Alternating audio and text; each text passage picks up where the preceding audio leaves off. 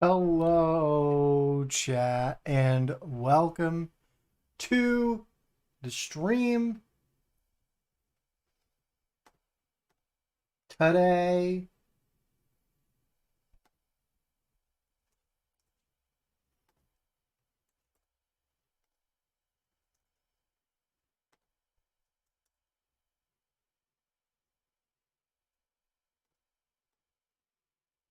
Here we go. Today, we're just going to be vibing and reacting.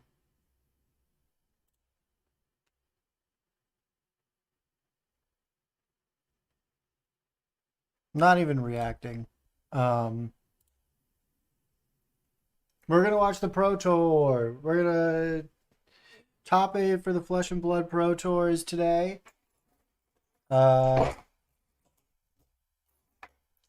which I'm pretty excited about.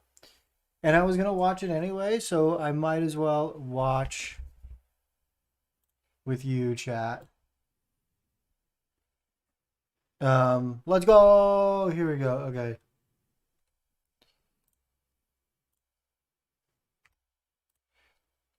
Um,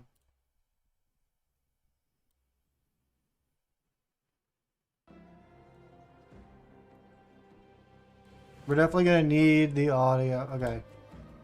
Here we go. Yeah, let's go.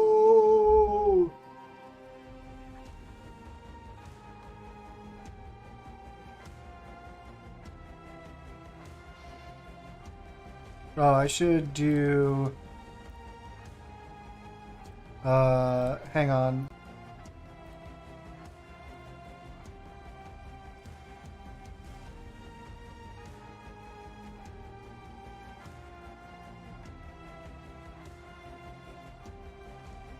There we go.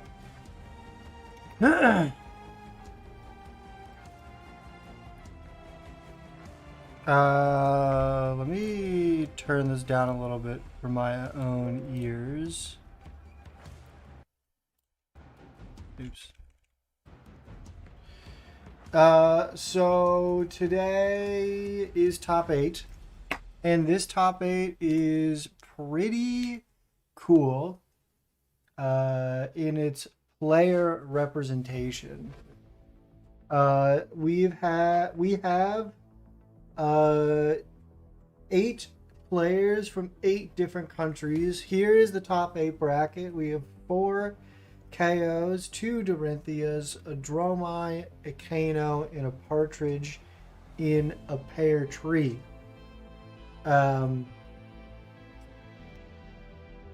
So yeah, this is the.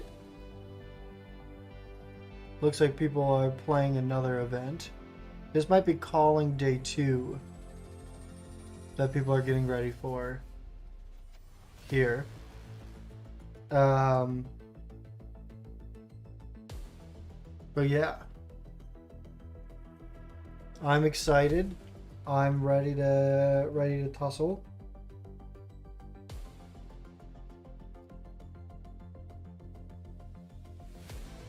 Ready to give the best commentary there is, even though the commentators for Flesh and Blood are actually pretty good and obviously very knowledgeable.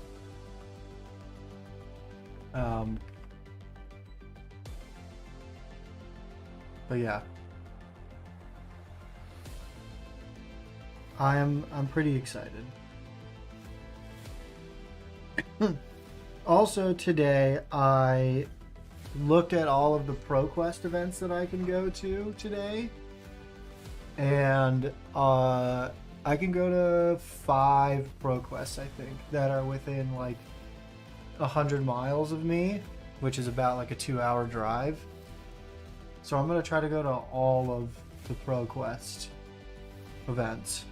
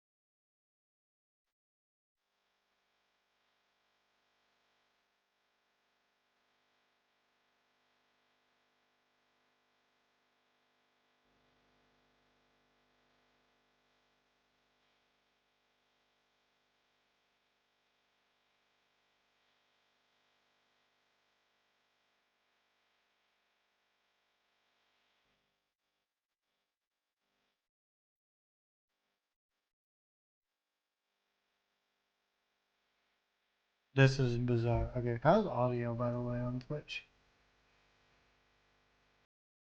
Test, test. This is bizarre. Okay, how's audio? Audio good on Twitch? Alright, that's probably good on there. Alright. I'm gonna run real quick because I have to flip laundry. And it looks like the stream isn't starting for another like 4-ish minutes, so I'm gonna run and flip my laundry. So I'll be right back, chat.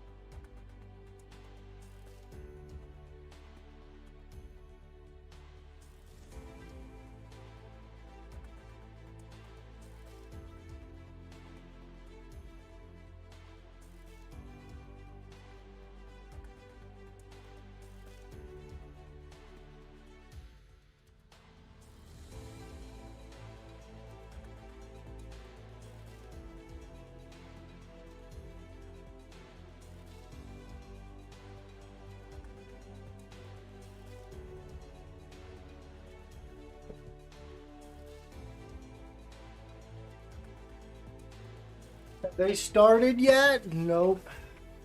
They fucking haven't started yet. Come here, buddy. Oh, Echo, you ready to watch the Pro Tour, little mans? Echo, are you ready to watch the Pro Tour, my little guy? It's gonna be so much fun.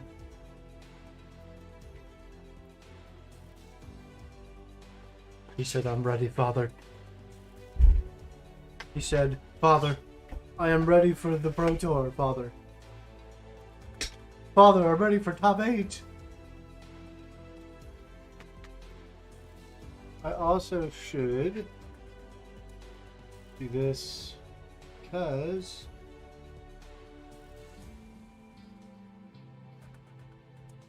to reactivate troubleshoot.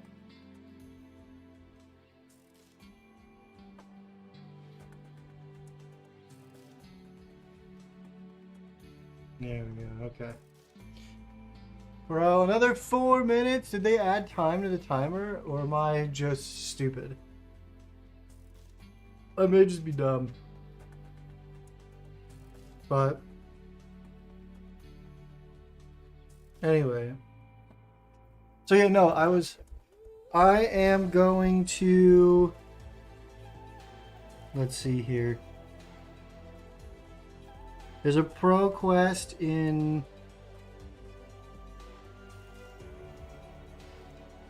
Marin County, Indiana that I'm going to.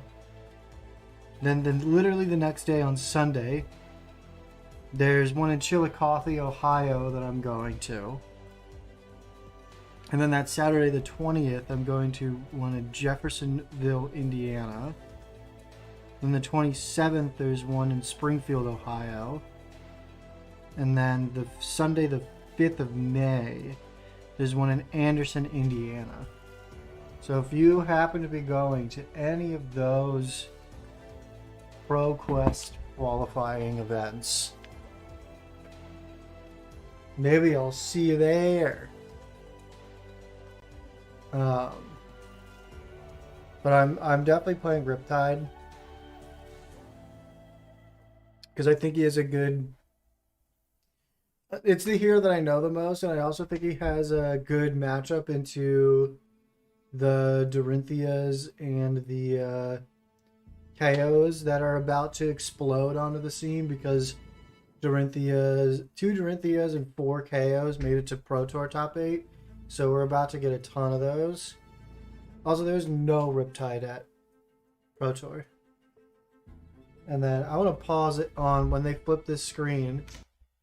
There's 388 players in the Pro Tour this year. 76 of them brought KO. 52 of them brought Dromai. Literally like a 25% increase from most represented hero to least represent or to second most represented hero. Then Dorinthia with 29. Again, like double. A little less than double the second most to the third most. Then there's Victor's, Azaleas, Dashes, Katsu's, Levius, Kano's, Kasai's, Bravo, Prism, Reinar, Bolton, Phi, Viscerizuri, Dash, Arachne, and Vincent. There was no Riptides. Unfortunate. But the only problem with running... So the top 8 is 4 KOs and 2 Dorinthias. So my predictions for ProQuest season, ProQuest season 5, is going to be that there's going to be like a ton of Dorinthias and KOs. And I am fairly confident into... No, I'm very confident into Dorinthia on Riptide. And I am... I need more practice into the KO matchup, but I think it's doable. But I don't have enough I don't have enough practice on that matchup. The problem is just there's so much Dromai representation.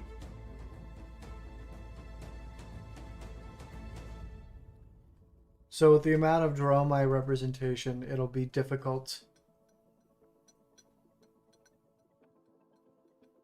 on Riptide.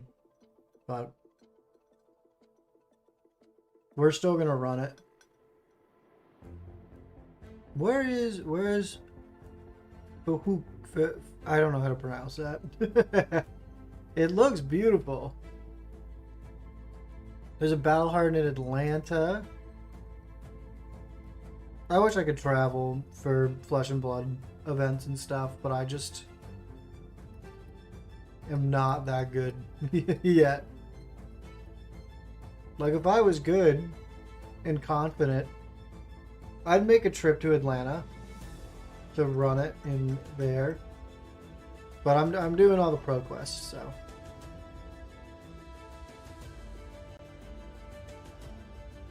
Hashtag Fab Pro Tour. Oh my god. Hashtag Fab Pro Tour.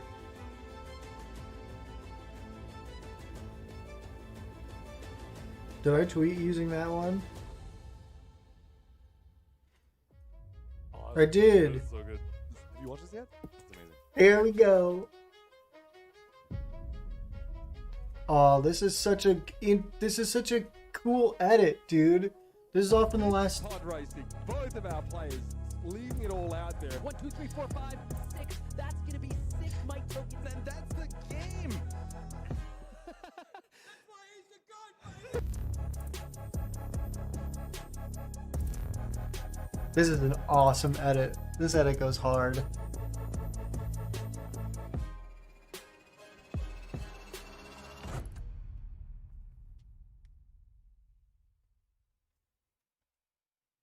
The greatest flesh and blood players from all over the Oh, world. yeah. 14 grueling rounds of Swiss competition, and it has all come down to this. Perhaps the greatest 2 words in this great game, Championship Sunday. Sam O'Byrne It joins is championship. Let me check audio on these guys. about the energy in this room right now.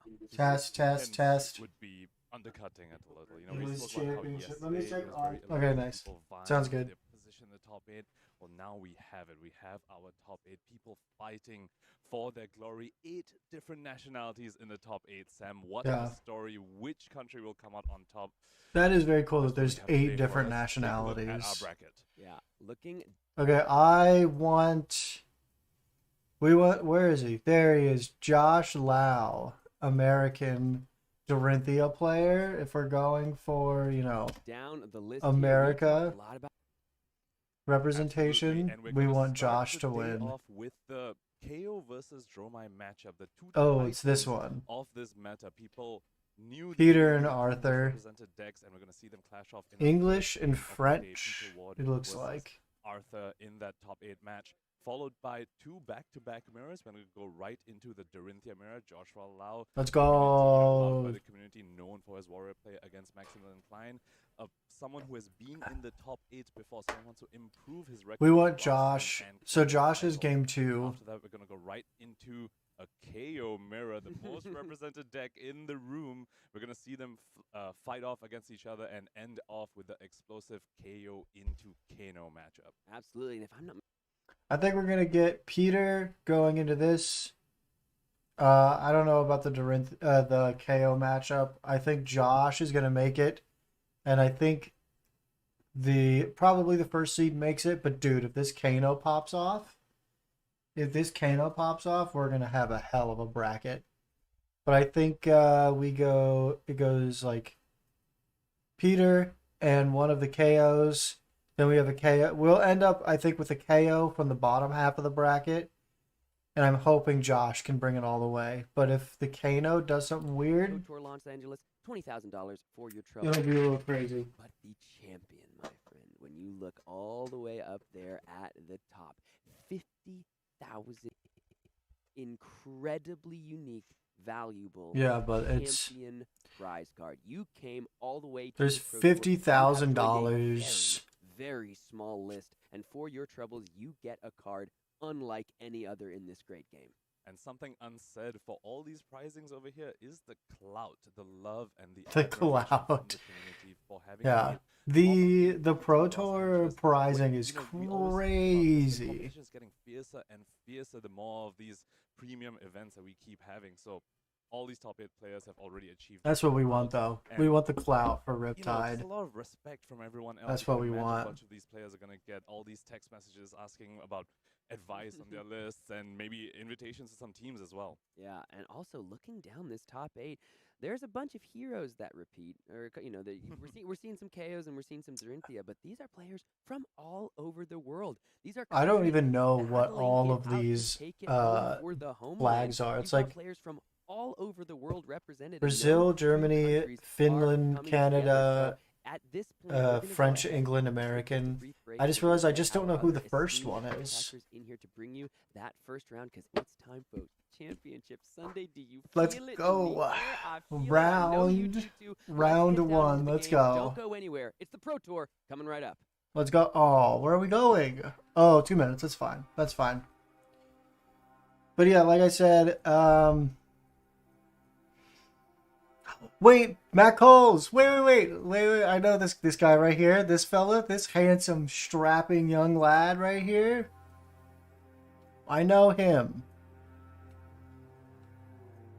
He's a very, very good player. No, we have a joke in the area.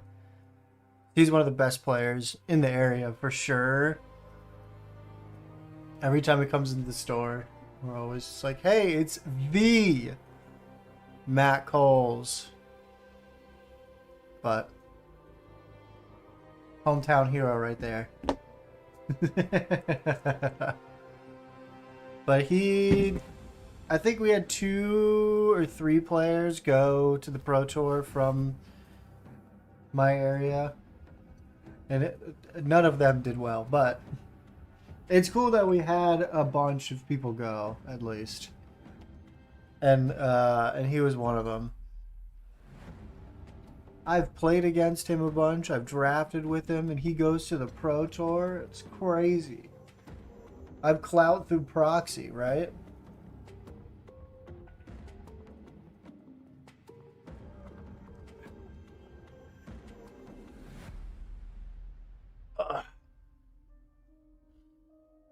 But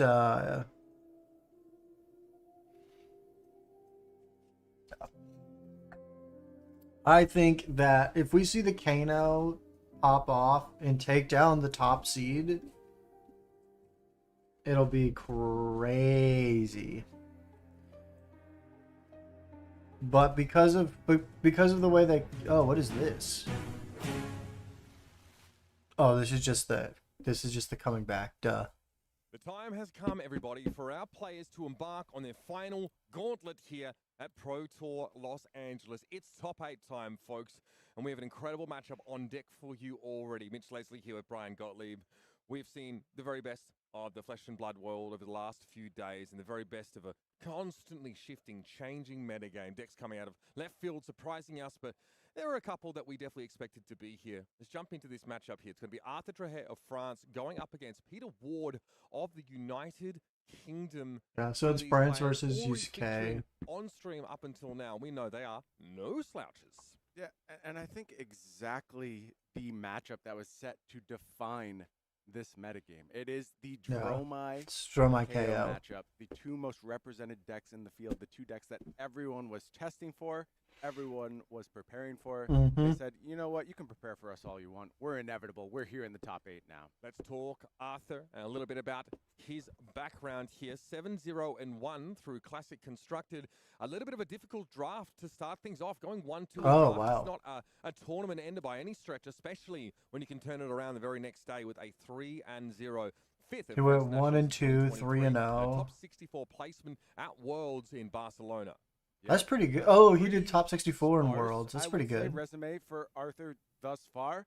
This is how you build it, though, Mitch. He's got Pro Tour top 8 competitor to add to that resume now, and Nice. unblemished in constructed thus far. I promise you, along the way, you have to overcome some KOs. I think Arthur feeling pretty confident into this matchup. Absolutely. Really? Big Okay. list here for Arthur Trahet on Dromai Ash Artist, and it's again one of the corners of the.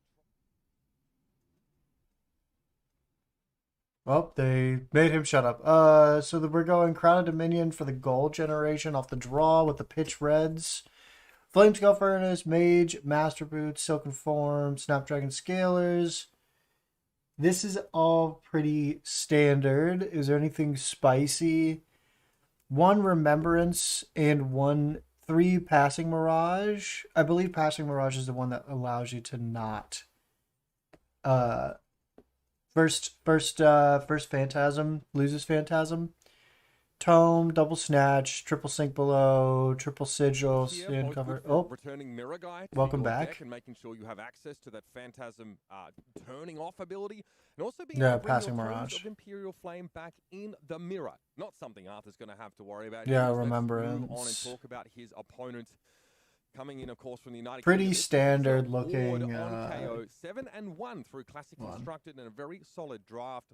Getting a little bit of KO and a little bit of Kasai action in there as well. Nice. Third at Leeds in 2022, calling Utrecht a second-place finish and a Pro Tour Baltimore in 2023. Oh, who's in Pro Tour Baltimore? 32 UK award, Nationals. again, part of a contingent That's pretty of good. top UK players. Expect to see him really work to put them back on the map. Yeah, KO was Peter Ward 7-1. two-time Pro Tour top 8 competitor, and you know, Peter's got kind of the same Mhm. laissez-faire approach to testing as his partner does.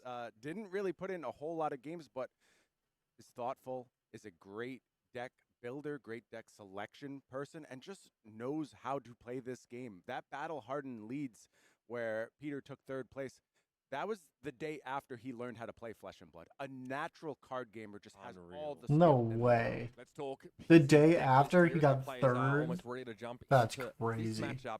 And again, up against the Dromai, your concern is being able to clear the board effectively or just put a lot of threat in front of. He's going to be running Trick comes to run. We've seen that claws. really, I think, overperform at times here, not only functioning as a solid popper, but also really extending their turns and giving those agility tokens for their next run around. Yeah, for Peter, it's going to be about finding action points, finding go again.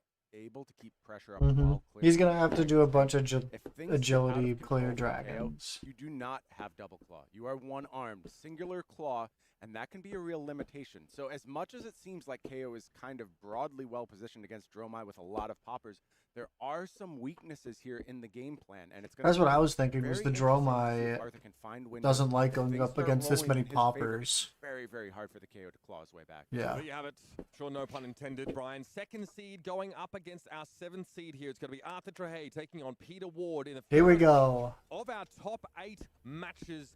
So much on the line. $200,000 our prize pool here. The winner looking at a That is a champion's lot set, of gold money. foil, the gold bells, Justice PTI, and of course the title of the Pro Tour champion. Here we Do go. see that Pro Tour honor returning to Europe once more. Well, if either of these players have a say, that will be the case.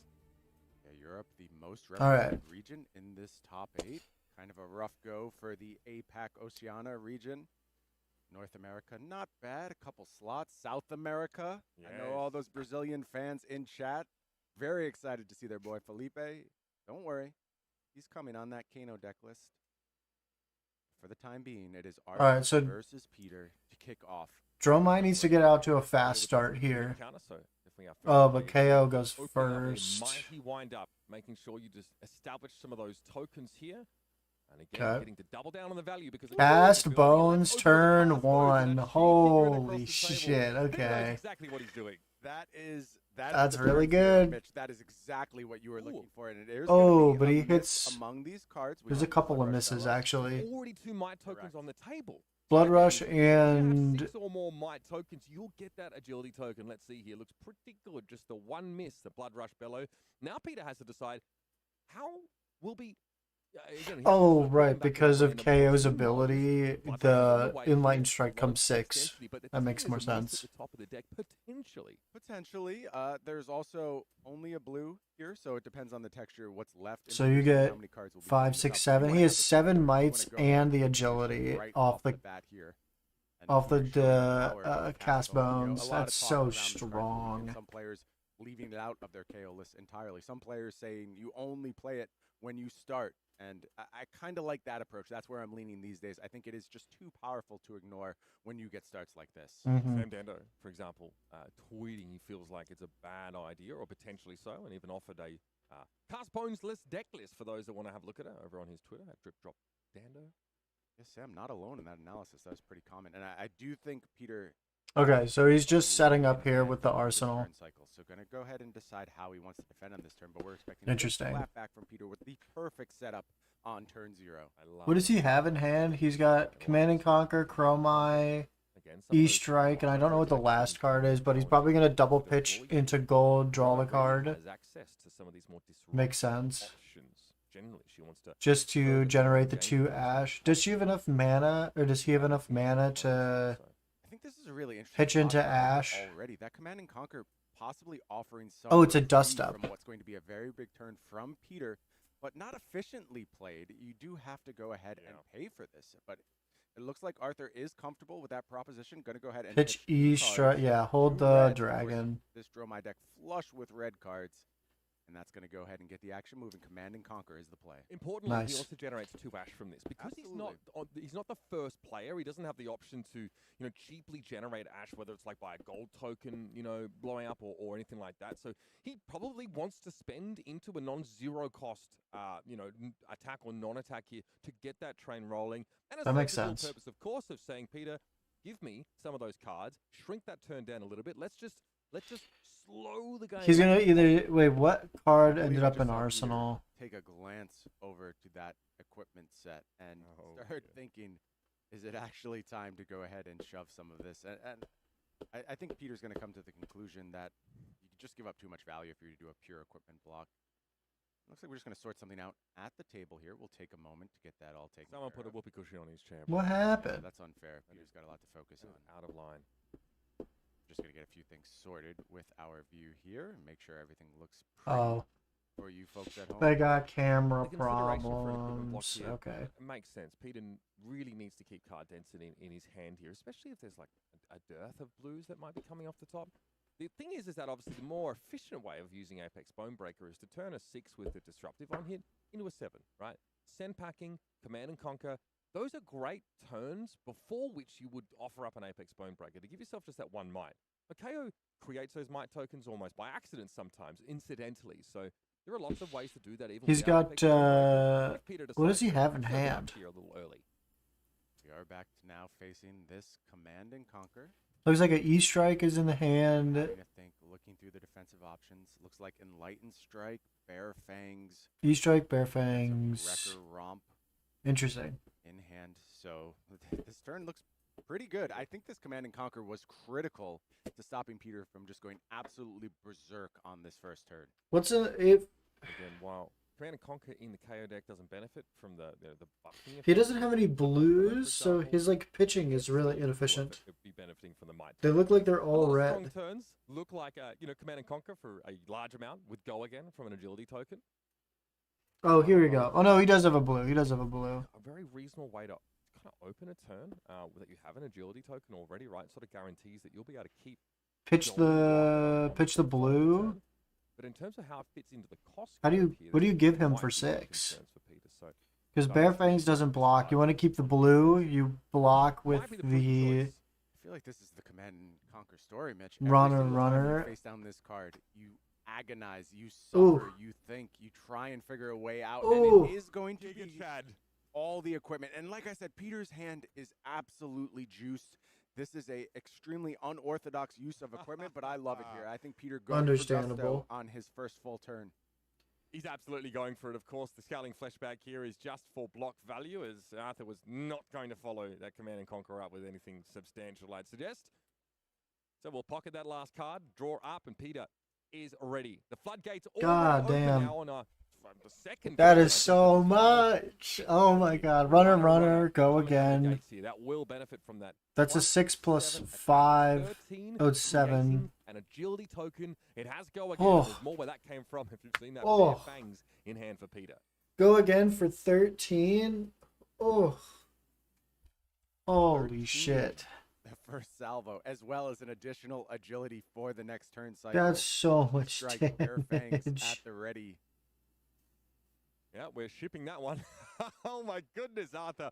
Already down to 20. Holy shit! He just he Then just Maudlin total will be struck. he just said, "Sure, I'll take Peter's turn, one. 13." Crystal Jesus sitting in the arsenal for Christ! Peter. Let's see how that's going to go ahead and serve to extend this turn a little bit. Wave of Reality is going to go ahead and pop Ward Effect. Non-negotiable. Put a Spectral Shield out there. Now, this runner Oh, doesn't okay. have a draw discard effect at all, so claws are not turned on. They don't have go again, and you might have extra resources. You can't sort of. Oh, use he special, attack action here. he ward and then he gets another As block. the follow-up Okay. Here, saving that E-Strike for a Nice. future turn, going to be banked into the arsenal. So Oh, he's some good hitting pitching. coming through for Peter. Oh, that was the Very arsenal. nice first salvo. Was Pack Hunt. A total of 19 damage. He gets to on the intimidate. First full turn. Very respectable. And I kind of understand That's the so idea of, much getting damage. Oh my that God. handed into Arsenal. It's not a popper, right? So you're sort of sitting in your. Oh, hand, there's you Tome can't pop it and as soon as you combat chain. Sigil. So you sigil Tome, Great draw shot. 2, Young pitch Peter's making 2.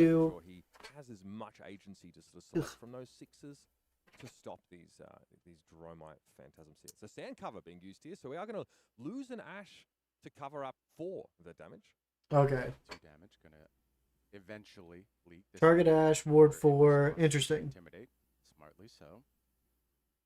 Yeah, if you the timing there pretty crucial. But a Sigil Assault He can take is 2. in hand.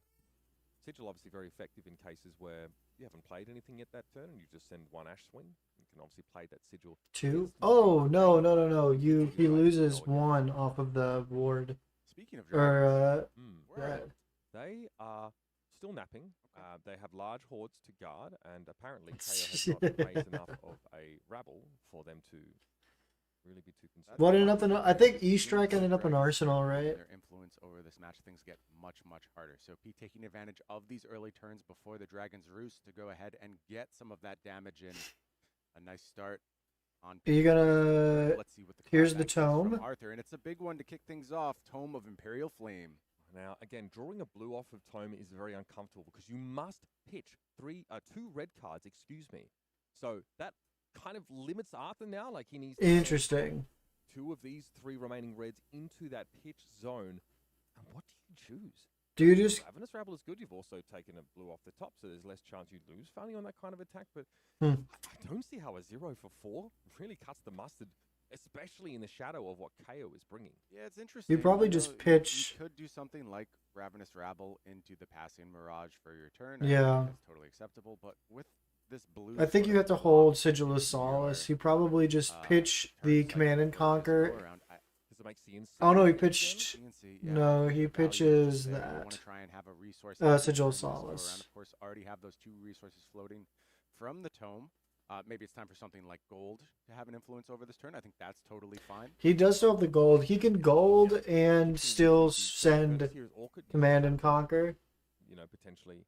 Okay. Oh, I Yeah. forgot the dragon was in The Arsenal. option is going to be to invoke Kyloria here. Yeah, and I think that's quite nice from Arthur. CNC. This is looking pretty clean now. You get that Kyloria out there, Command and Conquer for a little bit more disruption. This time, no equipment save for Peter if he wants to. What do you find get? hard hand, At this juncture. Peter here what as is the well. other? Oh, it's Really the no focused. There are phantasm other turns in which card. The KO player would like to deploy more than one attack action to benefit from that. But if you're forced into a block to preserve, to protect that arsenal card, your potential to go wide on your turn is severely. Yeah, what does he have? He's got. I see what he's looking at here. Is it like, are we just swinging big and calling it a day? No. Interesting. No, that's going to be committed to the defense, Mitch. It is going to be a clean block of this Command and Conquer. 6. and He's got clean the Beast Within and another block yellow. on the Tunic turn. He's gonna have a go again to in addition probably. to a Beast Within. The E strike is an Arsenal. I'm almost positive. Yeah, again, he gets rid of a blue and a red as opposed to 2 yellows. Agility. Oh, Tunic. Yeah, we are on a Tunic. Tunic's at 3, which is good. Will be relevant Yeah. apparently, as we're taking that. And we're taking the Blood Rush He's got Bellows. Blood Rush With that one Bellows. anyway, and the Beast Within getting. Oh my god. Okay, so he gets a discard. He gets to draw Wild to. Ride coming straight off the top. Beautiful, beautiful 2-card hand for Peter. Picks up the draw. Oh from my Beast Within goodness. As well. I didn't know that. I didn't see that was a Blood Rush Bellows. That's so good. All right, so we've got a lot of cards in hand. We have the To be made here, but just getting to be up a card is so big. Beast Within, obviously. E strike. Put something on the Damage. bottom. Yeah, I mean that extra card means Peter has fodder. Essentially. Agility. So he's gonna have go Wild again, Strike, and he can draw the if you open card. up, You're thinking, hey, let's Yeah. let's get in here for a draw. Yeah, wants to Okay. refresh the hand, and I think that makes a lot of sense That's with the good. Blood Rush Bellow buff active. Should you find another key brute card? One more brute attacks to benefit from that, right? Yeah, that's the optimal line here. Is he going Assuming for everything goes well, you know, Kyloria, you or are is he playing a little going for bit the into variance, face? but I mean, something he's with already brute so like ahead. we've He can seen throughout probably the just swing Railway face. weekend. You put 5 damage on the table here, Lightning Strike. Not getting +2, instead choosing to draw a card, and not benefiting from the buffing effect. of Yeah, Blood Rush that's Bellows. 5. Still represents a healthy amount of damage that Arthur instantly ships. Pitch You have only so much life to give, yellow. to buy him that time to develop Wild life. Ride. Draw a card. Random With the discard. Wild Ride, draw and discard, and Peter hoping to gain go again here. Keep the That agility's gone. Yeah, it would be nice to pick up another resource card. Ooh. Discards no. That's Blood Rush huge. Bellow and bricks, and that is going to stop the turn with the Wild Ride, and that means Kylorio gets some presence out here. That's And that's a big deal. huge. This The is the moment discard of Arthur the has been Blood waiting Rush for. is really Going to bad. seize tempo and establish that board of dragons and start to make things a nightmare. Catherine, yo, long time no see. Hello, welcome back to the stream. Yo, what's up? When you want to go offensive with Dromai is the presence of 6 power cards in your Welcome, opponent's hand. welcome. So just blow your dragons up instantly. Taking Phantasm off your first. How's your day going? It's going good. We're watching the Pro Tour Los Angeles for. Dragon on board. Getting the Uh, your turn Oh, with he's another Kyloria in tome. play. That's a Would be lot a of massive dragons, difference maker. tomes. Peter Wow. lost the 50-50 there. Should that Blood Rush Bellow have remained in hand, would have been able to use the claw, but unfortunately for him, is going to be now. This is round. First real salvo. This is the first game of the You day. haven't seen a Dromai operate before. Maybe you're looking at these life totals and are very concerned. This is business as usual. You go ahead, you take it on the chin for a few turns, and then you. I have find played a what long you time want to ago. draw. Flesh and Blood, you've played a long time ago. A couple of options: burn them all, Hell yeah. as well as Enlightened Strike, but also some dragons at the ready. And let's see how Arthur wants to navigate this critical turn cycle. Okay, he's got Tome. Strike and potentially the burn them all getting pitched here. Makes a lot of sense. I think you have those dragons ready to go. You just lean into it. Okay. And He's does pitching really the well on that. E-Strike, of Toad course. Imperial Flamer also has that upside of pitching cards and activating that ability. So we go up to 4 Interesting. here. Ash rich now. and For Ash, critically with 2 multiple dragons at the ready is going to go ahead and split things up a little. 2 bit, playing the resource. strike and the Chromai discarded here, so does prioritize keeping around that burn them all. Okay. Okay. Maybe, again, some redundancy instead of... A drawing off of protecting the dragon. that. Chromai and Mirror Guy have similar impacts to Mirror Guy, so that is Interesting. nice. We've destroyed that goal. And we've drawn another Mirror Guy. What does he want to do It's gonna here? set you up for a few turns in a row of difficulty for Peter. A little bit of Okay, pocket he wants to protection, do and then you that have to clear both and of those that. before things get comfortable. It is burn them all. Gonna come down. Burn them all is great. Kyloria, Mirror Guy now at the ready, working as that fearsome twosome. Of course, Kyloria will be drawing cards on hit here. Mm-hmm. And I guess for Peter, like... He's got a definitely bear looks like fangs, he's 2 back to some blue and a degree. yellow. Frustrating The beast experience within. that last round, but I think that's another... It's not great. Sitting in the hand here, so... Is that Blood Rush Bellows? No, that's Beast Within. Yeah. No. That level of explosive turn, but still a bear fangs to play with. He's only got 1 Blood Rush Bellows left because he's discarded 1 Half and it up he's here. played 1. Kyloria attacks at a breakpoint of 4. And it's enough for Peter to say, you're going to get that last bit of armor on my Ooh. Scout letters. I do not want you drawing cards right now. The Kyloria is a problem. He's It's got 1 in real Arsenal, threat. 1. You do not want this turn to get any more Nice. explosive, and a little bit more protection for Arthur. Just does not want to see these dragons popped. Going to keep that Mirage Guy in the safety zone and go ahead and Arsenal a backup copy. So Arthur is very well set Wow. up to dodge Phantasm for quite There a while. now. is- This is where things start to get problematic. This for is Peter. bad If for I'm in the Peter's KO. position, I really want to find a way. I think the He's Dromai already starting to timed around chug his now. dragon plan. This is the problem with facing down a Dromai. You were forced to decide at all points. Do I This is spread your life out, or do I insane. have to clean up these dragons? And if you just ignore at this point, I think you're going to get caught up with. You're going to get overrun. So Peter's going to have to absolutely. They don't try have and clean the Phantasm board of because of dragons passing to Mirage. get back into the driver's The seat Golden Drag, for this Golden that. Dragon draws cards. This one also action protects points in order to do this. Phantasm. He's got Bear If Fangs, you wanna, like, a get blue. six, right, a great pattern here and an efficient way to clear This those is dragons bad. is like you swing This is forward bad with for the them, you just KO. Wind up to get go again. But the problem for Peter is he can't discard a card as far as I can see unless he plays that Bear Fangs first, which would use his action point. So there may not be an efficient way to clear any of these dragons. Peter might be priced into continuing Pitch to the warn for now. blue. Let's see what's in the arsenal. Oh, it's Wild Yeah, Ride. that's exactly what Peter needed in Arsenal. Otherwise, it was going to be up to the So he staff can go decide. again to You don't continue wanna to go that attack the unless you dragons. Absolutely have to. So Wild Ride, good to go ahead and take down this Mirage. And that feels good if you're Peter. The problem that we know about. There's another Ooh. It's a value loss to clear a dragon.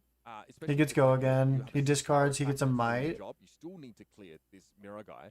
But you've lost the follow-up that was supposed to be probably going face, that big Bear Fangs. That really would have, come in for a lovely 8. Now Arthur really, I mean, he doesn't know the rest of Peter's hand here, what the texture is, but Peter doesn't exactly have the most threatening cards left. They're both... Is that cut to the chase? No, that's... Yeah, it's just a little bit of cleanup. Oh, I think don't know we're what that looking is. for I here. can't It is gonna tell. Be the claw headed towards that Spectra aura. Damn. Okay, so he still has the draw, which is Not rough. worse, I think, for Peter that turn. I think so. I think that Wild Ride. But was he's really he's fair to clawing bail back. him out. He He's would've had to clawing risk it back almost board. certainly to not get overwhelmed. But I do think Arthur has the rebuild here, and it's going to Yep. be another turn of Mirage. Unfortunately, Pitch for the Peter, red, Break the Ember's gonna so be pitched. he'll I think go that Kyloria break goes even on forward, Ash. Almost certainly going to demand respect again. You just do not want to give up cards to this Kyloria where the Dromai. What does he rank. have in hand? Peter's been playing aggressively, offering his equipment up quite often to cover up these attacks, to deny value. But he I is can't running tell. I out think one of them is a dust of up. the capacity to do that. Eventually, Sigil, find a way dust through. up, and Arcane oh, energy. rake the embers. Incredible. There's Ooh, enough Ash. he could Enough rake Ash the to be embers. legitimate. Yeah, Yeah, great Yeah, time to look we at can this. see Double Peter's really blue. wide in Arthur's seat now with that rake the embers, and that's how you close down this life. this is about to go crazy. This Dromai is about to go crazy. Harder and harder Peter to ever claw his way out.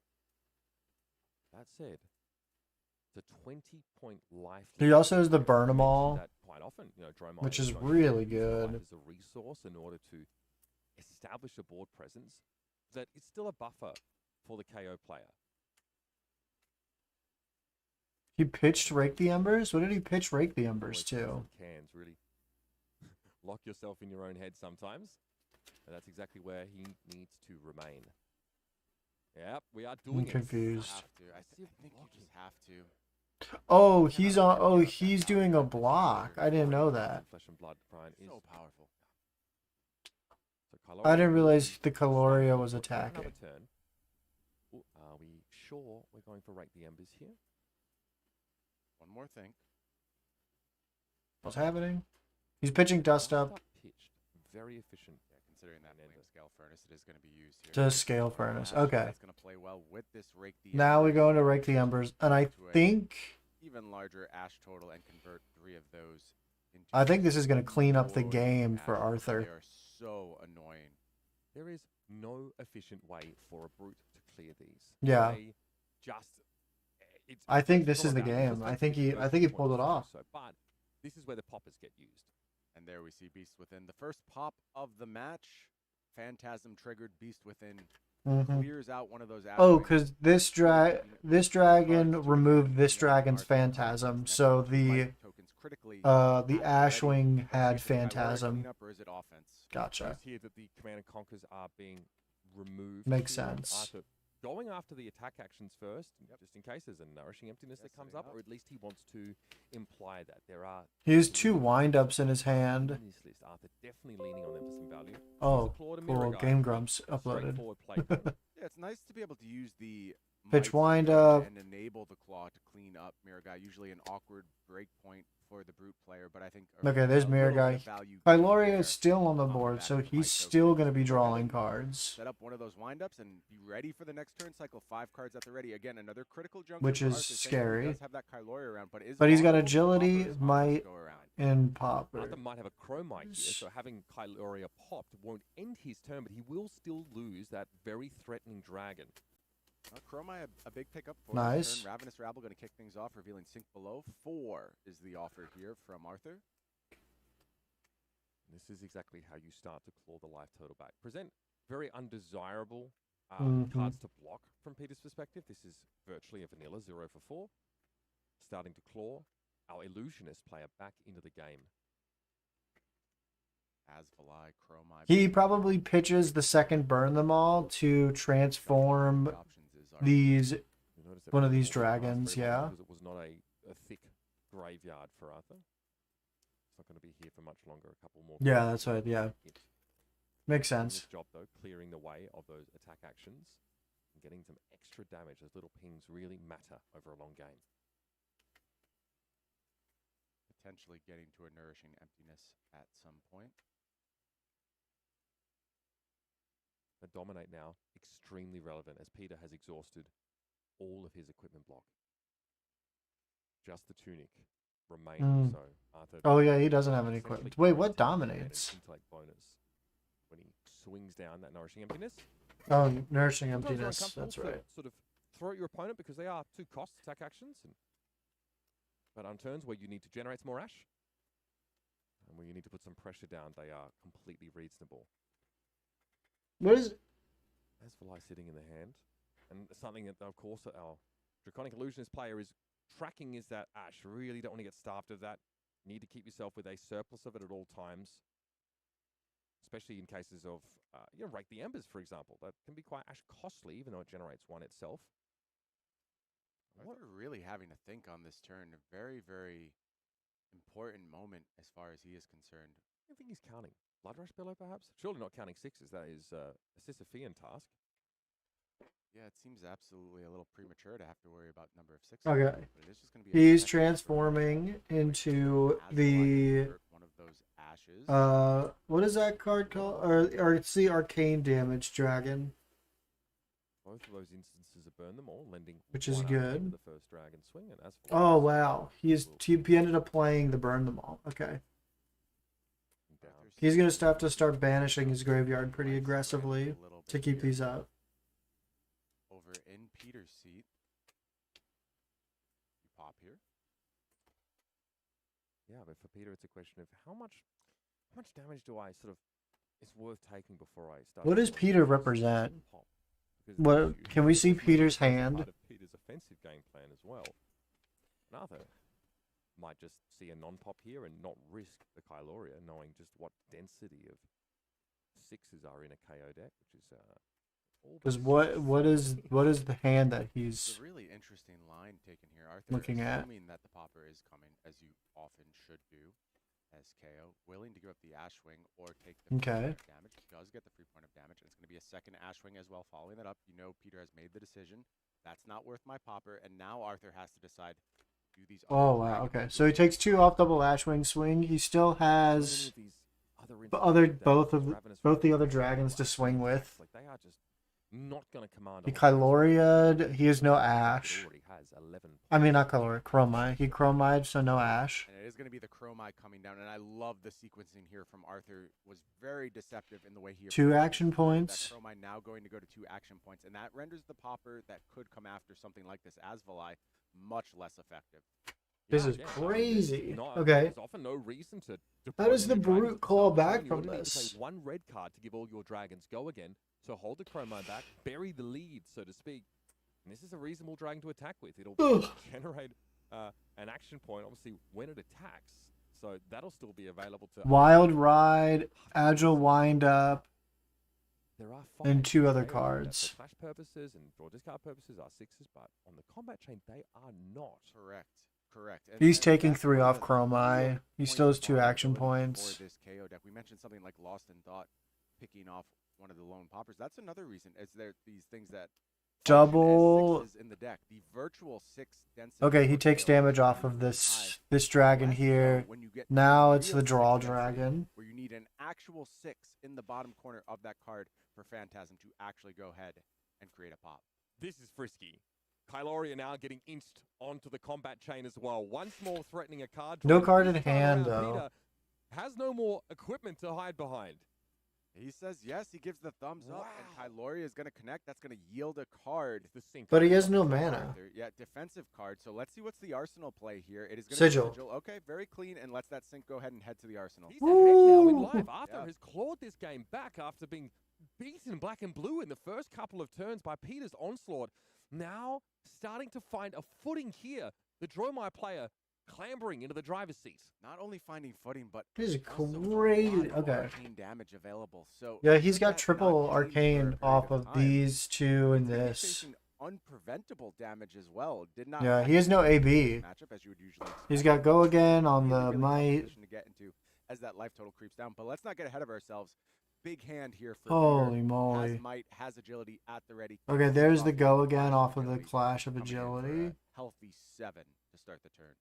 If you're Peter here, are you just racing now? Are you off the clear the board game plan? Is that even viable? It's so hard, Mitch. This is the problem with playing against Droma. It's so hard to say when that's the moment. I think. You What's still the have to hand? hybridize Oh, he's got I emptying, think that you want that nourishing. Chromite to be available. He has Sink Below in the Remember those arsenal, hands plus up. Fate Foreseen in the Anything that can hand, kind of play plus around with Ravenous Phantasm Rabble. pop, you really do have to deal with. He So has ideally, you're gonna go ahead he and has offer some D-reacts offense here, after Arthur, and then maybe end the turn with clearing out that Chromite. which is good First, though, it's for the 6. Dromai. Well, a might token makes it 7.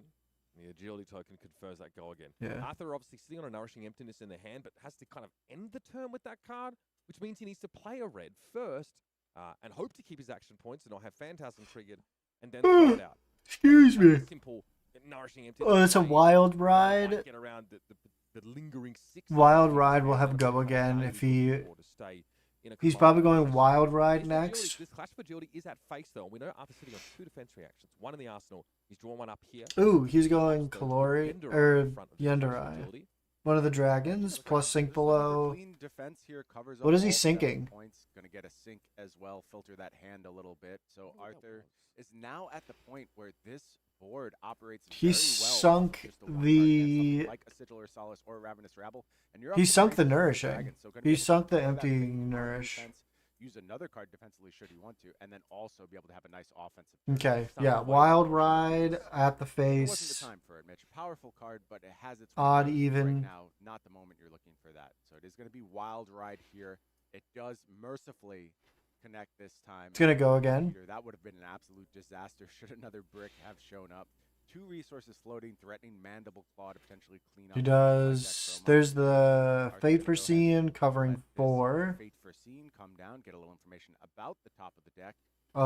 He'll Let's see what the go to cleanup is here 19, from take Peter. Is there a card 1. from hand, or is it just Claw. Mandible and it is going to go after that Chromite as we expect. Okay. Peter, much like the Art of Wild Ride, really straddling either side of this bucking ball here. Not only going face, trying to pressure cards out of Arthur's hand, Interesting. but also get a claw in here, get rid of the most problematic dragon. How did he get the Try Agile? and Oh, slow he pitched Arthur's Agile down. wind Feels up like at the end of the turn. Okay. relentless approach. So he's got Arthur's Might, good drop Agile, sitting in his hand. +1 The go Ravenous again. represents a Looks clean nice. 4 damage that isn't Nice. block, and then hey, dragons get in. It's not your ceiling turn, but this looks Rabble. like a totally clean turn. It is Another Ravenous Fate for Rabble Seeing 4/4 for does 4. reveal a red, as is often the case here. So some damage that is unpoppable, and then you can kind of pick and choose with those dragons. Nice. Fish for the pop for a Nice, little bit nice. with something like the Ashwing. Take Flip 4, the go to turn with a 15. sigil in your arsenal, both hiding the fact that you have a virtual Taking Ashwing Ashwing. and offering go again on a future turn. Both dragons Ashwings. getting through. And now the question is, does Arthur commit this Asvalai or this Kyloria on this turn? Do you ask for a card from hand, or do you think it's just too critical? And it's not even going to get to that point. There's going to be a Yeah. pop on the Ashwing. We took that to burn them all damage, I Correct, think. correct. I got a little bit first. ahead of myself. And those Oh, are it's the two burn them first all Ashwing damage. for sure. Oh, Hey, gotcha. you got that 4 damage. There's the clean pop. from your, Ravenous Rabble. You got 2 damage off that Arcane here. So even though like Peter is being pretty judicious about how he tries to control the spread of these dragons and is willing to pop an Ashwing, you still put 6 damage down that he didn't really have the Huh. ability to cleanly block. Yeah, I think that was a nice turn from Arthur. I think it showed the power of Dromai very well, and it's going into the next turn with, as we said, Sigil and Arsenal. That's 2 a huge card for multiple blues. reasons. It is both virtual life as well as go again for these dragons. Those burn them alls coming to an end, it seems. I do not know how they're going Nice. to make it both through another turn cycle. We'll see when we get around exactly the count. The But dominate here really doesn't probably has to matter, keeping that big, Asvalai right? around, I think, for that last salvo of arcane damage that he's going to need to close the game. Sand packing just gets Holding cut. discards a send packing. Oh, so God. has dominate here. But Arthur's been arsenaling defense reactions when possible.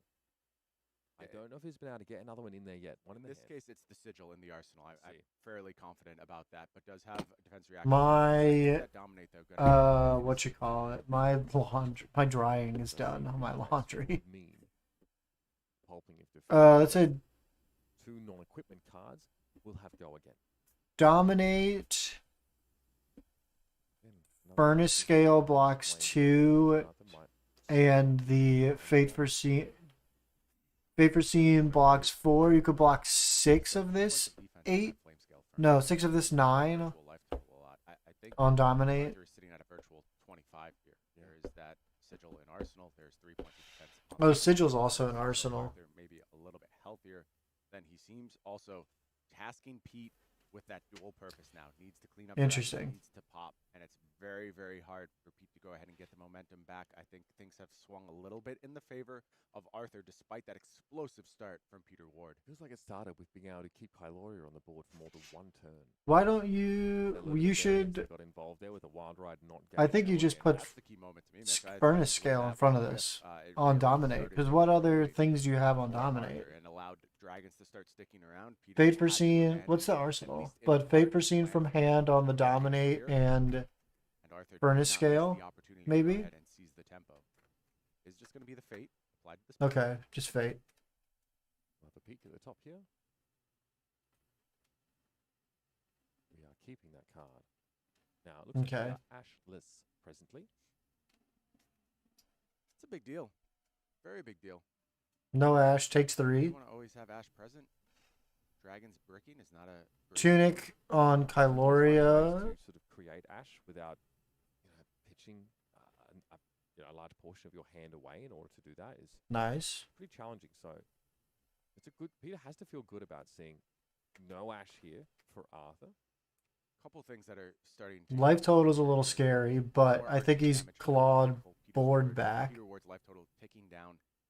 Now a second nerve. Yeah, the air, Now the a nerve. Okay. Is it that bad? bad here. Yeah. Is there a turn combination where I can start to put together unavoidable arcane damage, dominated attacks from Arsenal? Can I just guarantee a win at some point? And I think that Chromai would be quite nice here. Should we find a way to Billowing prevent Mirage. I forget what Ash? that card That's the does. big problem that Arthur is facing right now. Being Ash locked, a very, very big problem. There are some options to create. You could look at something like the Mage Master Boots if you want to, but this Billowing Mirage. Oh, is Mage just Master fine Boots. to kick off the turn. Doesn't again? You pitch to it, so you create the Ash there, right?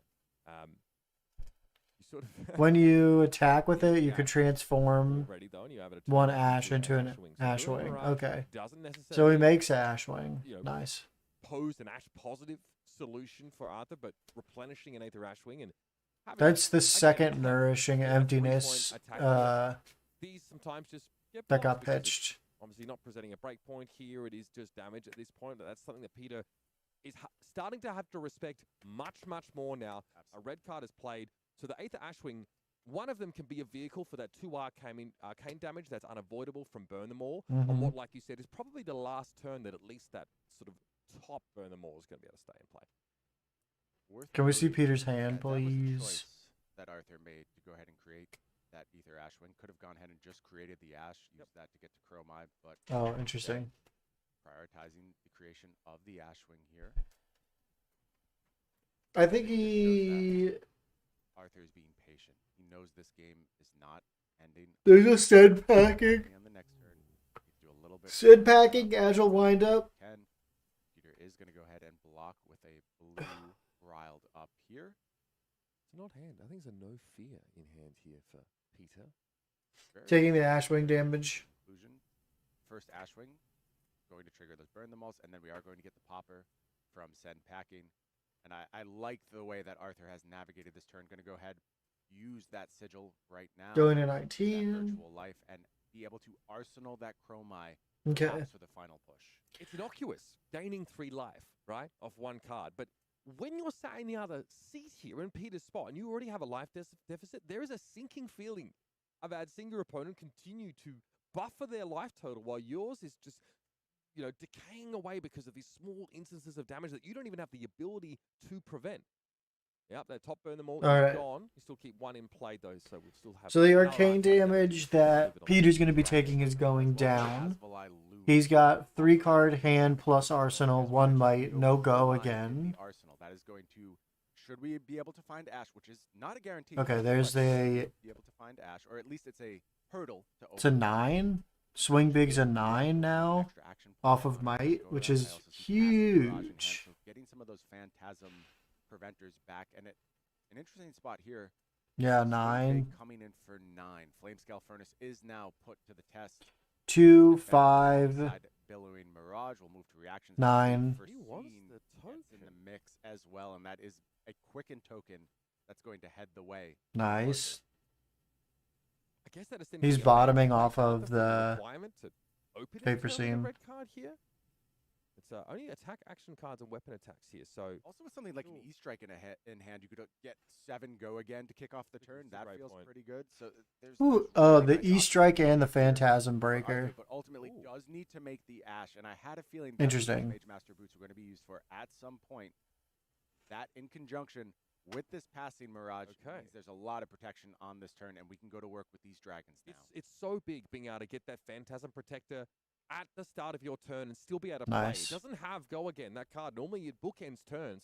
And initially we saw Droma Oh, players bring quicken. the Mage Master Boots into, play with Tome of Findle and do some fun stuff, draw cards, gain life. But here it's just What do the Mage very Boots do? honestly I don't trying even to know get what the a Passing Mage Mirage Boots onto the do. board and be able to do stuff to benefit from the effect on the turn it comes down, which is a rarity. Okay. He And goes then to as 10 get off involved of in Burn that, Them All. More arcane damage Yeah. heading the way of Peter. Oh, Ward. 2 because, yeah, it's going to go to As an 9. Asvolai without Phantasm right now, coming in for 2. Okay, without Phantasm off of the Very Mirage, clear to me the why blue Arthur Mirage. Has made this top 8, has made beautiful. Whenever you may lines deal and 1 strategies damage throughout this top 8 to any thus 2 far. targets. Oh, he just does 2 Blocking damage to that face explosive start by and Peter then Ward. burn them all. So it's 3 arcane every time he swings with this dragon. Holy shit. 23 damage to start That's off the so game. good. Or, ridiculous amount from Peter's first turn. Down to, he was He's down to below 2 10 to now, Like too. syndrome, I have to be able to take those hits and not get flustered. And again, it was brick by brick that Arthur had to develop his board. Just multiple quicken missions on breaks, his hand right? For a number of turn cycles, and that's where the value of those dragons goes. Or does the up Mage to Master 100 Boots gold. make the Because quicken of the usage token? rate or I don't expected know. rate of an average Flesh and Blood card.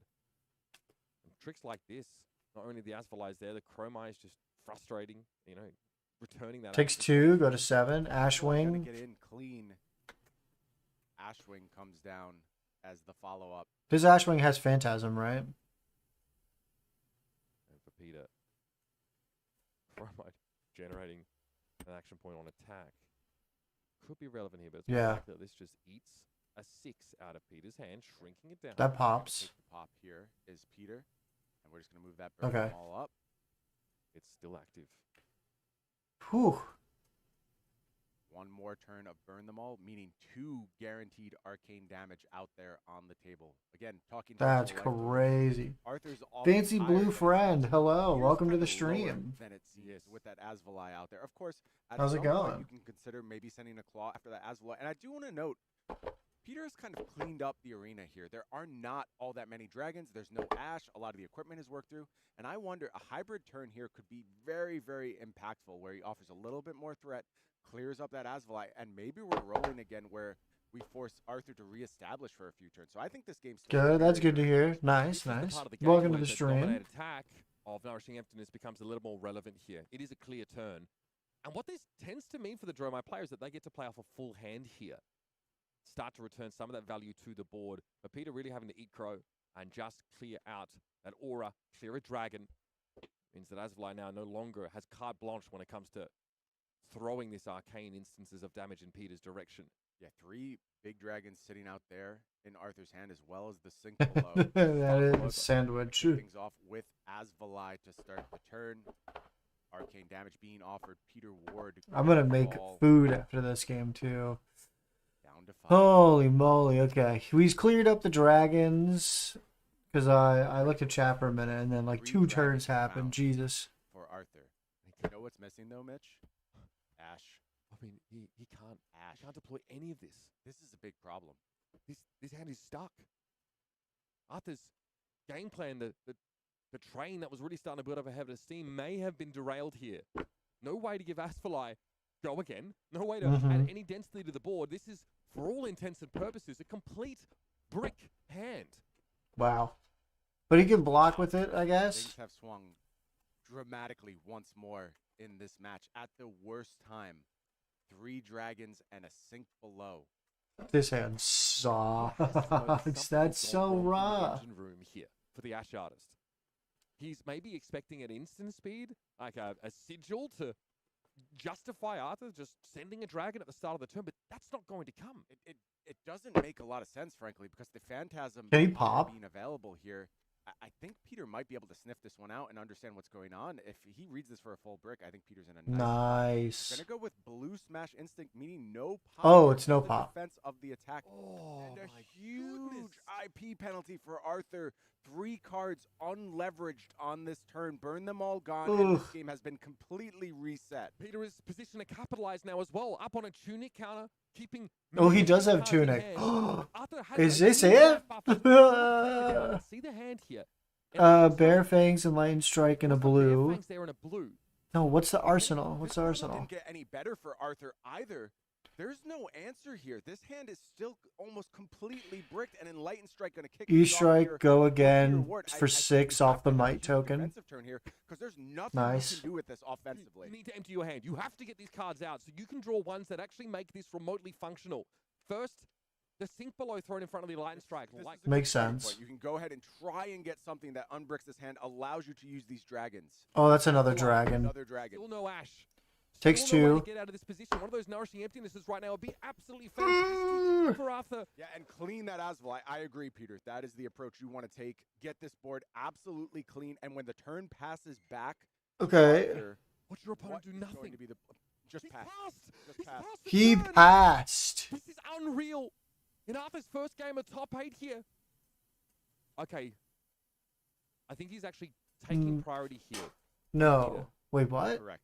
Played a Here's red what card. happened. He has played a red card. He has played the sink below. That means Flame Scale Furnace is on. that means we're going to get an Ash on Okay. the next turn. So some What just odd happened? sequencing, but critical sequencing, and that means that Ash is going to go ahead and be available Oh, he on this sequence. played a red card so he can because it's a defense reaction, he can instant speed activate the flame scale furnace, and then because he can pitch a red, he can generate one Ash to get one of these Makes it a little bit dragons. better. This Oh, Yender okay, Eye that makes sense. perfectly costed dragon. Understood, that yeah. Another Ash can be created. Activate and that only if you've Ash played a is red card this turn, and stickiness Sink has been Below somewhat is ungummed, the and it's been ungummed with a decent dragon. Obviously, very is vulnerable the to Phantasm, is a so red. Phantasm Gotcha. right Okay. now, but Yender Eye can go This ahead makes and enter sense. the arena. Gotcha. No dragon to Okay. clear, and I assume. we'll see Arthur go ahead. Oh yeah, he just has like I think it's actually just has like a tough shield decision counter to on him. Offer this up, whether you ask for a card It's from a 3/3 with a your shield opponent in the slot, counter. or you want to save this to try and get to your next turn cycle and offer a little protection. Yeah. To this Yender Eye. It's a tough Which is pretty proposition, good. though, to offer this Yender Eye up because popping it is honestly the only Oops. efficient way to get rid of it. Attacking into it is a little bit difficult. That being said, with sixes, Peter can answer that. Instead, it's a discard of a wind-up, Brian. Yeah, and this. gives Oh, the he option wind again up for with Arthur to agility consider for whether go this again Yender Eye on his decides to next go ahead turn. And rumble, and with Seems good. a card out of hand, maybe it does become more attractive now because you know you were holding Peter to a 3-card hand, and now. Holy shit, he double Look at bricked. Peter's hand, we That's see a blue, we see a crazy. green, Okay. Offensive output. Nothing that I think is going to quite get to the point of threatening lethal yet, unless there is a surprise card in Arsenal. Of course, something like the Blood Rush Bellow could. What is he totally change counting the map for? Out of nowhere. But I do think this is another tough moment of decision. And Is he looking for like Arthur send will packings and everything agility that windups well, and it was stuff? going Arthur's way to have Is he hand looking Ash at go off again? and just He have probably is no trying to access count the hand amount of go whatsoever. agains. Very, very tough run of luck for Arthur. That being said, the waters were murky. Navigated, though, with a relative degree of aplomb by Arthur. All right, he gets a full Get a 4 dragon now. on the board and start So to now we can play the see a game more again. variety of cards in hand here. He does not offer the Yender Eye up. Needs a staging ground here to mount his final offensive. But first, it'll be up to Peter. All Savage right. Feast thrown out first with go again. Discarding the swing big. Create a might token. Draw a card. Okay, he gets a might token. He draws a card. He's coming in for 6. Offer up that annoying amount. Oh, it does go again. So he either how much does that cost? He has 2 float, right? Because it's a balloon pitch. That's a balloon pitch. So he has 2 float. Okay. That's really good. Well, we talked about the utility of Lost in Thought potentially coming after a key popper. We also have this Miragai with an Ash available, so things are starting to get rebuilt for Arthur. Critically, though, has lost that unpreventable damage that he had access to. for Okay, so goes to long with those 11, takes full 6. An undeniable amount of value, though, accrued via those burn them alls. On go again, do you mandible claw the Where we are weapon? now. I mean, do you mandible claw the dragon? looks very strong, Mitch. There's Or a do lot you to go check out. face? Question is, what is Peter going to offer here? If Arthur is able to get through this, He's pretty got clean, Sink obviously, Below, way, CNC, a dragon, and I don't know what that card on the far left is. And I think at the point where they're going to start demanding some cards from Peter's hand on the defensive, even absent the ability to pop. The question, though, how low do you go? All in the order way to the have a floor. turn that could threaten Peter to that degree. I'm not even sure you have to go Get that down low. low. Despite what the attack is here, it's All the still way low, to the it's very great floor. into action. You can get away from something like that Command and Conquer, which I don't think is where your game plan What's lies. in the So arsenal? I think Arthur has just found a really nice mix of He's cards Tunic, that too. Potentially reclaim aggression here. That's really good. He is Tunic, so he's he has 3 By the French resource basically because of that blue pitch for Savage plus Tunic, We know Peter 2 drew float plus Tunic. off of the Savage Feast. Go again. It will be a pole piece. Oh, that's so good. Arthur has some options. Like I said, defensive sink below looks fine to me. That card is, Okay. fodder at best. You can maybe improve your hand a little bit. So we took 6, right? Yeah, the initial 6 was taken from the Savage Feast. Wait, why did he mill off the top? Is it that the ability of this card? Blue Smash Instinct. Can we see the card he just played in the bottom right corner, please? I love that. Blue Smash Instinct for KO's purposes is a 6. I think there's a world where Arthur could actually talk himself into keeping a full grip here. Oh my goodness. The playthrough with pitching, with activating that flame scale furnace is pretty good. Pretty good if you keep all these It'll be audacious, but it just might be what you need here to unseat Peter, who has once again got himself back into the aggressor's role in what has been an incredibly is, back yeah. and forth game. The other critical thing not to miss on, Mitch, is that there is an Asvalai. Take 6, go to 6. I mean, go to 5. We're tied up. Turn, Mitch, and I see the writing on the wall. This is powerful output from Arthur's hand. Let's watch how he puts Okay. this together. This could be the moment, quite frankly. This looks really, really well set up to, if not win the game, claim Peter Ward's. This is going to be... Let's get that tempo. First, we'll be invoking Mirror Guy. Mhm. It's going to be the sync below, pitched to that effect. Yenderai. That means Yenderai's ready to come in. No Phantasm on Yenderai. This is He has to... bullet 3. He has to use an Ash. Oh, no, he pitches a red, generates an Ash, uses an Ash. So it's fine. He's Ash neutral off of Beginning, folks. Mirror Guy. Ooh, and a CNC in hand. Too shabby at all. Falling to 2, terrifying.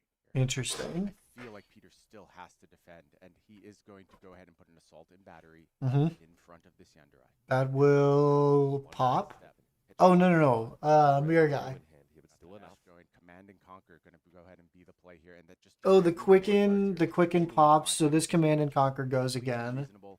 Keep that as On alive for 6, another turn. it'll threaten Threaten the Arsenal. Jinx, you owe me a Okay, Coke. effective. Hit that Quicken token. Sat around for so long. Finally getting popped here and being used in the best possible way. What is that? And being available That was for a both champions of this mighty tournament. windup. 3 cards Yellow, down. I believe, was in the arsenal. Looked Which more is like a burden to the unhelpful. table for so many of these turns, but Not anymore. the Not threat of anymore. something Send smaller than Command and packing. Conquer Oh, here is that's really his last to go Blood ahead and Rush fear him Bellow. for his life. Yes, he has to block this out with 2 cards. But that's it. Close the chain. He's go again. Follow up Asvalon. Oh. I see. And a very threatening one indeed. In Coming we in come. for 2 and 1 arcane. 1 card left in hand for Peter. 2 arcane. No matter what. Do we inefficiently Deal block 2. this 2 damage with the last card in Peter's hand? How could you? Oh, no, How he could just you? takes You face the 1. exact same thing on the next turn. It's such a bad position for Peter to be in. As well as does not have it does not have Phantasm, so it does have Phantasm. Does have excuse me, Phantasm. so it can be A popped. popper here would be the best case. Oh, it scenario. can pop. Okay. Counter though, you maybe send 6 back. The pulping in hand. So he can't even block this. No block available. This comes in for 2. Peter falls. Wait, to why 2, can't he block? And He's dead.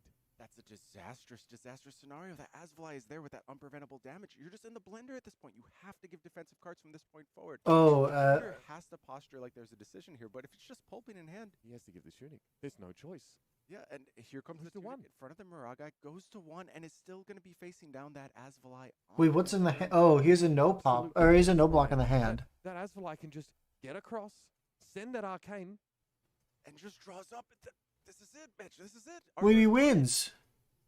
Flight of Dragons poised to send Arthur Trahay. Oh, Los man. Angeles. One more move would get the job done. But hey, let's make sure we do this by the book. Oh, yeah. The Mide, no activation on his turn. And we stick From I- Asvalai forward. The Frenchman, Arthur Trahay, advances to the semifinals. Navigating Dromai. a brutal matchup with such incredible explosive Dromai damage. beats the KO. Deployed by Peter in the early Holy stages of the moly. game. He was patient. He bided his time. He built. Oh, I his forgot to do board. predictions. Oops, I was going to do And then he predictions. took We'll do glory. predictions on the next one. Holy That was a smokes. roller coaster, Mitch. An absolute roller I'll be right back. coaster I have to all go over the check place. my There were I have to go moments check my of laundry in the very good turns dryer. against So both listen to players. I these thought folks Arthur chit chat was in about the deep match. Deep trouble when he found that bricked hand. Skillfully navigated the way out, used his sink below in combination with the flame scale furnace to find the ash needed to unbrick, and then drew almost a perfect hand for the moment when his life total was still high enough that he could go ahead, take a whole bunch of damage, and have the perfect return set up along the way, and caught Peter with the no block in hand as well to further cement that damage. And it was the pure efficiency that Arthur was able to obtain with sending these 0 for 4s and these instances of 1 damage from those burn them alls. That's what gives you the life buffer. You just ship 12 damage to the face to make sure you can make use of your entire hand. What an incredible match and an incredible story developing here in our top 8 of Pro Tour Los Angeles. It is Dromai staying alive in the field, advancing to the semifinals. We're going to take a break and take a breath, and when we come back, we're going to hear from the winner, Arthur Trahay of France.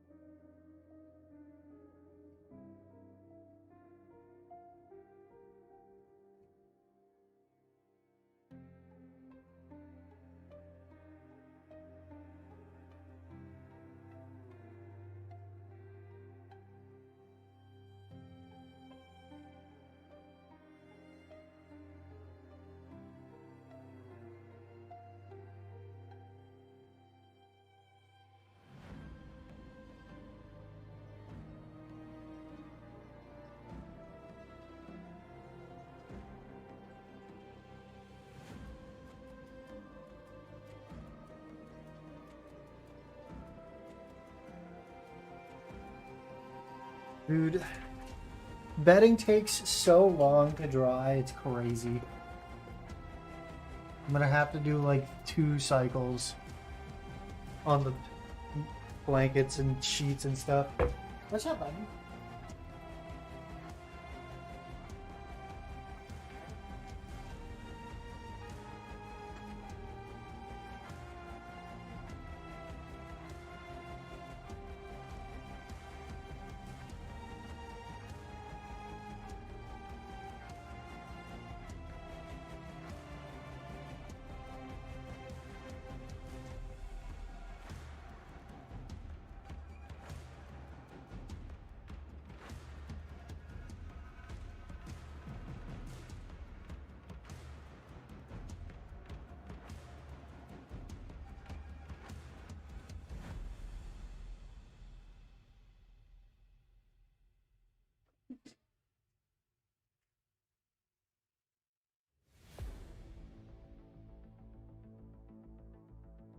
Are we jumping back into it? It says 0, man. Are we jumping back into it or not?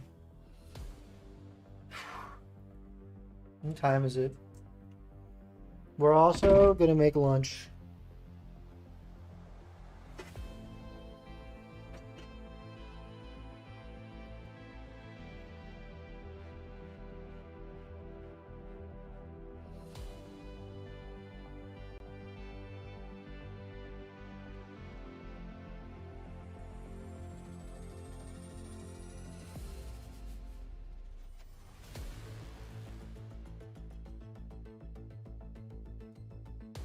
Echo also knows what time it is because I'm having hot dogs for lunch, and this little fellow right here, this little guy right here, he likes hot dogs. He's a little hot dog fiend. Oh, aren't you the littlest hot dog fiend? Oh my goodness. Oh my goodness. Oh, yes, it's Josh Lau. Josh Lau is the next game. Let's go. It's the Dorinthia Mirror, and Josh Lau is the only American player, like US of A player, that is in the top 8. We want Josh Lau to win here. I'm joined here in the commentary booth Oh, hey, it's Arthur. Glorious Arthur Trahay of France after a masterclass on Dromai in that first match of our top 8. Going up against KO can always feel unpredictable, can always feel uncertain. Arthur, you had to watch Peter play that cast bones on turn 0 with a mighty wind-up. Oh, How are he you feeling already did. about the game Oh at my that point? God, That he feels like a did. tough way to start. Yeah. So I don't have the toss because I'm lower on seed, and when he chose to go first, I was like, well, this is fine as long as there's no cast bones. But then he played cast bones with Mighty Wind Up. I was like, okay, well, this game's probably over. So at least I had no stress anymore, and I was like really focused and could play. And Yeah. what is the game plan from there, right? You know, it's going to take you a fair while to get back into the game or feel like to get back into a strong position. What are you telling yourself outside of, the game's probably over, but what is the game plan to get back in the game from there on out? Honestly, I Everybody. don't think there is much I can do about it. Like whether there is no cast bone or a cast bone, I don't think I can change my game plan. So it's always the same. I have to grind out. Big old belly. And Look at his big old belly on his little the doggo. thing that he would have more time in the game is when he discarded a Blood Rush. So he only had 1 left in his deck. Yeah, that was the turn that I was saying. This may be made up for the cast bones turn 0. Sure. So this made me think I could have time to Have a chance. actually, And get then back in the game. And then you do find your way back into the game, right? You're able to chip some damage. Those 2 burn the moles are really Yeah. impactful. You find Ravenous Rabble, just things that Peter doesn't want to block. Yeah. And then you find yourself with a handful of dragons and no ash and no way to get these cards out of the hand or to play a red. What are you thinking in that moment? How crushing is it to see that as such an important part of the game? Yeah, it was very bad. I think I took more risk than I needed to. Okay. I did have a quicken, so it gives me a lot of more outs in my deck to be able to play a hand. Oh, look at this little stinky So boy. I thought I was fine with this. Ugh. In the end, I wasn't, and maybe I probably didn't have to take the risk because I was way ahead in Yep. HP, Life, yeah. and this was probably like the only way I could lose the game at this point. So maybe I probably made a mistake there, Okay. and I got punished for it. Look, this is, I mean, you're here in the Pro Tour. You are in the top 4. What an incredible achievement already. How does that kind of feel for you? You know, how does this result You're so stack up handsome. against the Look rest? at you. You're so How are you handsome. feeling about You the want a rest hot of this dog? bracket going forward? I'd just love to know like what it's like to be in your shoes. I'm sure a lot of people who'd love to be here as well would love to know that too. Yeah. Well, first of all, I'm super happy to have made it this far. But I'm quite happy about the bracket too, because I get to face a lot of KOs, and You will have to face a lot of KOs on the way matchup, up. at least for my playtest, Yep. I was fine in it to it, and yeah, it's the matchup that I practice the most, so I'm confident, and yeah, that feels nice actually to face the matchup that I trained. The Absolutely. most, yeah. You heard it Makes here, everybody. sense. Arthur Trahey ready to take on the rest of the field, making it into our semi-final round with a masterful showing on That's Jeremiah huge, Ash man. Artist. We look forward to seeing much more from you, Arthur. Thank you so much for joining me here in You're the super booth. stinky. Ladies and She's gentlemen, there's more to come from this you. top 8 after the break. We're going to be jumping into our next quarterfinal game, so stick around. That one, too, is bound to be explosive. Here, let me give you a little piece, buddy.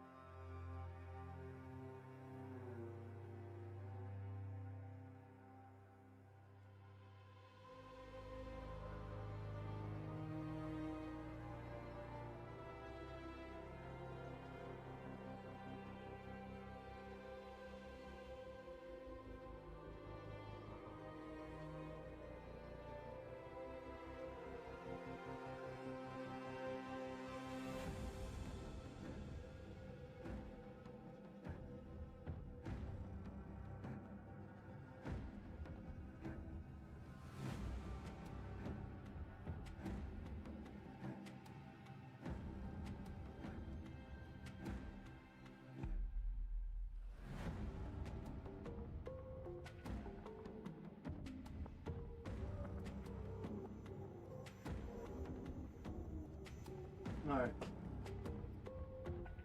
You know what I kind of want to do? Also, we're gonna treat this like a real sporting event. I'm gonna DoorDash some beer, and I got hot dogs. This is a real sporting event. And then we're also gonna do.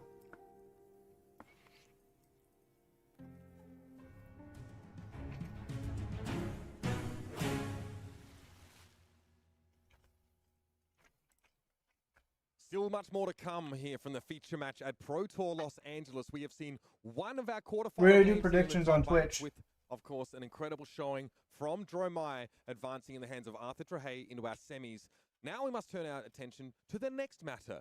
As is often the case for Valiant Warriors, they must face one another. They must face themselves before they can reach glory. Of course, the rest of the bracket. We have a Dorinthia head-to-head. We have a mirror in our coming match between two players that have been incredible proponents of the Warrior class over the years. Brian Gottlieb joining me here in the booth. Maximilian Klein from Germany takes on Joshua Lau from the US. I don't actually know who the I matchup cannot is. think of more So I have to fitting wait. representatives to go ahead and bring Dory into the top 8 on the big stage. And you know, Mitch, when you agreed to do the show and Hey, you want demanded bread? that we have a Warrior Mirror in the top 8, as well as that lavish trailer that we put out back for you, I was a little hesitant. I was concerned, you know, is it going to feel weird when we rig the brackets to go ahead and set these Dories up in the finals? But I think it kind of looks very plausible at this point. And, you know what? I think you made the right call for the and I believed in you guys to deliver. The green M&Ms were great. Also, the Dory Mirror. Just you guys have really laid it on here, and you've made me feel quite at home. Let's jump in though, talk about the matchup before we have a senior game designer sort of admitting to rigging things. We have Maximilian Klein here on Dorinthia coming out of CC at 6-1-1. That draw, not a surprise, as this deck can grind along sometimes, especially in mirrors.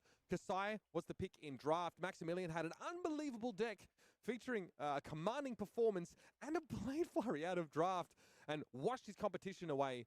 Is it KO LAU? in that second draft? Max getting a respectable 2-1. We are talking a runner-up in German Nationals in 2021, winner of Battleharden Utrecht, and in 2023, 4th place in those German Nationals here. But there's one very key piece of information missing from there, Mitch, because Max's accomplishments do not fit on this display. Pro Tour top 8. Back-to-back Pro Tour top 8s for That's really Maximilian good. Klein. Back-to-back And so Pro with Lexi Tours. back in Baltimore, now picking up his beloved Dorinthia to go ahead and get a Pro Tour top 8 once more here in LA. Worth talking about the deck list now for Maximilian Klein, as we are on a Hatchets Dorinthia build. You notice no other weapons here in the sideboard. Maximilian has been heavily on this plan, and I mean, it shows in that record. So much value available here to the Hatchet story. A couple of interesting picks, I think, here in the deck worth looking at. The one of Ripple Away is extremely troll, especially against, the Goblets and the Smashback Alehorns, the beverage cards, right, used to generate those tokens. But there are other applications for it. In a pinch, it also functions as an acceptable attack action card here.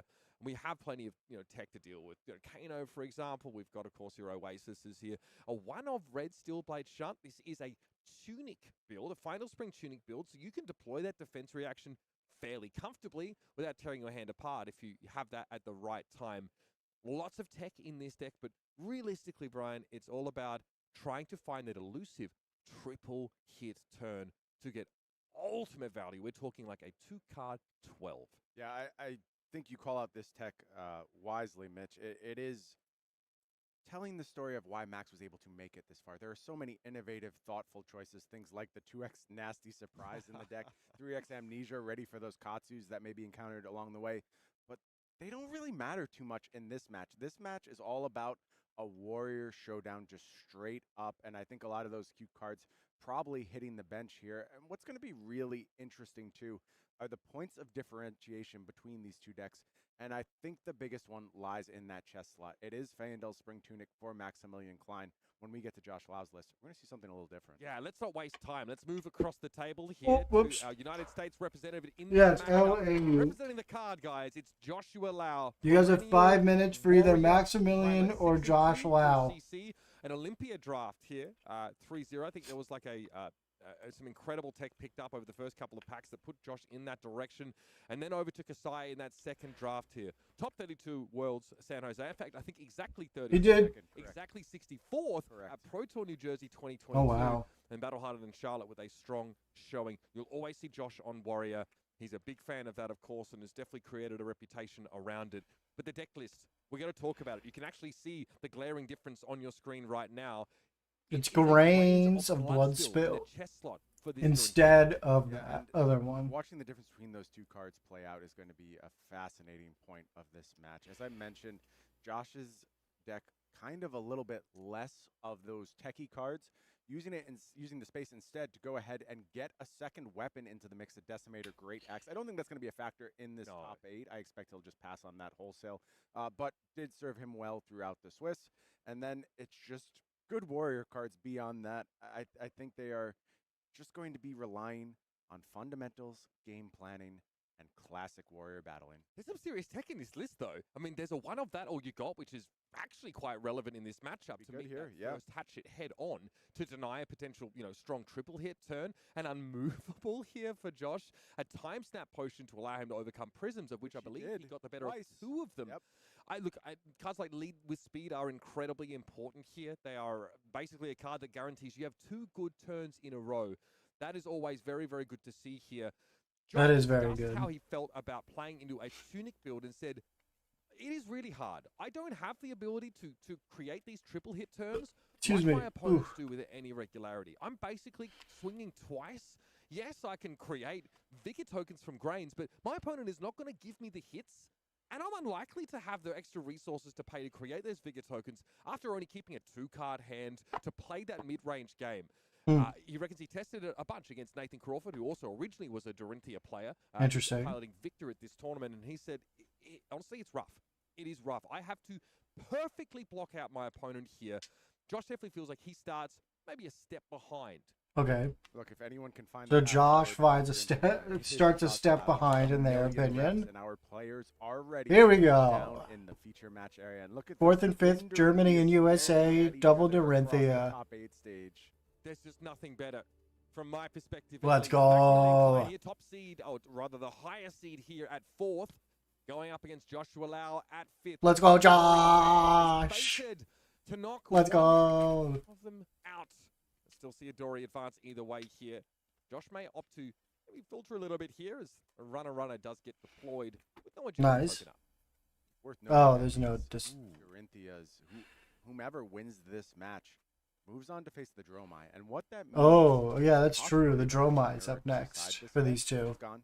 Can't happen any longer. It will be either Dorinthia or Dromai in the finals of PTLA. Who saw it coming? That is Oh, excuse me. They may be on other sides of the bracket. I may be incorrect about that. We'll get clarification. We'll figure it out. Make sure we know exactly how these brackets are going to pair as we move through. Oh boy. Okay. So runner 6. KO side of the bracket. I mean, Right. So one more Kano for the That's Dromai right. to overcome should it advance to the finals, because there is a Kano mirror on the other side. that would be incredible. Yeah, the KO mirror. Yeah, KO mirror. that would be incredible. Who named these heroes so similarly? What a terrible idea. Asking me to keep track of that. Come on. That is a lot. I'm not gonna lie. Just the one letter different. My goodness. 2. We have Pitcher blue. the That's hatchet good. opening here from Maximilian Klein now. Nice. On turn 1. Josh has to block this first hit more often than not. Remember, Yeah, can't risk getting triple hit. Just always very Jump. respectful of this first hatchet. Oh no, that's Glint. My bad. here Josh can Lau. give one hatchet the opportunity to attack again if it were to hit. Josh is fat decking in this matchup. Every Josh card is fat in decking, his- okay. His 80 that he can play is in that deck because he has to respect the first hatchet much more generally than Maximilian needs to. Here's your Interesting. bread and butter, the play I do not card. know If this Maximilian can go warrior again with matchup. Quicksilver, he gets a free card for it. That reprise effect is triggered and will often be in this matchup. And then the The red hit run reprise? to give the hatchet a Oh, free off the go again, glint. and +3. This is where it's most effective, getting both modes turned on. Josh is, he is already on the back foot here, having to throw a fair bit in the way. Oof. Answer Justice already seeks to get involved. Oof. Worth noting, just This is not great for Josh. of attack reactions in these decks, and it's very non-traditional from what you may expect from a Dorinthia. And here's another See, oh Max my Klein. It is god. Command and conquer. There's nothing better, actually, than following up like a warrior turn, bookending it with a command and conquer. Jesus Christ. Attack actions in as your weapons do most of the talking. Oh, and Is that a fate for scene? Oh, it's a fate for scene in the. It is double Oh, look at the face. react in Oh, it. the other one's a D react No too. options here. That command and conquer, certain to hit, certain to clear out that arsenal. That's I rough. wonder what's present in the arsenal. That seems like a potential huge loss for Josh Lau, depending on the card. Josh said at the start of this game or beforehand, I have to defend perfectly here against Maximilian to have a chance. Oof. Did he let him through? He had no choice. Yeah, A yellow hit and run headed for the graveyard. Oh my god. And he has 2 D reacts. He has no So turn. obviously sees the no block. He Oh, no, knows duh. what's hiding in Josh's hand. He knows the only Pitch for the cards that weapon, block duh. there for Josh are defense I'm cards. used to Ranger. I have no So much weapons. information just got gained by the German here. And in order to make Double red, double meaningful yellow. decisions over the rest of I mean, this double game, blue, double that is yellow, going it to be looks like. important. Josh does not have a way to give this hatchet go again. And we've seen, of course, that hold the line pitched in order to make this attack. Max can guess with a relative degree of certainty what else lingers in the hand for Josh, and it's not particularly threatening at all. Yeah, I think he can gamble a little bit and just ignore this first hatchet if he wants to. It depends on the texture of the hand, and he is. Yeah, gonna he said pass it over to pass. Josh does have taken on the He chain has reacts, available. yeah. No damage, Mr. Ooh. Take it on the chin. Take it on the chin. Maximilian having to square up here against that first hatchet and get himself an agility token. This is a core component Holy moly. going for that triple hit. Being able Max to have is the ability like to spend another card on so go again, far because ahead. beforehand, Holy that's all. moly. There's There's no reason to hold on to the Take It On Chin. That is what it is made for. That exact exchange. That's Knowing the first crazy. getting value. Here comes And he that. just has to give him I the feel like Max thumbs up also and gets to go pass. into this turn with a fair amount of confidence as to the Oh, texture of dumb. Josh Oh Allen's my arsenal. That is God. almost certainly a D-react. All signs point That to is an a D-react. insane That's turn. when you're playing the Warrior Mirror. 4, go again, dominate here. As Spill 4, Blood go again, is that dominate. +2 to all axe attacks this Oh turn. my You really want that God. angle for the third hit when you have that This card is down. a go again off of the agility. +6. Yeah. Josh Oof. thinks much about trying to stuff this first axe swing. Oof. No And looks to let it through. blocks. Josh knows he needs to do something. He Yep. needs to sort of create an opportunity for himself here. Blocking efficiently. That's a command and It's gonna conquer on the allow him top. down the road to take a little Yeah. bit of damage, leak something, and come back with a decent looking. Spill hand. Blood is He's a player insane. right now. He does not have tempo. This is a D-react. Cover up that hatchet. Second hatchet coming through. It is Hatchet of Mine getting It'll thoughts be in this instance. That's a lot of damage. Yeah, 5 dominate. on the back of that Spill Blood and the buff from the Hatchet of Body. Oof. Now the thing is that because Max is not in a tunic counter, to give going. Oh, he also has Spill Blood. He has Spill Blood, runner, in most cases, unless it's a shift to tide of battle, which is fine, but something there's else. no resource available for that third swing, so he doesn't quite have everything he would need to make that Oof. really happen. But he does get a power card out of Josh on blocks there. That's a Spill Blood from Mr. Lau being put in front. Oof. Gonna leak a little bit of damage here, and Max gonna move to Arsenal. Turn passes back to Josh. What do you think about the decision to go? Max and is use up the so Spill Blood far on the ahead. side of things? Is it just more important that you have access to go again? You want to get wide. You want to Pitch. command multiple Okay. targets, less about going tall, more about going Yeah, wide. Spill Blood's He's a threat to so Josh at the moment here. far His ahead. kick Holy counter needs a little bit of moly. work. Makes I sense. maybe recommend Triple getting blue, a sink push below. maybe generating some hype around it. For the time being, he just needs to Interesting. adhere to the bread and butter. Swing, give go again, swing, block with those 2 cards. Wait until you have a hand that's really hard to beat here. But Max has seen it all. He has seen it all from this Hatchet story. He's gonna Dynamo. Both these players will basically know exactly what their opponent is holding in their hand. Runner. Based on how they pitch and how they posture. Yeah, Max is going to get the value from the Dynamo here. Not worried about covering this one up. No risk of a triple. Next attack. next hatchet's a Really 4 off of runner, and follow up from right? the Hatchet of Mine. This will come whoa, in 6. Definitely no risk at all of that. Runner buff is runner buff is +3. Brains to create vigor So it's tension. 5 + 1, Has, 6. again, Pretty good. very, pretty attractive sort of 8 damage from this small hand. Do you just cover, sink below, put one of the blues on the bottom, draw an attack reaction, hopefully, all wins. right? Yourself ahead. That's going to be What'd you the draw? game for this Dorinthia mirror. Yeah, and this builder Dorinthia sort of okay, Oh, another again, D-react. No cards drawn here by Josh. He won't be drawing cards, but both players might just be using all their cards here. So that Makes a lot hold of the sense. line, which is more relevant, against KO, for example, Mhm. is just here to offer that 2 block and add some more deck density. Yeah, these builds of Odori don't have the explosiveness, right? So it actually can be hard to get out of a weaker position in this matchup. You don't always have the cards to really blow your opponent out here. Josh has to do it Pitch for incrementally. 2. That against a player like Maximilian, who's so seasoned, such a deep understanding of this deck is that is a true task. Tunic up for the first time in this match. It is going to be Runner. runner here. Bestowing go again upon that Hatchet of Body. So it'll be a +2, so this will be a 5. Say, hit and run in Arsenal for Maximilian Klein. It is It's a hit and run in like a Arsenal. Run. Hatchet of Mine coming in for 5 on the follow-up. This does not currently have go again. Dynamos get in as often as you can. Yeah. Not really tracking the value of those, but I'll tell you, by the end of this game, it will be immense. it will be Mine with immense. that Arsenal card potentially to offer a clean block here should Josh want it. Again, sitting on that D-react for a little while. Block 1, take 4. Reactions.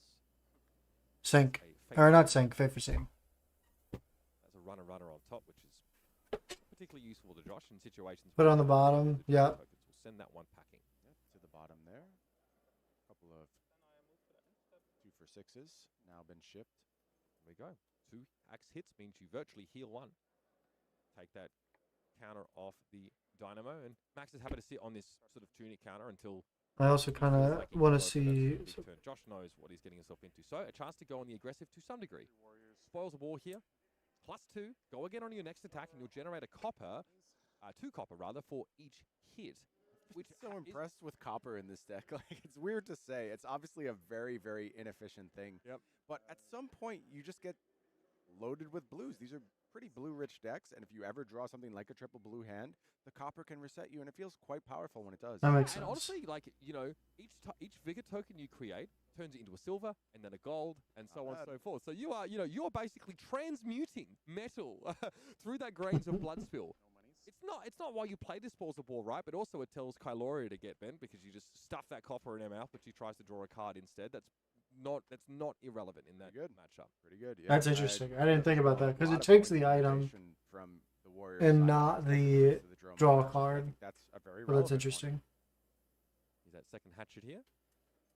No buffs outside of what's printed on Hatchet of Mine, giving +1 if it follows the body. Fun story. for Josh Dynamo here is plus a that, card. he's someone who's lived parts of his life in Hong Kong and in the United States, respectively. He actually won the Hatchet of Body on his last armory before leaving Hong Kong. The Hatchet of Mind, his first armory after arriving in America. So That's Josh funny. lived parts of him across the two countries. Both those hatchets representing his split nature in that regard. Love that you call out the connection to Hong Kong for Josh Lau. When I was watching Josh's game to win an in to the top 8, Team Blue Pitch piled up on the rail and rushed him as he won. Just a huge cross-continental connection there that really embodies everything Flesh and Blood is about, making those ties across the world, finding community wherever you go. And Josh Lau has not only found a community in Hong Kong with Team Blue Pitch, but a community with all the warriors of the world. The warrior champion is Josh Lau. Josh is really generous in sort of how he gives so much of his insight to warrior players around the world. It's one of my favorite parts of, it's kind of what got me following the card guys, actually. Josh is the engine room of that content machine and is always sharing his thoughts, showing his deck building processes, just playing games. He was on the Hatchets build, not because of Dory necessarily, but because he was playing a lot of Olympia on stream. I love the evolution of how this Hatchets build. Look, it came from a lot of different places. There was a lot of simultaneous creation of these deck lists, so I won't speak too generally, but there's kind of this path where you point back to the win on Olympia and its 9-0 performance. I played that player in Team Blitz yesterday, actually. Yeah, who won, Mitch? I'll give you a chance. I got him. Yeah. Dominate crippling turn 0, baby. Love to hear Dominate it. crippling Go turn back to the creation 0. of that Olympia list. That is really When Hatchets Kasai comes and takes down the battle hardened. Hatchets Kasai. Olympia list, sort of. Interesting. It was that with some of the specializations moved out, and then players started thinking, well, look, this Hatchets build is working for Olympia. Might as well try it on What's Dorinthia. the Yeah, that upside makes there? sense. They said, oh, we just need some power cards in this Olympia list, and we're good. We're like, who has almost the most specializations in the game? Found them. Found those power cards. Absolutely.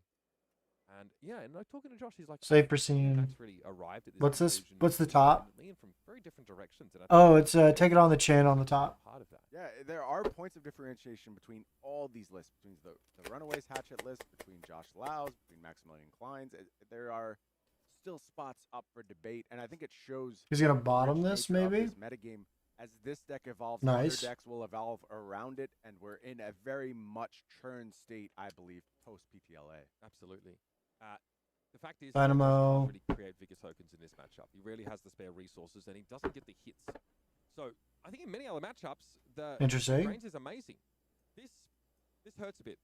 You have to play your red hit and run pre-combat, so you are not gaining half of the value that card provides.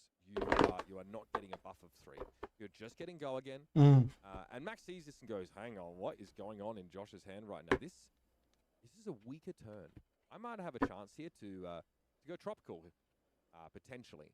He's got warmongers in his hand. Here for Maximilian. A lot of the time, it can mess with a hatchet story turn. You know, choosing war or peace doesn't actually affect whether or not you can play attack reactions.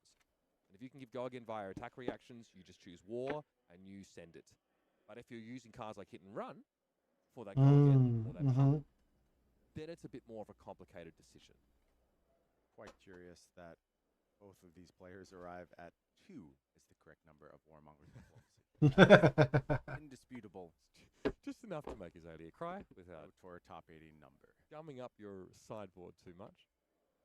I've liked the evolution of Warmonger's Diplomacy as well. It, obviously a card that He blocks with it though. felt very, very impactful, almost oppressive. at Polarizing times. card, I think. Yeah, I think so. As time has gone on, less and less a factor.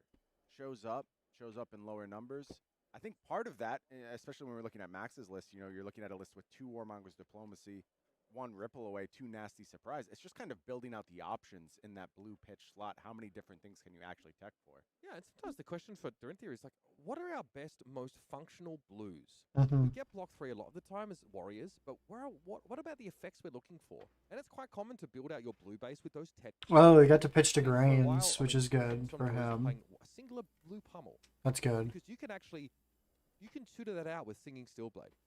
You attack the Interesting. Dawnblade with Go Again, and then you throw the CNC. You singing the Dawnblade that already attacks. Get that You pummel. get the pummel and Not you bad. throw it on the CNC. So very techy, very sort of in the weeds kind of stuff. But yeah, the blue base in this deck, you need a lot of blues. Is That's where you can interesting. really get that self-expression.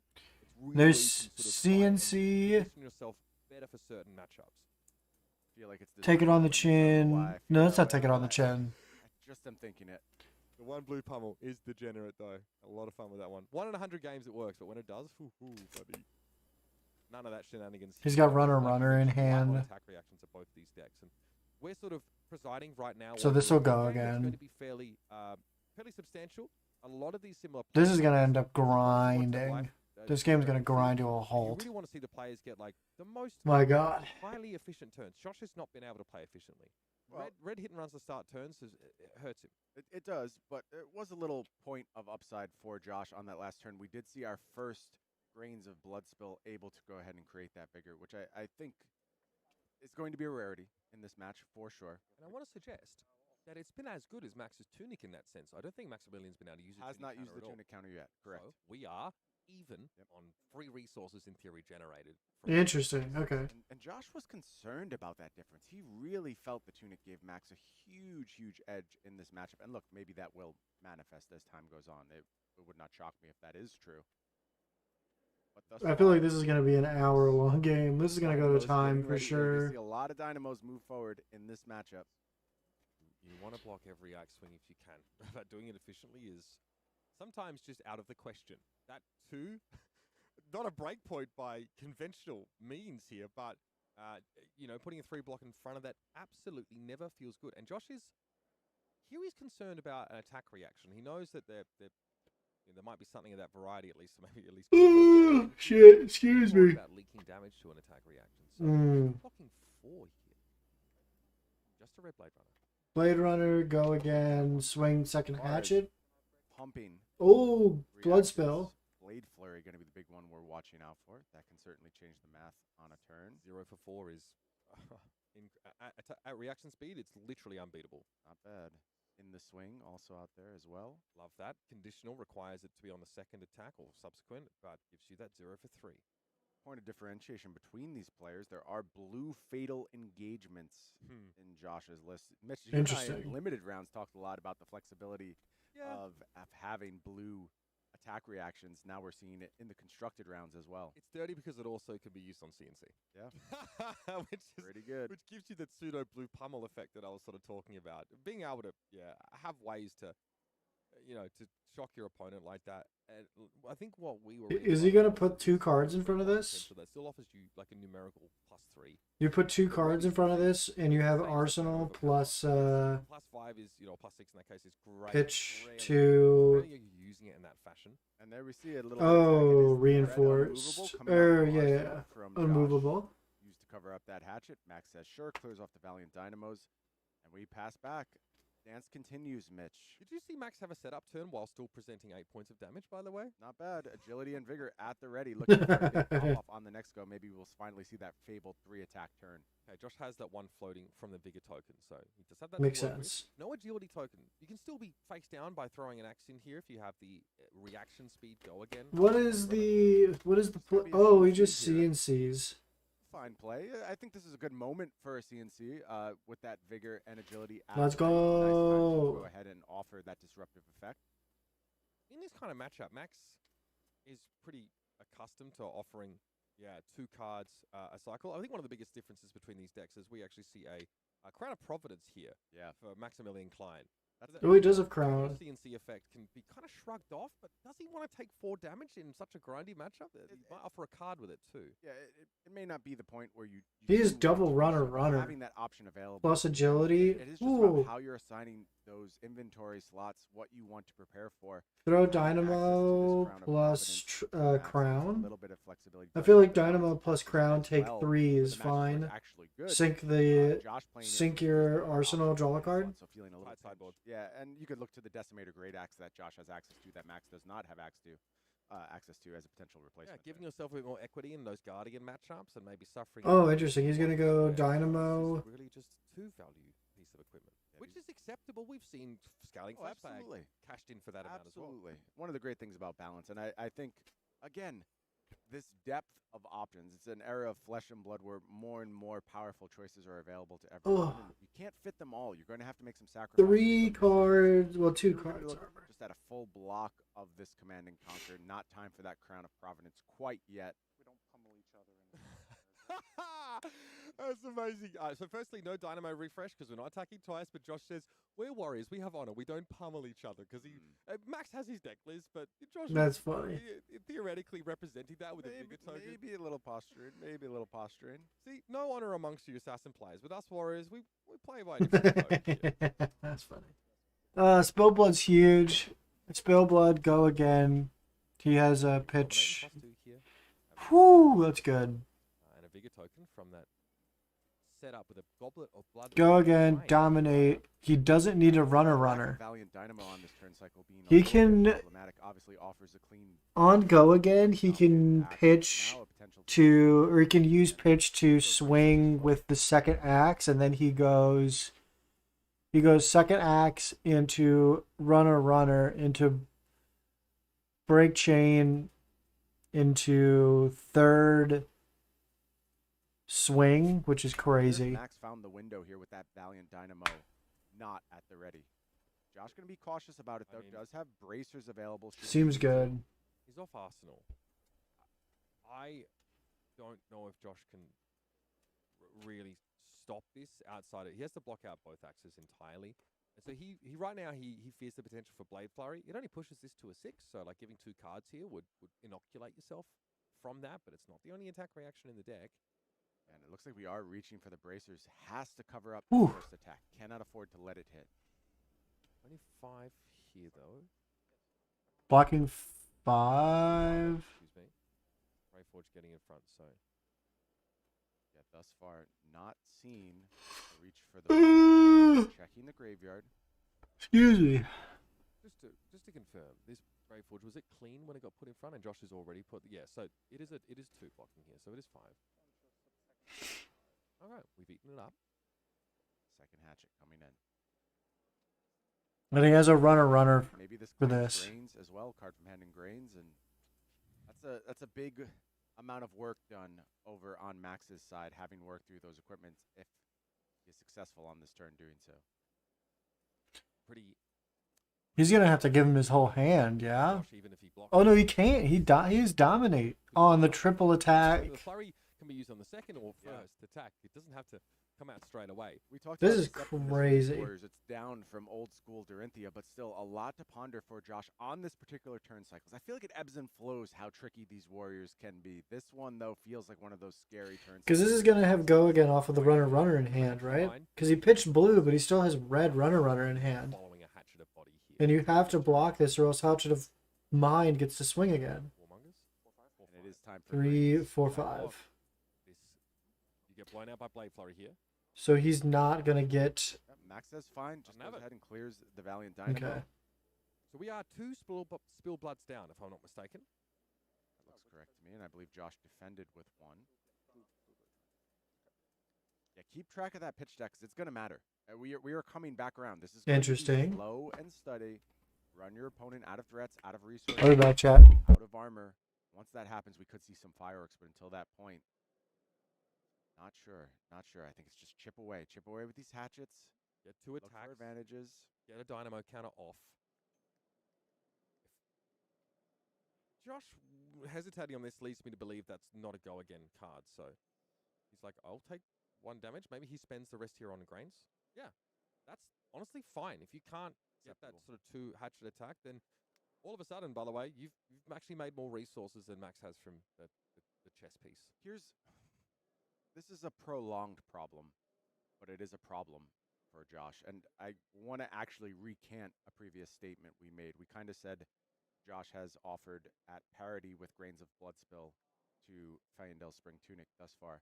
I actually don't think that's true. The problem is that Tunic resource is always there. Yes. And what that means is Josh is forced to respect that first hit. Meanwhile, Maximilian can go ahead, just use Valiant Dynamo on the first hatchet, and feel pretty good about it. I don't think Josh has that luxury. He has to always play around the triple axe turn, and that means that Max is actually in a position to run Josh out of cards should this current pace of play continue. Josh, with grim resignation, counts the number of Spillbloods in Maximilian's graveyard and realizes this is the last one. It's not the end of the train of threats from the German, but it would close the book on the Dominate chapter at the very least. It would feel good to have that behind you, but critically, on the last turn, again, no Valiant Dynamo reset. So for the second time in a row, that Valiant Dynamo not available to cover up these breakpoints. And again, that Tunic at the ready, offering triple axe turn. And Josh here just has to give it. He has to give it as much as he can. The possibility of him really being able to do too much more than swinging back with a hatchet on his turn is not high. If he can do more than just use a Vigor token to swing hatchet at body, then that would be phenomenal for him. But Max is still holding 2 cards, right? He just saw that. He saw the axe come his way and only gave the Dynamo. So this is about as scary as it could get. Maximilian is representing a blowout turn here. Yeah, and we haven't seen a Blade Flurry yet. You know it's coming at some point. At some point, things will turn against Josh. And for Max, you're trying to suss out where are the D-reacts? What do I have to worry about stuffing up my turn? But if Max gets through with this triple axe turn, we know the problems it presents Josh. And again, you see Josh forced into covering that first axe hit. It is going to be Blade Runner as the follow-up here. So just a juicy Hatchet of Mine coming in on the second chain link. It is big. Oh, buddy. 6 damage, or even more than that, excuse me. Spillblood being active here. We're going to count it up. 1, 2, 3, 4, 5, 6, 7, 8. Dominate. You can't, without a defense reaction, rather, you can't really stop this. And even in doing so, you would have to lose your grains of blood spill to eat it up. That seems pretty awful. Something like a Shift the Tide of Battle from Arsenal right now could be absolutely backbreaking for Josh Lau. Unmuted. There we go. Non-floating. Okay. Has anything happened? And Arsenal, though. So No. This I'm almost positive life totals. Life totals are similar. Resources are being used. Graveyards are getting thick. In any other way, it would have to be a hit and run before this attack. Correct. With what he's representing now in terms of his resource. Just a good old warrior mirror. If Josh, he can't do anything about. Cannot stop that whatsoever. And if you can't fully block this out, you're giving a potential agility token. That's the one. That's the one like true path. I should do my laundry and do my dishes and then come back and see if anybody's lost any life. Reactions Okay, let's allows go. Josh to react, and it is a sync blow. He's given up his grains for this. He's given it all up. Has to. I feel like he has to. That's how slow this game is going to be. Regardless of whether Max has it or not, the risk is so high for Josh. Maybe this is the only Here's the problem. slow mirror. And, Pretty sure this is the only slow mirror. very, Here, very hard. get up if here. Not near impossible Here. for No, Josh to go let me- ahead and offer those efficient 3 axe turns. And You're now things so are very much going in chunky. Max's favor. Come on. Granted, I'm trying to put you on the chair. Come here. all of those. I'm trying to put you on the Josh, chair. but I just feel I'm like trying to make you he's the not streamer, in a Echo. position in this match where he Come on, is get up here. extremely Get up here. advantaged, despite the fact that the lifetime Get up here. 36 to 32. I think Come it's here. deceptive right now. I think Max is Come here. actually miles ahead. Yeah, we've worked through a lot of Ah. invisible He's such a life points cutie. here in terms of this equipment. Come here. Yeah. It's going to be a tough one to swallow here. Josh sees the sync By the below power first invested in turn. Echo. There was Does sync have- below He all will along, play. which Yeah. His great But axe. whatever, if And Max then use progresses 2 to defense Josh, reactions. give up his chest. Yeah. He's done well. Dorinthia plays Masters of the Bluff. Yeah, that's the warrior mindset, right? And it looks very different. He's in got patches of sync below, Dorinthia, though, but CNC, it's real. blue. Yeah, unconditional go again there on that first axe. Let me put these in the fridge. We'll be following it up with Mind. And that, I don't want to harp on it, but that extra resource on a potential axe hit here could be big for Josh. Max, though, does so much off a small hand here. He probably doesn't mind blocking. I think throwing a sink below, I think it's a sink below in hander in front of a 3 attack, just that's not efficient. That's not what Dory likes to do. What's up, little guy? No, I'll put this one in the freezer. This hatchet of mine. Just for like 10, 15 minutes. Giving Max something to think about as he decides the defense here. It's really all about what the clapback is, and continue to have a large amount of threat of solid clapback with Anvil Spring Tunic. Still sitting on that, hey? Just hatching that extra resource. And like I said, I recant my position. I actually think that is the most threatening thing that Tunic can do, is just every single turn cycle say, think about this one resource. What does it do to your plan? Nothing still has happened. Reaching for the die. It's time. We're cashing it in, bro. Okay. After all this time, we are ready to use it to play a Command and Conquer. Just good efficiency here. And again, it feels like a moment of shift in this match. Max says, this Tunic counter has done what it needed to do on those turn cycles. I have gotten those critical pieces from you. Now I can go ahead and use it as a proactive way to clean my hands up, go ahead and deploy this Command and Conquer. And Max didn't use Valiant Dynamo on defense on the previous turn, so there's no concern about trying to find a way to get a double axe hit if you need to. This, crazily, represents like a quote-unquote off turn for Dorinthia. And it's worth pointing out that fatal engagement, tech with Command and Conquer is not relevant in a matchup where there are so few attack action cards to satisfy the condition of that reaction. So, yeah, basically has to be Command and Conquer, defending Command and Conquer at this point. Which in some edge cases does happen. But it does, yeah. This is what I do. I can never run Command and Conquer of your own to try and Warrior Mirrors, dude. This is so much intense thinking. Like, this is crazy. Very relevant as we work our way down the stretch here. My God. Valiant Dynamos can be committed here. You gotta get value with it where you can. Yeah, you assume you're coming back with double axes, and these Valiant Dynamos will be providing value all over the place. Because of the take it on the chin in the hand, this sort of makes a pretty elegant block solution. Full block this out if you want. Oh, passes on it. I mean, there's no relevant on hit here. This is basically vanilla damage, so I get it. I think that card could probably better serve you as one, both a bluff piece, two, an arsenal for. Yeah, I like the idea of sort of, sitting on if you maybe just don't need that agility token badly. Most of the time, it's more relevant off like the big sort of dream turns that Josh has already said he's not really going for. Yeah, that card only makes its way into Josh's list if he's fat decking. There's a time snap potion. Oh, time! Why is there a time snap potion?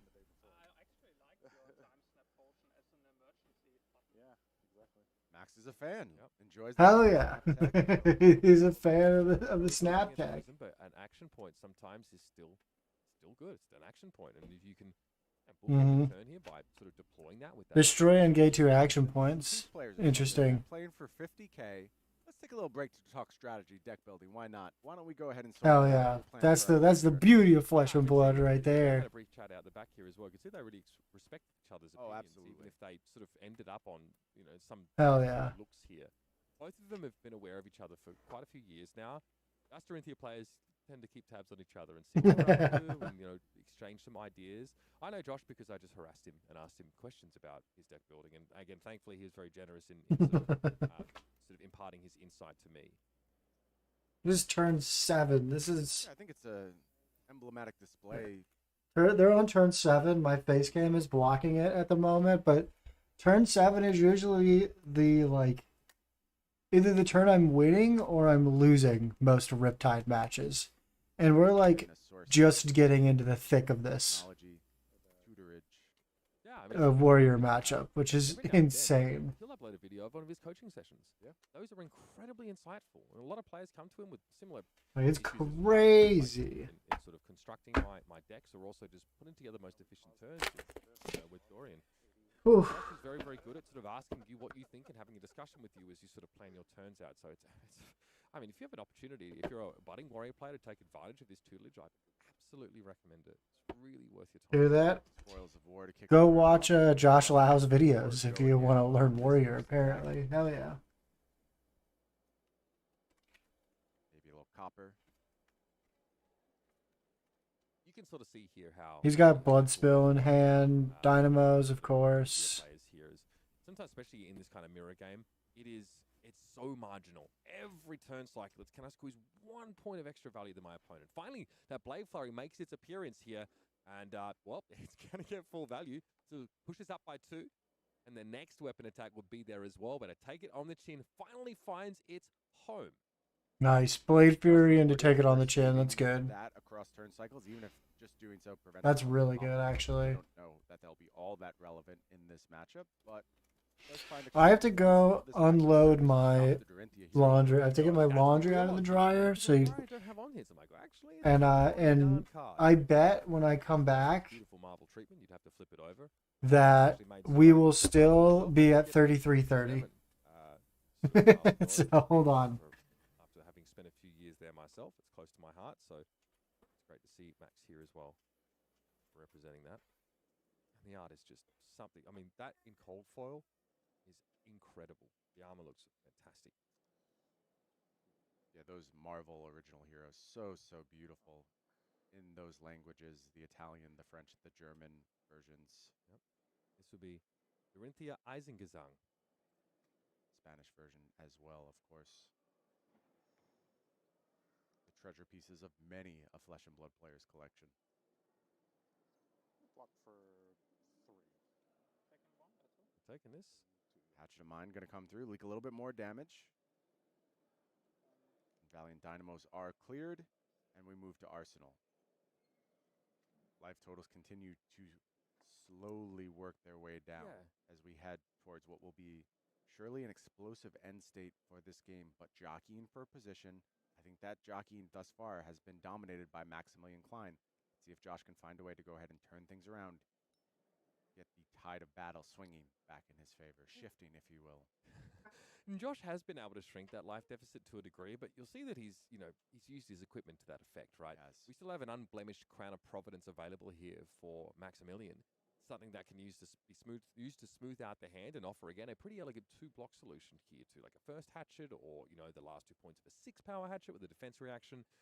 Speaking of those last 2 points, to take it on the chin here. Oh, we're at 33:28. Both these players really having That's different. These defense reactions and these sort of instants that line up very, very well with the kind of sort of number thresholds that these axes tend to present. Josh even had a red unmovable from Arsenal, which is a little bit of overkill, but feels good to be able to sort of get rid of. What are that we talking first about here? Cycle, get that out of the way. Much like the Guardians look to use a lot of those defense reactions in the first cycle in some matchups and come back around with a more aggressive with the gas. Hatchet of Mine follow up here. Mm-hmm. Looks like just a take it on the chin in hand for Josh. So not a lot of threat here. Hold the line, committed to defense of that first hatchet. What is going to be the play from Max? Does he need to? Does he just take 3, go to 30, and then hold the rest of his hand? Moment of efficiency in combination with Faendal's Spring Tunic. It's a 1-card 7 in this kind of matchup. Not bad. Not bad numbers. It's like a very goblet good. in Max's hand. We'll be able to use that to set up future turns should he choose to. The decision now is the defense of this Hatchet of Mine, and it is going to be Valiant Dynamo. It is. It's going to be a Dynamo and something else. I'd be curious to see if the overblock is really considered here, or if it's that take it on the chin in Max's hand, finding its way out. Dynamo. Yeah, it is. No reacts, says Mr. Lau.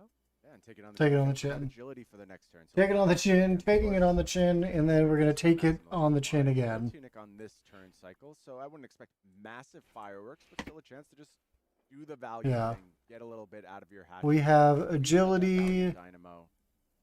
Business as usual for this Dorinthia. And you're going to see these players really try and avoid blocking with their go again enablers as much as possible, because that's a concern when you. Well, that run makes out of sense. those, all of a sudden, like you're swinging for 2, and that's it. Maybe you can pump it, but none of your reactions are effective. Like you lose half the value of Blade Flurry, for example. You cannot use in the swing, so you need to keep Interesting. those. And hearing from Cody Williams, I didn't even think about I that. think those Blocking with the throwaways- go-agains is just really bad. 35 sources of go again.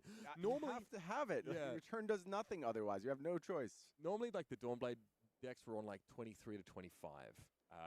And you could deal with having a tall turn and not getting go against sometimes. But yeah, here you have a significant degree of redundancy. Got to give credit to LSS. They've definitely kept those go again cards coming for us dedicated warriors. A lot of warrior fans within LSS, to be sure. Yeah, that's always encouraging. Fans of every hero. Yeah, no class left Every behind. hero, You know? every class. Despite what people might think, there's a real. Even talking with some of your colleagues, Brian, and just sort of hearing their backgrounds and the heroes that they love. I mean, people have Interesting. rest assured He's their going for favorite bracers heroes are here. Almost 100% certainly represented on the development side and on the Okay. staff side of LSS. So should fill you with One float for 4. Oh, we have a Gets- Braceforge Braces activation here on this Hatchet of Mine, sending Mhm. a bit of a breakpoint. Okay. Pretty rare. Pretty rare to see that one come through. But yeah, get the value while you can. Turn every single For resource that 4. you convert into potential damage into it. That's how you come out ahead. I guess it makes sense if he also is threatening a defense reaction in No Arsenal. blocks. I mean Here's attack Josh now. He reaction. is holding a full hand here. He's holding the grip Fine, at he can go fine. 23. He is pivoting Ooh. off his life total, and he knows he needs to turn this into something that represents tempo. Might Yes. resemble tempo, but it's a Has 10 to. life deficit. Has to go ahead and start turning things around. And let's talk That's a about lot of the extra damage. on the hand. Looks like Goblet in the swing. Blade Runner is the setup here. So can Josh find a window to finally force through some of this damage? Maybe find a Fable. There's a sink below. Yeah, look, I'm sorry, not two sink below. blues is Fate very for close to it. seeing. He's obviously pitched the Glenda Quicksilver here. So Max has seen a go again source, put in pitch. Now, on a 2-card hand, this Huh. is not surprising. On a 4-card hand, this indicates redundancy. Yes.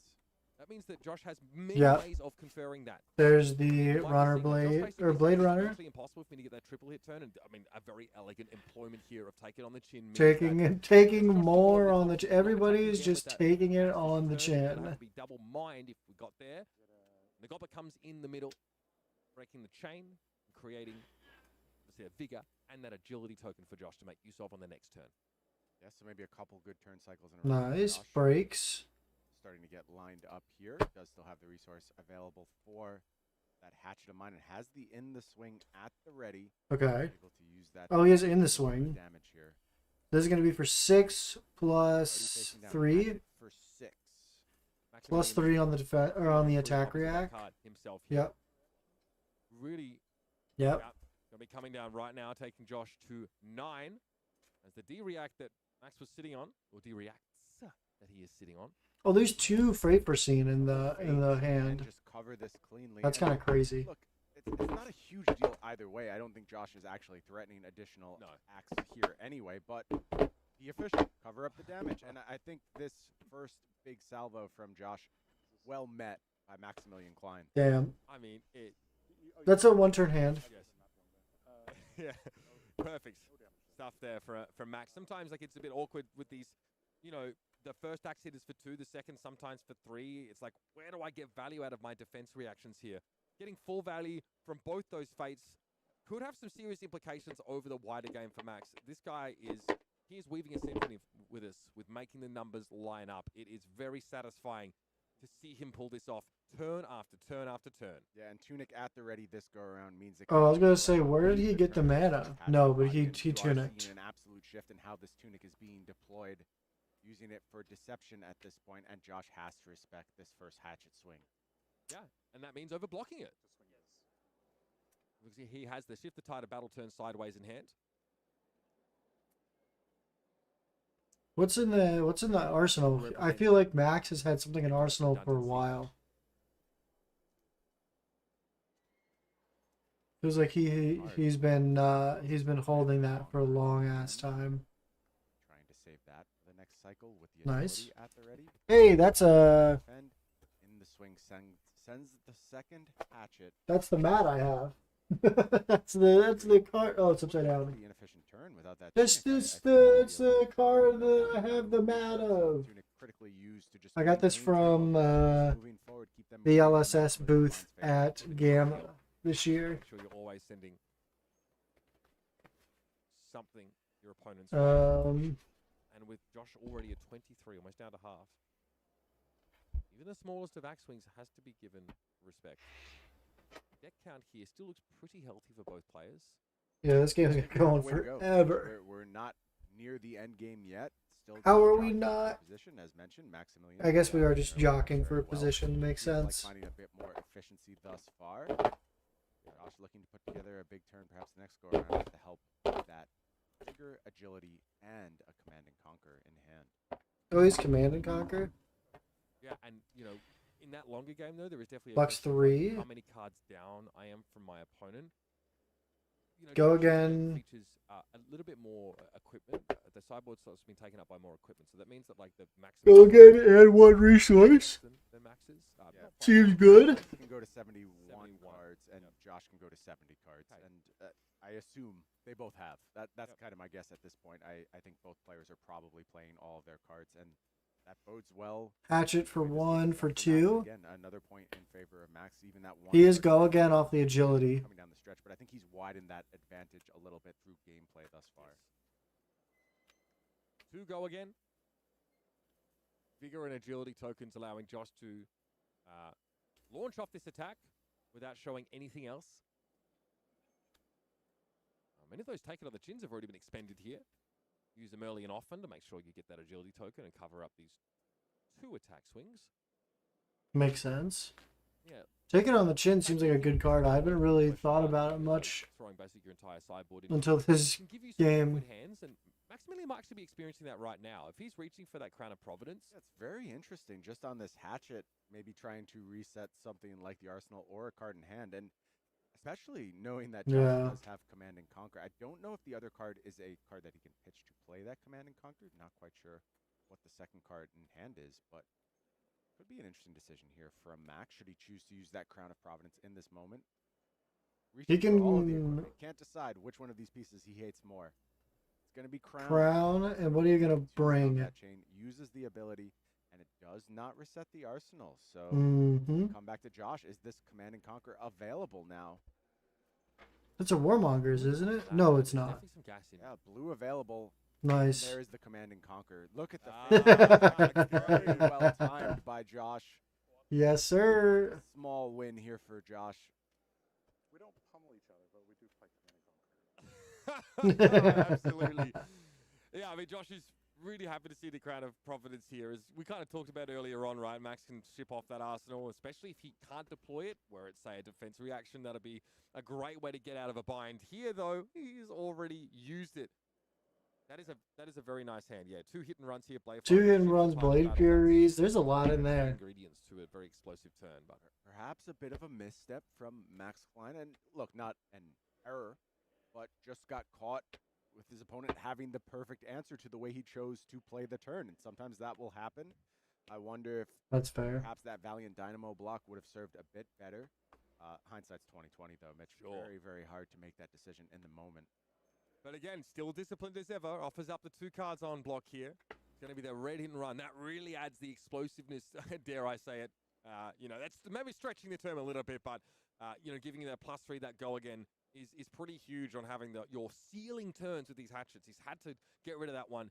Shift the Tide of Battle fulfills a similar role on top of that bigger generation.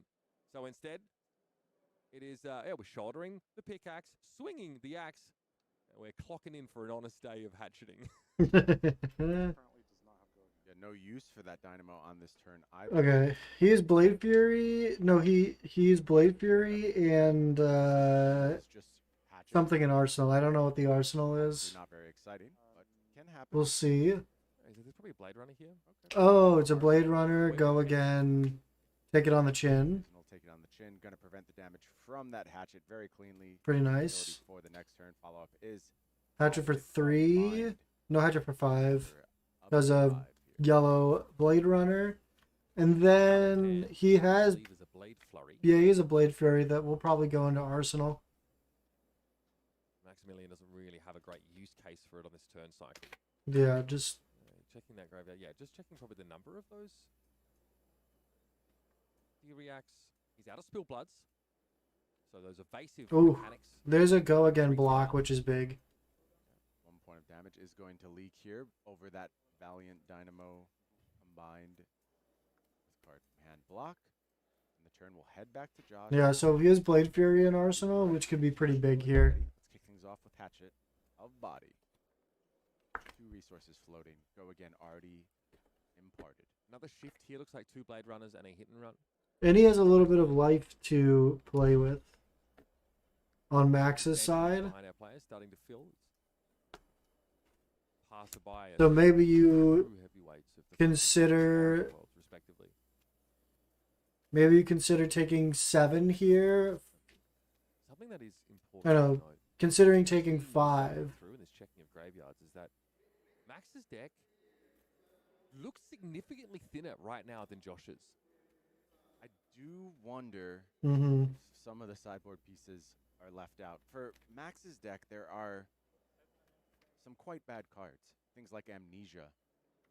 I can totally see a world where, despite Max having access to more cards, he feels like his advantage via Feyendel Spring Tunic allows him to exclude some of the worst options. Things like Amnesia. If that is This is true, gonna be a 6. there's Okay. an alternate path to victory for Josh Lau. I think damage is going to be a very, very hard thing to win on. Yes, at this point, yeah.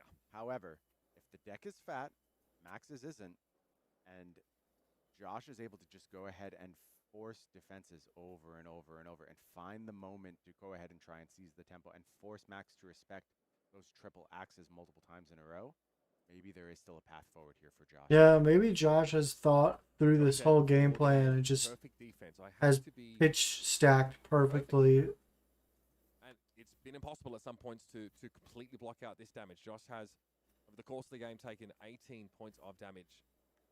Dynamo blocking 4. No reactions. Maximilian is representing a sort of a 2-block here at reaction speed, but doesn't have it. And Is going to hit here is this Okay. hatchet. Oh, damage coming through. And that 1 resource floating means Mm-hmm. hatchet time once more. And oh, he that can is the hatch it first again, so it's react 3. turn of the game. Oh, Goes to he's Josh. below Josh was 30. This a is lot harder to find huge. windows than it was for Maximilian. Oh my god. But Josh finds 3 swings, and look, it doesn't seem like a big deal. But when we start talking deck size, when we start talking efficiency, and Josh Lau's path to victory, it comes from things like 3 axe swings in a turn. That Yes. puts him further up That's on good, cards. that's That good. leads to a world where he could potentially fatigue Maximilian Klein. I mean, getting both modes This is of a the red 2? run is a huge part of that efficiency plan. That is, it's massive. Blade Fury's in Arsenal. I doubt he goes for the Blade Fury from Arsenal. Looks like a cleave here, which is, again, not a card that's necessarily designed for this particular matchup. Maybe in front. Effective against he's got Dynamo, 2 really float, try so maybe across the board and threaten more of those he dragons here, but pitched if the it runner, so maybe he has very redundancy expensive on on go attack side. again. Reasonable Yep, application of it here. there's He runner, finds runner. that first hatchet, 2 damage So it's will for be blocked. 3 Killer Blade Runner, so +2. for 5 Next attack, with the +2 on going Blade into the Runner. current, and that means this is an axe for 5. Dynamos. Dynamos committed again. Going to be used, looks like. with Dynamos, he reaction needs to to- Josh to do a full cover of this Wait for hatchet scene? Mind. For Max. That's Blade Fury. Bit of an off turn. No reactions here. Oh, this is a sync below. Coming up, we believe No Blade sync. Fury in Arsenal for Max. Tunic at the ready on the next turn. I feel like the next turn cycle is quite important for Max. Let's see what Josh offers here. Can he force Max to show a little bit of respect? Mm. Kicking things off with a hit and run. Yeah. Again, only 1 mode available from that. Just giving this attack Interesting. go again. Like we mentioned, right, despite the high number of go again enablers in these decks, you can run out of them. You need to make sure you can represent 2 attacks. It's all about getting the counter off that Dynamo, of which Max is going to put in front of this first attack. We leak some damage here. This is, once you're out of those, take it on the chins. Nice. It's a good way to block 2. Also, Max doesn't have to respect this turn all that much from Josh Lau. The output doesn't seem all that potentially high. Now out For of 3. resources with this Hatchet of Mind, kind of face up. There is small pumps you could do here. Certainly, you can go ahead and look at something like Go to Instant Wing, but 24. doesn't really matter, and that means Max. This is going to going be a huge turn for Max. Tunic at the ready, and Blade Flurry in Arsenal. This is a terrifying turn for Josh Lau. You talk about having to block perfectly. This is a moment Josh Lau has to block perfectly. Josh said initially his Arsenal strategy for this matchup was, arsenaling offensive cards and trying to have these big turns. But he realized after some testing, after losing 5 games in a row to Nathan Crawford, that he has to arsenal the defensive cards. That's his priority here. And if he's done that, Cleave?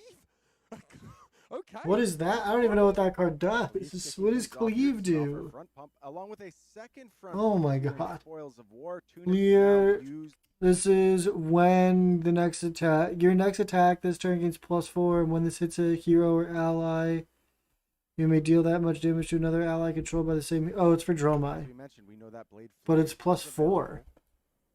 So maybe not a 3-axe turn, but maybe just a big Holy axe turn. moly. Maybe that's what we're looking at this go around for Max. For or maybe 8. that Blade Flurry doesn't actually play a role in this turn. It's just about good, efficient numbers on this turn cycle. I mean, finding a way to actually use the Cleave offensively is technically higher value. It's only costing you, obviously, the 1 to deploy that, so 1 for 4 is fine. Again, we should talk about this card. They want to have a chat Yeah. about the card after the game. Interesting. Be a fly on the wall for that. Chatting about Cleave. They want to chat about Cleave. Oh, he's gonna block with Blade Fury. That's so bad. 3 copies in Josh's deck, 2 Oof, that's so bad for Josh. a Blade Flurry getting in on defense here. This should tell you all you need to know about Joshua's Oof. mindset about this turn cycle and what he's facing down. Sync will cover 8. Rather tall gentleman as well, so I'll be on my tiptoes to try and get over his shoulder. Sync below going to do a clean cover here. Oof. Follow up is just this Hatchet of Mind. It was The a double Cleave. turn. Okay. That's funny. Blade Fury still in Arsenal. A little awkward. A little awkward. I don't want to say surprising that Max chose to take damage on that turn. I don't necessarily want to defend with these cards either. They are efficient cards, and you need to keep your red cards in deck. I think you need to. Anything that increases your output is pretty critical to keep around. It's pretty easy, especially like for Can Josh win the fatigue experienced players. here? Spent a long time being one of Because those. he's gonna have to have like a Really super overvalued cracked cards pitch and stack. being aware of the fact that I might not have, these power cards to reach Like for an later in the game. insane You're willing to pitch support stack. Well, on the first turn cycle, if you want to run your opponent out of threat, 2 but you have copper. done yourself from blocking reciprocally with your threat. Take as well, 3. You have you 2 can't cards take in advantage of your hand. defensive first cycle. Josh is going to take 3 there. Copper is made for Max. What is the play? Letting the spoils of war hit. That's right. Olympio really wants to smooth his hand out with the use of gold, silver, copper. Usually it's gold. It's kind of one of the best things he can be doing right now. And like you said earlier, Brian, like drawing up a hand that's dense on blues, you feel totally fine about reaching for that copper token, popping it. Hatchet for 2. Has 2 float. It's going to be tough. Dude, Josh has had this card in his arsenal for like an eternity. Like you don't actually care. That's a about double Blade the Fury turn as well. About turning your blues. That would into be reds. You insane. Use everything efficiently, Yes. basically, and I think you'll almost always have the window to do so. It is going to be Hatchet of Body coming through for 2. Max. Tell me if you've seen this one before. Yeah, I feel like I've seen it a few times now. Max Seen says, this one "Okay, before? This one's fine to come through, and 2 Blade Runner only gives +1, so the next hatchet will be 4. It's about knowing when these attacks matter, knowing what they suggest. Take 4, go to 18. Double Blade Fury turn would be And insane. that's cards to go ahead and try and stop things from triggering. That would be Power up this Hatchet of Mind, crazy. in the swing, Valiant Dynamos being Yeah, he didn't block with it. I think we're watching Max start to change gears here. And maybe under threat from his deck size dwindling. Deck, as I said, looking now to actually start to put a bit more pressure on, keep a few more cards back, leak a little bit more damage Yeah. because of that that sort of. And I was completely Life wrong. lead. Max is going to go ahead, cash in 2 blues to pick up a new card from that copper. Resources It's another floating. blue. Yeah, it's a goblet here, and now we're looking at Even more double Blade Flurry at this blues. point. I believe 1 in arsenal, 1 in hand, if I have tracked things correctly. With no go again enabler. Interesting spot here for Max. We have 2 half blade flurries virtually on this turn. 2 half Blade Furies? Why would we Bad. have? I mean, I'll be Pretty honest bad with turn. you. Yeah, I'm going to give it to you straight. This is horrendous because Max took damage to basically bank on pulling a go again enabler off the top. At least that seemed to be, that's ostensibly what the plan was here. I get it. Okay. Percentage of hitting one of those go again enablers, but missing for the first time here. I think a fairly sizable moment in this match. Now Josh does not know that. With this hatchet represented, let's see how he commits to the defense. Texture of his hand going to have a lot to do with that. Yeah, exactly. What does he have in Maximilian hand? Representing a Blade Runner, right? So Josh, on the turn cycle, seeing Max take a bit of damage, you know, just looking at that, he could say, I could take 2, and I've actually won the turn cycle. I mean, okay, technically your opponent has created some value via those tokens here. But if I just ship this and come back, all of a sudden... Seems like Josh has way more cards. Represent how many cards are in his deck? Okay, that's considered note taking. Yeah. Cards in deck. 20 cards for Maximilian Klein, 23 cards for Josh Lau. It's close. Ooh, Here's Josh the has 3 more cards. in the late game, Maximilian, with this Final Spring Tunic, and they run out, both these players run out of cards, Max deterministically wins the game. Correct. Every 3 turns, he gets an axe swinger, which Josh cannot block, and you Oh, interesting. Yeah. that process, and it's a win for Maximilian. So Josh has to find a way to avoid that. It sounds ridiculous, Mitch, but it's a real win condition. And I will further point out cards in deck at 20 and 23, but it's actually a little bit further in Josh's favor because Max has only 2 cards not accounted for right now, whereas at that moment Josh had 5 cards not accounted for. So if you want to talk raw cards still left, we were talking 28. That a Blade Fury? Oh my god, he's committing. Oh no, that's Runner. He's committing the Runner. 27. Okay. 22 total cards for Max Klein. 26. This is where Josh can pull this out. This is where Josh can pull ahead. About 40% thereabouts, you know, of... He does have agility, and Max has agility and vigor on his own turn. And we are going to keep track of that deck count for you here. 2 cards I Oh. didn't account for Max Klein in that count. The 2 cards in pitch. So actually 24 total cards to Josh Loud's 27.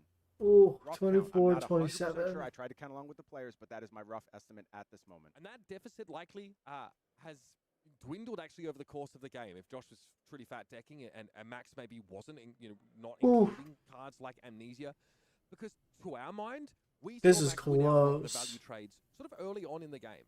Yeah, and that's what I was banking on. Like in that moment when I was declaring Max so far ahead, it was very much rooted in the idea that they were presenting decks of similar size, and Max was winning the value proposition. He was clearly throughout the early stages of that game.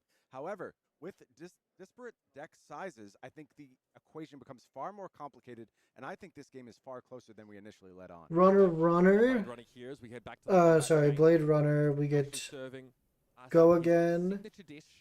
plus 2 on 2 is 4, plus the 1 on Hatchet is 5. Max is opting not to block that. So Blood spill. Wine here once more for Josh. So both players Or use Goblet, their I mean. warrior beverages to refuel. Go again, go Where it was again. a set up turn.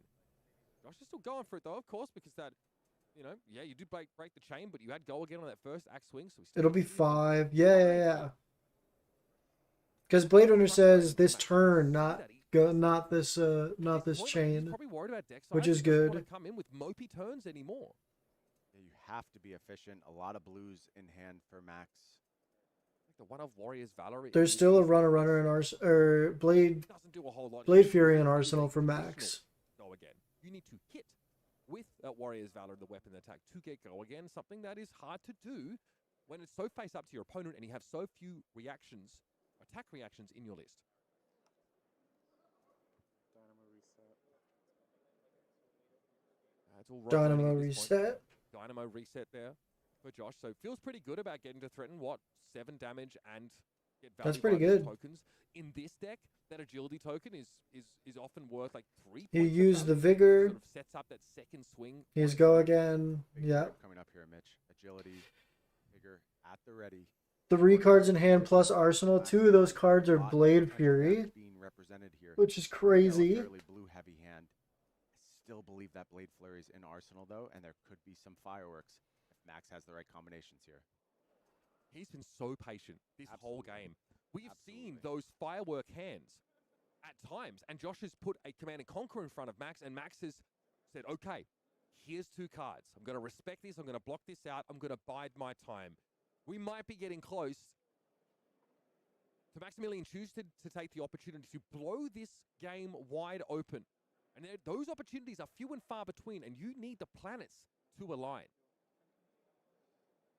Back to the graveyard once more. Let's have a check. Yeah, we're checking for very specific things at this point. We want to know how many go again enablers out there. We want to know how many attack reactions we have to account Oops. for. This is Flesh and Blood played at the highest Oof. possible level.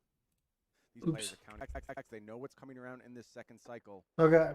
We have to see who can find the path forward better.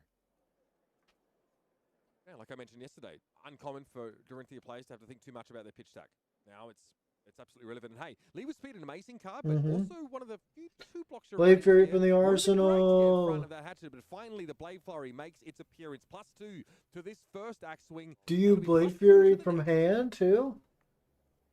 Yeah, and Josh, however, was patient with the that all you got is able to. Oh cover my, up that's this what's first been in his axe swing. arsenal this That card's been in long? arsenal for Holy quite some shit. time. Josh just sitting on it, waiting for the moment. What does that card do? From the blade. Double Blade Fury. From Max Klein, and that is going to push it to a 6 Ooh. point, and you see the nod from Josh Lau. Yeah, Josh's eyebrows threatening to traverse Oh. his hairline That is after gonna that hit. one. Nope. He thought he got him, but that's all you got. But a second Blade Ooh. Fury here not only gets his attack over, but is going to give a +4 buff to the next. That's axe swing. crazy. We've still got cards to play. We're sitting on quite a lot here. Yeah, we still have 2 More for cards. Max to do. This hatchet does not have go again yet. Being Yes, it the does. word. Is it going to go ahead and get committed? I think the answer is going to be no. I think this is going to be a second efficient hatchet, perhaps. Looks like the Brave Forge Bracers. It does have go again. Warriors Valor. I could be wrong here, actually, Mitch. go again. Yeah, I think this does line up quite nicely. It has the he had the agility. Count it up. That's buddy. Again, that's an extra 5 damage from those cards. For Of the 8. hatchet of mine. 8 on offer from this hatchet. He still has a card in ready hand. To attack again, an additional time with that resource floating, and what I believe is a glint in hand. Yep. That agility token to start the turn off. So huge. So massive. This is the moment that Max has been playing towards the entire game. Absolutely all game long, waiting for the opportunity. What just to go happened? off like this. Oh, thank you for the subscription. I appreciate it. Here. A lot of Ibram turn Equil. cycles now. Again, it threatens to blow open once more, but Thank you for subscribing. I appreciate when it. it is On relevant, YouTube. but a lot of those big threats now for Maximilian have been exhausted, so he needs to make sure. Welcome welcome to the village. That might have been why he was checking graveyards a little bit, trying to speculate what he could rip off the top, whether it would actually make a difference. It's less likely that's the case. More likely it finds a place in the arsenal here. Getting those 3 hits, that is the jackpot as far as Hatchet's Dorinthia is concerned. Here's the glint on it. Josh didn't block. Looks like no blocks. Yeah. Oh. No Wait, blocks what? From Josh. Taking 8? Plays around reprise. But I think that might be good for Max. Like, I don't think it actually matters all that much. You're totally happy with not picking up the card there. And this hatchet going to come through, offer 3 more damage on the backside. Josh knew it had to be glint with that last card. Has to Because be. there's only 1 floating, so it's only enough for axe swing. I guess it could be shift, but I Yeah, think he's shift is probably the other counted option. all the shifts, and they often are getting put in front as blocks, so you can go find them and have some peace of mind. Oh, knowing what boy. that, Another reaction is gonna 10 be. And since the dawn of health time, people have deficit. Been non-blocking, naked. Oh, blades, man. knowing that it's going to be glint the Quicksilver that comes out, but there's more options now in reactions to give that go again. Josh just has to go. Ooh, for it. blood Make it spill, happen here. I dominate understand why 2. Josh didn't block. There has to be some kind of output. On Oh, the 4 board because of with blood that spill. blood, with that hatchet, with that agility and vigor. Or spill ready. blood, I dominate. understand why this is the moment for Josh, but I don't know exactly. Go what again he's off of the up here. agility As little as token. impressive as the value that Max just got. He on has a that float last from turn, vigor. and that's the edge that Max needed. Nice. Go ahead and leverage the ability to produce more damage, make Josh respect cards that Max does not have to respect at this moment, and to continue to advance forward in the number of cards left in deck. Right now, rough count, always, I'm not guaranteeing it, 20 cards for Max, 23 cards for Josh, 22 after that spill blood. Yeah, I mean, Josh wanted to deny value. from Interesting. Glint, so has to take Okay, damage. 4. Maybe he looks to try and make up for that deficit. Blade Fury. Let's go, Josh. Means you probably get over on this attack. This is good. This is You good. don't have any way of giving go again to the next axe, so at best it's 2 swings. He's face up. Does he not have?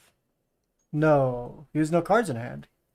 Yeah, no go again available in this. He's already used both of those. Like just Hatchet for 5 on the back of Brave Forge Bracers makes a lot of sense. Have that extra resources, so Hatchet for 6 on the back end here, I believe. Oh, with the spill blood as well. Hatchet for 8. Okay. Oh, second hatchet for 8, no go again. It Dominate. closes the gap pretty nicely. Woo! How many cards in hand for Close the game, That's Max? why the Dynamos are put back in their ancestral home. It's pretty good.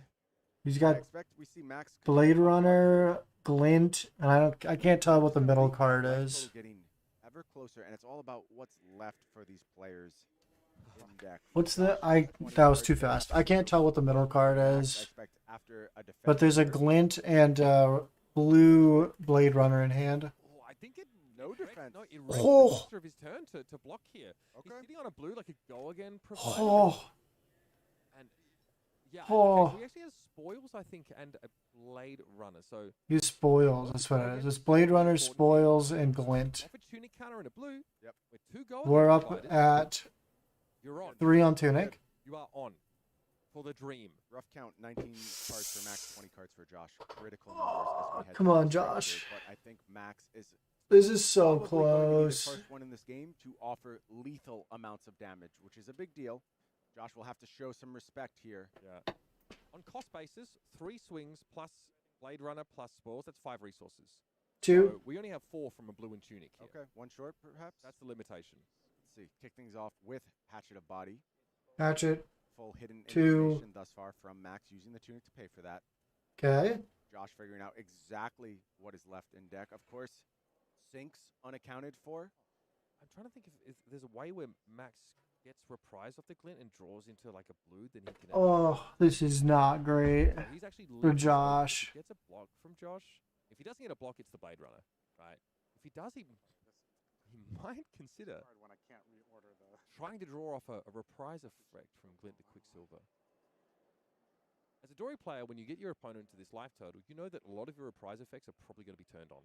Right? Your opponent has to block you here. That makes That's when sense. you get to do the really degenerate stuff. Yeah, you expect somewhere in this chain, Josh has to show respect. Somewhere. And the Glint is the blue. That's the fuel for this turn. But Max gets to leave his options wide open to start with because of that tunic resource. Josh said he had to defend perfectly Yeah. in this match, and he is once again being put to the test. Notice how perfectly doesn't mean blocking everything. I think that's really important to note. You need to defend such that you can generate a comparable level of threat to try and keep your opponent's turn small as well. No blocks, take 2, and he's gonna Blade Runner here. Use to cover this up. Go again. Unless he has a D-react. Blue Oh, Blade it's a blue Runner. Blade Runner, okay. Glint is pitched in this case. So no card draw for prize effects. Counter deck. We have another count here. 16 cards for Max. You- Did not see Josh 16 numbers. He said cards. 17, I believe. So 17 in deck plus 4 in hand. That brings Josh to 21. I think this is a braces. This is a braces swing in Arsenal. If that is a spoils, I think it's probably the best way that Max can use his resources here. Okay, no braces. Just the swing with the +1 pump from a blue. For 4, threatening a 100% on what that last card is. defend or an attack reaction to maybe bait Josh into I do wanna overblocking see- I here. do want to see Max sort of use this last resource. Otherwise, the tunic counter unfortunately kind of goes for nothing. 3 and 4.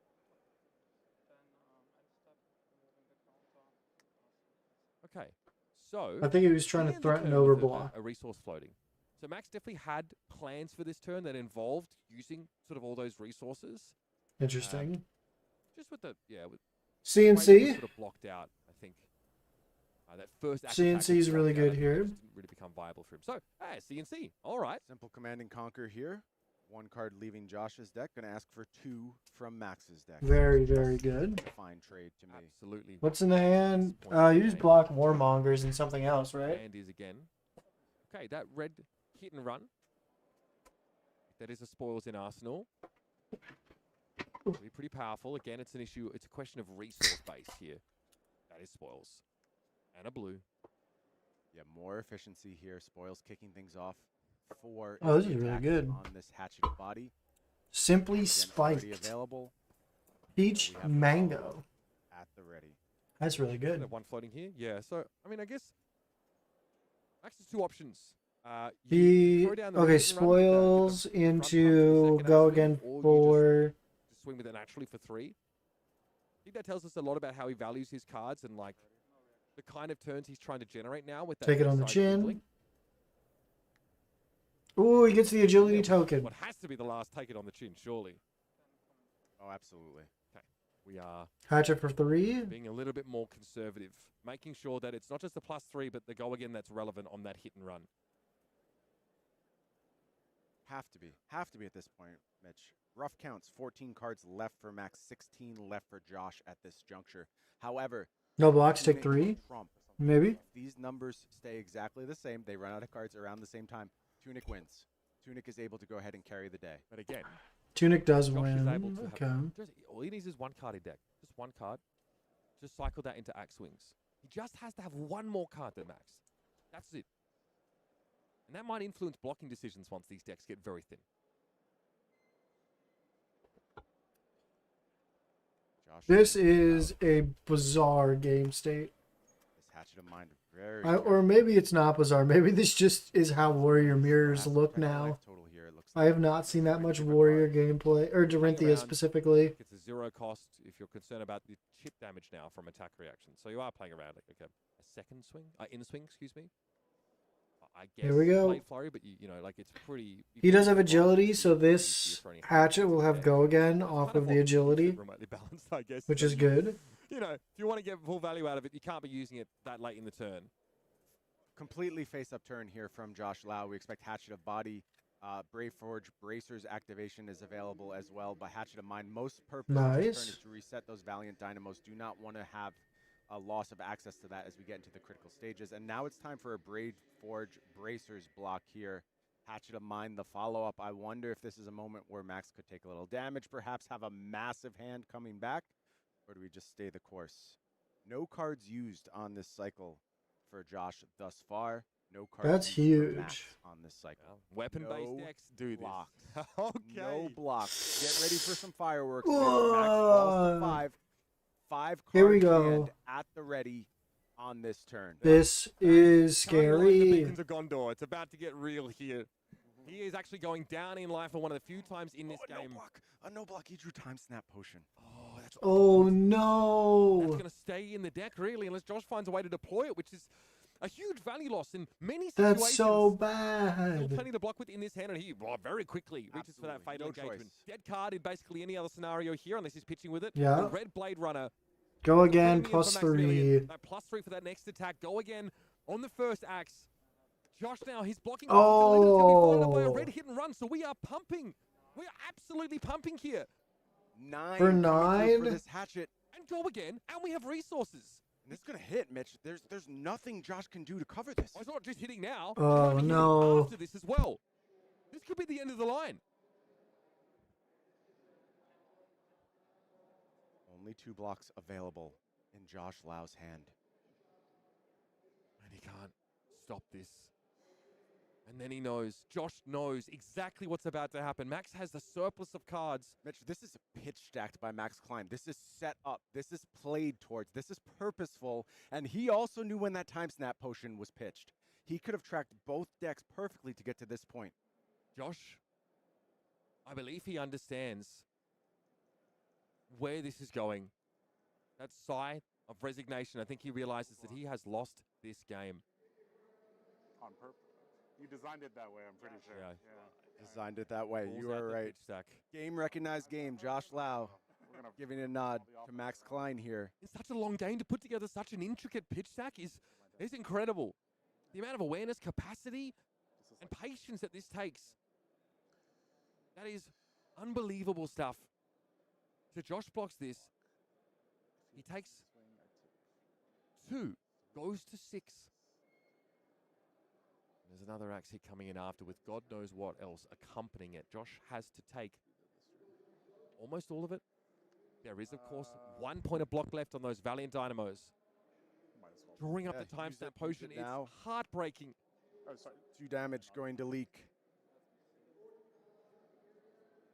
What else did Max pitch stack? I think the hand is Steel Blade Shunt Unknown. Yeah, he's showing him Yeah, the time he- snap he potion. We knows are face up. The jig is up. No way! Swing. What a diabolical brew.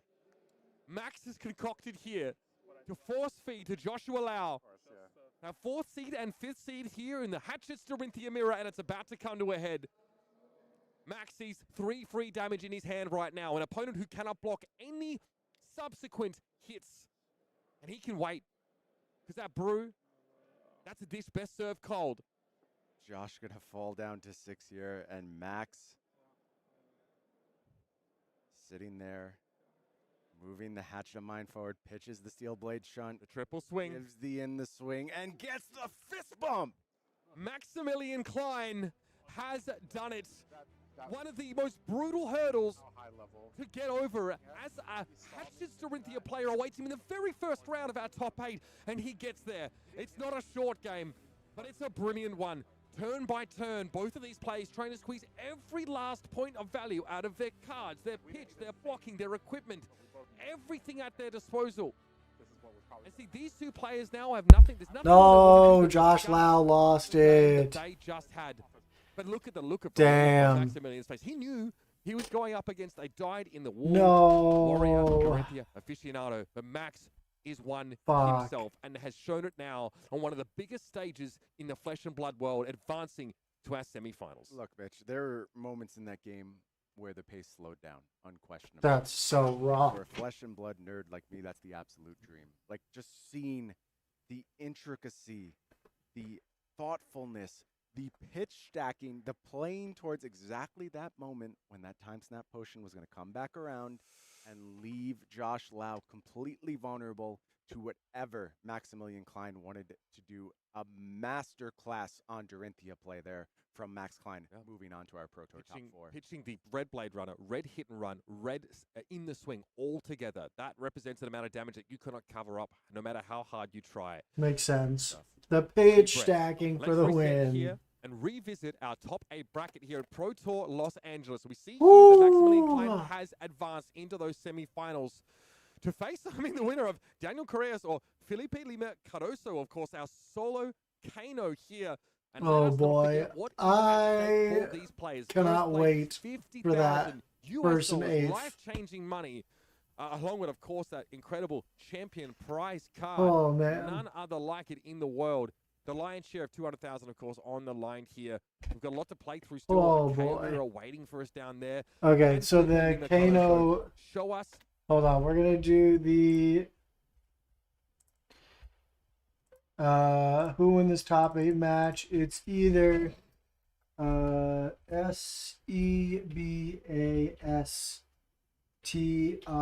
SEBASTIN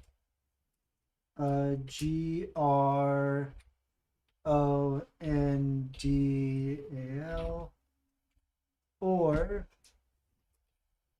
Joel Repta. And you will have, let's say, 10 minutes to do the predictions on that one. What he's capable of on this solo Kano into the top 8.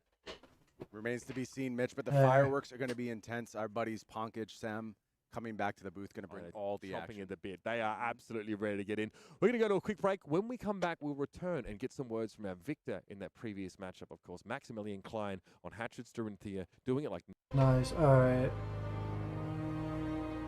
We have about 2 minutes to wait here. Nice. Look at all those Flesh and Blood players over there having all the fun. Can we see anybody we know? Can we see anybody that we know? Oh, hey, there's Brody. Brody Spurlock over here.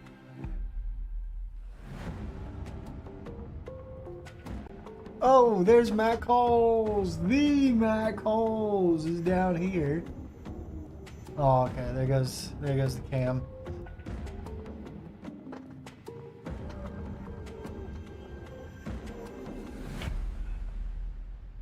Oh well.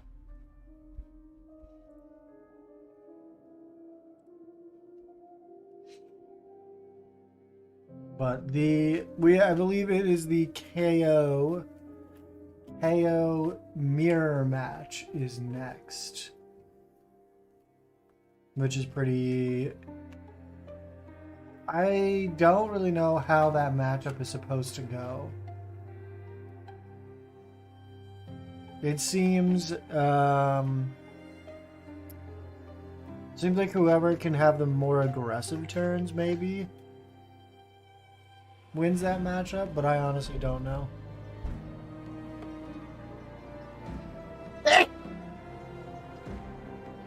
Oh, excuse me. Yeah.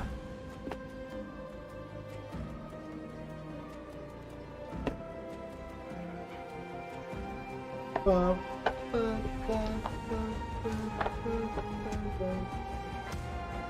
I think they're doing an interview with what's his name, the guy who just won. Before we go into anything else.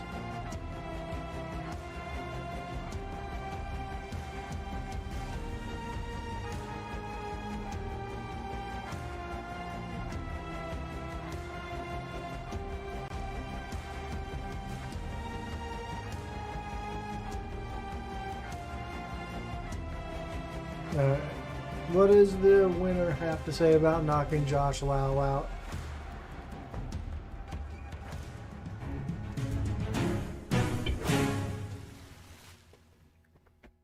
That's a cool graphic. I like that graphic. Hello, friends. Brian Gottlieb here It's from Max. Protour LA, and I am joined by our second quarterfinals winner. It is Maximilian Klein. Max, you have put me through the ringer, my friend. That was a grueling match, that Dorinthia mirror, but beautifully played throughout.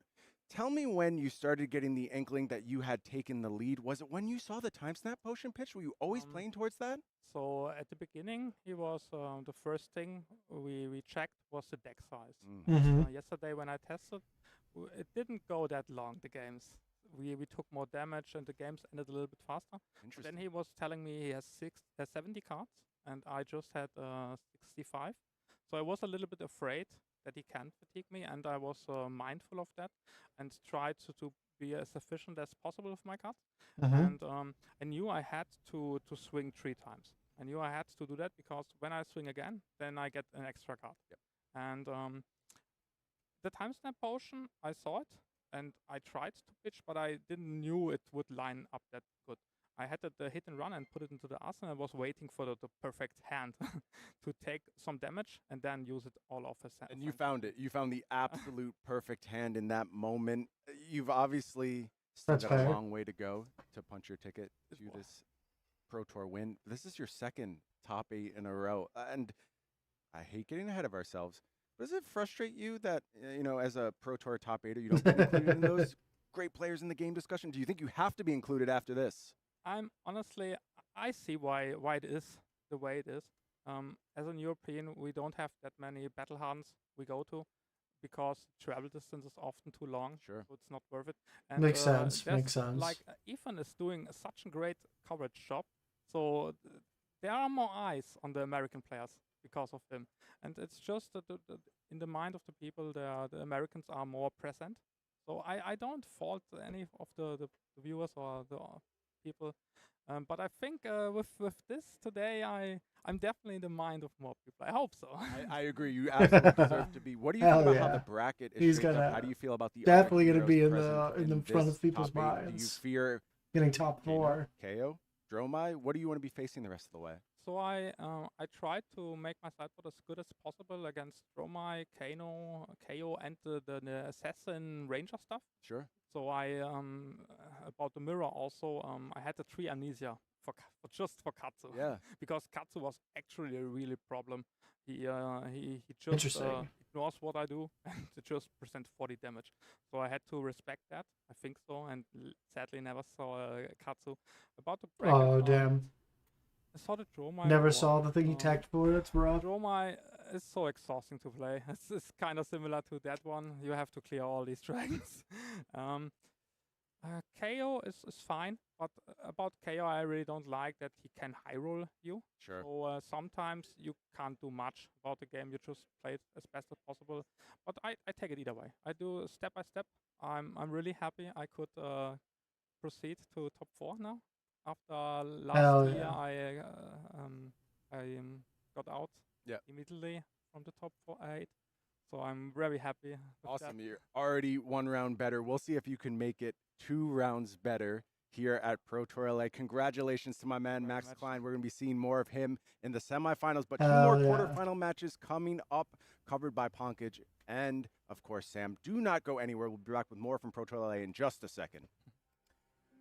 Nice. Hey, there's Max and Brody again. Let's go.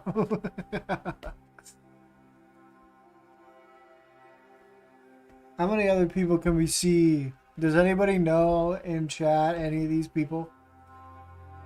Besides Brody, because I feel like everybody kind of knows who Brody is at this point, but this guy right here is the hometown hero, the local killer right here, right above my face cam actually. Always beating me in armories and such, because he's just an extremely good dash player. I don't know what this event is, but that's cool. Nice.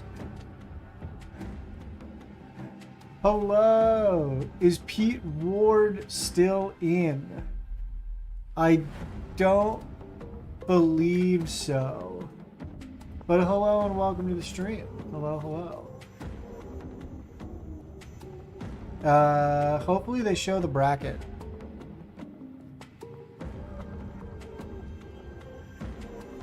Because if they show the bracket, then I can tell you.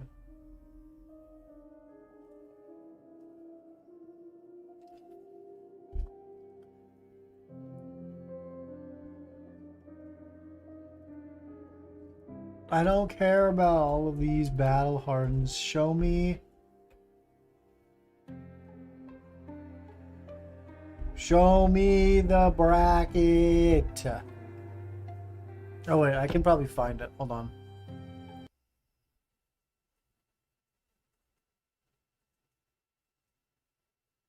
Here we go. No, Pete Ward got knocked out by the Ash. If you're still in chat. Pete Ward got knocked out first round by the Ash. I mean by the Dromai. So no. This is the current standings for top 8.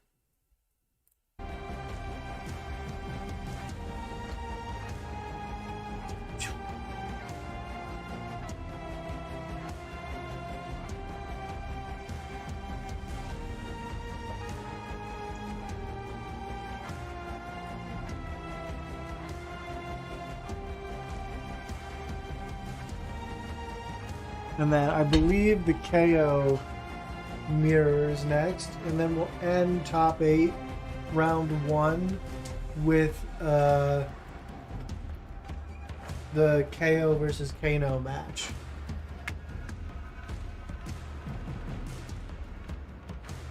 But that Dorinthia match was actually super interesting. I kind of enjoyed watching that the thought process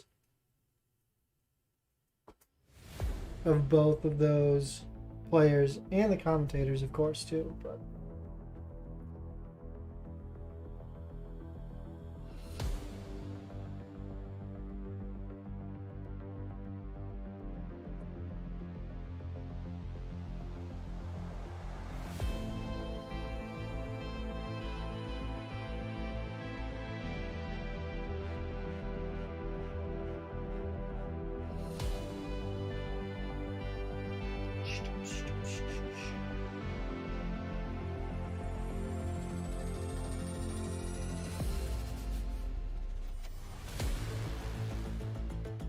all right.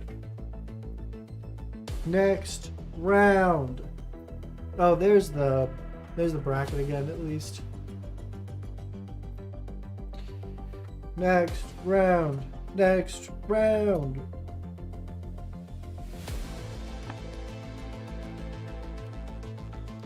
Three Azaleas were undefeated, which is kind of crazy.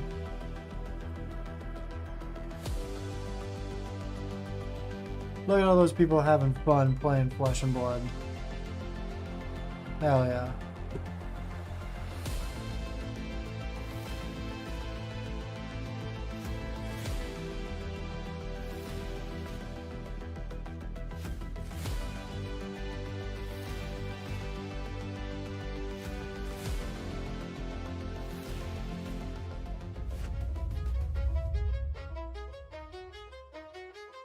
This is an awesome edit that they did. This is so good. This edit is awesome. This is pod racing. Both of our players leaving it all out there. 1, 2, 3, 4, 5, 6. That's gonna be 6 might tokens, And that's the game.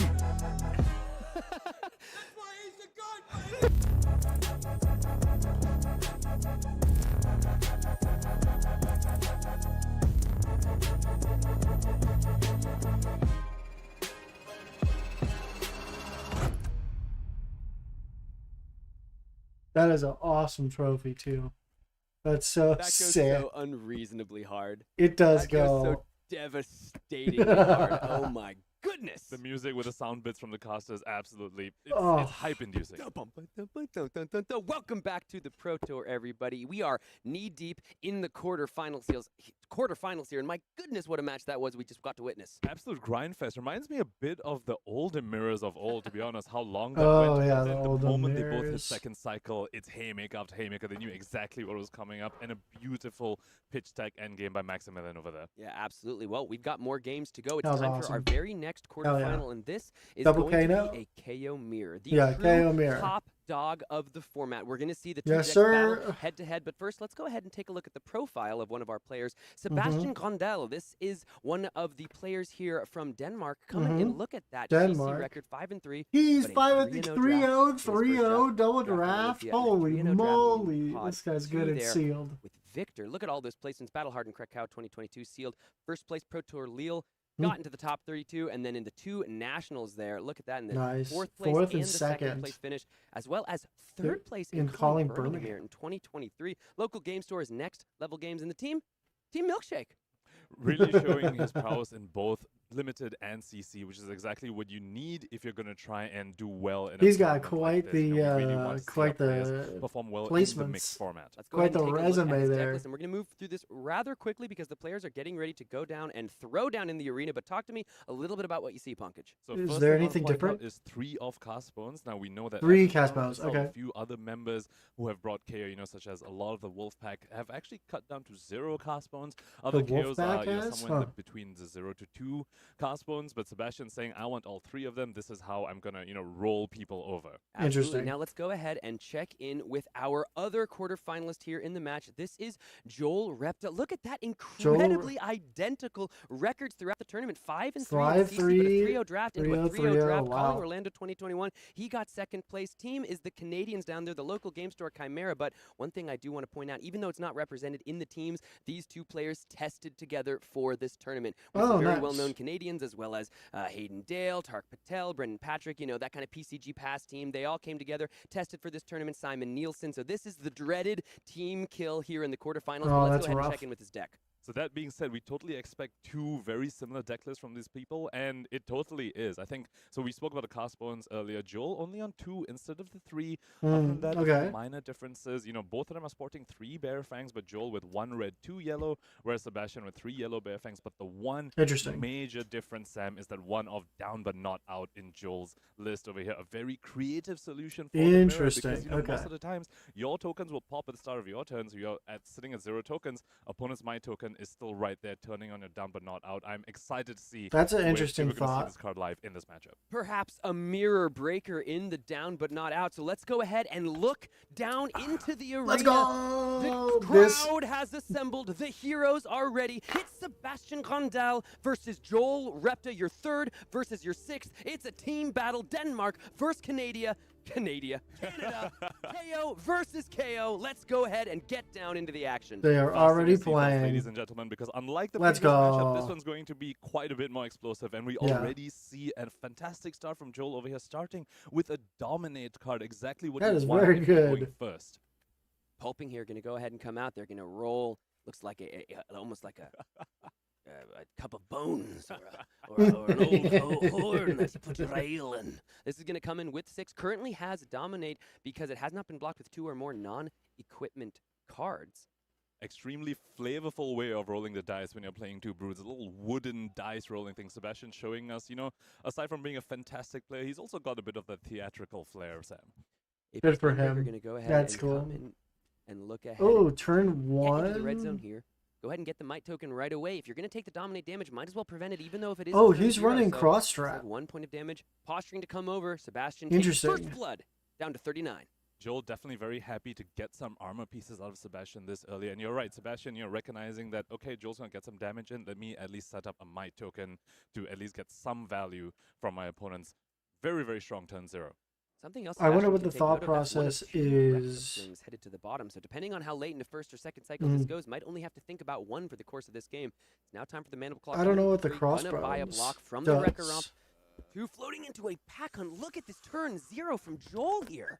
Even more unblockable That's a damage lot of effectively damage. because of, you know, the Intimidate, and Sebastian only has 2 cards remaining, so he's even discarding a wind-up in response to the Intimidate, meaning he's going to take the full 6 over here. Joel, with an incredibly powerful start. Sebastian does get to set up a might and an agility for his first turn of the game, but starting Holy at moly. 33 does not feel good in this mirror. That's almost as bad as Prism's Prism's starting life total. Joel elected Holy to bring moly. the tunic to the matchup, but Sebastian's here Yeah, not he's for a at- long time. He's here for a good time with the heart and cross trap Yeah. for just that one-time activation. He's going to go ahead and draw up with the might and the agility token, down 7 life already after that turn 0. Yeah, next Very, very attack interesting action costs because 2 Joel less. definitely has Heart and Cross Trap in his list, but opted for the Tunic here. Saying, Interesting. You know what? This matchup sometimes can be kind of grindy. We both might want to get down into the block with 2 cards, send maybe an efficient Bear Fangs or something like that, and for that, What game does time, I'd Tunic- rather have the Tunic. What does Tunic Sebastian's pay saying, for I think I want in to try the and race you. I'm going to run this in Heart and KO Cross Trap and though? just try and get on the board as soon as possible and make you start blocking. Before I guess I you even just pitch a block. Now, of blue course, and use Tunic for 70 the damage 4 Joel cost managed to attacks put instead of into having to him on pitch the 2 first cards turn. from Let's hand. see how well the game which plan makes is going to sense. serve Sebastian. Wild Ride off Wild a 4-card Ride. hand It's gonna here. have go Agility again plus token a 1. little bit redundant with this Wild Ride. However, if you do somehow miss in this KO deck, the agility is going to help out. Good roll from Joel. Here's the little Survey says it's gonna be a bones. 2. That's Discarding so the Wild cute Ride, Wild and Ride. cool. Gonna make a might and give it a little bit of a double go again here. Sebastian Might probably go not again too 7. happy seeing the Wild Ride being discarded. Could have been, very useful if Nice. he wanted to go 3 wide this turn. Of course, he still can with the Mandible Claw, but discarding a red card sometimes to your KO ability, to a random draw discard, maybe not exactly what you want to see. Very strong turn here for Sebastian lined up. Now we have discarded, so the Mandible Claw is turned on, and Joel, for all that damage. Oh, he the did get Mandible Claw across, does have go again sitting now. off of an arsenal, so his next turn won't be nearly as effective as if he would have been able to keep an arsenal card. Getting 7 damage through and a point of armor, but very correctly at the cost of an arsenal. That could definitely put a damper on Joel's offensive power on the following Takes turn. But I think 4. that might be the game plan he wants to enact, given Yep. that he brought in Tunic into this matchup rather than Heart and Cross Trap. He's saying, you know what, I don't need to just chain 5-card hand after 5-card hand. Pitch. I actually don't Ooh. mind just blocking a little and playing this little 2-card, 2-card exchanges with you. Bear Fangs Yellow coming across for 7 more damage, but that's another Wild Ride into the bin. Those are all 3 gone. That's all 3 of One his played Wild and 2 Rides. discarded. All 3 red Wild Rides from Sebastian. That's in the yard. Now, he does bad. have 3 yellows as well, so he still will be able to go wide, along with a few wind-ups. He's got the 1 yellow wind-up and 3 blue wind-ups, but those Wild Rides critical for him to go wide on the turns where he could not set up the agility for whatever reason, and seeing them in the bin this early, especially when he looks to be playing the more aggressive side of the matchup with a Heart and Cross Trap, he cannot be happy to see that. Joel going to go ahead and take 7 here, as well as Sebastian. Whew. Because that beast within his Where inventory this is wasn't the discarded opposite instead of the one those Wild Dorinthia Rides, not gonna mirror. have an arsenal of his Let me own. just So take 4-card hand damage. into 4-card hand. These brutes are just throwing whatever big attacks they can find. Yeah. Joel here does have a wind-up in the hand, as well as a couple cards. Might token here, popping at the start of the turn. Joel's going to go ahead and have a quick think. Pitching wind up Another for red pack hunt 3, coming in. pack Red hunt tokens. So here's 7 for plus an intimidate, but 7, looks like Joel intimidate. now realizing, or at least making a bit of a pivot into trying to set up for just a slightly longer game. Going ahead and grabbing an arsenal. Intimidate when your opponent has 4 cards, opponent KO has 4 cards, not as strong as on the first turn when we saw Joel, use the Intimidate when Sebastian only had 2 cards remaining. So bit of a weaker turn from Joel over here, but again, we've always spoken about how he has started the game. Runner, agile, front foot, wind so up, a and weaker a turn like this command doesn't, and conquer. Doesn't bode too well, but it's something you can totally come back from.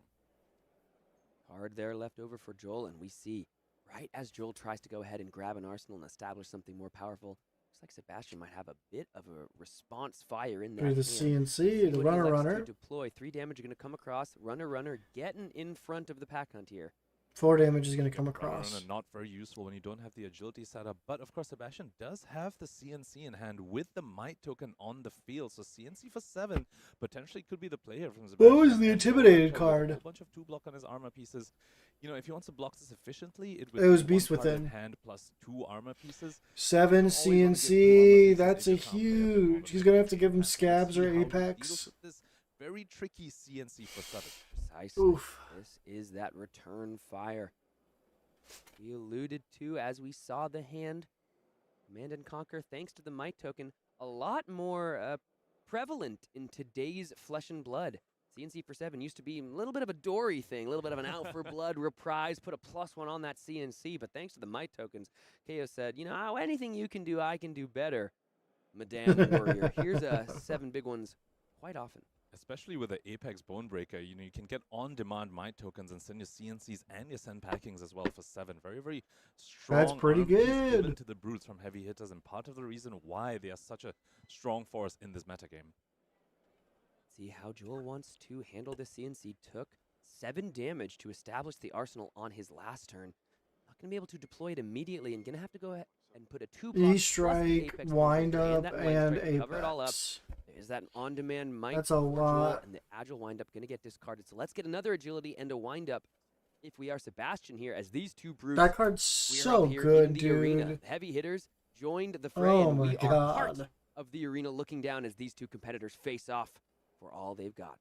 And this is exactly Might some pops. efficiencies that CNC for 7 puts you in, because Joel had to block that out with 2 cards and a 2 block armor piece. That's a Not Blood Rush exactly Bellows on the the bottom. way you want to be, and Joel being Keep that in pretty mind, disciplined chat. there. When you Blood Rush you're Bellows on the holding Blood Rush bottom. Bellow, you totally want to just send it, but unfortunate timing, Sebastian sending his own CNC for 7, so Joel saying, I'll push his Blood Rush away, I have the tunic, I'm prepared to go for the long game, maybe I'll see his Blood Rush again, maybe not, but I'm not going to get baited and give you all my armor just to send a Blood Rush.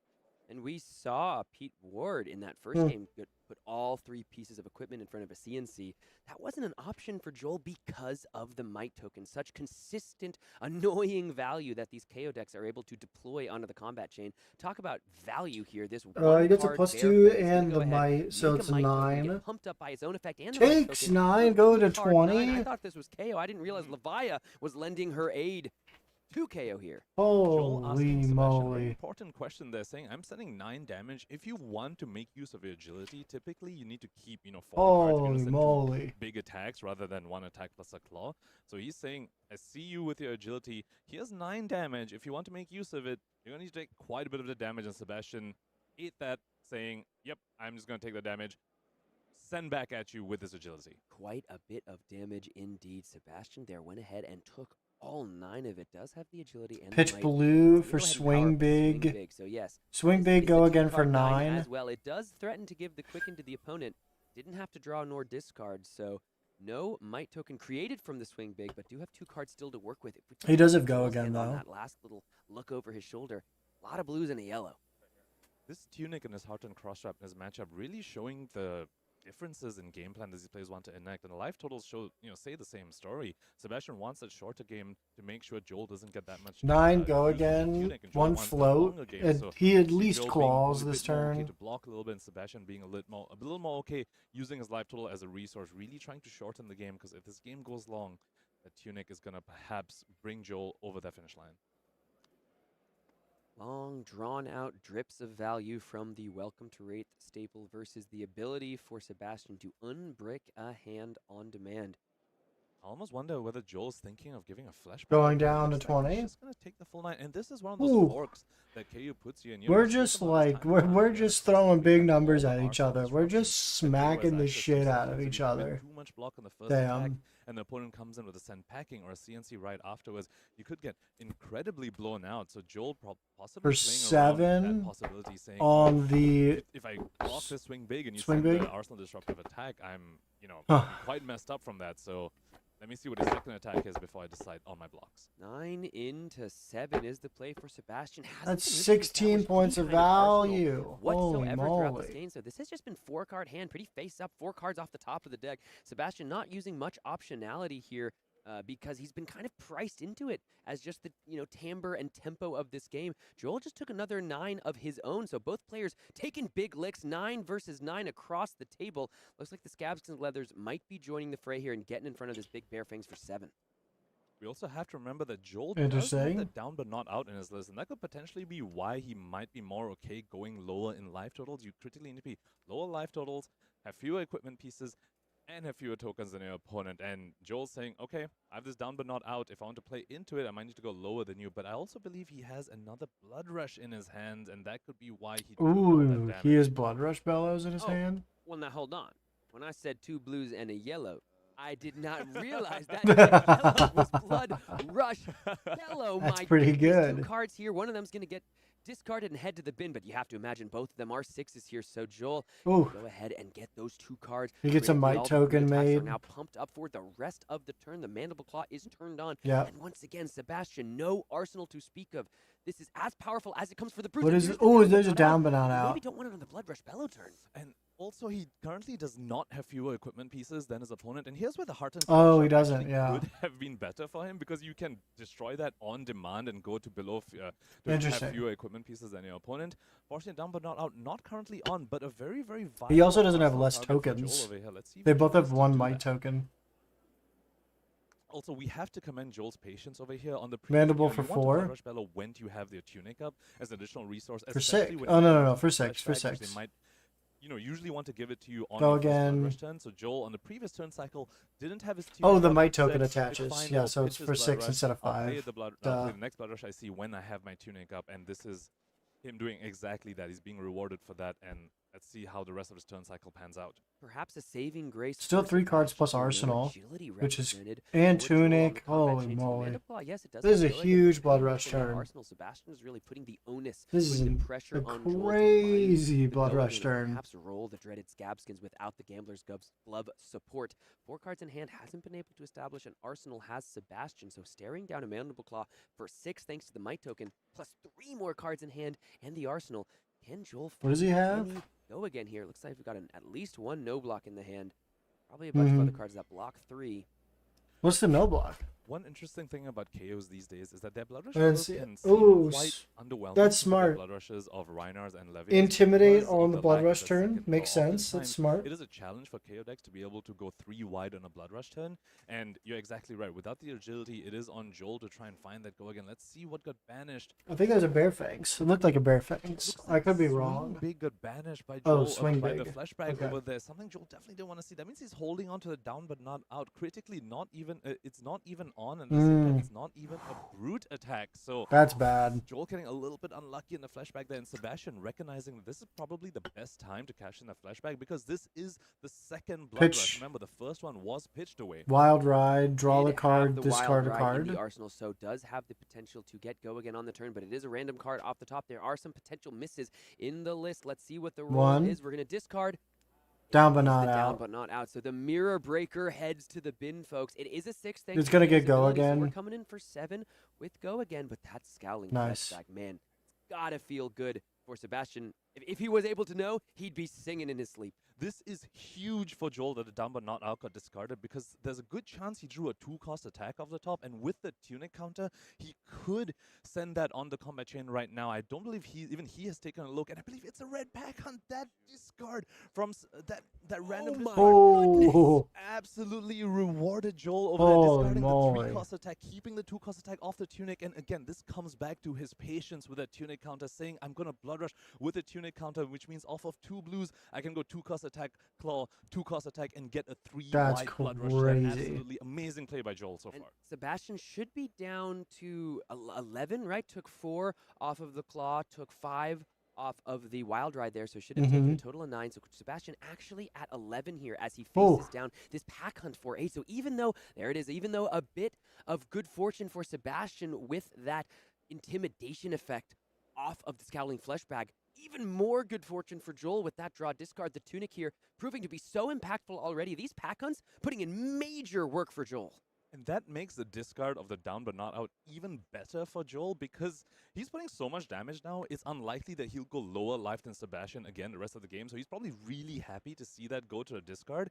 And he's going to get to Arsenal that swing big that was banished away by the Scowling Fleshbag. This is, That makes sense. so far, the way the cards have lined up, coming Holy up for Joel. moly. Everything coming This is up turn 3, by the Joel's way. Instead of roses. My face Is it is Joel's? blocking Everything's coming up the roses. This is everything's coming up Joel's. the thing Brilliant work. on the Really good left for Joel side. here as he puts down this big 8 power pack hunt onto the combat chain, and it's going to go ahead and buy 2 cards from Sebastian plus the Whew. Apex Bonebreaker. So trying to grab value out of the Might tokens while that card is still around, blocking 7, Turn only taking 1 point 3, down to and 10. they're So both Sebastian down here to gonna leave less his than opponent half. with the card in Arsenal. It was random for Joel. Now that swing big gets to hang out once again in Holy the Arsenal. As moly. Sebastian hasn't been able to parlay any 5-card hands together. And you know who's still playing a pre-fleshback game? Mr. Joel Repta. Critically, the armor on Joel's side also looking, so severely in his advantage, along with the life total. Still has a flashback up, still has 2 block left on Bonebreaker and Scabs, and 1 block on Tunic, where Sebastian's sitting there 5 Has life a lower and only 8 1 block dominate? remaining on Scabskin Leathers. Now, however, we do need to point out the offensive value of the Heart and Cross Stripe typically can be worth a full card in of itself. So Sebastian's still sitting with that. He's by no means That's pretty out of this good. 8 damage, dominate, and the go again. Only 2 reckless swings in the list, and 1 was pitched on that very first turn. So, and we know that what the Arsenal is. It's a swing big. So that thing is going to have technically go again, even though there is nothing further on the turn here. But dominate when your opponent might even want to block, given the CNC. fact that perhaps their hand doesn't work super well. Looking And a at bunch of CNC, brute cards that I that's not don't gonna be know. doing much on this turn. It looks like just going to be the riled up, committed to the combat chain. So 5 damage would come across, putting these players at 10-10 here in the quarterfinals. We were sitting and watching that incredible grind fest of a match the game before, and this has been nothing but hot and heavy. Joel right now does not have 10 a to way 10. get go again. No agility tokens, no windups in his hand to do a tricky claw Holy play. So moly. looking like that dominate from the pulping really serving Sebastian very well there. I don't think Joel can use all 4 cards unless he wants to roll that Scabskin Leathers. Something he's probably very unlikely to do when he's already ahead. And he No doesn't point even have taking that risk Arsenal when for you the don't have CNC to insurance get of the value games. off of. And so look at this, the pulping from Sebastian, Huh. getting some major value because this hand is somewhat tricky for Joel to use. He probably would have loved to throw one of those cards, especially that Command and Conquer that wasn't going to be doing anything this turn anyway, onto the combat chain, but was forced into taking 5 thanks to the pulping. So Sebastian's doing well. perhaps has a little window here depending on what Joel does. That big old 8 attack from the Arsenal. He's going to roll the Scabs. Scabs rolled in the quarterfinals of the Pro Tour. Let's see. Sebastian's going to roll. It might come down to Scabs? this, folks. Oh. Repta getting 2 action points, rewarded Ooh. for his bravery or his foolishness, regardless of what you call it. He's going fast on this turn. We've spoken so much about Sebastian Oh, staying off and Arsenal not being God. able to string together a 5-card hand. I actually think that is very intentional because of the amount of Arsenal disruption that KO has access to. 6 pieces. Oh, they have plus little 3 fancy, Sebastian little saying, fancy "I do tokens not for want to that. That's play cool. Into that, and we see that happening exactly here. Like you said, Joel would have loved to send a CNC for 7. Sebastian saying, "I'm not going to let you have that value," and Joel saying, "All right, I'm going to roll Scabs and hit it, my friend." This is precisely what we came to the Pro Tour to watch. Some high-level gameplay and Some some high-level- high-level risk taking. high-level Sometimes with Scabskin everything on the line, plays. you have to put your faith in the Huge. gods of the dice roll. And Joel rewarded for putting his faith in the Scabskin Leathers. Now he gets to go swing big for 9 into most likely just the CNC for damage. Look at how much pressure he's putting on his opponent. I think it's swing big for 9 into another swing big for 8, Sam. I believe. Oh he's my holding swing goodness, he big. does That's have swing big in his crazy. hand. It is a full 17 damage turn, including the Oof. Might token. Won't be setting up another one, but 17 damage when your opponent's at 10 and is a KO. Remember, KO has 2 blocks and no blocks. Sebastian's life total is at massive threat here.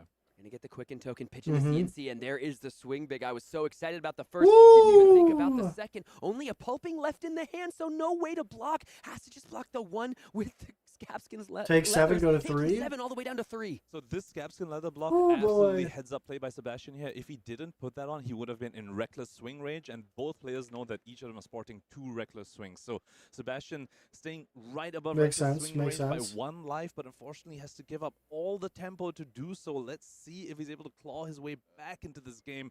He just Currently, all tempo passes. on Joel's side, armor on Joel's side, life total on Joel's side. Let's see what Let's he go, can do. And there's a Blood Rush Joel. Bellow in the hand, Punkage. There's a Blood Rush Bellow as the Tunic counter goes Wait, to wait, 2. wait, wait. Your Was there opponent's really at a Blood 3. Rush All Bellow? the tempo is on your side if you're Joel. The eyes of Canada are on their son. Let's Blood Rush Bellow go! comes down, Blood 2 Rush cards in the hand. Bellow. One of them's going to be discarded here. Let's see what the roll Holy is for Sebastian. moly. But perhaps, my friend, the writing might be on the wall. 4. Blood Rush and Wild Ride. Okay, Wild Ride got discarded to Blood Rush. That Okay. is one, sign of life for Sebastian. Let's That's see gonna if he be another a, roll yourself. Looks uh, like he didn't. This is going to be a 4 damage. might Blood Rush token unless he made. wants to roll scabs There should again. be a might Question token is, made on that side. The Yep. Pack Hunt in his hand, or the Smash Instinct, it intimidates. For 5. It does. It's a blue, but it intimidates. If he has the resources to do that, that Intimidate could be what spells Sebastian's doom. And we've been seeing that from Joel all throughout this game. The Intimidate on the turn 0, the Intimidate on the first Blood Rush that he played with the Pack Hunt. So critical to get Sebastian. Does he because have the life any goes up. no Remember, blocks in it looks like hand? Sebastian's at 3. He's actually Oh. 1 because of Reckless Swing. If he takes a single point of damage, it is a near deterministic win for Joel Raptor. But what is Reckless Swing? Why This is does Reckless Swing automatically do to 2? be tough for Sebastian here. It looks like I can't even tell if that's another Blood Rush Bellow. 'Cause that's Let's take a rough. Take a look at the hand. Savage Feet. Oh, 2 Blood Rush Bellows back to back for Sebastian, but that might be a Reckless Swing in his hand as well. Oh, that is not what you want to see when you have to block out. Remember, Reckless Swing, while it is 6 points of value across 2 cards, it is only 4 defensive points of value with 2 cards. Smash Instincts comes down There onto it the is. chain. There's the This is gonna Intimidate. Intimidate and get the +2 from the Blood Rush Bellow. If one of these cards gets intimidated like the Reckless Swing, this might 2. be it.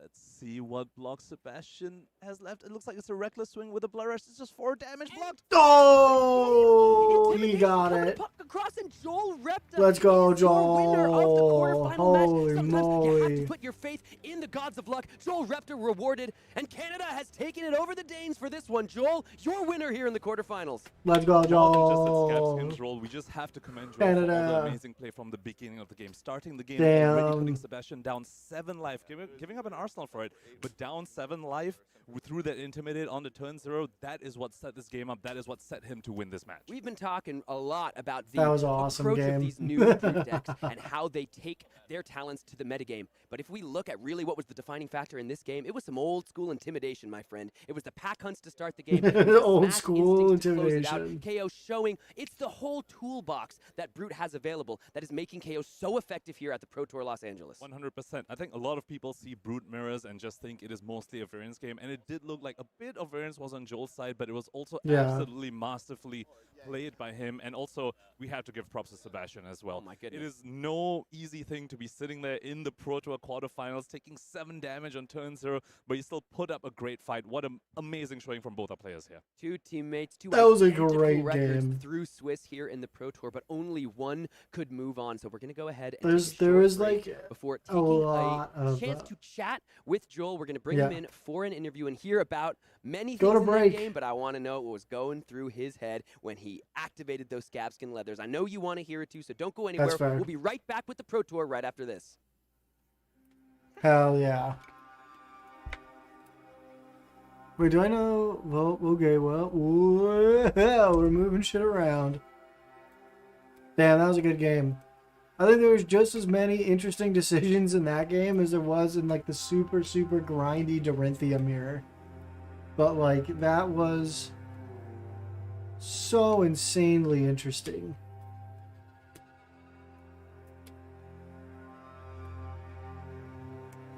I feel like the tunic didn't even get that much value. I guess it kind of did. I feel like it did. Imagine if he was able to heart and cross strap for a random 2. And then,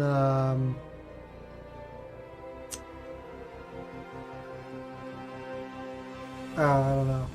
It's interesting. It's super interesting. It's like he didn't even pop heart and cross straps, which means that there was 0 value gotten off the chess piece, whereas the tunic, I believe, got 2 points of value off the chess piece, where potentially the whatchamacallit,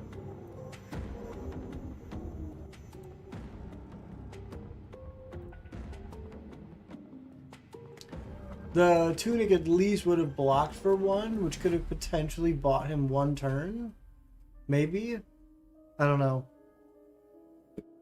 But he didn't even use the heart and cross strap for anything that game, which feels bad to walk away from a loss with equipment still active.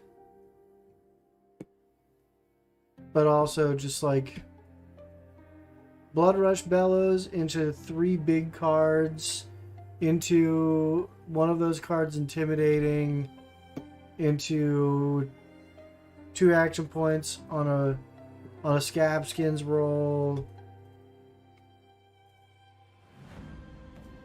Turn 0, 7 damage off an Intimidate, Dominate as well. There's everything was just looking Joel's way from turn 0, which is insane. But I feel like the Dorinthia match that we watched was way more like technically intense and way more I don't know, just like chess match intense. And the KO mirrors feel like watching a Melee set or watching like a Tekken set or something. Where it's just like, well, he takes a stock, he takes 7 damage, he takes another stock, he's down to 10. We're on final stock on both players, they're in kill ranges. GG. The Scab Skin Leathers was like a failed tech in Melee or Smash Brothers. And then the Dorinthia match is like slow, methodical chess. It's like every play was thought ahead. Pitch stacks were extremely relevant. It feels like those 2 matches are just like the 2 polar opposites of Flesh and Blood. Of just like sometimes it feels like a fighting game set, and sometimes it feels like you're playing like 6D chess with like having to mathematically figure out the most efficient play every turn and also manage both players' pitch stacks, assume or like also keep track of what's in both players' graveyards. It's just like, oh, it's just so much. We're gonna do the predictions real quick for Daniel Correas on KO, and then we're gonna have FILIPELIMA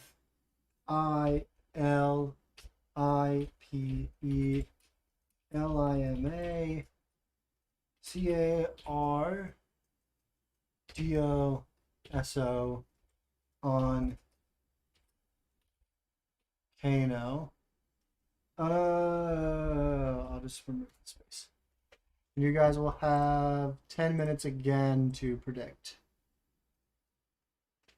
And then we can go. Honestly feeling great. Yeah. Coming into the match. Hold on, I want to watch the beginning of this interview. Welcome back, everybody, to the protour, and I am here with our winner of our last quarterfinal, Joel Repta. First of all, congratulations, my man. How you feeling? I'm honestly feeling great. Yeah. Coming into the match, I was a little scared, but I'm feeling good about the day now. Yeah, you got to imagine it's feeling a little better now. So I know there's a bunch of things we could talk about. There's a bunch of intricacies within that game, but there's something I simply must ask you, my friend. When you reached down, touched the scabskin leathers, activated it upon the combat chain, what was going through your mind? At the back of my head, I had Tarek Patel, I had Matt Rogers from last night telling me, if you don't roll in this kind of situation, there's going to be hell to pay. So, yeah, it felt like it was the right call. Obviously, it worked out really well. So, yeah, thanks to them. For sure. Now, talk to me about the kind of strategy there. It's just so much potential value if you hit that it offsets the danger of hitting that one dreaded one. Exactly. If I send for 8 there, which would have been my play with 1 action point, he can just block with a card or 2, and it doesn't really change the tempo of the game. But there's a good chance that if I send for 16, and I'm in an excellent spot, which ended up happening, and it sort of just snowballs from there. So it felt like it was the right choice. You got to find the moment if you don't find those big power cards like a Interesting. Rush That's good insight. you have That's to good find a way to insight. break through, and in that moment, it was the scabskin leathers. All right, interesting. Thank you. Appreciate it. We were all, me and Pankaj were clutching each other as we watched like this. This could be it. All right. Well, talk to me about the tunic versus the cross strap. You guys were testing partners, right? You guys worked together before the event. Did you have this different philosophy all the way through Swiss? Were you on tunic in the mirror, whereas Sebastian was on cross strap in the mirror? Or was this kind of like a game time decision for you both as you sat down for the quarterfinals? So we were actually talking about it just in the pregame there that he was playing the cross strap. We both felt that the tunic was a lot better on the play. You get into a lot of spots where you get to wild ride and claw with the tunic counter off 3 becoming 4 resources, which is really, really good value for a 2-card hand. And you get that extra counter on turn 1. He was playing the cross strap partially because I had a down but not out in my deck list, so he was trying to potentially get rid of equipment. And he felt like it might be a little bit better on the draw, where you find spots to play around Scaling Flush Bag or just to get some more points in. So it was really close. I still prefer the tunic, but yeah. Tunic is certainly putting in a lot of work in that match. All right, so now we've talked a bit about the quarterfinals. Let's look ahead. Your semifinals opponent, Dromai, Arthur Trehet from France, a player that has just been on an incredible run throughout this tournament. We've been talking about it. This is the star-making top 8, right? These are not a lot of like flesh and blood necessarily household names that people are used to getting spotlighted, but all of you guys are now in a completely different echelon of flesh and blood player. You guys all have some incredible accomplishments to speak of. We've been talking about them before each game, but now we're in the Pro Tour top 8, and you're in the semifinals of the Pro Tour here in Los Angeles. So looking ahead at the semifinals, how you feeling about this Dromai matchup? On the whole, pretty good. One of my testing partners, Aaron Shantz, is Dromai extraordinaire. So I've had a decent amount of reps into it. We were playing a little bit last night, and the matchup is honestly really close. So I have some time now while there's another match going on. Gonna get some last nuts and bolts gameplay in just to see if I'm missing any gameplay issues. But it's gonna be a close match either way. I can't deny that. So I'm riding high, but we'll see what happens. And what I will say is the next match is a Kano game, so I hope you are ready to do some speed gaming because you might be up rather quickly, my friend. The Kano games can sometimes go rather quick, but thank you so much for joining me here in the booth. Congratulations again on your win. Oh yeah, good for him. In your Seems semifinals cool. game, my friend. Appreciate it. Yeah, all right, we're going to go ahead and take a quick break before we are back with the load. Yeah, I know you're taking a break. Okay, there we go. Hell yeah. All right, you guys have about 6 minutes to do some betting on Twitch. Is it going to be the KO who takes it, or is this KO just going to put enough pressure to win it?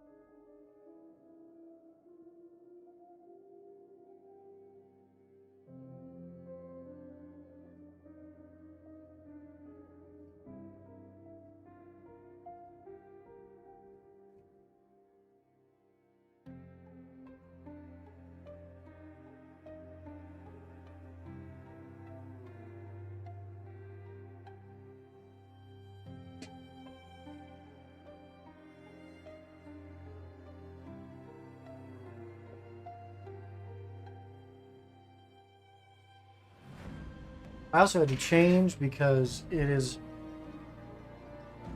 getting hot outside. And they haven't... We're at the time of the year where the temperature fluctuates so much that they haven't turned the heat off in the apartments yet. So it's like sunny and heating up outside, and the heat is still on in the apartments. And boy, is it just really fucking warm.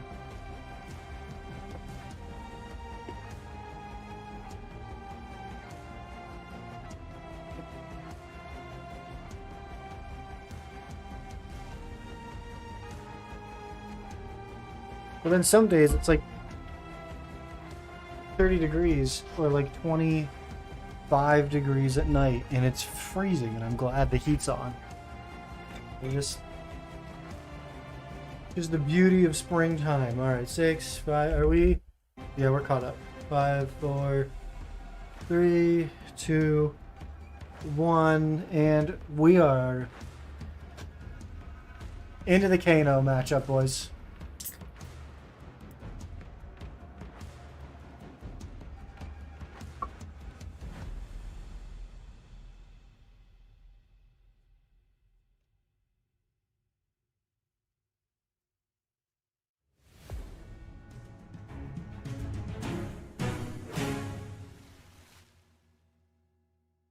We still have about 2.5 minutes to bet. Friends, we welcome you all back here to the Pro Tour here in Los Angeles. Sam O'Byrne, Pankaj Bhojwani, and it is time for perhaps for me at least, my most hotly anticipated of our quarterfinals and the final quarterfinal we have for you. It is going to be Daniel Carreras versus Felipe Luna Cardoso. Kano versus KO. Let's go. Let's ahead and get into it first with go. our first seed, Daniel Carreras of the Sunflower Samurais. Look at this sterling record throughout Swiss here, you guys. Calling New 7-1 Jersey. in Oh, CC, whoa. 2-1 in the first draft, and Holy 3-0 on moly. Etsy in that second. We got to watch some of those Betsy games, and my God, did he bet big and did it work out for him? Let's look at some of these placements. Hell Calling yeah. New Jersey 2022. You got In third? the CC there, calling Madrid in Team Blitz first with his team. I'm sure Nice. Sunflower Samurais, as well as fifth in the battle-hardened 2023 in Bologna, as well as his local game store here is Dr. Ozio and Quinto Elemento. Sunflower Samurai is one of the most well-known teams in Flesh and Blood, started by our very first Pro Tour champion, Pablo Pintor. This is a beautiful Swiss record. What from country Daniel is over here, showing this? us exactly how he got to his. I don't know first what seed, country and this also is. A spectacular, list of past achievements that he's got going on here. Now let's move on to take a look at his deck list, because this man has Is there anything not different? skimmed on his Kano tech. He has respected the opposing Kano by, Mm. and he has AB3. He has the He does blues have to back him up, AB3. 21 blues in this KO list. Nice. And also 2 copies of that No Fear Sam. Yeah, No Fear. What does No It's- Fear do? I know the card is called No Fear, but if I resolve No Fear into Kano, I'm gonna have a little bit of fear, because listen, it's pretty face up. You banish your hand, you say, I'm preventing your Aether Wildfire, but what else you got? Because everything's out of the hand now. It's banished to the No Fear. Let's go ahead and check gotcha. in with our 8th seed, my friends. Let's go. Vamos Brasil! This is Felipe, and a little correction, Lima Cardoso. This is our 8th seed of the tournament, but let me tell you Nice. something. If there's one thing we know about Flesh and Blood tournaments, He's a 8th seeds are darn Brazilian. near the first seeds. Nice. There have been 2 world championships, and they've both been taken down by 8th seeds, as well as our most 2 recent callings. Let's look at his record here throughout Swiss, 7-1 with Kano. That's in really CC, 2-1 in good. each of his drafts. In the PTI event, Rio de Janeiro in 2023, 6th place, but his first event he ever played was the PTI Blitz event. He got first with Kano and won a gold foil Crucible of Aetherweave. That's what he told me about. That's His really local game cool. store down there in the bottom left, and let's take a look at the team. It is Faber, Fabled Brazil. What an incredible showing here from Felipe, bringing the ever so dangerous Drakai of Aether to the tournament. Let's check out the go. Unfortunately, not bringing along that gold foil Crucible over here is Felipe. I believe I saw a white border Crucible over there, a little cheeky white border. And now taking a look at his deck list. Now, he has taken a very interesting approach to Kano. He Okay, has what is the defense thought? reactions in his Kano He's list, on and his defense Oasis reaction, Respites as Kano? well. This tells Oh. me this is a Kano that's prepared to do a what we call a giga pitch stack. Basically, a pitch stack that you Interesting. cannot overcome even if you have Oasis Respites. A especially giga because pitch he also stack.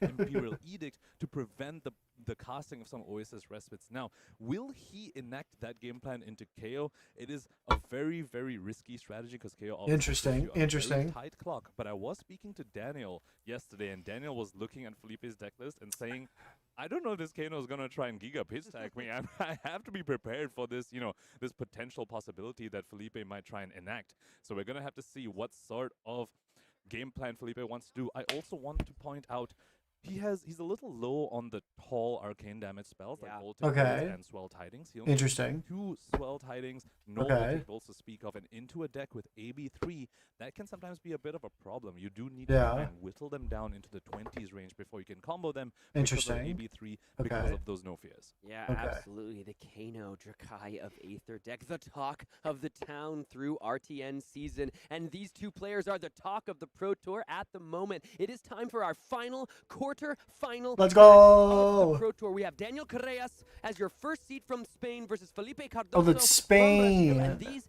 two players are from some incredibly passionate regions. Shout out to Brazil, kind of a more up-and-coming in the recent years, but such a passionate community. And both of these players are being cheered on by their communities. Let's cheered go. on by their Spain countries, and cheered on by Brazil. all of us at Interesting. home. It's time to get after it. Strap in because Let's we go. are in for quite a banger. It's going to be fireworks all over this match. This is gonna be so like excited to see what happens. Turn 3 W's. Let's see, it looks as though as the first seed, Daniel This is gonna has be insane. on the play, because if you put Kano on the draw, listen, Kano's going to do some Kano things no matter what, so might as well give yourself a chance to go second, have the tempo, not allow Kano to get value off That's of both fair. the turn 0 and the first turn. Without those big He's top got null rune. Oh, he just has all. it's going to be a Kano activation. He has tunic plus 3 AB. It looks like. Felipe definitely trying to set up some of those potions. Energy Oh, potions. boy. He also has one deja vu potion in his. He has a deja vu. Here's to see if he brings that into this matchup at all, because as you said, no tall arcane damage spells, unlikely to be able to leak damage Pitch. into Daniel over there with Kano. sitting on the AB3. So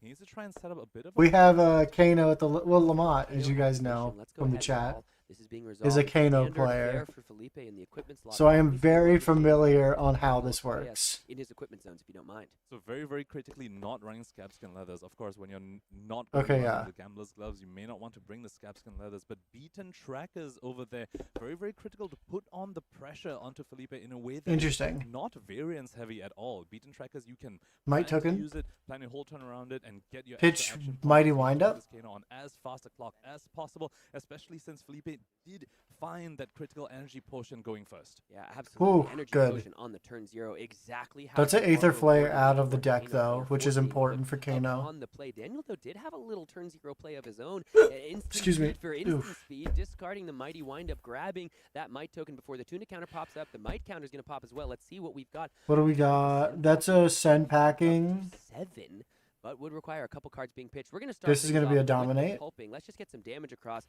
We'll True. see pretty quickly if there are any sync blows brought into this matchup here, Punkage. Felipe definitely very happy that Daniel discarded a mighty windup on the first turn instead of something like an agile windup. That's But true. Of course, Daniel That's thinks, "I'm true. still Agile's probably gonna scary. have go again with this pulping.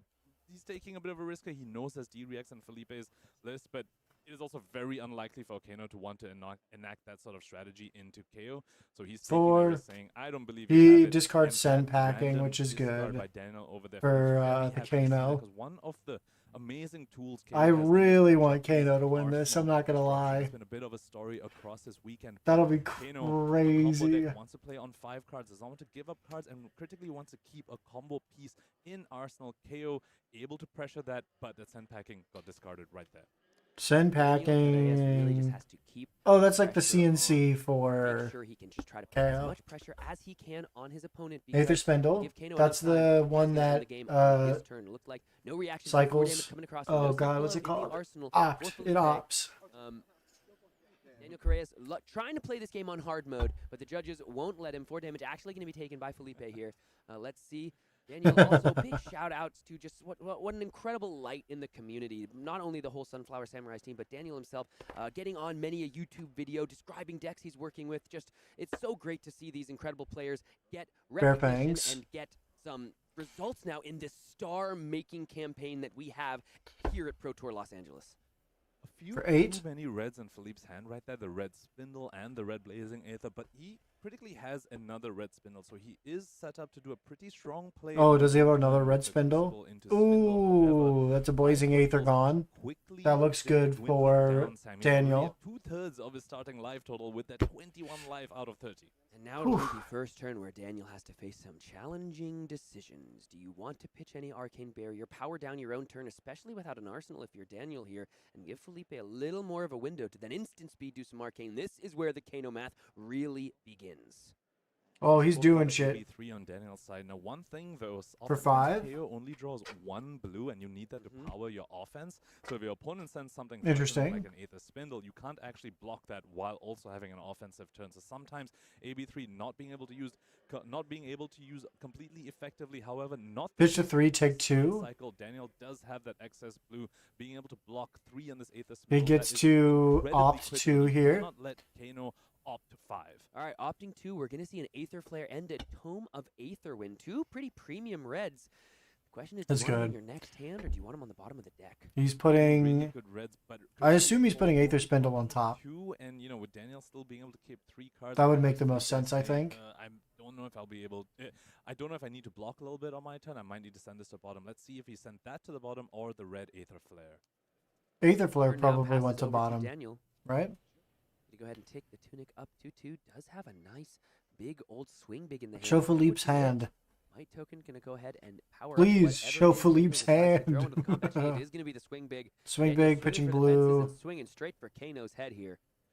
Quicken token, you know, gonna be really, really scary into a Kano. You know, they do run the one of Nourishing Emptiness. No, I'm completely kidding. The Quicken token means absolutely nothing. So swing big, actually just an extremely efficient attack over here, and also critically For you get 9. 1 floating as well with 1 card in hand. So you know, Crucible also goes very back safe to defensively as well. weapon You have resources slot. floating exactly where you want to be when you're against a Kano. So Pretty strong starting turn cycles from Daniel over here.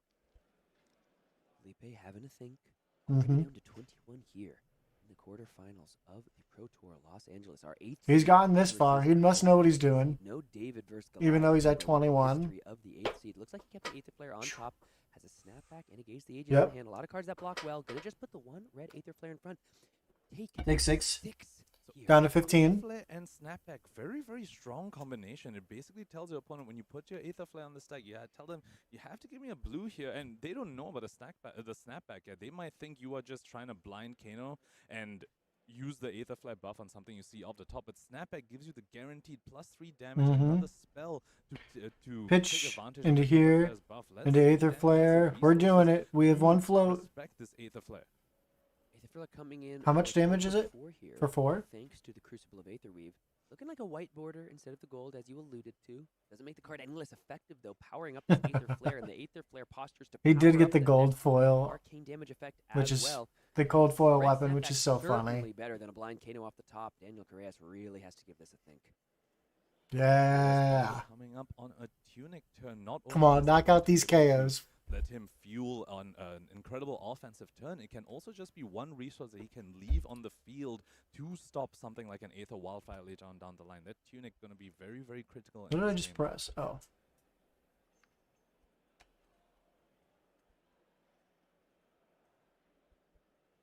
One thing I also want to point out with the choice of the beaten trackers rather than Scabskin Leathers is that it does make him vulnerable to the 1 of Nourishing Emptiness in Felipe's list. With Scabskin Leathers, you can block Scabskin Leathers, Tunic, and a 3 block from hand to cover up Nourishing Emptiness. However, with beaten trackers, you can't quite do that. Now, we're not sure whether Felipe even... I brought wonder Nourishing what he's thinking Emptiness about. into Ooh, this takes match, 4.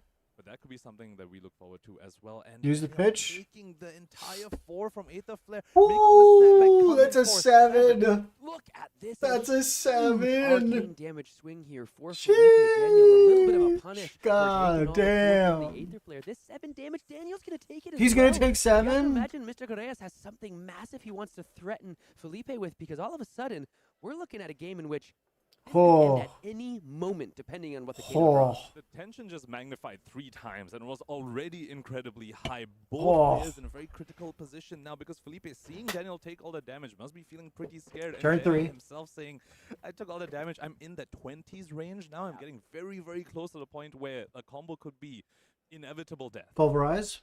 Pulping. Or Going pulping, to the that's attack what the card once is. again. Let's get some guaranteed damage. Draw a across card the and then discard a card. If it's 6 or more, it gets dominate. Right now, before the draw and the discard, it's time for Felipe to have a think. Now, at every moment that Daniel goes to make a game action, it's time for Kano to have the choice of. He gets to think "Excuse me, now." I have a response.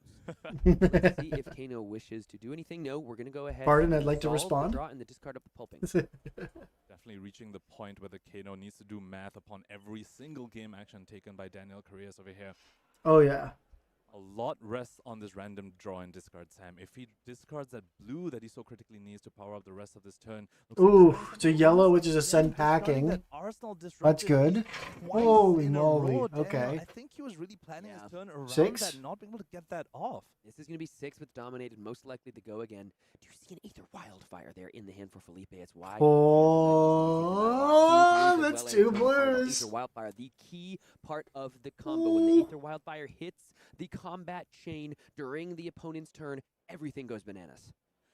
Toma Fandal not in the arsenal here, so not going to get the life gain. Also, this matchup is a little too quick to be able to put Toma Fandal in arsenal and gain the life out of it. So for now, probably it's going to be a yellow Take in his 6. hand if he wants to combo off this turn, or just Go maybe again. a draw 2 on his own turn. Depends what Daniel Correas comes back at. Felipe with, Holy and he moly. very well could be threatening lethal this turn, but Yes. might What's need to give up what's in all his hand? resources to do so, letting his What's in defenses down. Daniel's hand here? Let's see how he navigates this turn. This game has just begun. Excuse We are me. only on turn 3, and both players are potentially at the place of being able to present lethal damage. Punkage. He used as Tunic. Daniel has so many decisions he has to make, but look at this. 2 Yeah. floating after pitching the blue. Here's 3 more damage from the Mandible Claw. Now you can see. Go Felipe again being real off kind of shaking that. ahead because there's still a card in hand. There's still a Tunic counter available, and here's 3 more damage. Felipe took 6 damage to try to keep some cards here. What Now color he is has that to think, hand? what can I do If his without hand is taking all that blue, damage? that's good One for card Daniel. missing from Daniel's list is Pack Hunt, and now Pack Hunt can actually be very, very impressive into Kano because the Oh, moment 'cause the they intimidate. activate on the stack, the Kano needs to decide if they want to go off right then and there. That's fair. And if they don't, you know you are home free to just put all your resources down because they have 1 card in banish. They cannot really combo off with just 4 cards.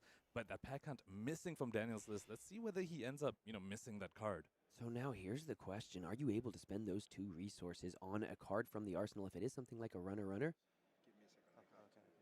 So They're Felipe thinking. knows that No Fear is a card that exists along with a Tunic counter and a potential No Fear in arsenal or No Fear in hand. Daniel Correas This is saying that he intense. can prevent up to 3 damage between those 2 cards, or even if he just uses Arsenal card and keeps the 1 card in hand, he's representing that he can block. He can AB3 if the card in hand is a blue, and that is something Felipe will have to consider if Daniel uses those 2 resources and sends another attack.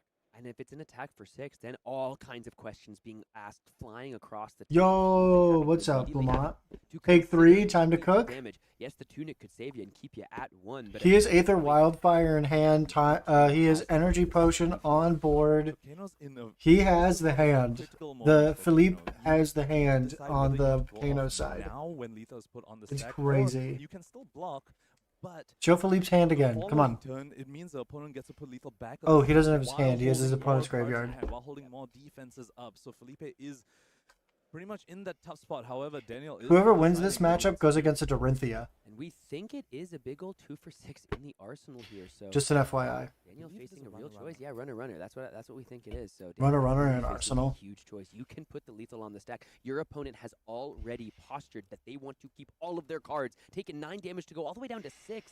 Do you put the pressure on and make them make a tough decision, or keep the defenses back, keep the resources floating, and make Felipe try to do some real damage on his own turn? 2 resources grabbed. Runner from Oof. the arsenal. Lethal is on the stack. It's time for the questions to be answered one way or another, folks. Here we Felipe go. Already reaching for that Kano Here we activation. go. Let's see what the decisions are. So one thing to point out is that because Felipe still has a tuning that is 1 block, even if he goes off here and doesn't quite kill Daniel Correas, he still can use all his cards offensively here. Just put Tunic as a blocking card, go down to 1 and play what we call a post-combo game. So depending on how low he gets to bring Daniel down, should he choose to go off, this is lethal on the stack with quotation marks around it Holy because of the moly. Tunic 1 block. He's That's going very, off. He's very making difficult to space on the keep as a board. tough He's decision going to make. off here. Bringing some cards down. Here we Very go. important to note that he does not have. We don't know what his arsenal is. If his arsenal is a lesson in Come lava, on. then he does have the 10 gold to go on. But the arsenal is not a lesson. Here, here, in look at lava. hand, look He at might need hand. to go into Lamont, do you some see this hand? random What do you think? blind Kanos here. A lot less on what his arsenal is, and if not, a lot less on what. It's the kind of game hard to is. tell. Okay, pitch And that, as Kano. describes what his game actions are going to be. So it depends. If He he's is sitting on the stack, counting. then He's it's gonna about be to quite pop off. popular Yeah, for him. He yeah, has yeah. either He's Spindle or counting. Lesson in Lava in his 2, arsenal. 1 float. Striders. Here we go. Folks, let's listen in. Let's listen in. In response, I'll activate Kano again. So Yep, you had 2 games. 2 Kanos on stack. Always one, yeah, so amazing to listen to a Kano master pull off that combo. also with a Ragamuffin. Resolve, Ragamuffin. That's the draw. Really needs a blue of the draw of the Ragamuffins. Oh! Back. That's not going to power up the turn. But it can be played from hand itself, and he still has the E-Pot and the Tunic. This snapback could be pretty good. If his arsenals are blazing, they could be it. But if it's a lesson in lava, it's a lot rests on what that arsenal card is. The 2 Kano activations do have the chance to resolve, so the resources only would be needed to power up further activations and further cards. Rough. Yep, there is 1 Kano. One on the Kano stack left. still. And the Storm Striders that can be used. So Storm Strider is typically going to be used to play out that arsenal card. Oh, shoot. Hold on. Players really having Can to you think. not? And the Computer. critical point of this turn, there's 6 damage on the stack, 6 damage on the combat chain, threatening Felipe as he stares down and tries to execute the combo. There's already 3 cards in the pitch.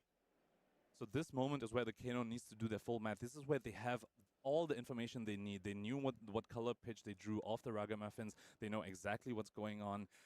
Felipe needs to do this math, and he needs to do this right. No, this is an untimed round for this reason. No need to rush it. You are in the quarterfinals of the Pro Tour. No one's going to fault you for taking a bit of that extra time you need to make sure you can get there. And Daniel really showing the game plan here, not being too careful, not being too cautious, pedal to the metal, all gas, no brakes, making sure he forces Felipe to have it when he needs it or face down lethal damage as quickly as possible, even as soon as turn 3. We discussed it. This is turn 3 and both players are potentially threatening lethal. And that is one of the ways you have to play into Kano. Sometimes you cannot respect them too much because then you just let them whittle you down. You play right into their game plan. Sometimes you just have to say, do you have it? If you don't, I got you right now. This is it. Here we go. Tunic activated. E-Pot. E-Pot activated Tunic. to 4. That's 3 mana total. 4. 4 resources here. Use He's paying 1. for the Crucible, but unlikely to be able to pay for the Metacarpus since he does want to leave 1 That's fine. floating for the snapback. Play Wildfire. He's going to Metacarpus. Tunic in response here for Daniel. Just announcing the Metacarpus trigger. Hasn't paid for it. He did pay for it, so he's going to use that red snapback as a resource card. Opting 6. For, for more damage on the Wildfire. Maybe 3. He has the blue in hand. Daniel Correas, Stone Cold Oh. has the blue. Aether Wildfire going all the way down to 3. That is That's really very good for bad news Daniel. Felipe. Also because he just drew the red off the top of the Ragamuffins means no more pumps coming the rest of his turn. I believe that Arsenal card might be a lesson in lava based on the way he's played the rest of his turn. Yes, it is a lesson in lava. He still has 1 Kano. Does he have a trigger Kano on the stack. he does have a Really Kano on the math stack. everything that's Okay. gonna come in. It's going to be 6 damage on lesson in lava. 1 of it will be blocked, and then it'll be very likely a blazing Aether, which would come in for 11, I believe. Holy moly. So yeah, this lesson in lava now resolving here. Blazing Aether going to go on the top of the deck, and then that first Kano activation that was resolved, or that was activated quite a long time ago, now going to resolve, banish the Blazing Aether, which will be able to come in for, if you, like you said, 11 damage. My goodness me, what a turn. Just absolutely stone cold from Daniel Correas. Taking all that time to posture, taking all that time to decide, but all the while having the blue and showing why some of the aggression was warranted there with a little bit of backup. Because a red or a yellow. So what does he do can't from here? Once again, remember that Felipe. What does is Felipe going do for from here a with the close combo AB3? game right after he can put the tunic to block and stay at 1. However, Daniel will be in such a good spot after that because he can just send a claw and 11? that will be lethal on the stack again and again. And if he has any more pulpings, remember those have dominate. He could be looking at his path to the semifinals. Wait. 6 is on the stack still. Oh, he blocks with Find All. A soft let's go from Daniel right over there. And like you said, Oh. take a look at the pitch zone there. 3 blues for Daniel Carreras on the turn. Wow. That Felipe tried to go off, but Daniel has the answers, has the aggression, and He now just has had the tempo to blues. try to finish this game. Oh, can you do 8 on the... Lot rest what on potentially some blind Kano activations on this following turn because if Daniel Carreras puts This is about to be either disappointing or hype as fuck. We'll need to start going fishing. Just pass it back. Okay, no agile windup from Daniel's side at the end of Felipe's Okay. turn. Could be a good sign. So we're actually. at here. He's holding a blood rush There bellow. is still a He chance. just throws it down to try to No, resolve it. he has a Blood Rush Bellow. 2 Aether Wiles in hand and a no block in the energy potion. That Ooh. can be pitched into Kano, but that's looking like it's going to be tough. Blood Rush Bellow hits the combat chain. All Felipe Ooh. can do is grimace. Might token end the Blood Rush. Are we going to allow the discard to resolve here?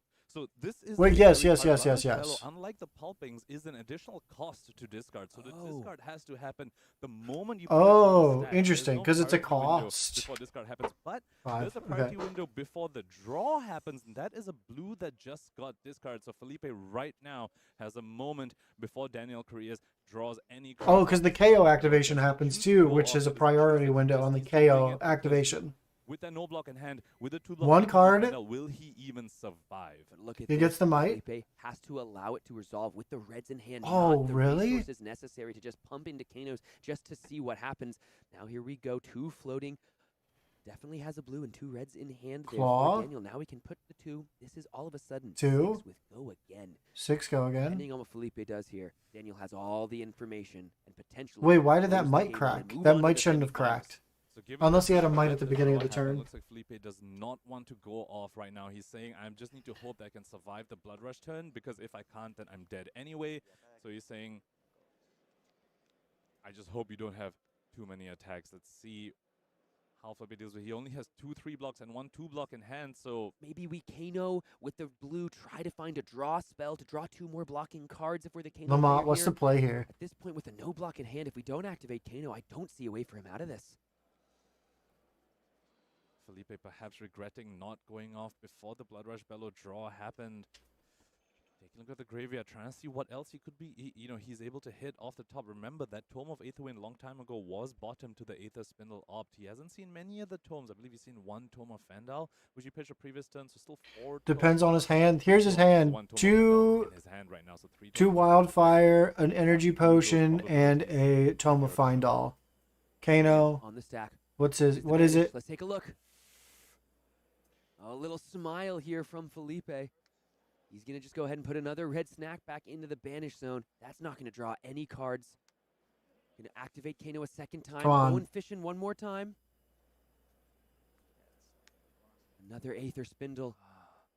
6 damage. Looks like no blocks or put the Aether Wildfire. Oh. Bump has been extended. You can hear the cries of Oh. exultation all the way here in the coverage booth. Daniel, hands to the head, a little bit of an exhale. And look at the smile on both of these competitors' face, pointing to just the The joy Kano and the didn't camaraderie get of the Flesh there. and Blood community as they go ahead and embrace. But it's going to be Daniel Carreras moving on. The curse of the 8 seeds have been broken. What a run, though, all the way by Felipe.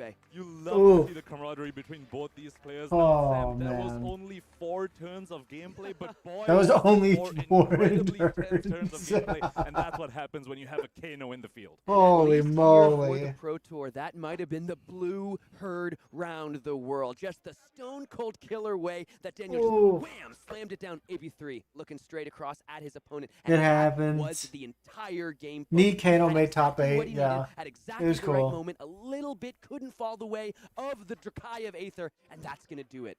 Daniel Correas moves on to the semifinals. I have shivers going all around me, Sam, and this is just That's the end rough. of the That's quarterfinals. rough. You know, we Oh, still have we're three in top amazing 4 games, now, and boys. it's only going to get more and more tense from here. 2 more semifinals games, and after the finals to crown our champion of Pro Tour Los Angeles. It all comes down to this, so don't go anywhere. We're going to give the players a moment. We're going to take a short break, Yep. and then we're going to hear from Daniel Correas, hear about those Oh, incredible man. decision-making turns, hear how it felt to throw I'm gonna down use the blue into restroom the real quick. It pitch looks like we're when the going to Aether break. Wildfire was on the And then we're combat gonna have train, an so don't go interview, anywhere. so- We will hear from our winner, Daniel Correas, right after this.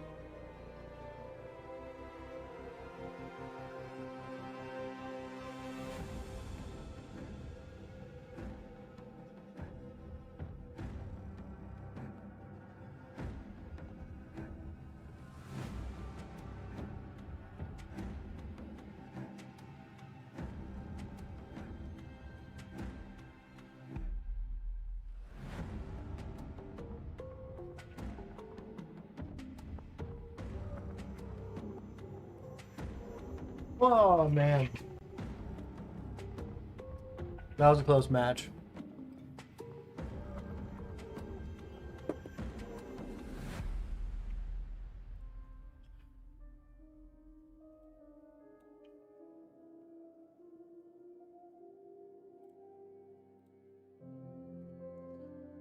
Oh, man. All right, so next.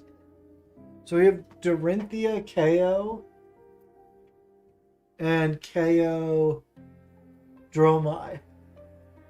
2 KOs in the top 4. And then a Dorinthia and a whatchamacallit.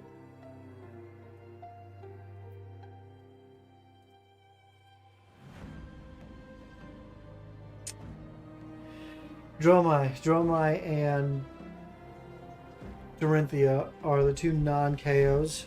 Imagine if KO gets this far but not to top 8. Or not to the final round.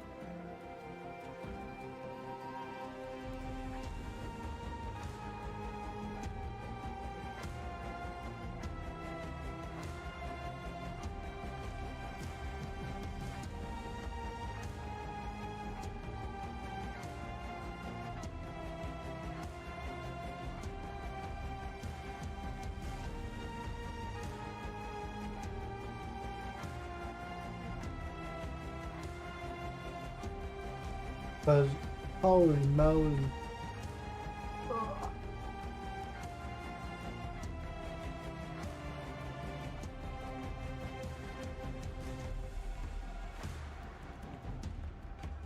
We also get an interview with the winner of that round before we go to top 4.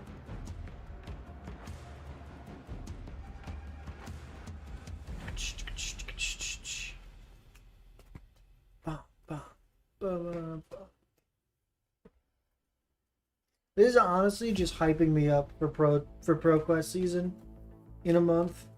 I'm ready to ProQuest now. I'm hyped. I'm ready to go.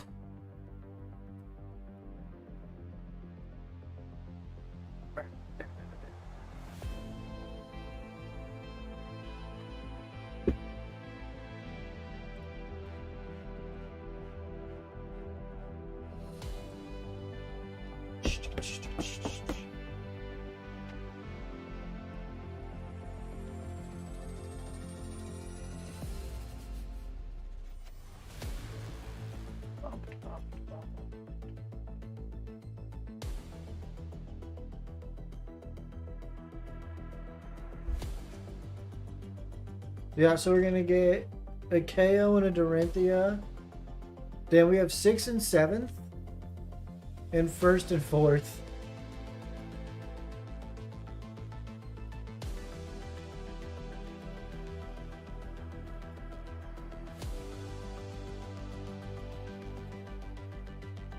Which is pretty hype.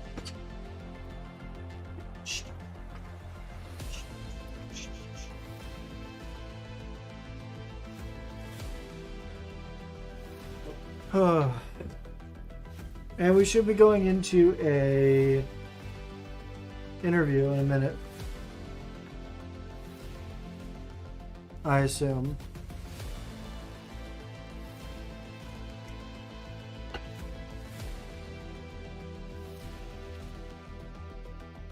Oh, is that the Spain Sunflowers team with all of those jerseys on?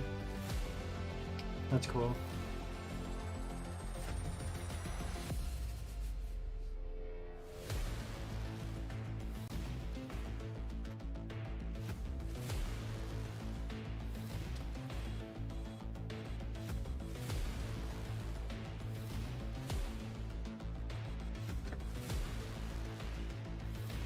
Oh, hold on. We need another 30 seconds.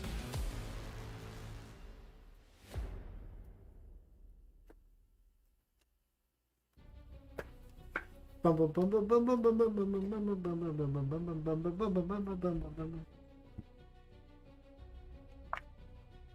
was that Travis? Wait. That's Travis Barton. We know that guy too. I know that fella as well. He's a local.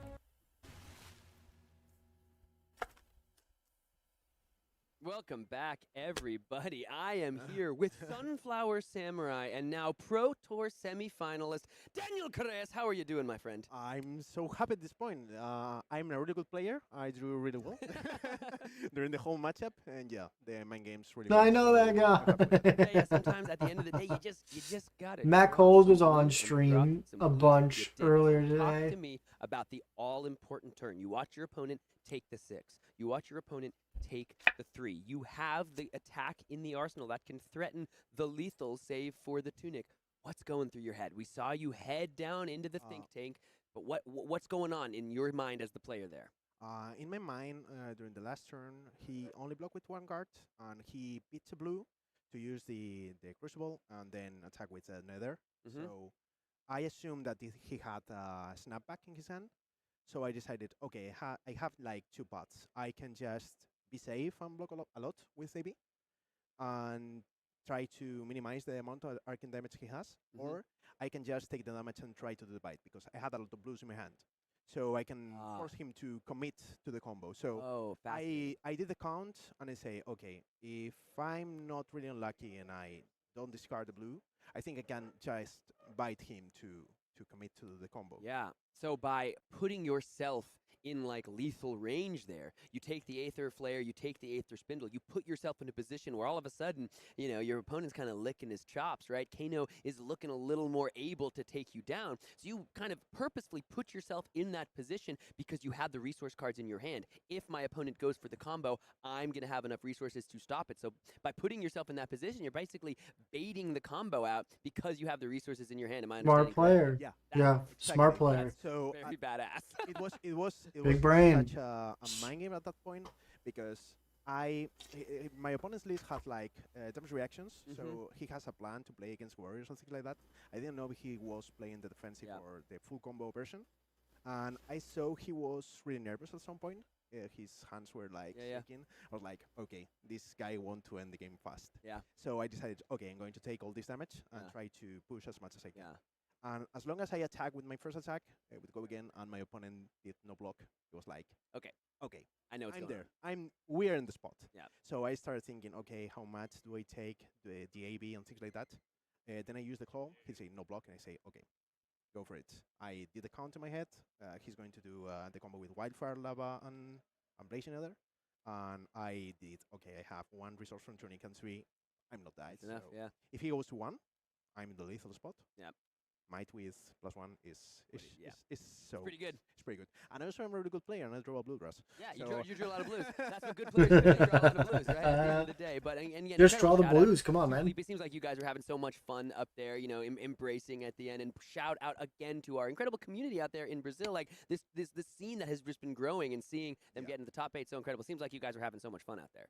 Before the game, we were talking like for 1 hour. Really? Talking about our lives and like he works in a bank, I work as a nurse, and we were like, okay, what? We started talking about each other. I know people from Brazil, and there's one guy. His name is Luis, and he worked with him in a bank. I was like, dude, what a coincidence! And we started talking about our lives. So wow. I think I met a friend. That's wonderful. I met a friend, and as long as I met him, I had to give him a hug. And yeah. Well, you've made a friend, but you also have made a mortal enemy. Someone who will be for revenge, as we know, Felipe. This is the star-making Pro Tour. He is a Pro Tour top 8 competitor. So we're going to be seeing much more of him, and we're definitely going to be seeing much more of you in the next semifinal game. So talk to me as we're looking ahead into Dorinthia. Yeah. How are you feeling about the game? How are you feeling about the match? Yeah, he goes into Dorinthia next. Play against Maximilian. I have the honor to play against him in every tournament we play. Oh wow! Yeah, but maybe in the side event, maybe in the main event. Okay. But Do you know play what your record is? We played a lifetime? lot. You know what your record is? I think we are tied at this point, and it's funny because I played with him the draft in the first pot. He beat me, and in the second pot, I beat him. Oh my! So we are the tiebreaker. You played him in both pods in this tournament. Oh, hell yeah. My God! And you're 1-1. In the third one, yeah. I did 2-1 and I lost against him in the third pot. In the third round, sorry. And in the second pot, I beat him in the 6th round. So not only is this the game to move to the finals of the Pro Tour, this is the game to break the tie between you here in the tournament? Yeah, exactly. Well, it sounds like it could not be more exciting. I wish you all the best. Congratulations on your success so far, but we got to take a break before we move on to our next semi-final match. So don't go anywhere. We will be right back. Oh, yeah. I like that guy. He seems cool. Oh, that's cool. They like randomly knew people who were in each other's lives, which is kind of cool.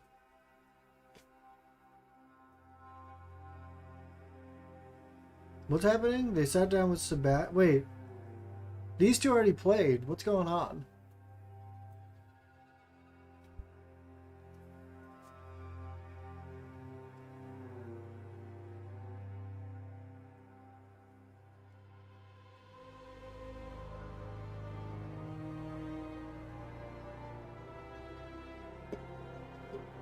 Oh, wait, Travis again. Wait, we know this guy. Hold on. We know this fella. No, Travis, where you going? Bye, Travis. He's another local. He's another local. I see him regularly, and he kicks my ass consistently.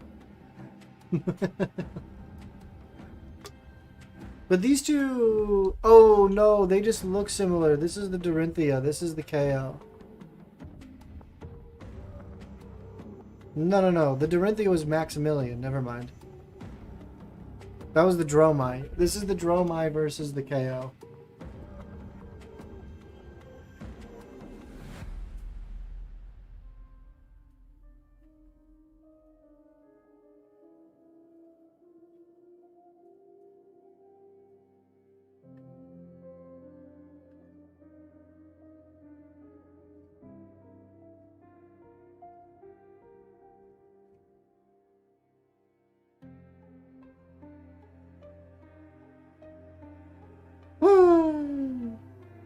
We're just vibing, waiting for the final four, vibing, waiting for the top 4 Pro Quest, seasons on the horizon.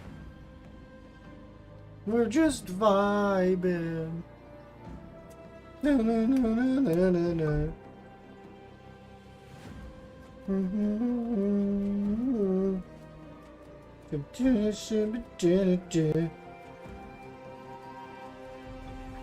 Vibing.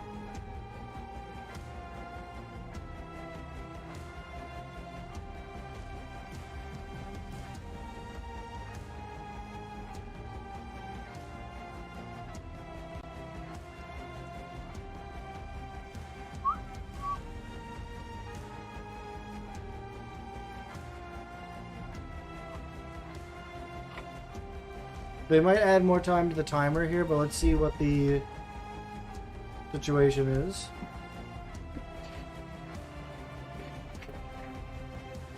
Also, I'm going to do predictions here.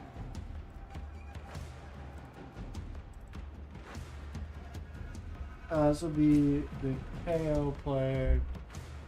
This will be... This edit goes hard. I don't blame them for showing it like 6 times. This is pod racing. Both of our players leaving it all out there. 1, 2, 3, 4, 5, 6. That's gonna be 6 mic tokens, And that's the game.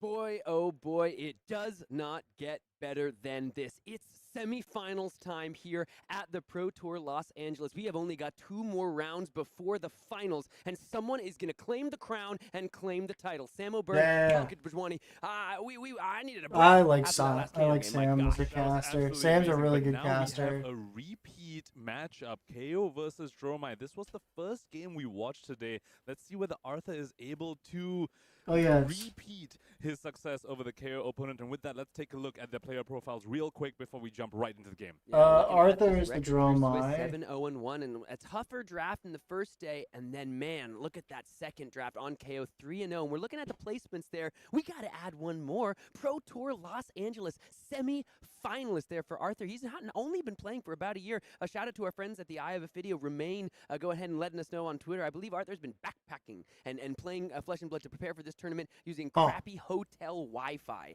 online. That's and now funny. look at him here in the semifinals at the Pro Tour. Let's go ahead. He is in the Flesh and Blood. He is no longer playing from that hotel Wi-Fi. Let's go ahead and take a look quickly at his deck list.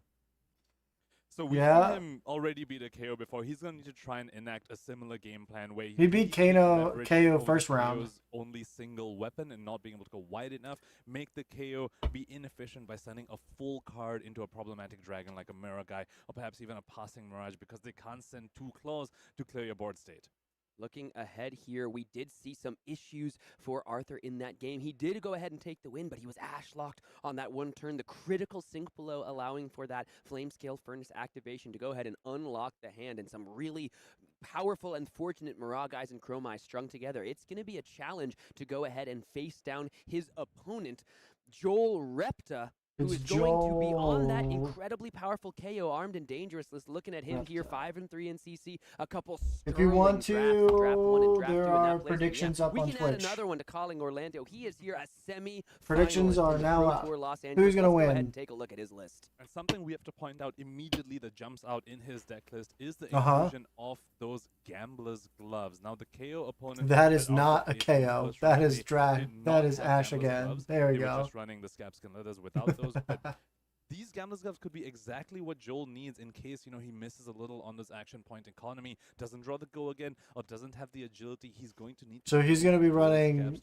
Apex or Gambler's Glove. Which one? Whether he's able to He has Find All and Heart Trap, Scabskin. He has so many It is helmets. time for the first semifinal here at the Pro Tour Los Angeles. You guys have Arthur another Fahey, minute Joel to bet. Repta. It's France versus Canada. The players are putting on their headsets so that they can't hear us yelling and getting all excited, because excited we are. This is Flesh and Blood at its absolute highest level. Let's go, This is top 2 stars in the 4. making. This is Flesh and Blood. Let's get into go. 6th and 7th seed here meeting up in a 6th and 7th semifinal seed. of the Pro Tour Los Angeles. Joel, being the highest seed, seems to have elected to go first, and I believe that's a Casbones.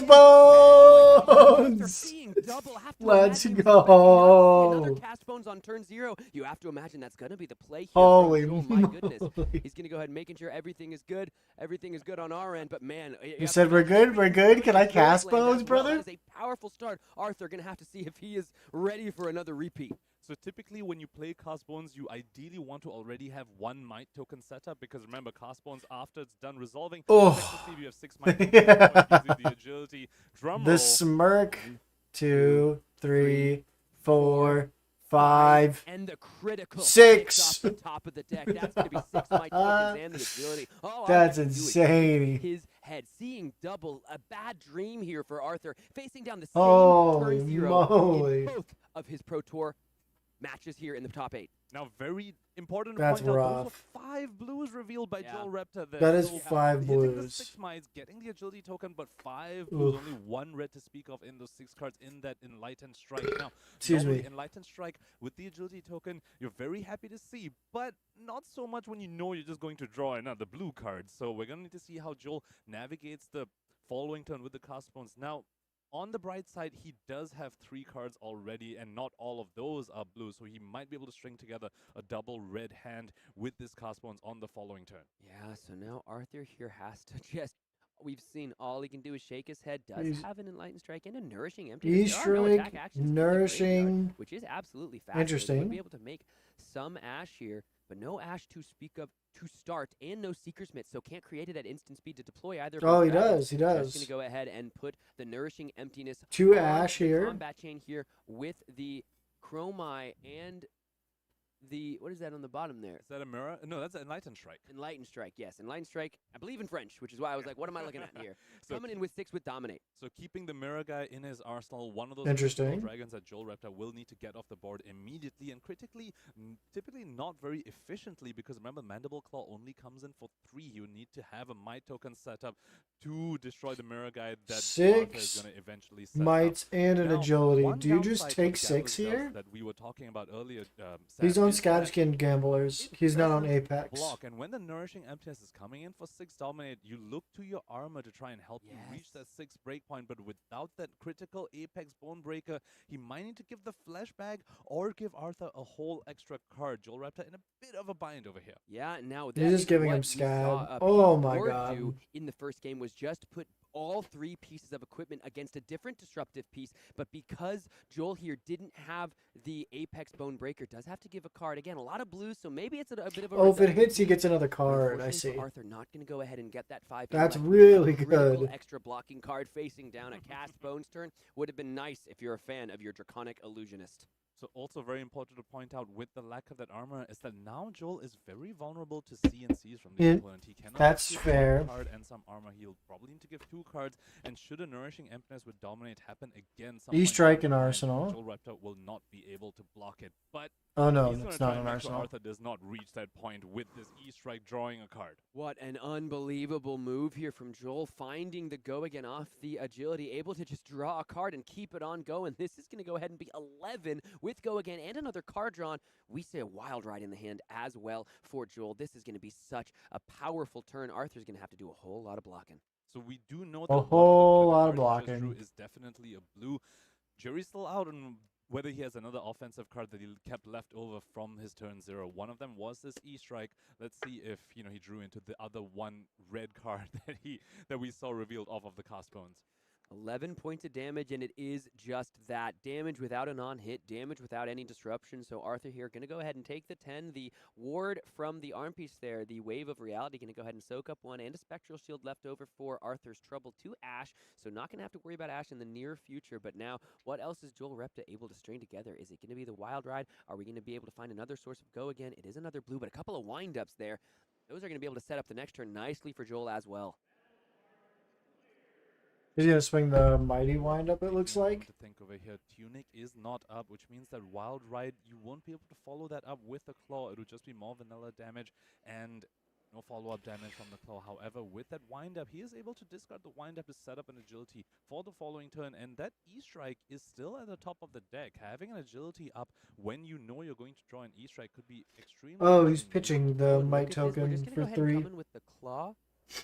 Instead of playing one of these other attacks, like we have discussed, going to go ahead and potentially discard the wind-up to get the agility and the might. He probably discards the agility and holds where Arsenal. He wants to have his power turns when his Tunic is up. So if you went for the Wild Ride here, sure, he sends a bit more damage now, but he doesn't get to follow up with the Claw, doesn't have an Arsenal when his Tunic is going to come up on the following turn. The Tunic Swing plus for the discipline Arsenal here, makes saying, "Let's sense. send a Claw now. Discard Seems my good. wind-up now. Agility and Might with the Tunic up on the next turn. You're going to have to disrupt me a little bit, Arthur, or you're just going to take another barrage of damage. And here we go. It's Miragai into Chromite. These are two It's dragons dragon that Joel is time. going to have a real think about. One gives you action points, one takes away Phantasm. These are two of the most impactful dragons that the Dromite deck has access to, and boy, are they devastating when used together in tandem. Especially with this Chromite not having Phantasm. Now, a lot of brutes think that this matchup That's is huge. extremely favorable for them because of the number of poppers that they have. But Chromite and Miragai together saying, I laugh at your poppers, Joel. You need to deal with Yeah, these cards so attacks into the Arthur game. on Miragai Dromai is with the already power beaten the KO in the so, top 8. So awkward for a deck with a 3 power. So this weapon is team. already good. Dromai sitting at 796 living legends points. There's so much more than just the Pro Tour on the line here. If Dromai is able to take it down, we are saying goodbye to her in ProQuest season. Yo, dude, wait. Arthur is now my favorite to win. If he can LL Dromai, that's one less illusionist I have to worry about on Ranger. And also, of course, having Go again. Now, unlikely to use that action point. I now want Arthur to win it all. That Miragai will have Phantasm and is something he Arthur, wants to I want protect. Arthur to But win this it. Dust up on hit is no mean feat. You know, that Ash Ring could, especially this early on in the game, could represent quite a bit of damage over the course of the game. 4 points of damage. Aether Ashwing stapled onto the on-hit here.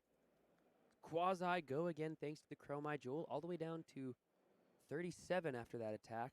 Talk about a true all Let's the way down. go, Arthur sitting at 30, but after cast bonus, Arthur. you have to imagine Joel would have liked to have as a path. Let's go, Arthur. On hit, going to go through. Joel, you can go ahead and Nice. take the 4 down to 33. Let's see if an Aether Ashwing is created. Yes, sir. Looks to be yes.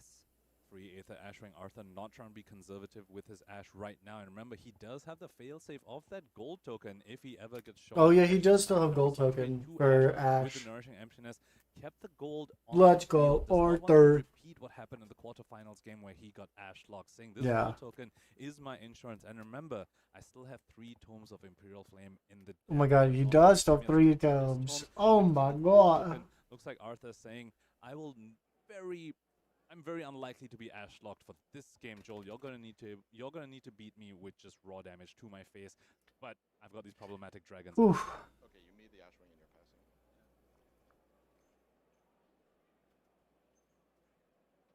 No Ashwing swing, it Absolutely looks passing with like. the Ashwing, if we can listen to what Joel Repta said. And yes, that is the case. Not going to attack with the Ashwing here. Makes Go sense, ahead and because it mark would have time, draw four Phantasm. cards. Arthur showing some real discipline here, saying this Ash Ring is gonna be a little pesky little thing that you eventually will need to. Yeah, because it doesn't have, he could Phantasm it with a 4-card hand. Just leave it So he to just the kind of doesn't get the point value of it. Raji at some point. Enlightened Strike here, going to get buffed up by the Might token. Let's see where it wants to go. Because the It's going draw to with the get game with the agile Might token too. is the It'll only be a way to 6 take care go of the Miragai. again. Draw a You draw a card. card. Thanks to the Yeah. agility token, just 2 back-to-back powerful plays. Enlightened Strike, draw a card without the use of Snapdragon Scalers or a similar type Seems of good. effect. Such a powerful card here in this instance. At this point, we have crossed the threshold of the cards that were revealed off the cast bone. So Joel Repta did not know Mhm. what the card is gonna be. Didn't quite get a good look at his facial expression when he looked at the card as well. So he's just saying, all right, gonna E-Strike, draw a card, very, very efficient line. Those 2 dragons, though, Sam, he's still going to need to deal with them somehow. Looks like he might need to settle for only dealing with one of them this turn because, as you pointed out, the Might token consumed an Enlightened Strike. So dealing with the Miragai going to be a lot harder with that Mandible Claw. It's going to be a wild ride coming out here. Let's see where it's headed. See where Joel's mind's at. I think Joel is just ignoring dragons, is just trying to... You draw discard. Joel has announced that a Wild Ride... Yeah, is he's just trying targeting to Arthur pressure in down the Arthur. face. And again, we pointed out how well... Beast within Off the trigger. draw and discard random. Let's go ahead and see exactly what happens here. The card on the top is going to be a blue pack call. Going to go into the hand, deal 1 damage to Joel. Beast within, always impactful, always exciting to see come off the top of the deck. Oof. Very strong sequence of plays going on for Joel over here. And we pointed out earlier how well he plays around his Tunic counter. He has a very clean Tunic into Claw over here, and still with... This is gonna be a cards in hand 6 go representing that again, he can still send one more which attack is with really the good. Mandible Claw and still arsenal, Sam. That would be a 4-wide turn from Joel over here. And this is exactly what he needs to beat the onslaught of dragons that Arthur is putting out onto the field. That's Yeah, 2 and this is blues and a exactly red. why Joel told us here in the broadcast booth why he loves Tunic so much in this deck, and especially in these positions, because the wild ride into the claw and into just further plays. You pitch a blue, you have 1 floating, you use that Tunic to play any other 2 cost. So impactful. Arthur here looking like he's a opting to repeat of his take first 6. game here in the top 8, all the way down to 19 Whew. early, trying to establish the board of dragons that carries him to victory. Arthur showing us This his is massive exactly understanding how of this matchup. Arthur He knows that these early won the attacks last sure are game. going to his face, but he knows that Joel has to send some attacks into the dragons. He's saying it's unlikely when we're taking more damage this turn because you have to clear these dragons or you're taking a massive risk. So Arthur's saying, I'm going to use my life total as a resource for now, but I believe Joel is trying to punish him for that, saying, you assumed I'm going to send this damage at your dragons? Oh, that's a Blood Rush Bellows gone. Blood Rush Bellow discarded to That's the big. pulping. Oh my gosh, that means that it does not have go. It would not have go again here because we did not ban. It doesn't have dominate. Doesn't have dominate. So Arthur is able to block with 2 cards and just turn the turn off. What a huge swing in this game for Arthur. Joel has to be devastated seeing that card come off the top. Okay. We have to point out, Let's I think that turn. might have been a minor misplay from Joel Reptar that his claw was turned on. He had already discarded Yeah. 6 to that wild ride. He had 2 floating. Yeah, he should have could sent the clawed. claw Why first didn't he and claw? then the pulping to, at least use those 2 resources, not waste Oh, them. But there's Arthur Chrome Eye. getting bailed out there from the onslaught from Joel Reptar. What an unbelievable turn of events here in the semifinals. Joel Reptar seeming to have all the breaks, or all the gas, none of the breaks. He was planning to go Oof. 6 into 6 into 6, 18, following it up with the claw. I mean But look at Caloria, not this. Chrome Eye. Caloria is Caloria. able to be established after the blood rush bellow off Ooh. the top for Joel. This is no Phantasm threatening to draw a card, so a runner, that's a premium popper, and a Scabskin Leather going in front of the block. We speak about deja Arthur's vu here, saying turning. not only did Arthur's the game turning the start with corner. Crossbones, once again there was a goal again that was stuffed by a random draw discard Oh. in the semifinals game as well as a quarterfinals game. A bit of a break from Arthur. He's got Come on, a Arthur. massive board of dragons right now, but still plenty of flesh and blood to be played here. Star making in action. 2 players here in the semifinals of the Pro Tour already vaulted into a new. What's he looking to do here? And one of them can head to the finals. KO here. Murgai's used, so all of his dragons have KO. Baby, they're here to stay and they're here to break face. While Dromai, if able to take down the Pro Tour, would put her just a mere stone's throw away from living legend. So much to talk about, so much to play for, so much for Arthur to think about on this turn as he stares down his army of dragons. What's going to come into the red zone next? Nothing. The turn passed. Arthur Okay. at 19 to Joel's 32 with an Does army he of dragons that really just said, not now drawn want up with the 4 to cards. What is Joel able lose to the put together? Phantasm? Arthur playing so incredibly disciplined. Ooh, burn them Because all. that was Burn them all fantastic. on the Not arcane trying damage. to send any of Burn his them all other is dragons huge. into Joel's poppers over here. He has recognized the weakness of KO into Dromai, and that weakness is it is very difficult for him to clear dragons if you don't let him pop them. So he's saying you have to send attacks or claws into my dragons. That's the only way you're clearing these, because This if is I'm huge. attacking with it, it's gonna have no Phantasm. This is a That huge open turn. Because that non-6 Pitch blue? discarded didn't have the dominate, so the go again able to be stuffed by those 2 cards. So Wild important, Ride, overstated, but draw now and it's time for discard. Joel Reptar to show us why he's in the semifinals. He's coming at Mirror Back Guy. from a disadvantaged position. Gonna go ahead and put the Wild Ride into the Mirror Guy. Finally get it out of there, but first we got to draw a discard.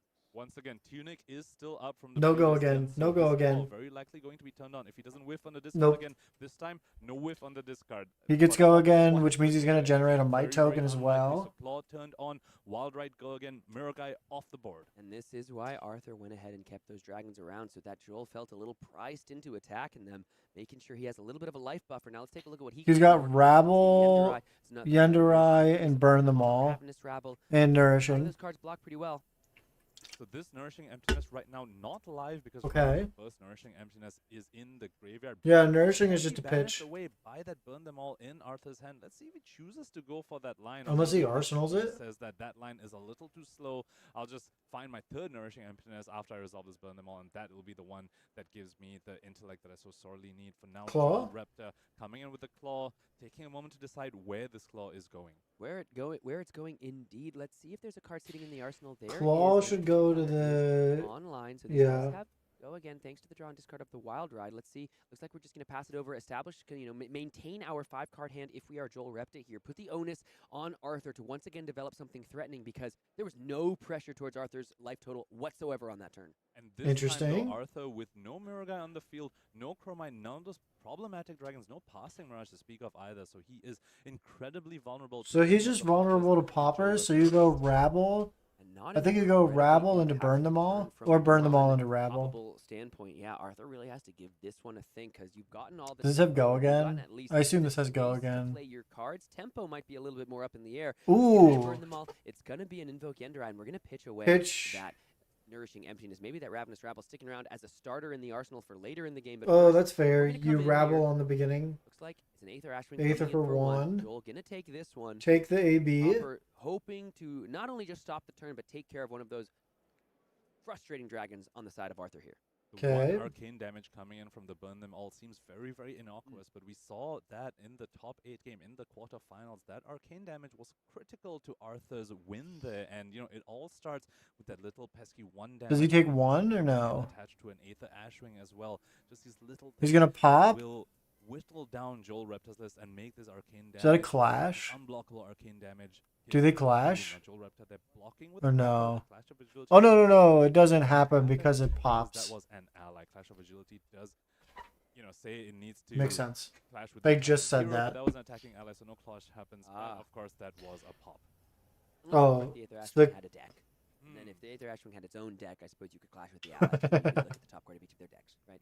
Maybe it still says attacking hero, so perhaps not.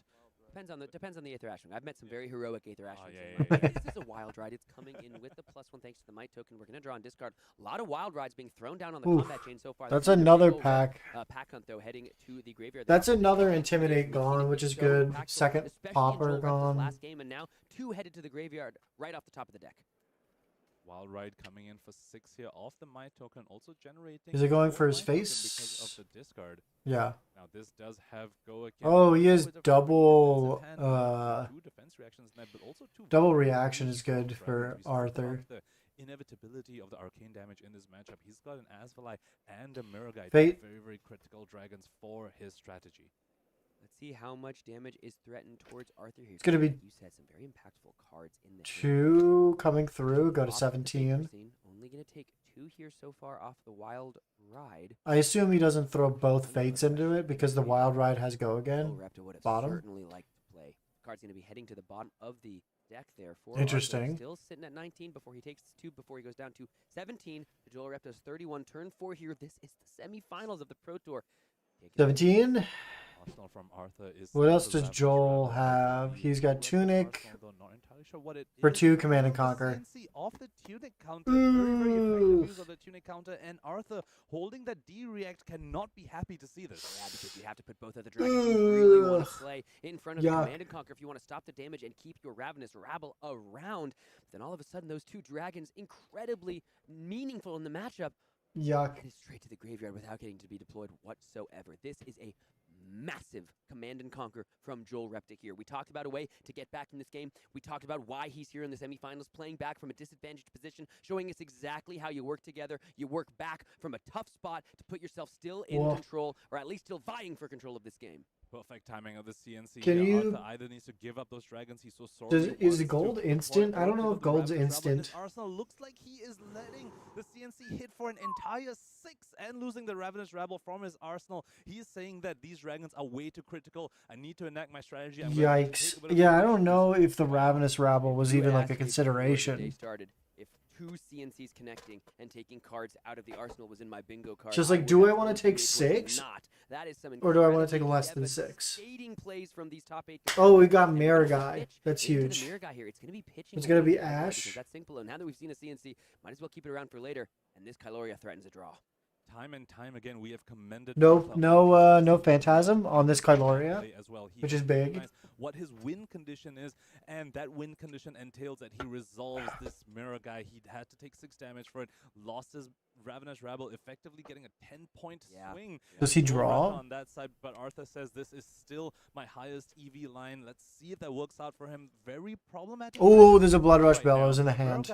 Ooh. Ooh. Sticky Dragons Kyloria currently coming in with with no Phantasm thanks to Amerigai. And now dragons that you really Yeah, have to no think about if Phantasm. you're Joel Repta, and having to take care of on your own turn is a less than enticing task when you have a Blood Rush Bellow in your hand. That's Yeah, not you the want card Blood wanna Rush to deploy go when you're trying to hand. clear I mean, dragons. go It's the card face. you want to deploy when you're not facing down any pressure and you're throwing cards straight at your opponent's life total, straight at their face. Oh, yeah. This is Arthur Trehey taking an aggressive line, but a line that we've seen work so far for him in this Pro Tour. Even though he might be down 19 life, he is so far from out of this game. Yeah. Once again, the lack of armor pieces from Joel. Oh, yeah, he doesn't have armor either. Gloves over the Apex Thronebreaker. This Kylura coming in for 4, Sam. And we spoke about this earlier. The Nourishing Emptiness earlier, stripping away Joel's armor. Now he's getting rewarded. And critically, Kylura is going to draw a card.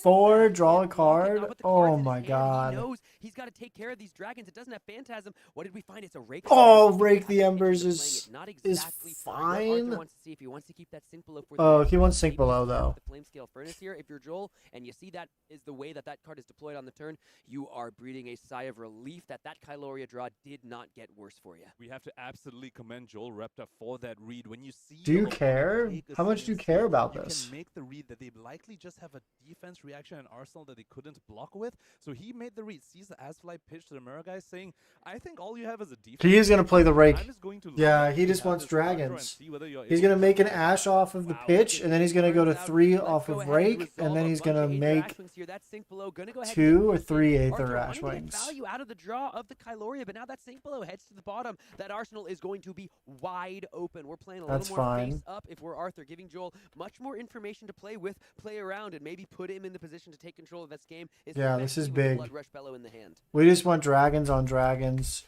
This Ashwing, of course, does not have Phantasm. That was already consumed by the Kyloria Ashwing. Yeah, this does have Ash. This does have Phantasm. It does have Phantasm, yes. The non-Phantasm was consumed by the Kyloria, yes. So Joel Repta might need to give up a critical card from his hand on a turn that he wants to use that Blood Rush Bellow, but if he doesn't, if he goes for aggressive line, that'll be quite a few other dragons coming in after that. Interestingly, depends on what he has in Arsenal. He has 4. You take 1, go to 25, and then you have a Blood Rush Bellows turn to clear the board. Because what does Arthur do if you clear all of these dragons with a Blood Rush Bellows turn? And the gold, a one-way ticket to Ashtown. Right. Aside from just keeping the gold around, Sam, he also kept that Ash around. Note that the Rake the Embers only converted 2 Ash into Ash Wings instead of converting all 3. Arthur just once again exhibiting a masterclass on this hero, saying, I'm not going to be Ash locked again. Keep on going around, only converting 2 Ash Wings from the Rake the Embers. We aren't going to be He got Ash locked in the first top 8 match. The metagame here at Los Angeles. These are 2 titans of the Pro Tour in Arthur and Joel. There's the pop. That's a popper being committed to the Aether Ashwing. Gonna stop the turn here for Arthur. Even though Joel's at 26, he has to respect that damage. It's now time for the burn them all. Get rid of more attack actions and get ready for the next Nourishing Emptiness to come on down. Yes, sir. It's a lot of dragons he has too. Over here, but board state from Arthur's side is looking very, very critical. So he has a Blood Rush Bellows in hand to try to clear these dragons, I think. But also needs to send damage to Arthur's face. Or just maybe just say that you give him his hand. If Arthur is I don't able know. to deploy it, we saw the Mage Master's boot work beautifully in I don't know what the play is here for the KO clear for favorite Joel. in the last game that he played in top 8. Sam, I think Joel is rolling Scabskins. No. Oh, another 5 for 2. Oh. And that is exactly what Gambler's Gloves lets you do. It lets you roll these Scabskins Holy a lot more moly. safely than if you didn't have it. Because, to roll a 1 Oh. twice, that's 1 in 36. But to roll a 1 is 1 out of 6. He's showing us why he has Oh, Gambler's Gloves. he Even pitched with Blood that Rush dice on Bellows. that Okay. nine token, Blood Rush Bellows on the clear top out of the that stack if Mirror we get guy to with second his cycle. Mandible Claw and still have an action I point doubt we remaining get to second and cycle something though signage with these to Arthur's face life potentially. totals. Say it with me, Punkage. Never punished. Never punished. Never punished for rolling Scabskins in top 8. Let's go. And just getting the action points necessary to still string together such a turn when facing down the Mirror guy. We're gonna have to see if those Scabskin levels Alright, come so along all of his before dragons the have drive Phantasm or now. Barrage is resolved if it is, but you see Joel having a real think here. Maybe put in the final pack hunt into the Kyloria, but having another think if he wants to deploy it in another way. Is that another Blood Rush Bellows in hand? We spoke about how the lack of Oh armor no, was he punishing pitched. Joel Repta so far up to this point, unable to Yeah, do he just a picked lot up his on it. pitch. But it comes with benefits as well. It lets him roll his Scabskin Leathers without being too scared about it. It lets him aggressively roll and deal with board Come state while on, doing draw damage my. to the face, and that's exactly what we are seeing happening here. This Intimidate, when your opponent's holding 2 defense reactions, could actually be incredibly powerful here. Go ahead and listen in. Repta, all he can do is roll 5s and 6s. He is just addicted to the thing. Now going to go ahead. What is with it? That intimidation. This is 6 damage straight. What's at the Dromai. intimidate? We did intimidate Ooh, one he of the hit sync one of belows the here. sync belows. Only Okay. 6 damage. So maybe it's another sync below getting in front of that along with the flame scale furnace. Just block out all the damage, able to establish a dragon, establish a passing mirage, and keep a sync below for the arsenal. Important to note that while Arthur has been taking all this damage to set up his board state, his clock is starting to run out. He's been using his life total very aggressively. We saw him take a full Yeah, damage. he's You been can see very this liberal push with that health total. that Miraga in the previous turn. Because last time he popped off soon kind he's of gonna need to start around giving more 17, I believe, and this game he's down all the way to 11, which is quite a lot. Arthur just taking a moment to think over here. Of course, these top 8 rounds at the Pro Tour are untimed. We do not want to rush our players. They do need to make the best decisions possible. Let them have their time to think. What does he throw? Scale? Does he throw furnace? Joel Repta, 6th seed here, 11. He throws furnace and sink below, and then sinks a card, draws a card. But I don't know what he would sink. Has already intimidated away that sink below. Turn 5 here in the semifinals of the Pro Tour Los Angeles. Only the 4th Pro Tour our beautiful game has yet to see, and both of these players vying for their spot for the chance to become the 4th Pro Tour champion.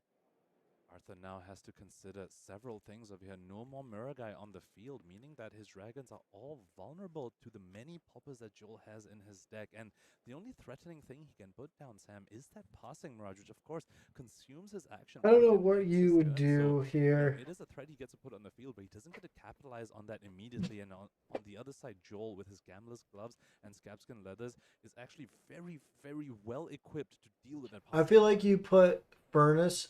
He takes 6. He goes to Jesus Christ. Keeping the sync below around, maybe wanting to make another Mage Master Boots play. Keeping No it in pitch. way. Incredibly aggressive play here from the Frenchman.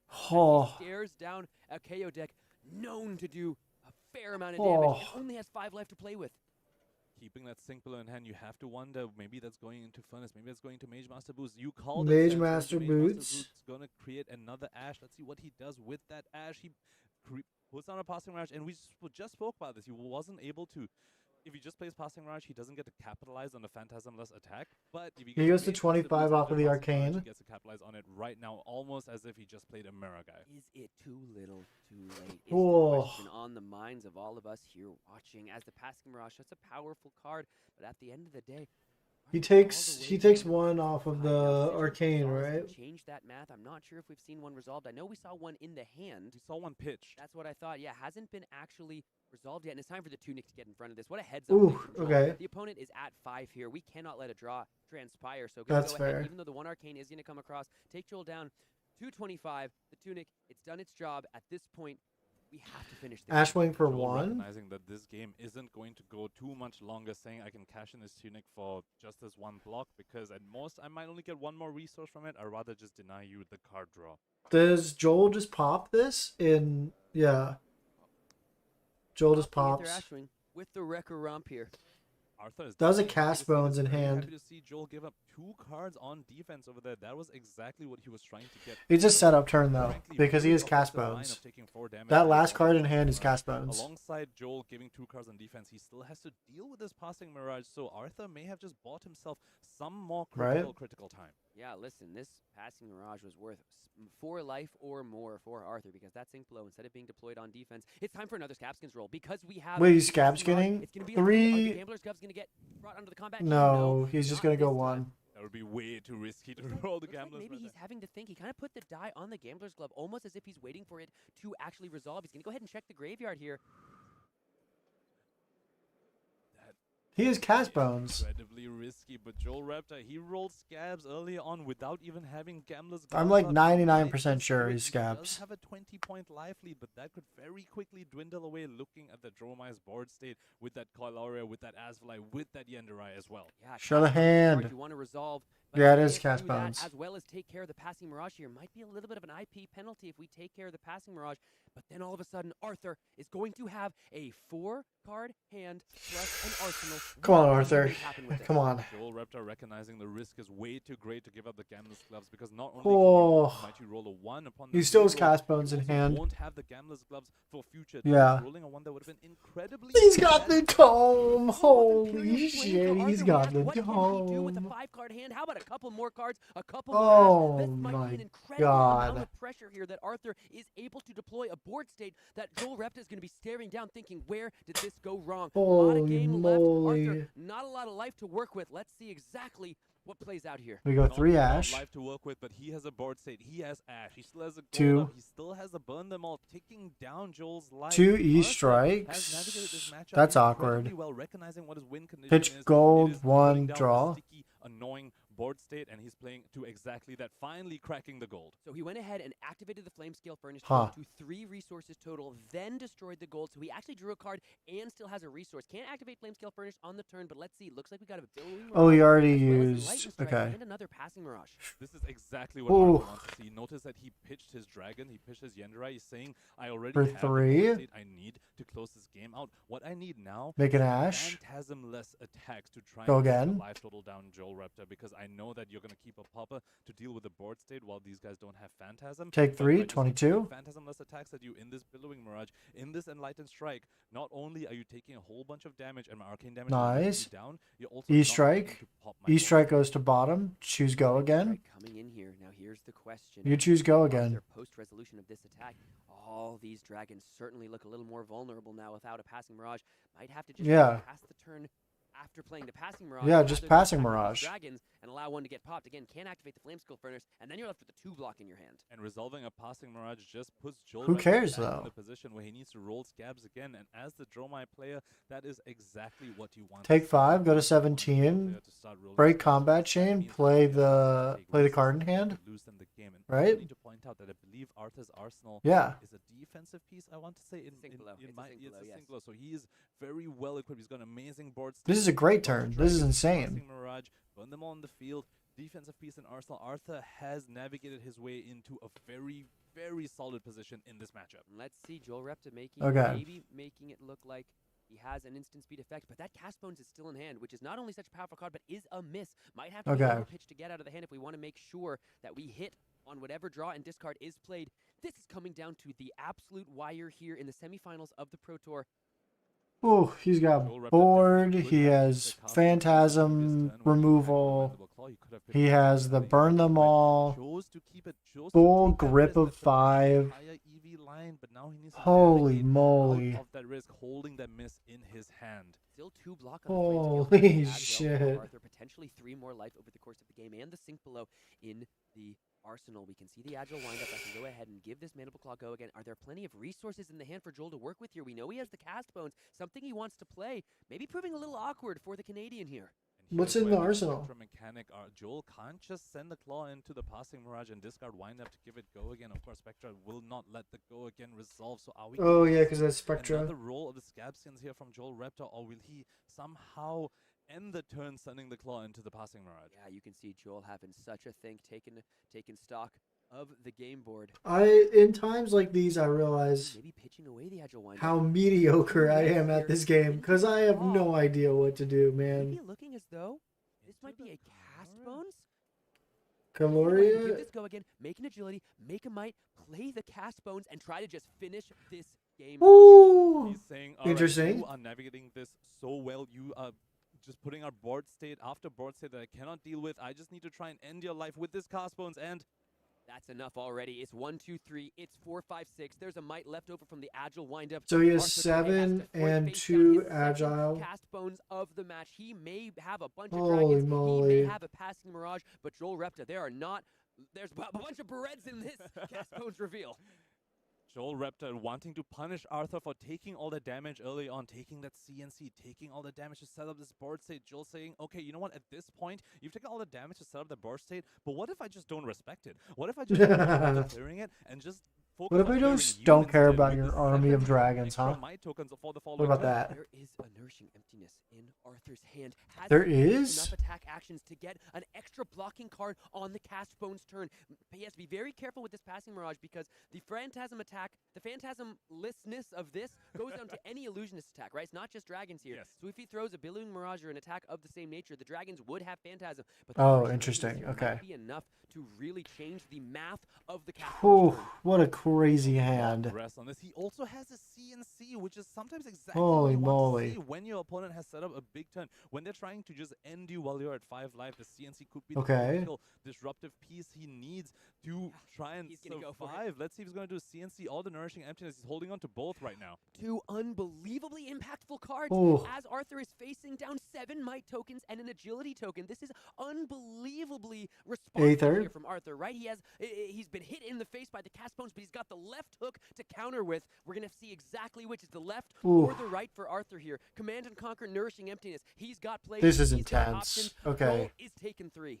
Okay, he's taking 3. We go to Very 14. critically, that Phantasm Phantasm's as been you so used. eloquently put it, Sam, has been consumed by a Billowing Mirage. Looks Yeah. like Arthur, what's he going to pick? The CNC of the Nourishing Emptiness? Now, there's quite a bit of a decision there. CNC takes 2 cards away from Joel, whereas Nourishing Emptiness just gives you 1 extra card. Looks like he's going for the Nourishing Emptiness. He goes line. for Nourishing. Nourishing Emptiness here. This is a fascinating decision point. Nourishing 6 Emptiness coming in dominate. for 6 with Dominate and going to give another Intellect on hit. That's a lot of block, plus a Sync Blow in the arsenal. That might be enough to He see a lot does of have- Joel once again has to think about the Passing Mirage.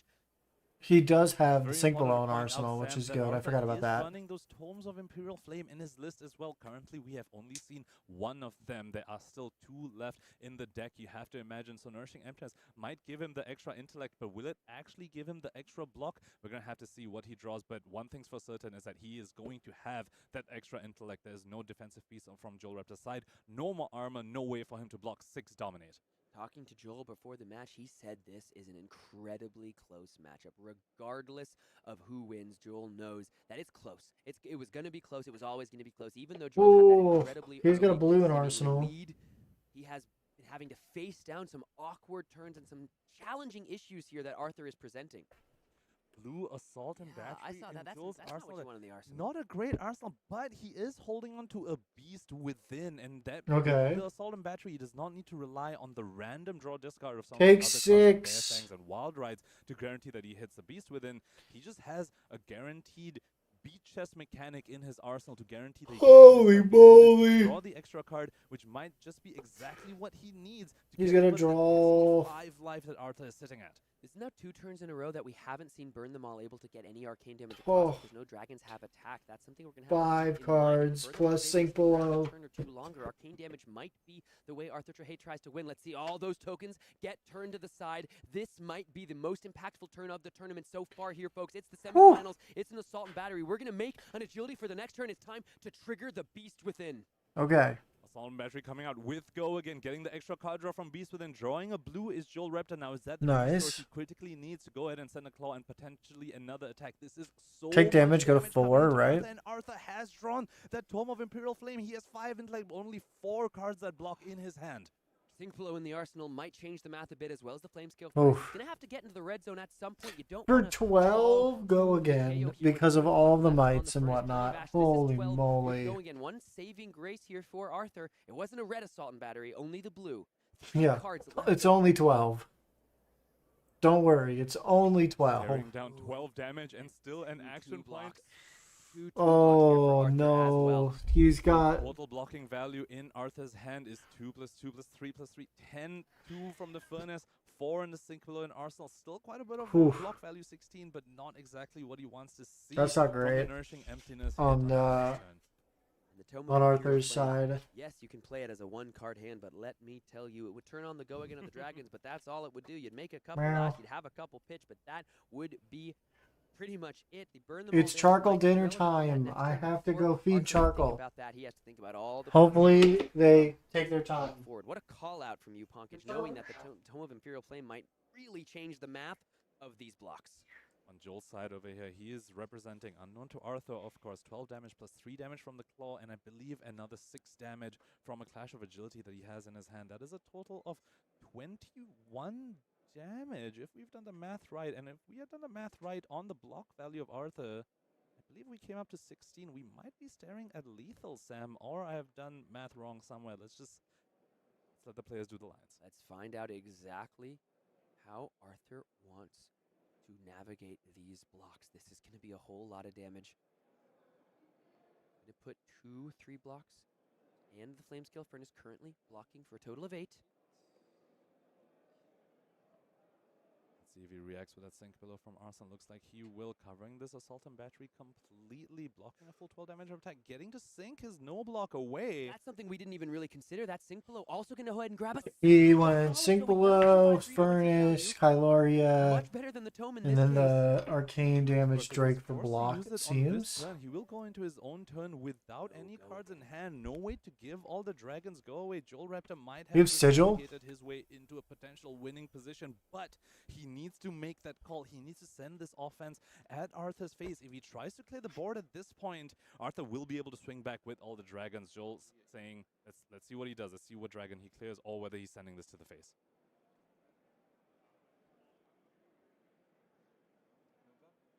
Looks like he's posturing to throw this straight at Dromai here. 3 damage. And Arthur's just going to take Go to it. 2. He's gonna go to 2. He's going to say he's going to force Joel into a decision here. 6 Ooh. at Dromai is the call. Is that just 2 blocks? It is 2 blocks, so he... But he has Sigil. Okay. Stays alive at 1. He can go to 1 and keep 1 card in hand and swing out with the whole board. Oh. Stay alive. Put the 2 blocks in front of this. No, put a 2 block and play Sigil. Yes. It has the Ravenous for the and next has one. but Sam, he would be at 1, sending an attack action into a deck that runs Reckless Swing as its blue base. Absolutely not where you moly. want to be in the game of flesh and blood. Arthur's got some decisions to make. He's put himself in this position. He's going to go ahead and play the Sigil of Solace. Go to block with the Wraith 5. The Embers. Go down. To 1. Taking 4 here, going down Taking to 4, go to 1 1. is Arthur. Has a card for his next turn. Does have the Passing Mirage as well. Holy moly. The question is, will Reckless Swing have something to say about the outcome of this game? You have to wonder. Does he whether have Arthur will Reckless even Swing? play that Ravenous Rebel, knowing that that's a possibility. Maybe he can just wait for his Sigil of Solace, but another Sigil of Solace to come back to play on a Reckless Swing, or is he gonna say, "I just have to send it"? He doesn't have it. Nothing to speak of in Joel Raptor's hand, though. Blood Rush Bellow. He doesn't is have here, it, and okay. 3 reds. The Ravenous Rabble coming Oof. down. No fear from Arthur whatsoever. No fear. Maybe in these brute deck lists, but it's Arthur who has the stone cold eyes of the killer. He's coming in with 4 damage. He's got Phantasmlessness on one of his dragons, a Burn Them All and an Asvalai. It's a Burn Them All on the top of the deck. And as we know, there are at least 2 or more Sigil of Solaces floating around in that deck list that might have something to say about a Reckless Swing. First dragon attack as well will be Phantasmless thanks to the Passing Mirage. Joel Raptor. Oh, is Passing Mirage is still on the very field. tough. Just here, that Sink Below from Arthur on the previous turn, getting him right out of that exact Oh. range to allow him to send this onslaught of dragons. 4 damage. Joel has to consider it. 2 arcane. 4 damage plus 2 arcane is 6 plus. Oh my god. Reds in a Blood Rush Bellow. This is exactly not Oh. where you want to be. Yes, you're going to draw a couple cards, but if you have to commit a popper, all of a sudden the pitch is looking like a real issue. You want to get value out of the agility. You want to get value out of the might. But now you're staring down 4 damage, and look at Oh the my dragons that Arthur god. has at his disposal, and that Passing Mirage hasn't been dealt with whatsoever. And here's where these Phantasmless attacks, we keep coming back to it again and again. So critical to knock Joel down into those life totals where arcane damage will be inevitable. and will Oh kill him my soon. god. Doing the math, realizing he needs to put a block in front of this because as Yeah. to come in without Phantasm and put 2 more arcane damage Oof. to his face.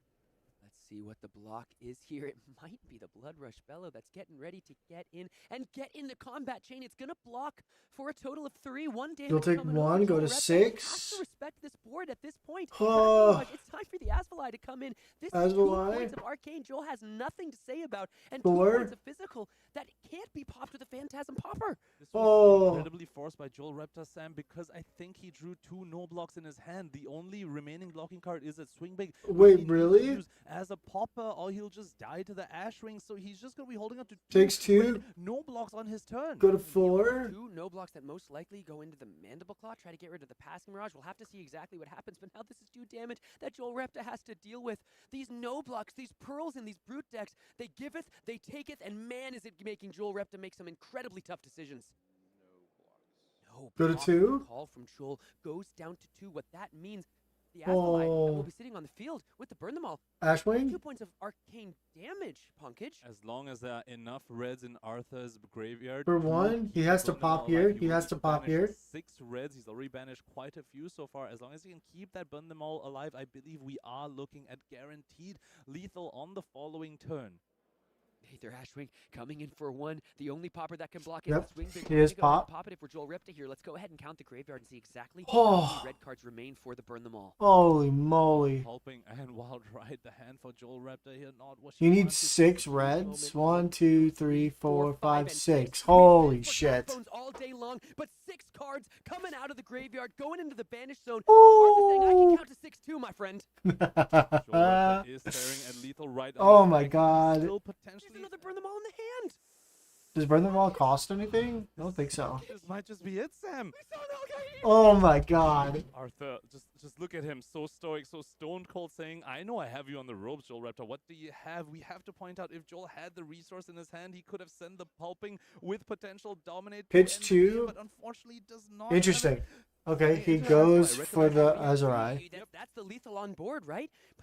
But it doesn't matter because he just No, they both know it. It was revealed off the rabble. Yeah, the rabble. Off the rabble. Know that. Holy All we can do is shit. Look up. We resolve There's it, that. Burn them all. It's time to attack with Yenderai. 2 points of arcane damage across. And your first. Holy shit. Oh my god. Red cards. Oh my goodness. Arthur Strahay moves on to the finals. Talk about an absolute masterclass, Sam. What do we see in that game? We saw Arthur take CNCs to lose Rabble from his arsenal. We saw him use Holy his life shit. total as the perfect resource. He knew exactly how much damage he could take. The He went Droma is all going the to way the down finals, to man. 1 Holy to come out on shit. top of that game after 2 cast ones that both resolved for 6 might tokens and an agility. What an absolutely amazing game for our first semifinals of the Pro Tour Los Angeles. Holy shit. Earlier in the game, there was a point where Joel Repta might be looking at that game board and asking himself, where did it all go wrong? The Tome of Imperial Flame bottom to the sink below, the Sigil of Solace allowing our Dromai player Arthur to stay alive at 1, and just the absolute stone cold stones to throw down the Ravenous Rabble and come in. Who cares about Reckless Swing? I am going for the win, and that's how you get to the finals. Let's So many go. Dromai players were a little bit Oh, afraid of the man. saying maybe this isn't the meta to play Dromai. That's and so Arthur saying, good. No, this is how you do Oh. it. Put down the sticky board state. Use your life total as Well a resource. fucking Show them how it's done. done. No cast God bones. I'm not damn. scared of any cast bones. Oh. Okay, okay. Whoa. That's your first semifinal, folks. And if that's any indication of what the rest of this day is going to be like, then we are in for one of the Holy greatest shit. final couple games of Pro Tour history. Arthur Strahay, your first finalist here at the Pro Tour. We're going to go ahead and go to a quick break. Before we are back, we're going to hear from Arthur, hear how he's feeling moving on into the finals. So don't go anywhere. We'll be back in just a moment. Holy shit. That was an awesome game. Wow. Wow. Okay. I need to see the bracket though.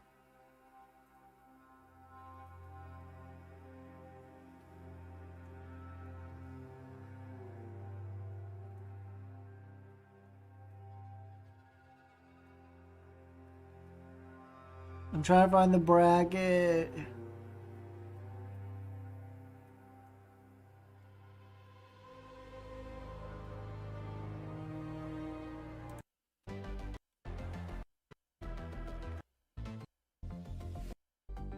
Here we go.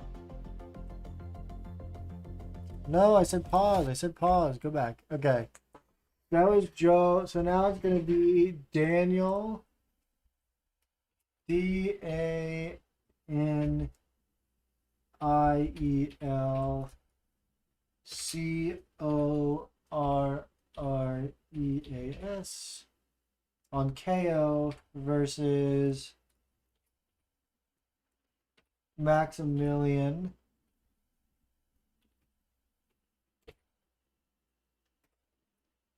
Klein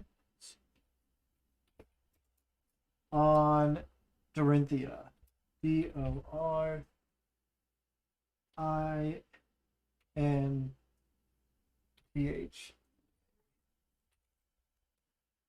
Okay. There's just there's not enough. There we go. You guys are gonna have 10 minutes to do predictions on Twitch. So there you go. 10 minutes to go ahead and do your predictions on Twitch. We have the number 1 seed KO versus the number 5 seed versus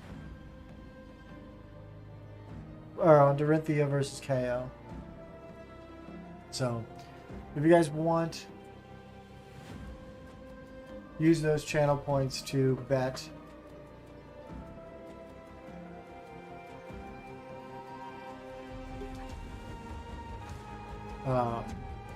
I believe we're probably going to go into an interview after this 2.5 minutes. So, we have some downtime for a minute, which is cool.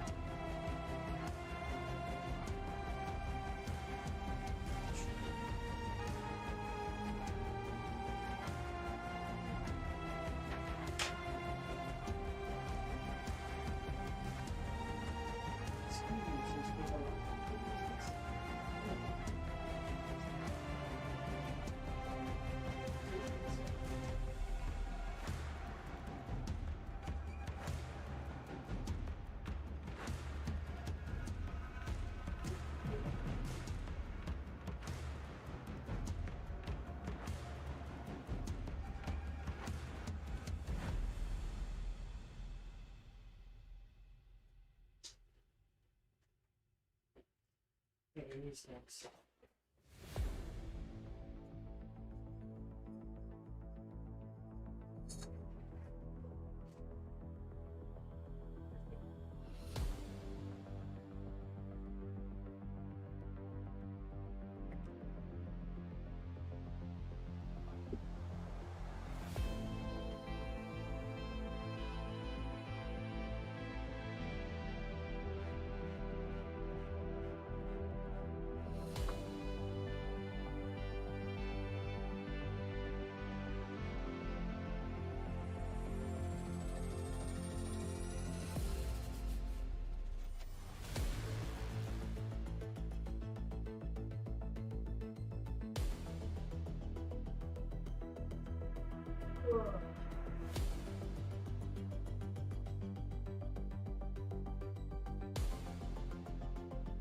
Yeah, Arthur made it to the top.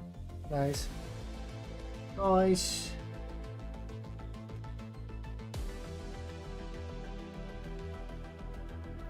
I'm gonna make some rice here. Do we know any of these people? I don't think I know any of these people.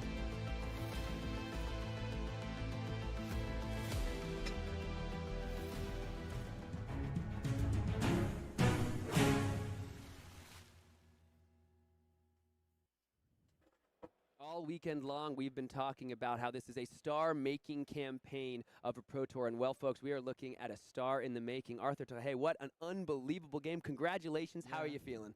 Thank you. I'm feeling very relieved because I was super stressed during the whole game. It was very tense. Yeah, for sure. Yeah. I can only Until imagine. At the end, I was very scared. So. Yeah. All right, well, I want to talk a little bit about the whole game, but first, turn 0.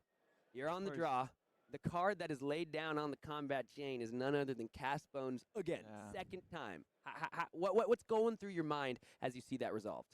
Well, oh, what was in this interview? Obviously. I don't know. Also, like you're like, it sucked, dude. What do you want me to say? Also, like, cause my first opponent told me after the game that he only put 1 Casbon in his deck, and he drew the. And this opponent had 2 Casbon in his deck, not 3. Oh, so yeah, that was both. Yeah, he saw them both. Yeah, I'm sure that felt great. Yeah. But yeah, I was feeling a bit betrayed by the variance. But yeah, well, let me tell you, the variance was at play at multiple points in that game. Yeah. Talk to me if there are any turning points that you really identified. We were looking and trying to identify, like, really where, like, the momentum just seemed to keep switching back and forth from your seat, actually playing the game. What were the moments that stood out to you? So first of all, there's one moment when he did, I think it was a pulping. Yes, the miss. Pulping miss on Blood Rush below, which is a huge gain for me because block it out. Yeah, I can block it out. He loses his best card and he loses at least 3 damage on the turn. Yeah. So that was huge for me. Makes sense. Swing back For of sure. the variance. For that sure, chance. yeah, exactly. And then I choose to Arsenal Ravenous Rebel. And because I think that I have like Seal Furnace to block. Also, I think he didn't have an agility. So I was confident I could block a CNC if there was any. Okay. But then I drew two direct that cannot block CNC, and a mirror guy that has to be played because there's a Kylari on board and he doesn't have any armor yet left. So I have to just take the CNC and let that Ravenous Rabble get out, and that was really painful. I felt like missing 4 life was huge. Yeah, 100%. Now, when you look towards the end of the game, was there a moment when you said to yourself, like, wait, I think I have this? Or was it always questions? Was it always like, I don't really know exactly what's going to happen? Or was there a moment where you're like, no, I think I've done it? So when I played Billowing Mirage into Nourishing Emptiness, I was feeling a bit shaky because I knew I would, with 5 card hands, I would probably be able to block out his turn, even though it was a good turn with cast bones and stuff. But I also knew it was a lot of 2 blocks left in my deck, also tomes, because I didn't see the tomes early and had 2 tomes. So I was feeling like, okay, maybe I will draw the 3 blocks, maybe I will draw the no blocks. So let's see. 100%. But you managed to pull it out. So let's look ahead a little bit. Because now we're in the finals. Yeah. So look at the finals. Yeah. How you feeling about the matchups? I really like Sam. Another KO or this incredibly impactful, Hatch Dorinthia build. Which would you rather face? Honestly, I think I would rather face the KO since I went 4-0 into KO on this tournament. I feel pretty confident. It's the matchup that I trained the most again. And then maybe Makes sense. this time he won't play cast bones from turn. Don't say that now. Don't say that now. You're gonna jinx yourself, man. Yeah. For sure. All right. So understood. Now, from what I understand, this is still like not necessarily the most recent thing for you to begin playing Flesh and Blood, but you're within the first year of playing. Yeah, it's been a bit more than a year. I started last February. Last February, yeah. Talk to me about your journey, just like to Flesh and Blood, that has now gotten you sitting here in Los Angeles, about to play in the finals of the 4th ever Pro Tour. Yeah. So I started playing at my local game store. I bought the Dromai Blitz Reconstruct deck. Nice. Then I thought, well, let's build Dromai, And I switched to Icelander, played a bit. I made 1 culling when I was not very good, to be honest. Then the Worlds, which I did fine. And then this is the 3rd tournament, big tournament I play. And well, I didn't expect it to go this far, but I'm very glad I did. Yeah, incredible. Well, incredible stuff. Is there other? I mean, you're now playing, right? For you've made $20,000. Yeah, I think so. At the minimum. Yeah. So that's pretty good. Yeah, that's pretty good for your 3rd tournament ever. Sure. My 3rd That's tournament so ever. I good. think let's just take a think. I don't think I was up for $20,000. No, not on my 3rd. Not on my 3rd tournament His ever. 3rd tournament. That's I was really rough. close. That's not Yeah, rough. I was That's like insane. 16.5. So any shout outs you want to make? Any people you want to thank for your journey? Any people watching at home? First of all, I would like to thank the French community who's supporting me a lot. That's very heartwarming. No. Heartwarming, yeah. Yeah, exactly. Then my group of friends with whom I practiced a lot, of course. And there's a guy who also brought me the cards. His name is Sylvain. Otherwise, I couldn't play the tournament because I didn't have cards with me. Nice. Yeah. And Big shout out to Silva. Yeah, big shout out to him, man. Incredible stuff. Well, I'm going to let you take a break. I'm sure the next game is going to go on for a little bit, so go catch your breath, hang out with any friends you have out there. Thank you again for joining me. Congratulations again. It was a clinic. It was a master class. We've got a contender for the Dragon Master title. Mara Ferris is sitting there looking around like, I sense a challenger has arisen. And it is our time, my friend. So once again, congratulations. We'll take a short break here before we get into our next semi-final. Brian and Mitch are going to take it home with semi-finals, KO versus Dorinthia. Either Either's going to be real fast, and right the Dorinthia's after going to this. get run over, but I don't think that's how that matchup goes. Do we know any of these people? Scanning? Scanning? Oh! Matt Coles, Cam. Spotted Matt Coles. He's still right there. He's right there, all the way over there. All the way in that back corner. The Matt Coles, Cam.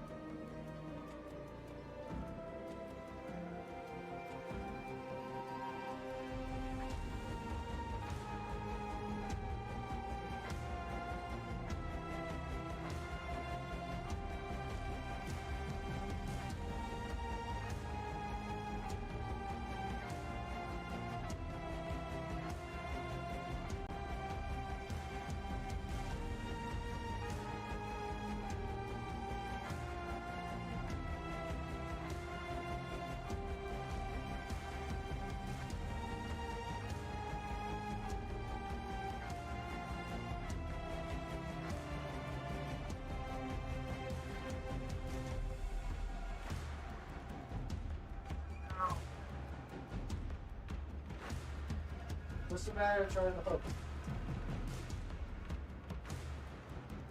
Meow. Meow, meow.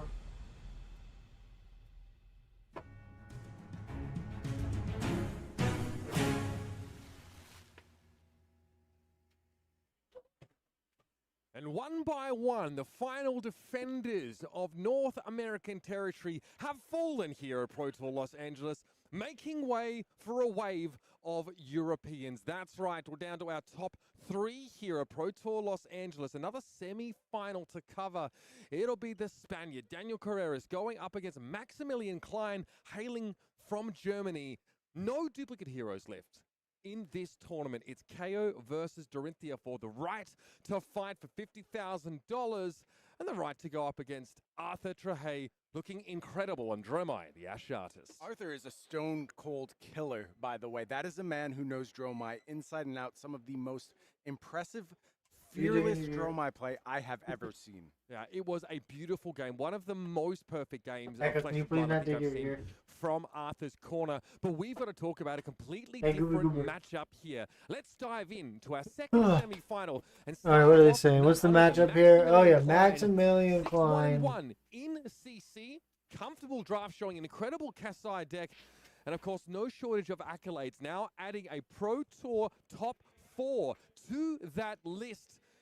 what a banger of a match against Joshua Lau to get into this game. Some key differences in his deck list that we feel got him there alongside Look at an this little immaculate guy. pitch deck to finish the game. Now, Look at he'll these little leverage paws. this list against KO Armed and Dangerous. Yeah, work cut out for him has Max, but he's been here before. There's a reason he chose this Dorinthia Iron Song list.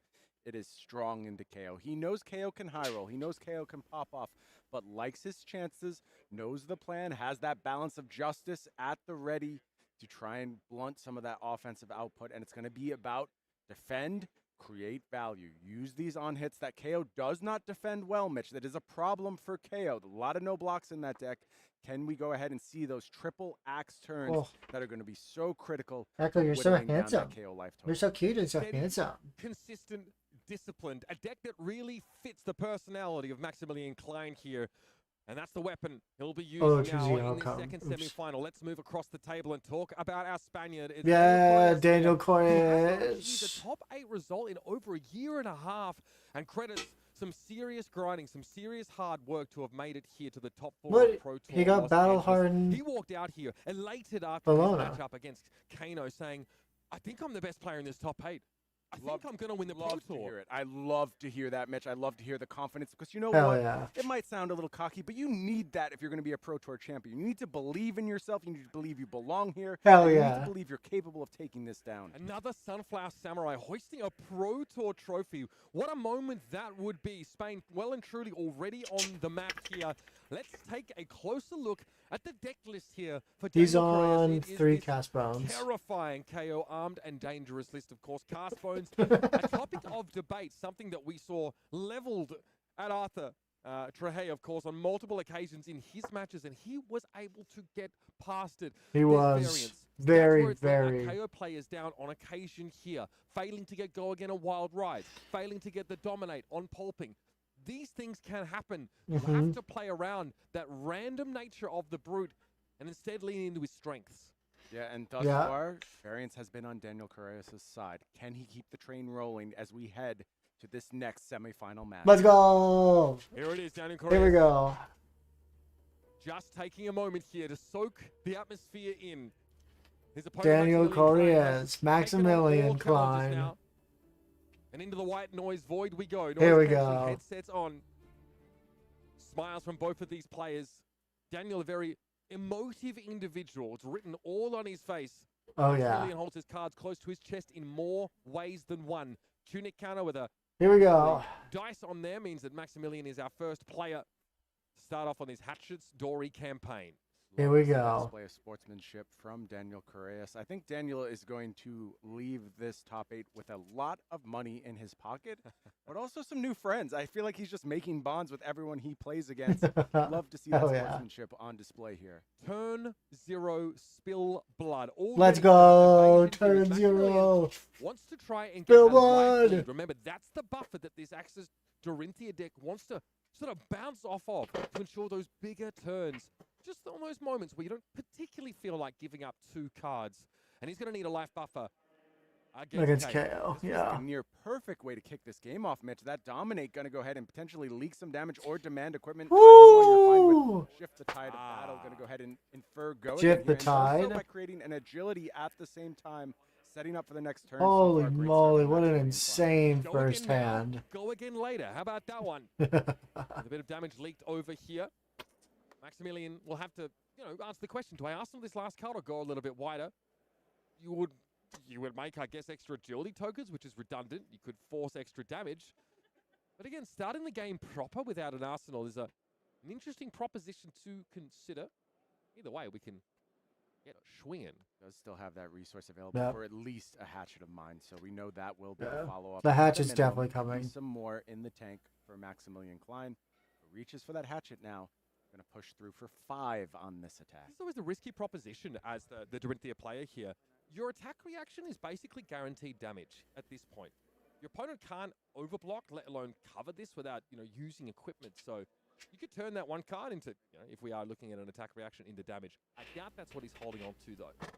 Yeah, Daniel just It doesn't have assigned pitch for straight attack to- reaction, though. Going to go ahead and take a little priority. bit more and is able to hold Oh, but look at this. It's the ripple away.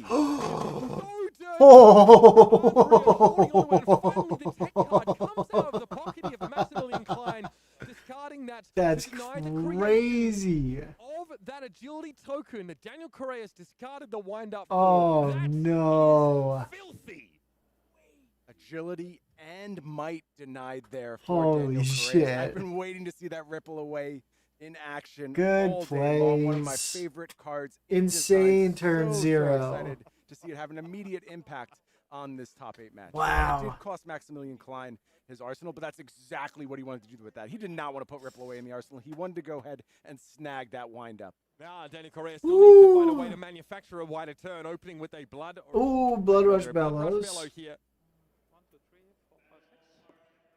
Can Daniel get the girth on this kind of team to threaten at all? We have that clash of agility discarded. Might token created. And time for Daniel to draw up. Let's see what the offer is from this Blood Rush Bellow turn. Looking to kick things off with a bang is Daniel. We said Wow. Max and Daniel just going crazy immediately. That put to the test on the first Blood Rush Bellow turn. That ripple away is the difference between a claw here and then a bare fangs, or two big attack actions coming out from the KO, if not more, with the claw getting involved here. The ripple away being worth far more than the value printed on card for Maximilian Klein. Let me do some quick Holy Codex of moly. Frailty-esque math I here, like that. Mitch, and I Codex believe that was worth of- 232 He didn't write anything down. 232. Codex of Frailty Huge level numbers math. for Maximilian Klein. Blade Runner getting in front of the claw here. Soak up all but 2 of that damage. Yep, and Interesting. a wistful shake of the head here for Daniel Correas. Pitch a blue And it will be a for bare bare fangs fangs. to bookend this turn. Still a hefty amount of damage here, but he's thinking of what could have been. Yeah, could have offered quite a bit more. We're anticipating an attack for 10 here. Is the ripple away a 15 one of? total on the turn. Dreaming of what may have been. It is, of course, going to hit. I shouldn't say, of course, there are misses in this deck. We have seen them rear their heads at inopportune times, to say the least. They have definitely shaped a lot of outcomes over the course of our event. Here's 2 go again Maximilian can play a instances. leaner hand here because of that agility token Okay. created by Shift the Tide of Battle. Interesting. So it's 2 cards plus the dynamos. Again, Oh, the agility has the go again, but you're blocking with 2 instances of go again. That seems all really bad. Maximilian is thinking about right now.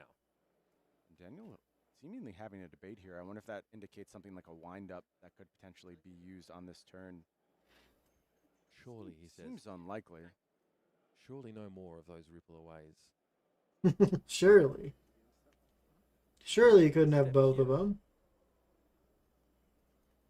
No discard. That'll be that for Daniel Carreras' turn. What is Daniel debating here? I wonder if this is a card that he really does not want to put in Arsenal. Something like a blue Recurromp comes to mind as the card that you just really do not want to stick down there. But ultimately, Daniel does decide to Arsenal here. Draw He lacks 4. the mechanism to recycle that card as well, right? No Crown of Providence here or Crown of Providence-esque effects, no standing orders, for example. Yeah. It's a little bit awkward having something you just don't like very much gummed up in that arsenal. Just run Trench of Sunken Treasure. Come on. Command and Conquer thrown in his direction, but for now, it's a 2-powered axe. 2 paradox. It has go again off the agility. We've seen it before. We saw it in our epic Dorinthia mirror. You're just happy to consistently offer this 5 damage, and then when the moment is right, you spring, you attack, you look for that weakness in your opponent, and you set up the triple axe turn. That was a veritable Tolkien moment, if I've ever seen one, that match. Full of treachery, deceit, and a lot of gore, if I'm honest. Send packing there, perhaps in hand. Daniel very pensive in these first few turns. Oh, double send packing in Lightning Strike. That's an interesting hand. A little awkward. For sure. Of course, depends what is in Arsenal. And I just have to note the body language as Daniel did Arsenal on the last turn. It seemed like something he was not pleased with. So that is going to influence his decisions here. Double send packing committed to these axes. That's enough for Max. A few cards taken out of the deck, and the turn passed back to Daniel Correas. Maximilian might be off Arsenal for a little while here, unless he risks a very quiet, very small turn. So those send packings really don't do a whole lot. Very interesting. The Amnesia's in the deck here. Looks Looks like a quad red hand over on Max's side. Not exactly what you want to see, and that's going to trigger, again, a lot of defense. Ugly. Interesting. 8 here for this Enlightened Strike, so the mode chosen was giving +2 power. +2 power. Respectable. He still has a Presents a swing big-esque mode here from your brute player on the left. You don't hate it. It's good value, Mitch. You're happy to go ahead and engage with the game in this way. Block 9. For a little while. Cleanly covered by Max. Expecting just an Arsenal here if the read was right, and that was, in fact, a red card. I think it's a defense reaction, but does have the Tunic available to go ahead and do the Hatchet of Body. Get the value while you can. It's not the same as that Warrior Mirror we just saw. You go ahead and use your Tunic when it's available. You don't have to offer the threat as consistently. Yeah, you want to keep Makes here, and I sense. think your dreams of having that sort of triple hit turn it can be a little bit harder to assemble. Just because of the peaks of some of this brute damage, there might be turns where you're forced to really give much, if not all, of your hands to preserve life and stay in the game. That's why I really like, you know, the Goblet of Blood Run Wine, and any way you can create those agility tokens. You can have these highly functional turns, like swinging for 5 damage off nothing, or without having to reveal any information from your hand. Very efficient. Yes, the damage comes in unremarkable small amounts, but it's there every turn. They add up. They have a hand of Daniel Correas. Does have might wind up cast bones and CNC. What a crazy hand! Conquer could do some work on something like an Arsenal react. Daniel thinking about defenses here. Do you just Depends how put? aggressive Daniel wants to be. I mean, there's a world where, like, I don't know, Apex Bone Breaker. Why don't you just take 2? A might token, or however you might get a might token by the wind up in his hand. Turn the Command and Conquer into a breakpoint and really put pressure on Maximilian. That's the situation. That's fair. You just block with Apex. I saw the Command and Conquer turn to the side for a moment. Looked like it was being postured for defense, but ultimately Daniel wants to think a little bit more, and I think this is a beautiful sign of a competitor who's in control of his emotions, willing to take his time, willing to think through the lines. You are in the Pro Tour semifinals right now. There is no room for error, especially against a killer like 2-time top 8 competitor Maximilian Klein. Makes sense. What do you do here though? That begs the question about what actually does sit in the arsenal here. The fact that Daniel even second guessed that makes me think it's nothing to write home about there. And he just can't hone in on this block. It is ultimately going to be the Command and Conquer committed, and that means my X is good. Interesting. Go ahead and move that card. He didn't take Arsenal. 2, go to 35, which means he is something. Go again, no agility, it's a claw. Yeah, claw to kick things off. Expecting a wind-up discard to keep the chain going, and then I think it's going to cast Bone City. Let me try and set up for a future turn. Maximilian knows a second wind-up lurks in the hand here. Seeing 1 pitched. Give him a power card. Interesting. Blood thrown in front. Wind up at instant speed. Why would you not save that for the value? Create both an agility and a might token. One thing I've seen from Max so far, doesn't really care about power cards. He just thinks all of his cards are powerful, willing to go ahead and defend as it makes sense to. Here's the problem, though, Mitch. Look, seemed like a fine defense. I have no objection to the way Max. Cast What it has bones. left now is a defense react in both hand and arsenal. That's not a great spot to be. I think you are going to get punished. You're going to get IP penaltied here on this next turn cycle. However, there is upside. When you do face down this Cast Bones turn, you do have double reaction at the ready. Cast Bones. Critically a miss here on one of these reveals. It looks like only 5 might tokens going to be added to the party, and that means no agility coming with it. I mean, again, for a total of 6, though, because there's already 1 total of 6 might token in Thank you, play. Mitch. Because he only threw away that wind up, so he didn't even need necessarily to get 6 in total. Daniel just making the best use of his hand here. Getting stuck with a wind-up doesn't sort of make any sense here. The amount of redundancy that you have to ensure that you can have the most powered-up turn is terrifying here. Yeah, pretty critical to have that KO ability to bail you out on those Cast Bones whiffs. And as we expect, Hatchet of Body coming through. 2 resources available. Hatchet of Body for 2. 1 sink below in hand, 1 sink below in arsenal.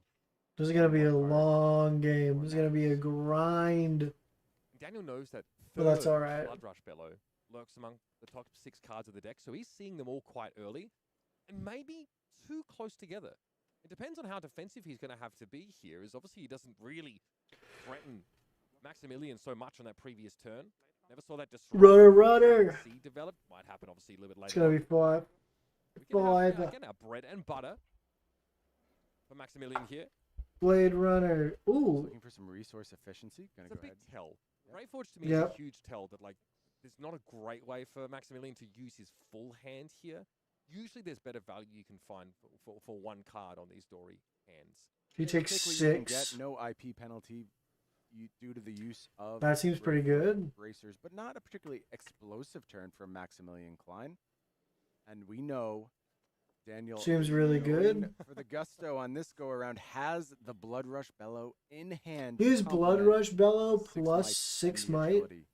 Kick things off with an E-Strike. Do a little bit of setup work here.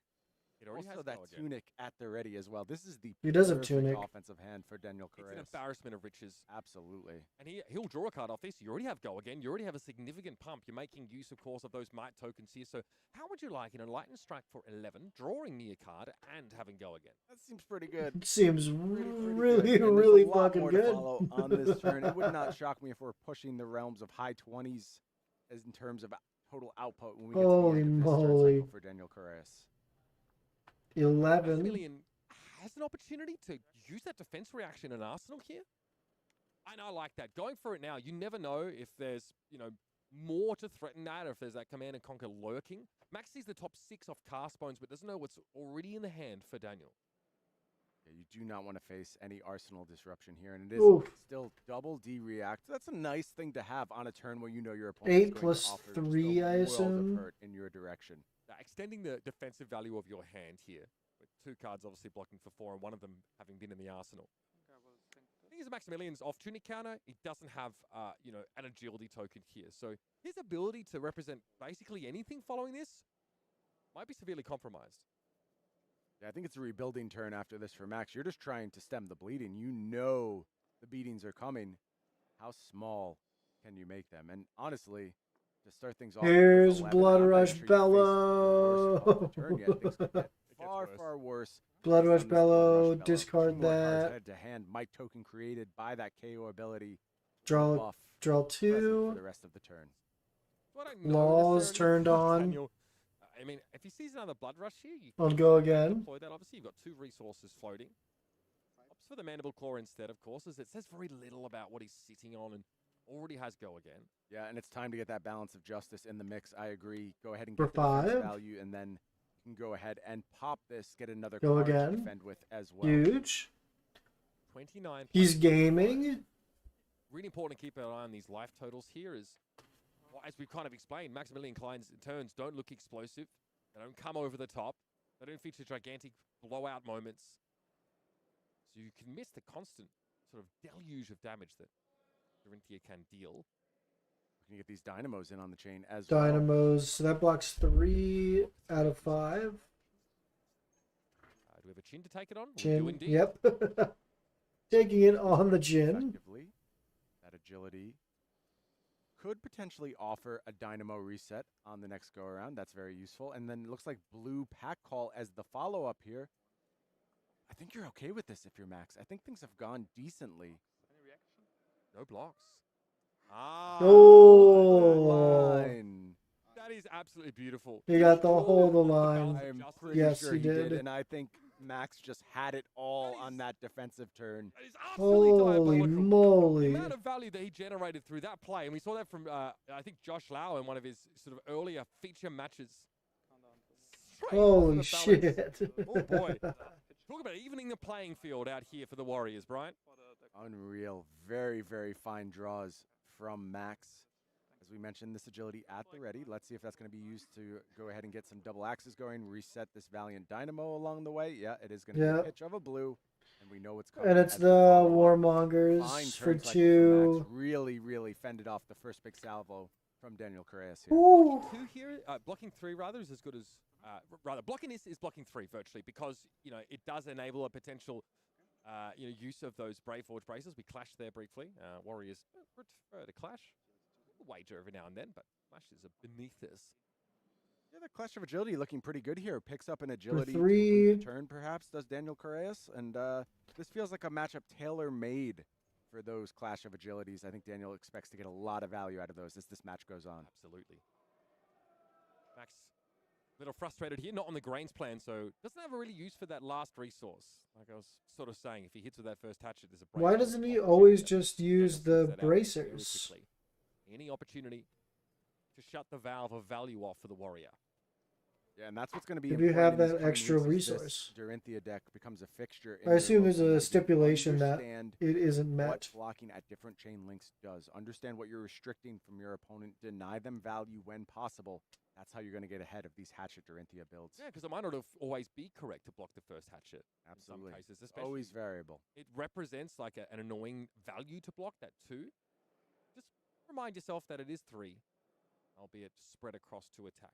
Another red-rich hand for Daniel here does have a bit of a bailout in the form of Enlightened Strike. Will be able to offer some decent damage along the way. Yeah, he's gonna have the Trees, but might this is a nice and spot for Max, a bit of a reset. the E-strike Strike. bottom Already has a pump, 7. already has go again, so Daniel might look to refill the grip a little more.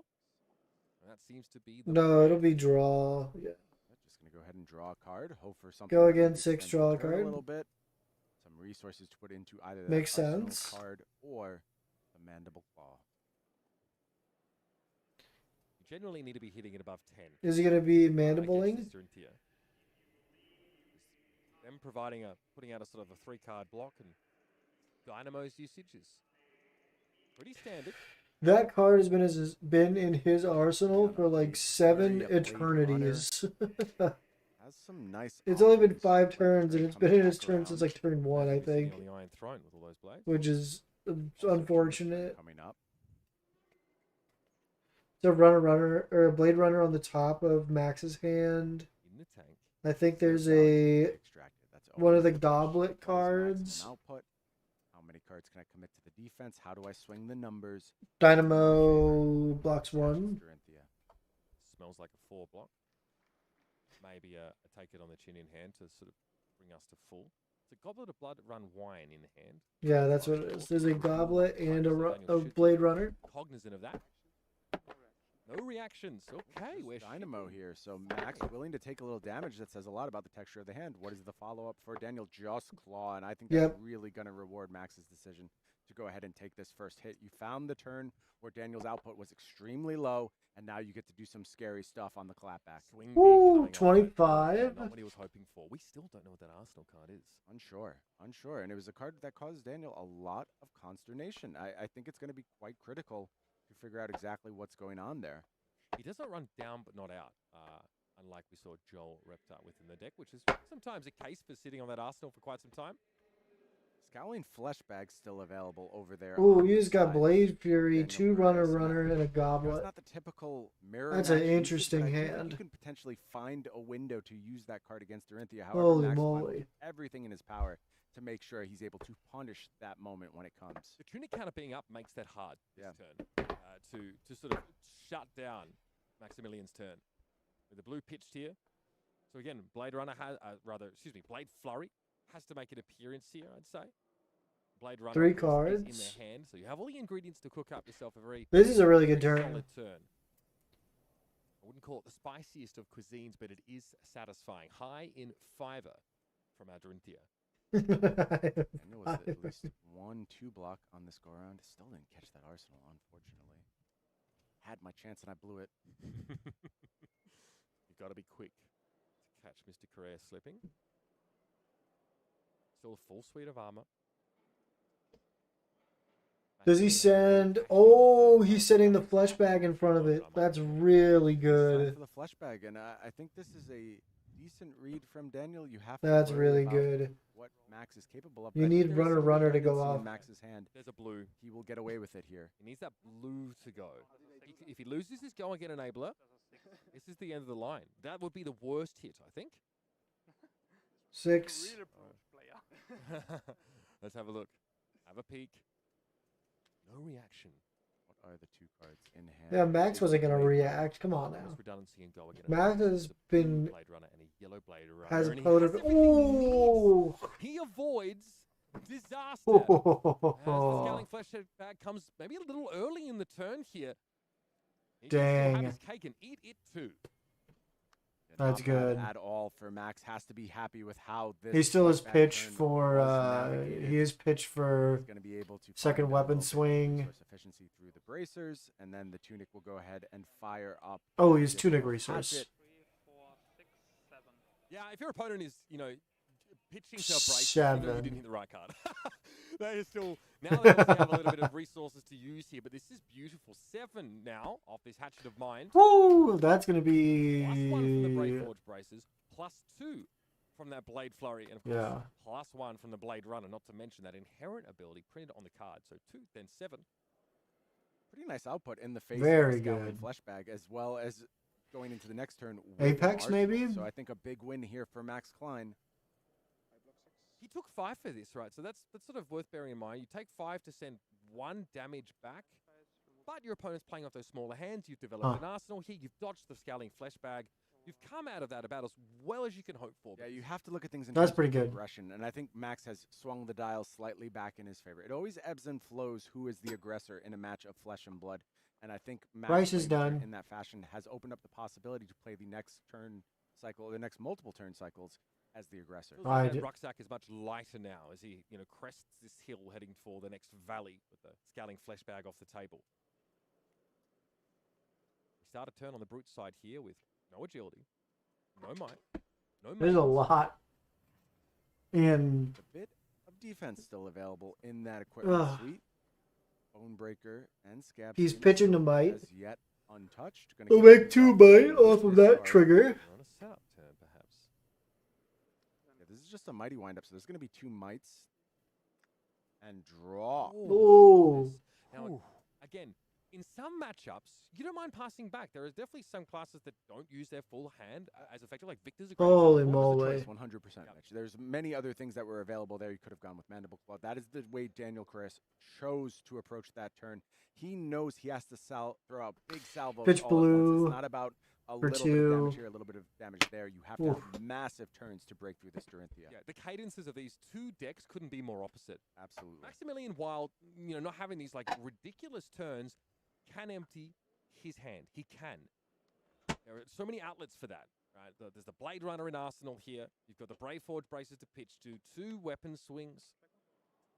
Clash of Agility coming down again. 6 copies of Clash of Agility in Daniel's deck, and they're going to serve him very well as he takes on this warrior. It really has a smoothing effect, doesn't it? Now, obviously, no might token generated there, because it is not the KO's turn. The agility, he'll be more than happy with that. There's a cleave in hand for Maximilian. Again, more of a tech card in some cases, but it does represent a respectable 1 for 3 front pump for your axe. One for 4 on that, Mitch. Yeah, I think it's totally acceptable. I think that's a fine number to go ahead and deal with. Steel Blade Shunt here may be pitch fodder. Close the chain, and we have a go again second axe swing. So Daniel has to block out here to sort of end the Dory's turn, and I think that Maximilian might make that a little more challenging if he can. +2 off that. Looking to force some action here. Maybe Maximilian wants to play the next turn without an arsenal. A little cleaving going on before this attack. It's hard. That doesn't really threaten much more. It is just more raw damage in that point without the resource. But it is going to be the cleave here. Harder to block out, and One coming for 3. Okay.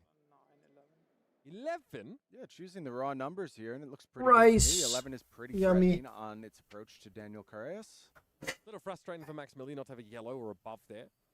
Have to Rice. one more time. What are we at? Not going to happen, and that means Daniel 25, 26. We have a huge 11 card or 11 damage hatchet. Resource short. Of Holy the moly. Packet of damage there was Max. Unfortunate to see, but still, as we mentioned, big number, good. Numbers, yeah, I think Bigger number, better person. Kind of rebuilding turn for Max. The problem is Daniel is powered up. Yeah, I don't think Daniel wants another rebuilding turn. Yeah. I think the scaffolding is well and truly in place here. Yeah.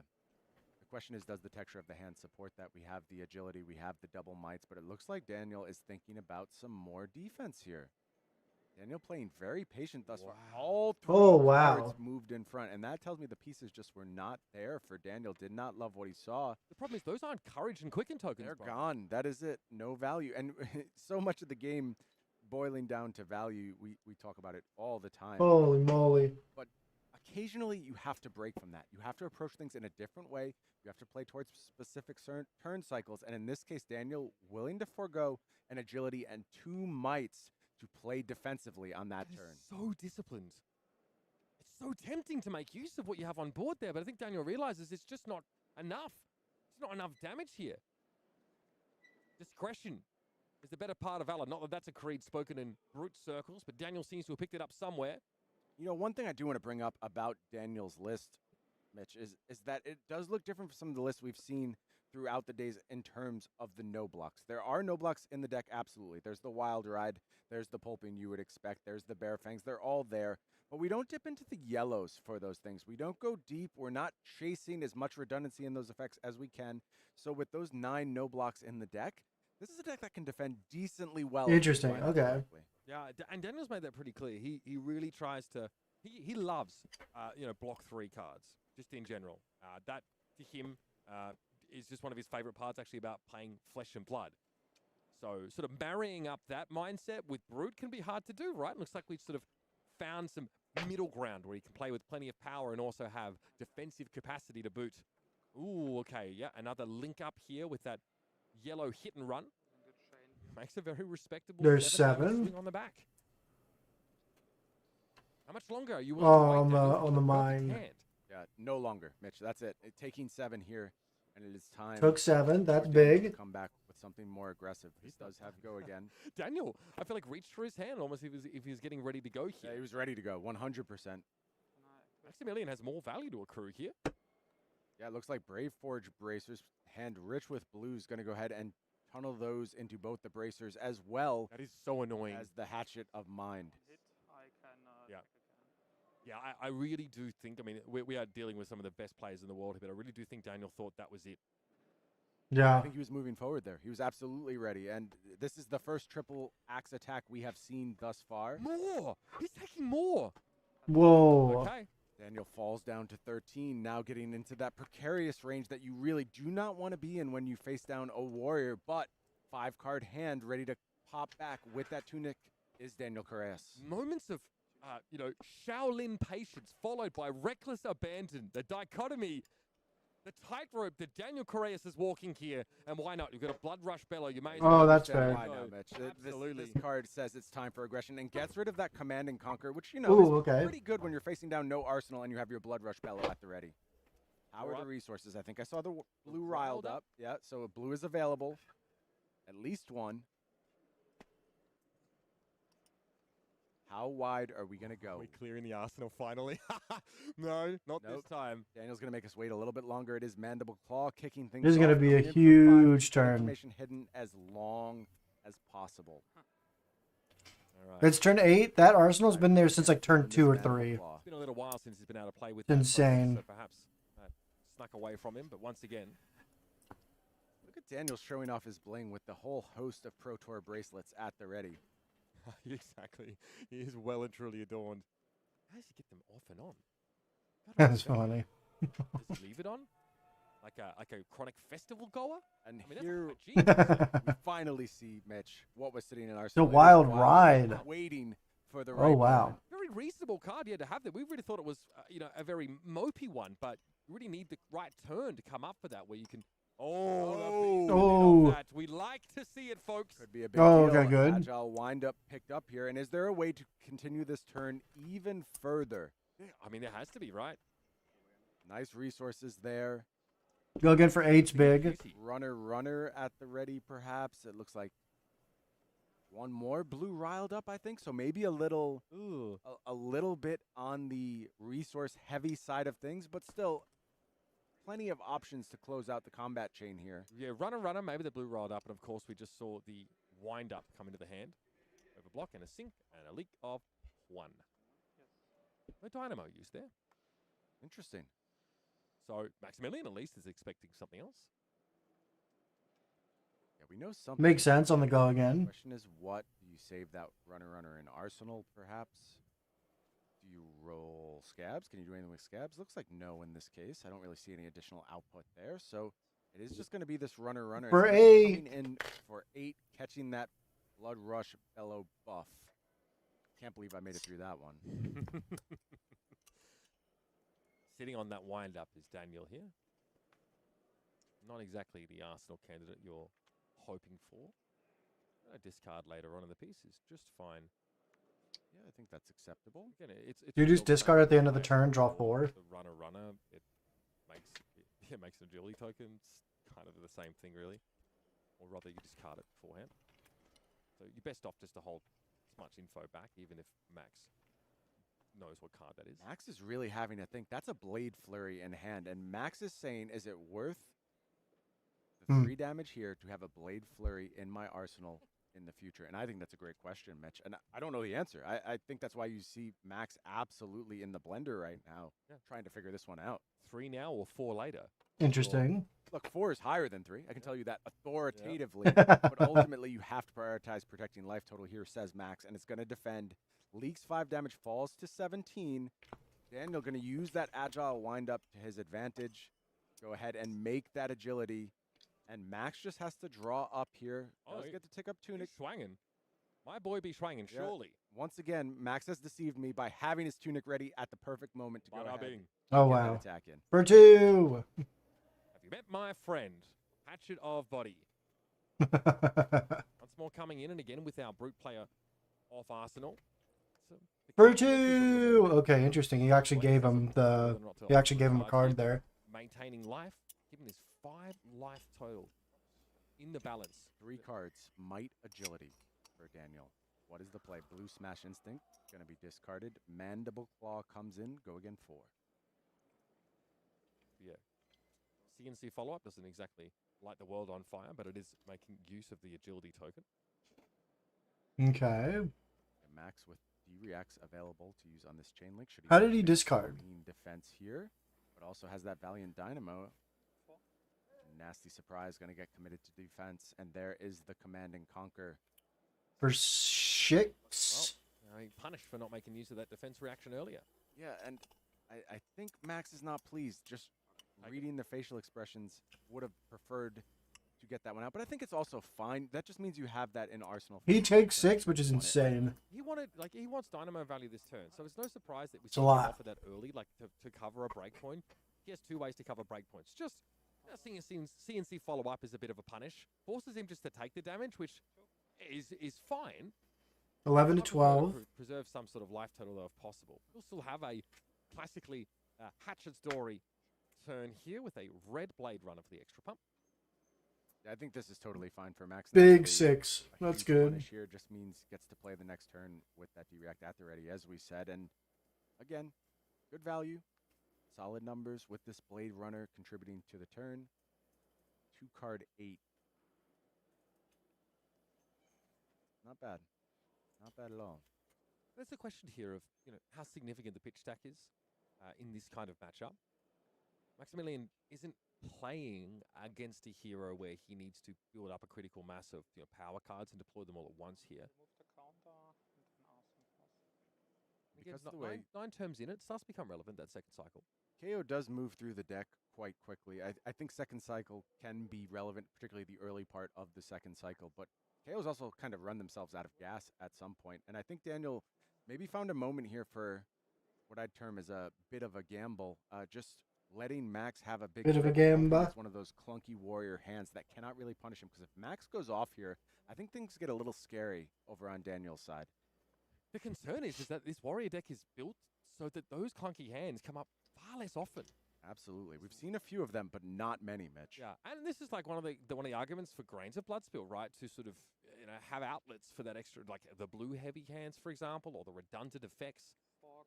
It's not looking clunky thus far. Kicking things off with spoils. Going to give that Hatchet of Body +2 and go again. 4 damage is the offer here for Daniel. 4, go again, over the breakpoint of 3. Hand that does That's so good. Well, as soon as that happens, there's a Bear Fangs that doesn't block. No block in hand for Daniel. We remember what's in Arsenal? Yeah, what is Max's ceiling here? That's that Blade. Is that a... I think that's the sync now, Mitch. I think that's the sync. Blade Flurry was ultimately committed to defense. That's right. Is that a Cast Bones on the block? I think so. We're not seeing a lot of in the swings here. A lot of them got pitched away. Like I remember Josh Lau going through the live CNC. That's really good. That's when he knew it was coming for him. So left with a non-block in hand. Cast bones and swing big. So a lot of reds there. And they're all gone. Yeah, Daniel kind of got away with one there. Did give up a few cards, but ultimately no real loss. Tunic at the ready, and I wonder if this is a spot where maybe Daniel just draws up again. Oh, yes, possibly. Max with that D-React at the ready. You can claw, can't you? But I don't know what that does. Again, back to patience here as we're at the trough of that sort of brute tempo as we oscillate. Yeah, just claw on this go around Yeah. for Daniel. Ooh, what a tempting Tunic proposition plus to let bear you for swing claw. in hand. But you have a defense reaction and arsenal that wouldn't get full value necessarily, but you'd be able to clear the way. Shift the tide of battle in hand. What else are we working with? And can we upgrade it in any way? Command and conquer. Ooze. So at the ready. CNC, spill blood. Tide of battle. I think you Wow, have to that's a use this crazy to looking try and clean hand. this one up a little bit. Yeah. Max going to be looking for a little bit more resource off the top, but again, does have that tunic at the ready at a critical juncture to make sure things flow a little bit Blue. smoother. It's a never blue. Glint. Never punished. Well Resource done. rich now is Max. Coming back into this turn, Daniel Carreras at 12. Come on, Max. Started from the bottom. Now we hear Spill time to blood. spill blood. There's a red Dominate. run in the hand Plus here. 2. Threaten to get Woo! incredible value. We're going crazy. Axe hit. A lot of patience from Daniel thus far has resulted in Apex Bonebreaker being available on this turn. Has actually also resulted. Oh yeah, he does have So can Daniel find the defenses he wants to Apex. use? Go ahead and defend the spill blood turn. We asked that question. He how does many have- turns are you willing to take off here, Daniel? The issue, of course, being that you might be starting your turn with none of those agility or might tokens. The Apex Bonebreaker is sat unblemished, at the very least. That doesn't really answer the question of gaining go again for Daniel. See a beast within him. Maybe that's a runner towards the end of the grip. Mhm. It's a mighty wind up. Excuse me. Daniel has to give some cards here. Ah, the blue coming up. from Send Max. packing blue. So good. Or no Shift the yellow. tide. Give us some go again. Give us an agility token. Yeah, setting up for a future turn as well. You love to see it if you're a Max fan. Do you like to set up while you're also trying to have an explosive turn? Seems great. Mm. Shift the tide of battle, really ushering in a new era. Oh, this is good. This is good for Max. Exactly like this. Now, Dorinthia Jeromai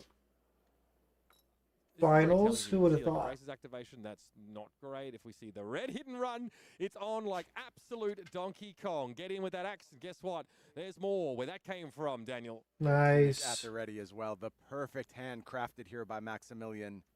Dominate for 8. That's huge. And he has an agility for next turn. Oh, he has go again. Realized here. Block, commit that equipment. You have to push it in here. You need to get the value where available. That is going to create that might token, but we do know this is going to hit, and that means a bit of value. Down to 8.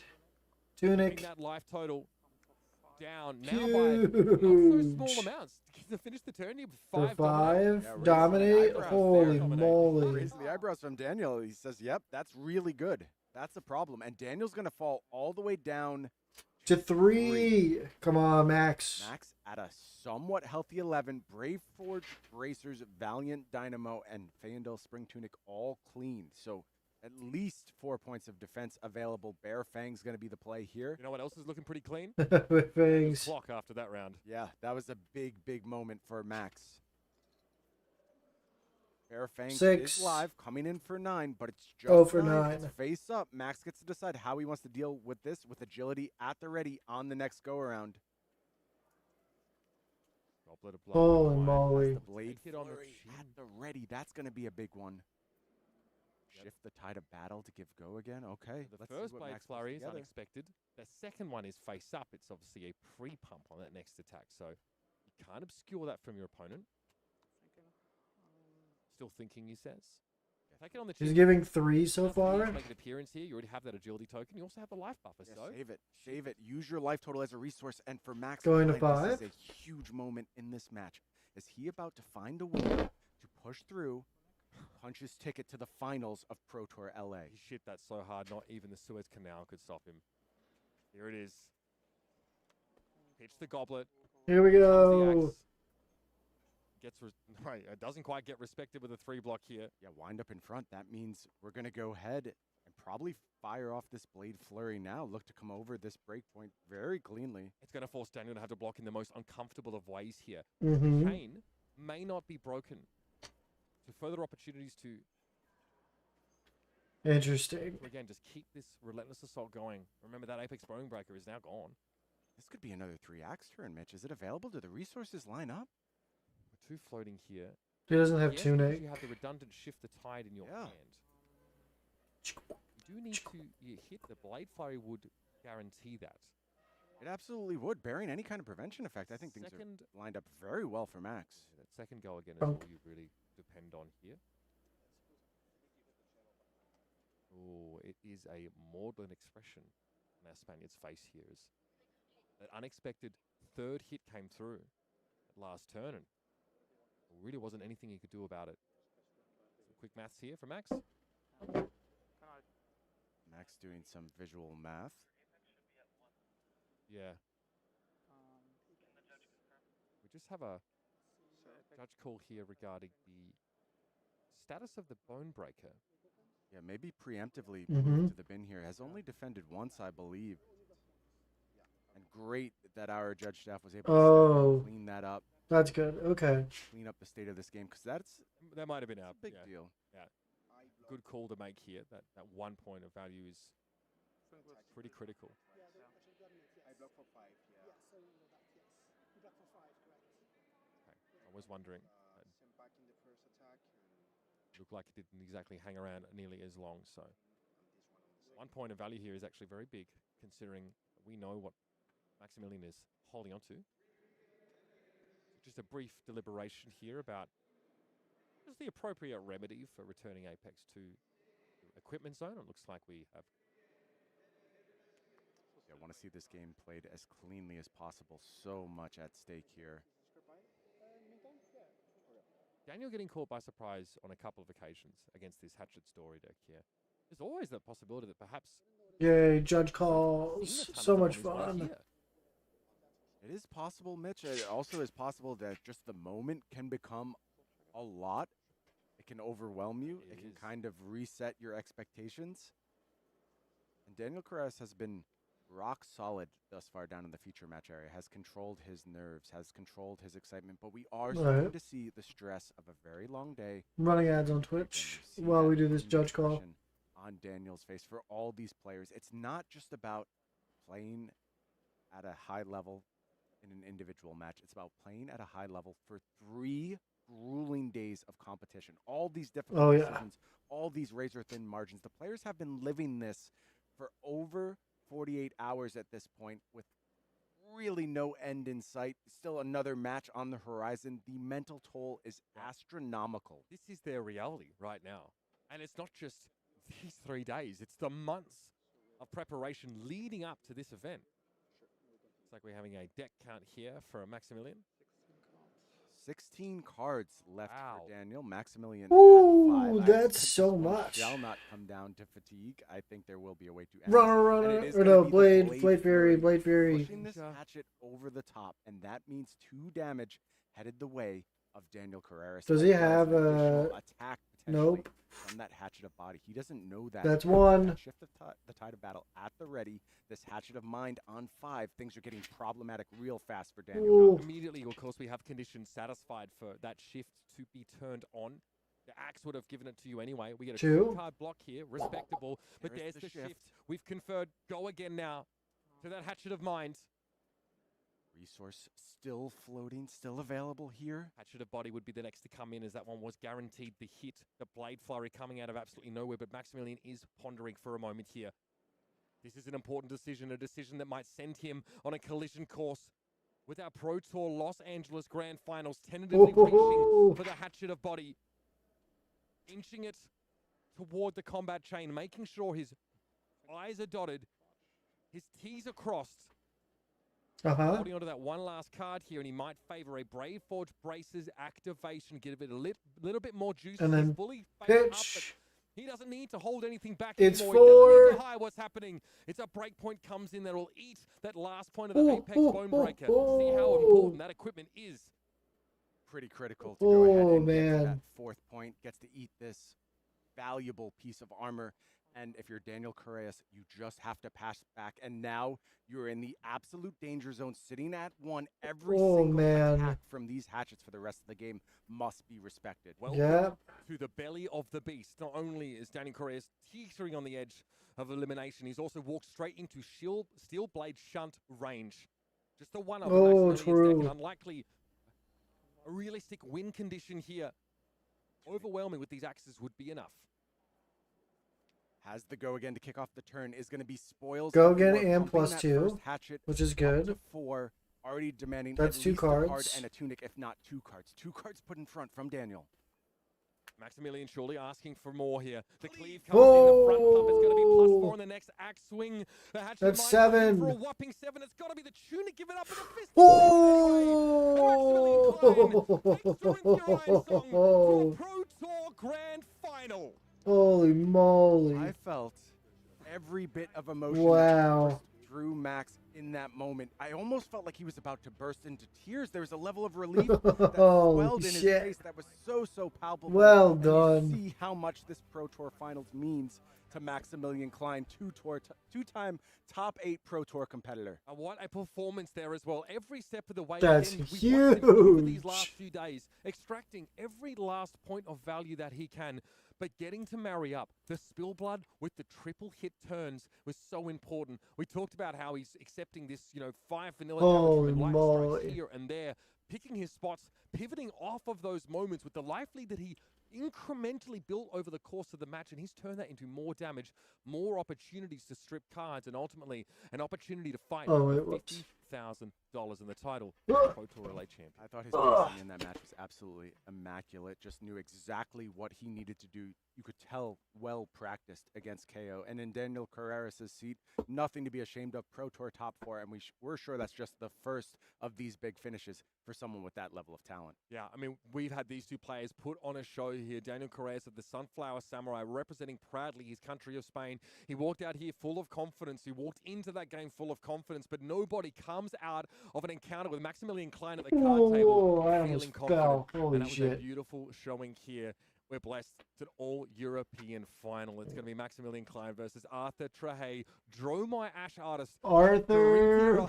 Holy moly. I'm tickled pink, everybody. Stick around. There's much more to come here from Pro Tour Los Angeles. Oh, Grand final. Grand finals. Coming up next.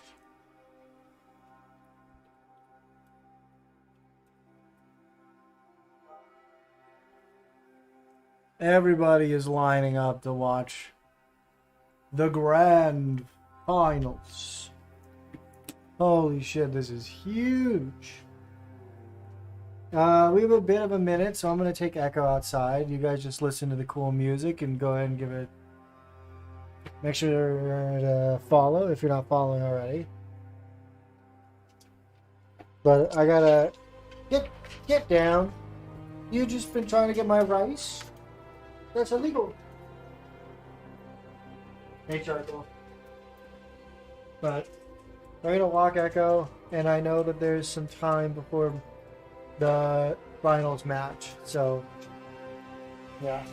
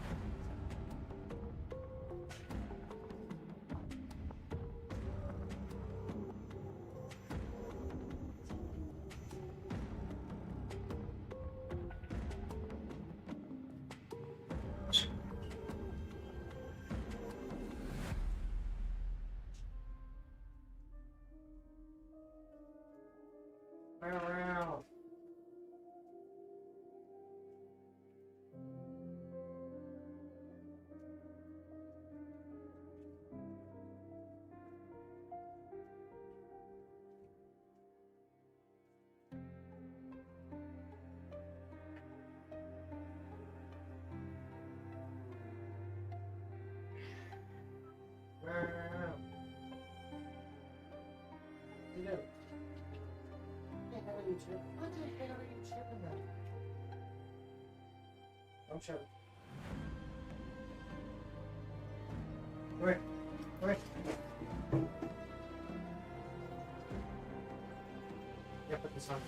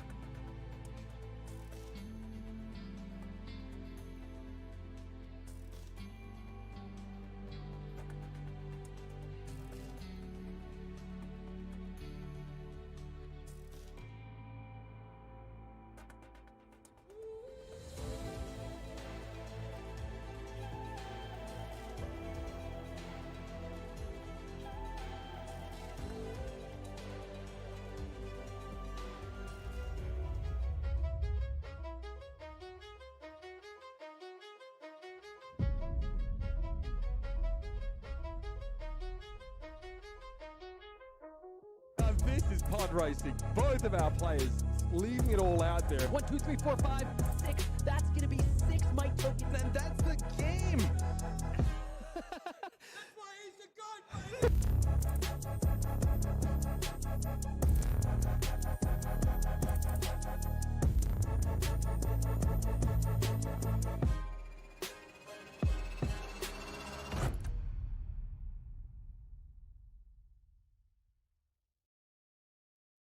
Three days of competitive play, 14 rounds of Swiss, and one of the most compelling top 8s flesh and blood play has ever seen have led us to one final match. This time it's for all the marbles. From France, Arthur Trahay takes on Maximilian Klein of Germany. It's Dromai Ash Artist, and it's Dorinthia Ironsong working her way back into the spotlight.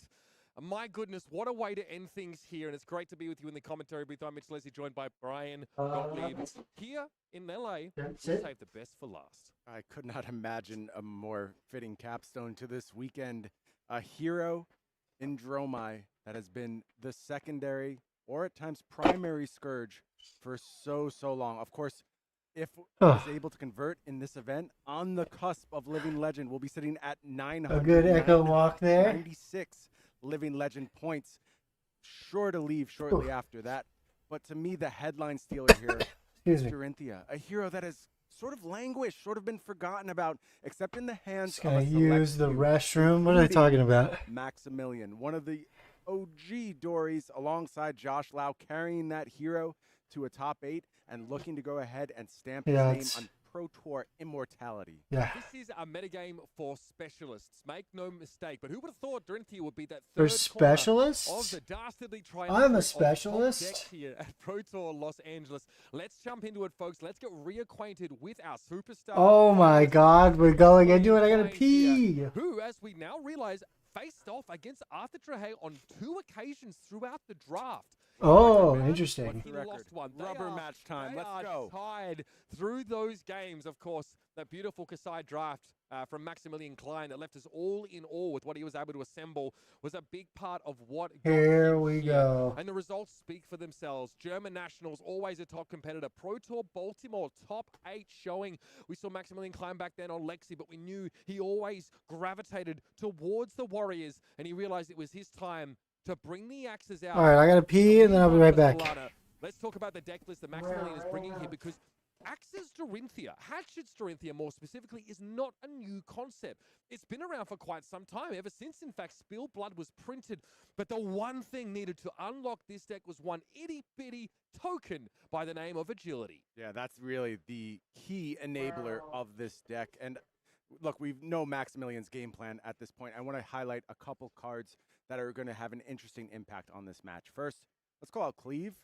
It is, debatable how important this card actually is to determining the outcome, but it is the way Dorinthia can kind of deal with a board that has gotten a little bit out of control, maybe reset things a little bit.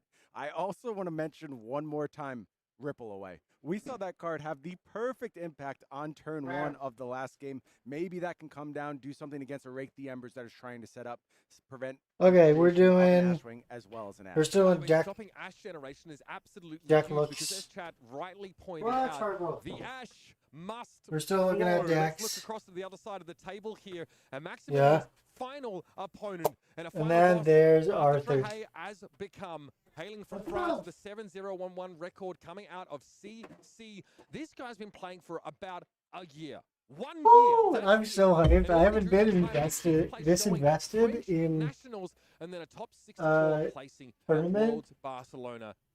Prodigious ability. in Honestly, this game. probably since like Demonstrated one Hearthstone of the most Grandmasters. perfect Stromai versus Kano matches I've ever seen, and that was after I he watched showed us an Hearthstone incredible recovery against Grandmasters another incredible literally KO every week. player. This guy, And it sucks knows that how to get Hearthstone it done. Esports is We dead. finally get to see how he. That was such a fucking fun matches up format. against this Hatchet But now we City get to elite. just watch. Look, Mitch, Fear might be the High line level killer, Flesh and but Blood I will tell play. you that Arthur has shown none of it Let's go. thus far. Just He's in the absolutely 7th fearless place. in his approach too. He's the underdog. Whenever doing so makes sense, and using Oh, a yeah. reset to find those windows to establish dude. arena presence and unleash Yes. that army of dragons. I'm so hyped. Because one play that Arthur is I am so becoming hyped. known for is that Mage Master Ooh. turns into passing Mirage play that to some people might look a little bit odd. Let's have a look at this deck list as we delve into that idea, because in the past, players were using Tome of Findle off this. We don't see any of those cards in Arthur's deck. The ability to get that aura out that obviously doesn't have go again, that would otherwise consume your action point, to put it on the field and Mage still be able to act Master afterwards and potentially Boots. benefit from that Phantasm removing effect of the card. The only blue card in his deck Is passing Mirage. unseated both KO players And all a the way to the remembrance, and it's everything mostly else is about red. avoiding Holy Phantasm shit. in timely moments, which Arthur has shown an absolute knack for. But Phantasm not going to be a huge influence over this match, of course. Limited number of poppers available. I have to call out Amnesia. Expect that to make the deck. I have to call out Command and Conquer, of course, and I think an absolutely critical card in this Amnesia matchup, on for Maximilians. Maximilian Klein is going to be that one of Down and Dirty he's got floating. And I know I'm talking about Max's deck while we go ahead and look at Arthur's deck, but it's just so important to think about how this plan is going to go ahead and line up with what the Dory is doing. We're going to be jumping to the game in just a moment. We'll notice that there is Null Rune equipment here available for Maximilian to be able to bring that in and protect himself from these burn them alls that have been so annoying, so frustrating. Oh, he also doesn't have any AB. In evening up a life Woo, let's finding go! himself in after both of his KO opponents back-to-back resolve turn cast bones against him. Let's go. Nothing so We want Aether. We want Arthur to win.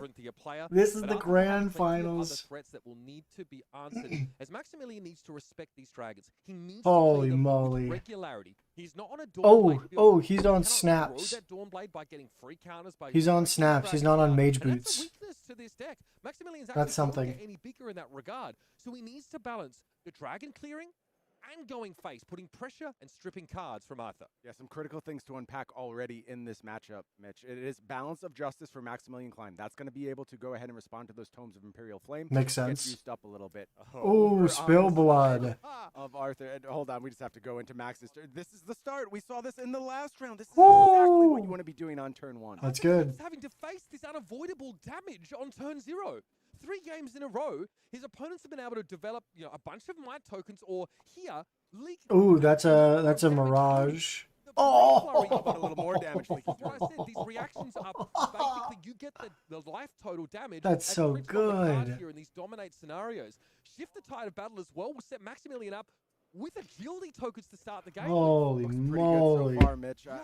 I think this is exactly what you need to do if you're Max. You need to go ahead and get out there aggressively, get the setup going, get some of this equipment dealt with, go ahead and create that spectral shield, but a fine start for Max thus far. That is an incredible amount of damage here with That's Dominate. insane. Of course, will help with some of that, but it's still 7 Dominate coming across you. When Arthur can't be priced into giving any equipment so early, he is just going to have to sign the bill for a large amount of this damage. Yeah, going to take 3 more here, and that's a great start for Max Klein.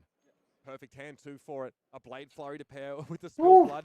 And it must be written at the stars at this point. Maximilian even getting to pitch his favorite card to power this turn. Everything coming up well for the Hatchet's Dorinthia. But I'm going to be real with you, Brian. That has to happen. I do feel that Hatchet's Story is not favored in this matchup. It's Okay, hard interesting. to Dromite down. You have to have a hot start. Agreed. Max is playing somewhat from behind, but if anyone can do it, it is Double- Max. Look at this hand. This is somewhat an unorthodox hand here. It is good at presenting some damage, but we're looking at Double something like Rabble? Rabble, Blaze, maybe Arsenal. That's Blade get interesting. No real setup accomplished if that's going to be the case. I mean, it's how damage, Arthur and you wants to go can ahead fish and cards out of navigate this. Max's I want to come hand. back around, though, to these equipment, Mitch, because I think they're going to be very important as this game plays out. Over on Max's side, no AB. Not interested. Yeah.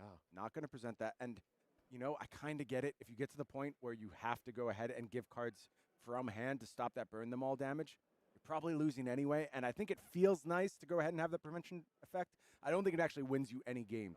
So that's a good starting point for Max. Over on Arthur's side, we do see those Mage Master boots not going to matter in this occasion. It is just Snapdragon scalers. And to me, that's all about just a decreased importance of Phantasm in this match. You do not have to worry about casting Mirage. That's not your game plan here. Maximilian also really needs the Dynamos to answer Kyloria's breakpoint and also eat a free Ether Ashwing attack sort of each turn. You don't want to go without that for Null Rune boots. And we know the Brave Forge braces can get a lot of value and prevent Maximilian from IPing himself on those clunkier hands here. Yeah, they've been great so far. I've been really impressed actually by the impact of Brave Forge bracers in this Axis Dorinthia deck. Is that Ravenous Rabble? Rabble sounds like a South Park quote, but in Arthur's hands, it represents potentially 8 damage. Yenderai off the top. Maximilian just confirming that a second time here. Yeah, Max already choosing to go ahead and take a little bit of damage here. Does have that ripple away at the ready. I don't know if it's going to factor on That's this funny. particular turn. There are some worlds where it could. I don't know if Ash really Yeah, I likes the expect Embers not. play. And that's the tough part as well for Arthur. He has been going second in many of these games. So doesn't really have the ability to sort of just create Ash like by, again, paying to a gold token or some other mechanism, right? He's not using, the arm guards that allow you to pitch into them for Quell or anything like that. So yeah, coming in as the lower seed has cost Arthur a little bit of flexibility, but it has not mattered thus far. Navigated. Oh, those games were not decided by a turn so player, that's well. for sure. Blaze Blaze Headlong. Is this a Headlong? Redline deck? Sure Looks looks like like it right now. Awakening next. Like, what's going on? And look, like I said, Where's the Scar for damage Scar? output on this hand is okay. I think like 4/4/4 sounds pretty good. It's not what you want to do. Like, you need to get the ball rolling, and you don't have infinite time here. We do know the ceiling of the story deck when you get those triple axe attacks pretty high. Historically, Dorinthia struggles with the red line style of Dromai deck more than the Big Dragon. That That's is, of course, fair. a matchup where you take Dawnblade's existence into consideration. There are lots of different forms of this deck. We've seen, like, Decimated Great Axe with a Dawnblade in the sideboard, for example. Here, Dawnblade does not play nicely with Spill Blood and Cleave and stuff like that. It's just, you just water your deck down so much by trying to play both sides of that coin here. That Second makes Rabble, sense. revealing that very same Yenderai. And this is It's very another Yenderai. 3 card 12 from our Dromai. Pretty good. So interesting. We've seen This looks like a Maximus aggro so Riptide list. defensive, so defensive, just absolutely surgical with all of those defensive cards, times them perfectly, protects that life total above everything else, and starting off this game by just saying, yeah, let it rip. Go ahead. 4, I don't care. You never feel good blocking these. There's no one hits. Ravenous Rebel might be the most unblocked card at nominal life totals, I think, in the game. Really just... That's That's a fair. good bet, Mitch. I like that one. One of them. It's, it's like a scar for a scar in many ways. It's like, oh, yeah, okay. Fine. Yeah, Scar for I'll Scar, deal with the scar by taking fine. this to the face. Ravenous is just, it's just damage. Agility at the ready here for Max. That ripple away is going to be pitched. And Hatchet of Body rumbles in. That's it. Back to the old chopping block. Good old. Yenderai, Sigil, Uvia, I believe. Uvia is an Yeah, interesting card in this Nourishing matchup. Emptiness as the last card. It's quite annoying to try and deal with Uvia as the actual What's lead player Uvia? because she's got a big trunk on her. That amount of health, and obviously if you can keep the ash flowing as it were, those ash wings can threaten to kind of overwhelm a deck that doesn't always answer them that well. But again, where's the ash at? Where do it be? Yeah, Arthur's going to have to find a window, do a little pitching, go ahead and get that Ash train rolling for sure. Opportunity has not presented itself thus far. Now this Hatchet's going to come in 4-2. Arthur has the Yeah, first just go opportunity to again off defend of the on this turn. agility, I'm pretty Arthur probably sure. feels a little vindicated here, not trying to do something obtuse to generate ash on this turn, seeing that ripple away, in the pitch zone now. It could have ruined some plans if the production was not efficient or relying on something in particular.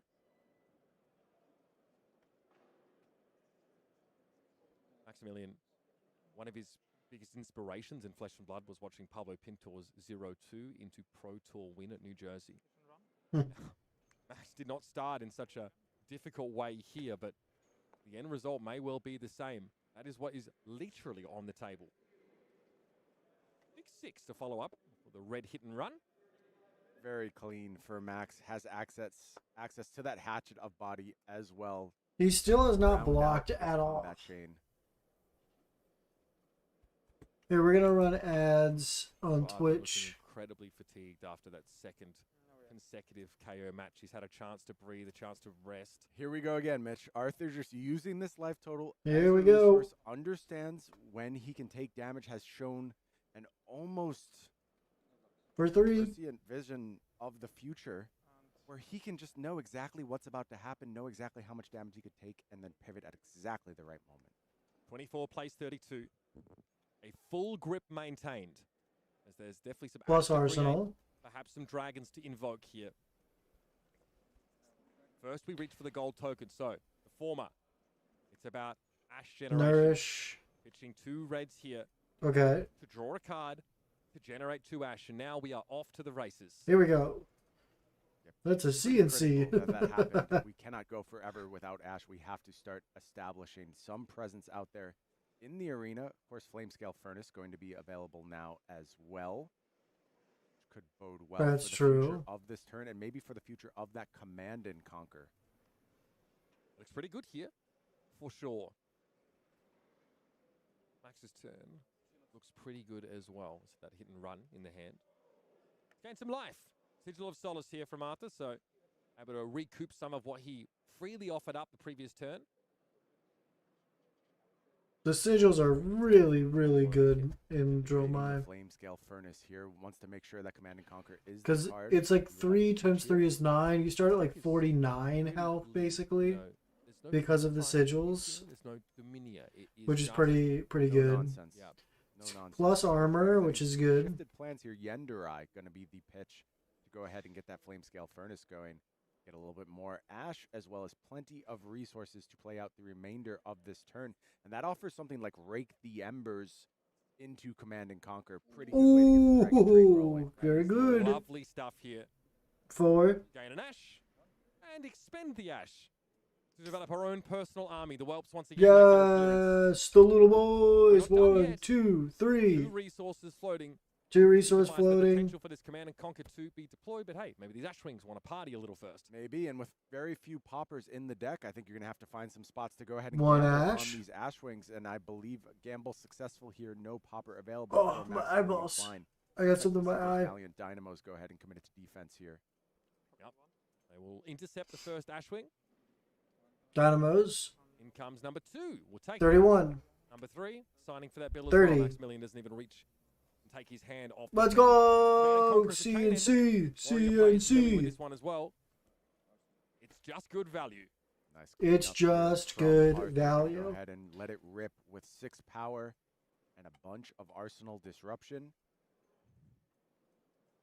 Let's go, Arthur. Looking at a hand of Hold the Line, Blade Flurry, and an Arsenal card. So far has 2 cards pulled to the front, looking to potentially cover up this Command and Conquer and protect that Arsenal in this instance. Yeah, like, because you're so locked into a value doctrine on this story deck, letting Command and Conquer hit you to leak any damage and take your Arsenal, lets it go from 6 to 9 value conditionally, that's basically untenable if you're playing that numbers game yourself. So you, in almost every case, There's a get Blade cards Fury front of in it, there. including a power card in Blade Flurry. Whew. Gotta feel good to take that one out of hand if you are Very Arthur. nice. Let's check in with Max, see what the output here looks like. A blue card for pitching and a hit and run. He can do the thing. Yeah. Totally fine Yeah, turn he can do available. the Valiant thing. Dynamo should be reset, and Tunic will take up perhaps best save for a future turn. We'll see what the usage is here. All right, he is signifying a Blade Runner in Arsenal. And there it is. And it's a good one. +3 here. Oh, nice. Now, you have a tuning counter up, so I'm telling you, this is dirty. Go again, give it to that second axe for 8, and with a resource available, that first axe hitting, yeah, we get to do the thing. Sounds pretty good. This is a Pretty good triple mention. axe That tuning turn, counter which is made use of huge. immediately for Very Maximilian good. Klein. 2-card hand, by the way. Plus Arsenal. Scary. That's scary stuff. Very reasonable. Reasonable. He's got a grip full of dragons, it looks like. 283, the breakdown here. And let's add 1 value for a Valiant Dynamo reset. Math adds up for sure, and let's add it up all day long for Maximilian Klein. This Dorinthia deck His looks legacy scary, as man. The best flesh and blood players in the I'm world. interested There's to try to no go doubt in against my it. mind that should Maximilian Klein finish the job here, take this victory, he belongs in that discussion. 2 Pro Tour top 8s, there's not many folks who can go ahead and check off that box. Along with a Pro Tour win, you're in Matt Folks territory right now, someone who also belongs in that same discussion among the GOATs of the game. You know why Max is here? Why is He that? came to Pro Tour Los Angeles to get some ELO so he could play in German Nationals this year. That's a good idea. That's why. He's ready for it now. Nice to say he's well and truly exceeded that threshold and found himself now fighting for the greatest honor of his flesh and blood career. And again, He'll get the ELO. Yep. I think he has gotten the ELO. He has gotten all the ELO at this point.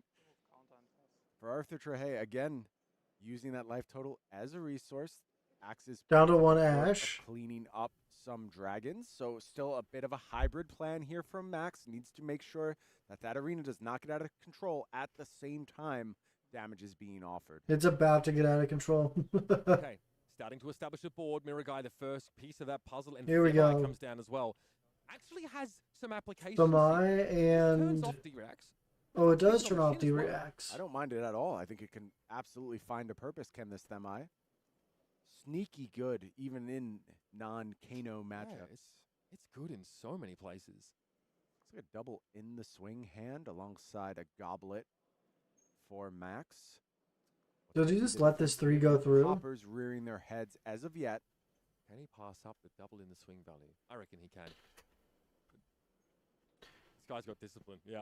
He No, does that's what's fair. necessary. He does what's necessary to win games. It's That not is always the so flashiest good. play. It is always the right play. Valiant Dynamo Dynamo. committed to the defense of this Ashwing, as we often expect to see. Is Arthur willing to take the risk? I think you have to. I think that's how this game gets out of control. If you find yourself too hesitant, too scared of a potential popper, you give Maximilian so much advantage over time. I love the way Arthur has played these early turns. I love the way Arthur has played every single turn of this top 8, frankly, but things going very well thus far. In terms of the decision to go ahead and challenge Max on those poppers. Themai having 4 health is pretty annoying. Right. To sort of get rid of. And you don't ever want to spend more than 1 axe swing on Oh. clearing a dragon. That is, you are down horrendous at that point. Yeah, that's a value leak. In a deck focused on value, you do not want to tolerate that kind of value loss, and it is going to be Hatchet headed towards this Ether Ashwing. Blade Runner goes ahead, buffs that up, and Yeah. that means the Hatchet of Mind is up to the task of clearing that Miragai. Very good. That little +1 buff there gets you to the right number. Very That's clean no defensive damage going play at the from Dromite's Maximilian face, Line. though, and that's He's a a life lead, right? He can full spend 4-card You know, the concern hand, is always allowing the to Dromite respond, return which is a little serve scary. With a 4-card hand here. hmm Again, like they could, if they're ash staffed or if that's in question. That's a as well, tome. Their ability to sort of put you under pressure in response. is Oh limited. boy, that's a Here it is. tome. That is a dead card in Maximilian's client's hand, by the way. They take it on the chin. And Tome of Imperial Flame now will be resolved for the Frenchman. Yeah, I think this shows up at a very opportune time. Oh Looks boy, like it can that's be 2 paired up ash, with 2 something like Break cards. the Embers if Max wants. Also gets rid of that Nourish. Nourishing Emptiness in hand, which is not turned on. Do not want to be working with that quite yet. Does everything this time. It does everything. Yeah, really coming up big here is this Tome of Sink Imperial bel- Flame, or, as well as this Fate. Ash generation. All Goes the up to resources 3, needed for any turn. 2 Beautiful resources. stuff from Arthur. Such a good card, Shot man. across the bow. Such a good card. Absolutely. Yeah, Mirror Guy coming back into the mix here. Excuse me. Oof. Shot across the bow threatens to become a broadside if we get any more of these dragons developed. Themai gets across. Here's 3 to consider. No Those Phantasm. Poppers. Not seeing him so far. There is a Command and Conquer in hand. So first one is available at this point. Let's see if this is the moment. But And Arthur almost Mirror seems to have the Guy ability to removes predict the Phantasm. future. Can he see through Maximilian's hand and chooses to take a foot off the gas and protect that Miragai on this turn? Balance of Justice is an activated ability, right? Yep. That's frustrating for Maximilian. Yep. Cannot respond to the Tome of Imperial Flame activation. Oh, I didn't realize that. Opts Interesting. out of his card play and activated abilities on this turn. That Themai needs to go, but would it ever eclipse Mirror Guy in priority? Oh, that's Good question. rake. There are moments in the game where the answer could be yes, but they're very specific moments, and I don't think that moment is right now. He's going to choose 2 Ashwings. Definitely not. Arthur, though, this is exactly where he wants to be. That Themai has denied a lot of value, though. It's so gross. Very powerful card. Here comes Ashwing, number 1. Only 2 Ashwings. Let's being go made here, again. Keeping that extra Ash around Valiant Dynamo as we expect. Hopping in front. of the first one. Second one comes through. This one is going to hit. Does he think he's a popper? Ragai's Ooh. coming in, and this time Max is ready with the popper. It's hard to fault Arthur. I really do think you need to make your opponent have it in a lot of instances. If you play scared, that's how you get punished. We're 2 mirror guys down now. Cadaverous Contraband can return those, but that's a card that's going to garner the appropriate amount of respect if we see it deployed. So he's got the Mai, or no, not the Mai. This discipline, I mean, it's what you expect from him at this point. Oh, Demai's on the chopping block. Yeah, looks good. Finds the buff. Can go ahead and clean up the dragons if we want, but we're going to go face. Yeah, and He wants damage. That's good. You have to decide whether you're going to go try for and 6 get these points of value, or if you're going to take down the dragons. There's never a good answer, it feels like a lot of the times. Damned if you do, damned if you don't when you're taking on a Dromai. Because you can't just give him another 5-card hand, right? You have to force. Of Arthur's total life right now. Coming up at the right time. 6 of them left in the deck here for Maximilian still. That's a good number. On assumption. We certainly assume they are all present. Yeah, there's a question of whether you risk the fat decking of including Amnesia. 4 feels uncomfortable though, I will say. I would agree with that. I say you have you brought those poppers, you want to play with them. Only 1 popper down thus far, so they are going to be a factor as we proceed. Looks like he's eyeing off 0 cost go-agains here. He's considering the possibility, I think, maybe of a 3rd swing at the moment. But Maximilian doesn't need a 0 cost to keep going, with 1 card still to hand.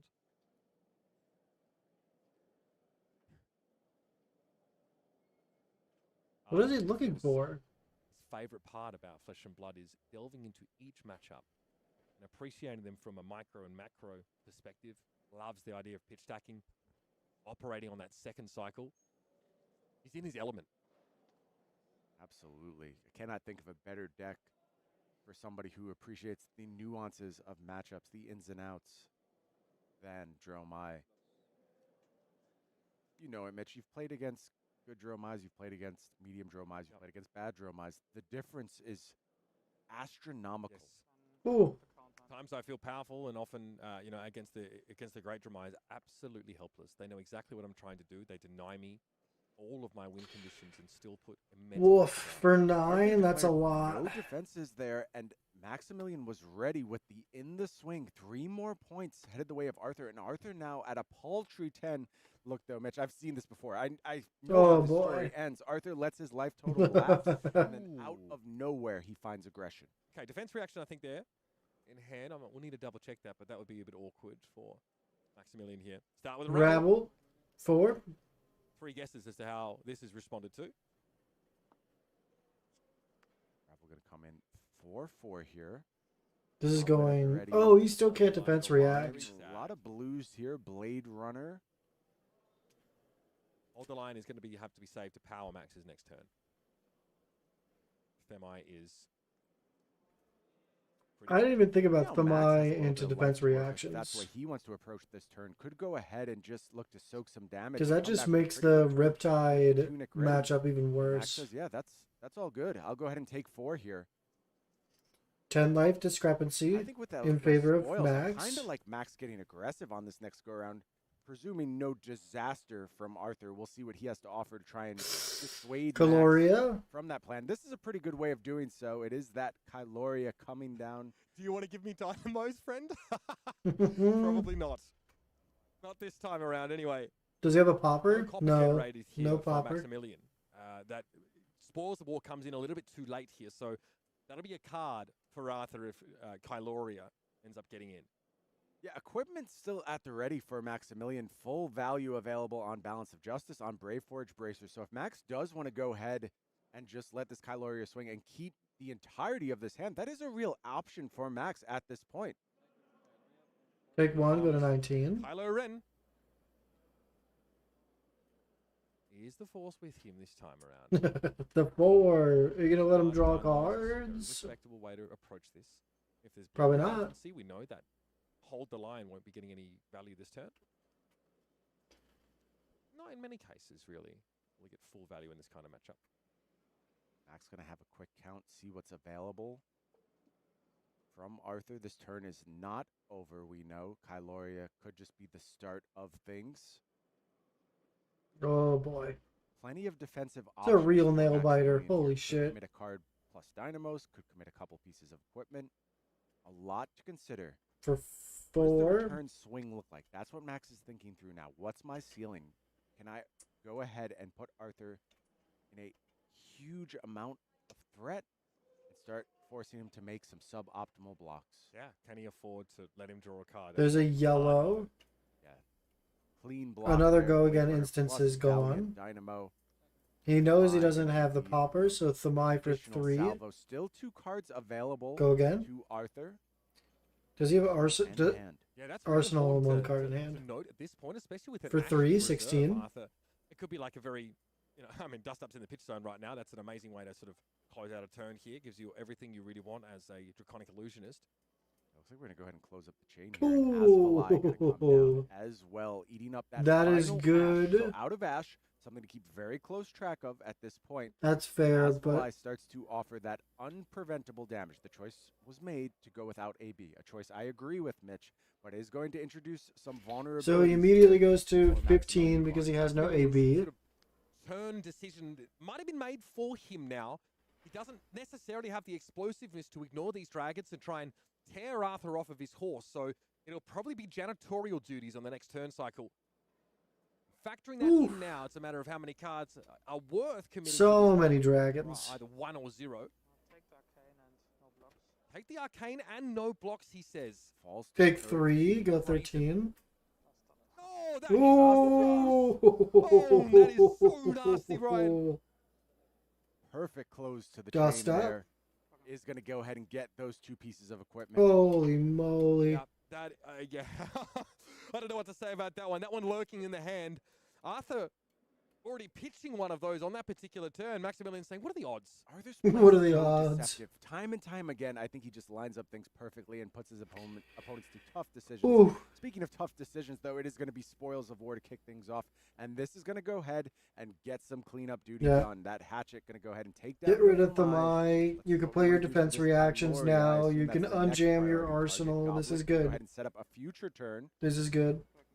Yeah, For it for might Max. be. Asvalai obviously with that evasive damage. Maybe. Kyloria has no cards to draw right now because we've just generated some copper. That is true. And It will be Kyloria though. still going to go ahead and go after that Kyloria. All right. Dynamo counter reset. Asvalai still on the board here. 4 cards to hand for the Dromai. Is that a Now that tome? life I think that's a has tome shrunk on a once far more. right, 10 or far plays, left. 13 as Maximilian Klein draws up to 4. E-strike at the ready for Arthur. Can kick this turn off. He can't. No, I think he's Some tome. dragon refreshments along the way, but critically, Mitch. Yeah, there's no the ash. Oh, tome. never mind. Never We've got mind. There's the solution. No tome. problem. Tome of Imperial Flame. The problem is this go around. That balance That's of justice huge. is online, so there will be some value to recoup from Max, but that's the perfect way to go ahead and generate the ash you need. Did Maximilian pitch away that hold the line last turn? He must have because he's played the goblet here. So Yes, I believe he did. that's fine. Again, finding like exactly 5 value on blocks is not really reliable here. This is going to be a big Yeah, still has turn equity. Still able to draw up a card to match what for Arthur for can do. Arthur. How does Arthur want to approach this turn? He wants to get maximum info as early as possible. That would include seeing as many cards as you can. Let's go, Imperial tome. Flame comes down. There's another Drawn, 2 cards tome. pitched. Second What? tome? Question mark? Do you go It's tome like, I don't tome? have 2 balances of justice. Come on. He's pitching the Go ahead and tome pitch though. This additional redundant copy of Tome. That's One more fair. card still to be pitched. Do you just Billowing, pitch Lightning Strike, E-strike? Another Themi. Billowing Mirage might be the option here. Oh, Look at something I don't even know. Chromai into Enlightened Strike turn if you want. That sounds pretty good to me. Chromai, Asvalai, Enlightened Strike. Sounds nice good. damage You have 2 output there. ash, 2 resource. Flamescale Furnace is Oof. going to give you plenty of resources here. Flame as well. scale. You're Yeah. resource rich to be Pitching sure. one Go to up the surface. 3. Paying 1 in, excuse me. The Here comes Mai. Themi once more. Yep. What do you think about that? The problem is that was Oh boy. you have to activate your balance in response here, no? You assume so? You've seen another tone pitch. You've seen 2 played at this point. Yeah. Yep, there we time go. to go ahead and get the value from that card. Take a card into hand, which is good because I do think there's a substantial amount. He's gonna of need to damage block a coming lot. Max's way, assuming no popper has been drawn in this moment. Big question, isn't it? Big question. Absolutely is. Certainly got to refresh There's the card that. in hand with the help of that balance. He still has the arcane Dragon damage are online. poised, perched. Any prevention effect would have to be used as well at this juncture before that demise online. There's poppers. He's got amnesia. 2 of them. He has 2 So poppers. Uvia's gonna come down, Oh. get that extra action point critically in this spot. However, Oh, that's Uvia. these poppers are ready to play defense, and that is going to clean up that Uvia. Very short-lived for Chromai there. Yep. Into the bin. Yeah, Ashwing surely going to come through. And I think you're going to get to pick off potentially a premium target here. Dynamos. Popper. They never play around the second popper, Mitch. Popper turn. Why would you? There's 7 in the deck. How do you play around that? Here comes Asfalai. Still threatening that arcane damage, though. That's Takes over Maximilian is arcane priced for into at this 12. point. Yeah, no way to get around that. But But- does have that second amnesia. Go ahead and pop that Asfalai. Oh. Reclaim the turn. There's no way he's got a third. No. Demi, though, still lingers. There's some draconic presence on the board still. Is his turn over? I think his turn's over Well, because Lucius he. player. But it's minimal. And I think twin poppers there was exactly the sauce that Maximilian Klein needed. What is it with these people drawing the exact silver bullet off of their balance of justice this tournament? It's insane. We call that scripting. Oh Mitch. my We goodness. go ahead and We script call the that final. script. Can I write this one too? Yeah. My God. Hell of a screenwriter. Talented. Agility. No, He yeah, had no. all- you gotta be kidding me. Oh, God. Embarrassment of riches for Maximilian Klein. Able to use this one for some offense, coming in for 6. He's like, I don't know what this card Scores, Brian. does. Almost half of the poppers in the Dorinthia deck come up. When in this the hits a same hero, hand. cards and tokens How they about own 6 damage, lose and Arthur? can't game How do you feel? names. What does that mean? I'm honestly not sure I would. Going to ask some questions about amnesia, and I Ah. understand this is a complicated one. Yes, if Ash loses its name, does it still function? It does. I believe it Yeah. does in this case. It's like Jon Snow still was able to get out there and swing his sword. He didn't have a name. Yeah, so what you're targeting in this instance, I believe. I hate doing this on stream because I'll probably show my whole ass here, but that's fine. We're going to go ahead and do it anyway. Ash, when you target it with a dragon and invocation of a dragon, it's about the type. It's got a super type of Ash. Despite the fact it doesn't have the name Ash anymore, I believe it still has the super type. Our judges will go ahead and provide this information. They'll get it all cleared, and chat can rage about how I got it wrong. Both outcomes are okay. I can live with that. Brian Gottlieb, you heard it here first, showing his whole Ash on stream. Yep. The entirety of my Ash. Big shout out to everybody joining us here on the stream side. 4,000 fellow flesh and blood lovers, and you're being treated to Is there the 4,000? highest quality gameplay. And I'm not just saying that because there's a Dorinthia involved. I promise. There is 4,000 Don't people believe you, watching. Mitch, but That's a okay. lot. As long as you're saying it, that's what matters. Because you are 100% correct. I'm such a simp. Okay. All right, Arthur, having a look now again, has to consider popper density. He has a deck list, obviously, that he has access to. I believe it's 2 Command and Conquers and 1 Down and Dirty still lingering in the 80 for Maximilian. Yeah, that lines up on my count moly. as well, Mitch. And you have to feel that fear that Down and Dirty can come out of anywhere. Very, very cool card. I'm so happy that one exists. Right. I also designed it, but you know, what are you gonna do? I would like it if someone else designed it too. It's not just because you designed it, but sure. So again, I guess much of the discussion about amnesia and Ash tokens has probably been resolved by this point. Again, the super type being what is most crucial here? What? Sending a 6 at your opponent, accounting for 60% of their. Oh, we're still on the block of I amnesia. think what's actually most I important. didn't realize six. that. The number 6, that's a big number. And with Arthur just at 10, each point of damage represents one less thing you can play around with. Makes sense. Sick below. Dorinthia. Total 6. Finding a He effective use puts. for this defense reaction. What does he Yeah, put? efficient coverage here. Clean block of 6. Maximilian representing Pummel.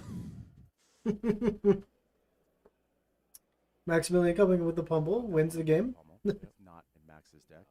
Breathe easy, Arthur. Have escaped. What is he There is saying? more to come, though. We know. Those hatchets looking to get in the mix. Are there additional bits of go again? Looks like cleave. So this is going to be a number turn, but a pretty interesting Oh, he one, didn't honestly. sync. And this is our first chance to take a look at a cleave.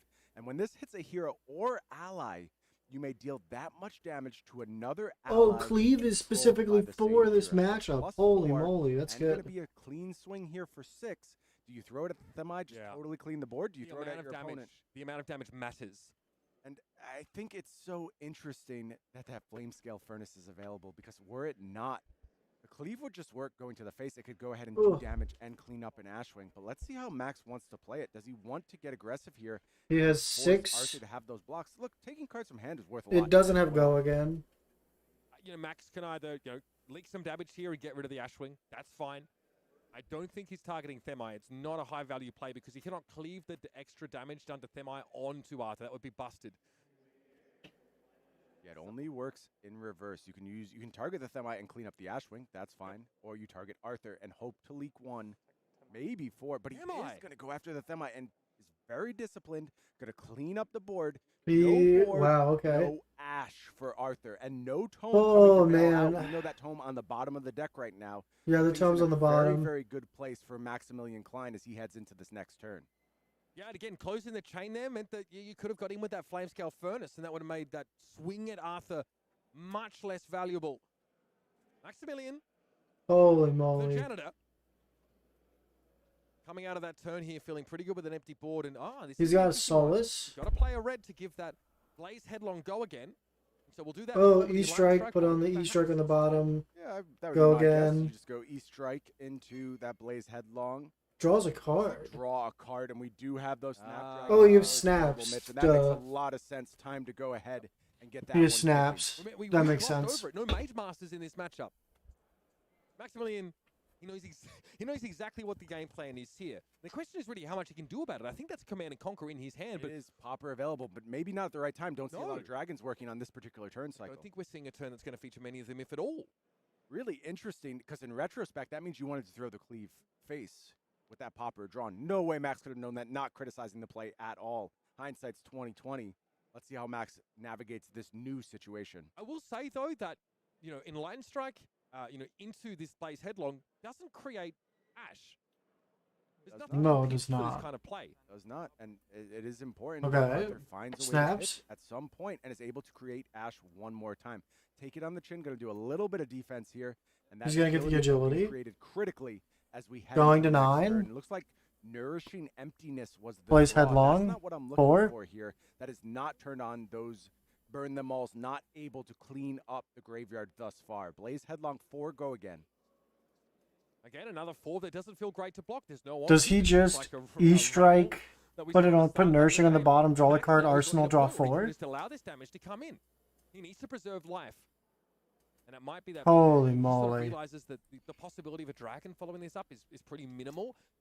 He has an agility token, so opening with a Command and Conquer isn't a terrible way to start the turn. If you're That's also making the fair. assumption that Arthur might plan to keep cards. Because of the I think agility that's token really changes up the way he Arsenal, does this. The egg is in your face if you're the one throwing a CNC at that. Yeah, and I think there's a high percentage chance. Like you just kind of narrow down the possibilities of what. Holy and shit. I do think Sigil makes some sense. That's easy. Literally on the edge of my But I seat. could see Ugh. Max making that same conclusion Ooh. as well, and that's why that CNC may be looking less valuable in this instance. Not sure there's going to get another chance to pop. No. Able to see you, ladies and gentlemen, as our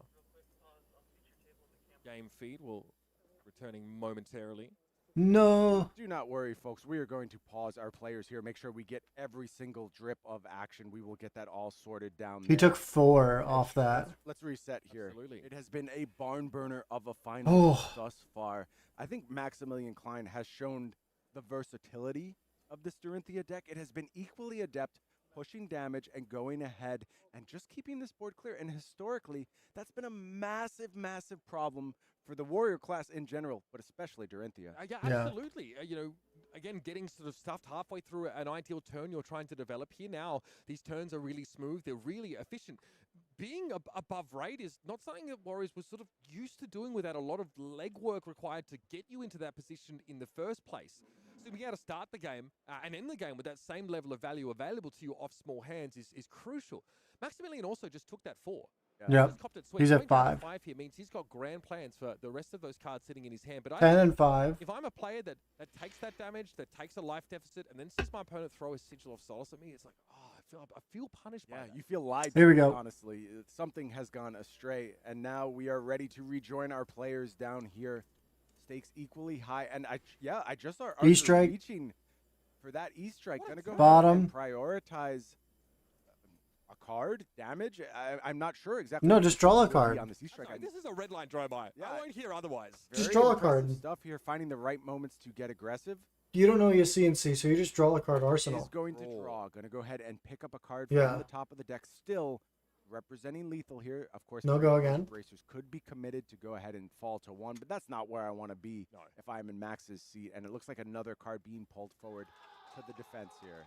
Valuable information here for Maximilian, though, that his opponent opts to draw. That might change the calculus when it comes to whether or not he values that command and conquer. Holy in his moly. hand.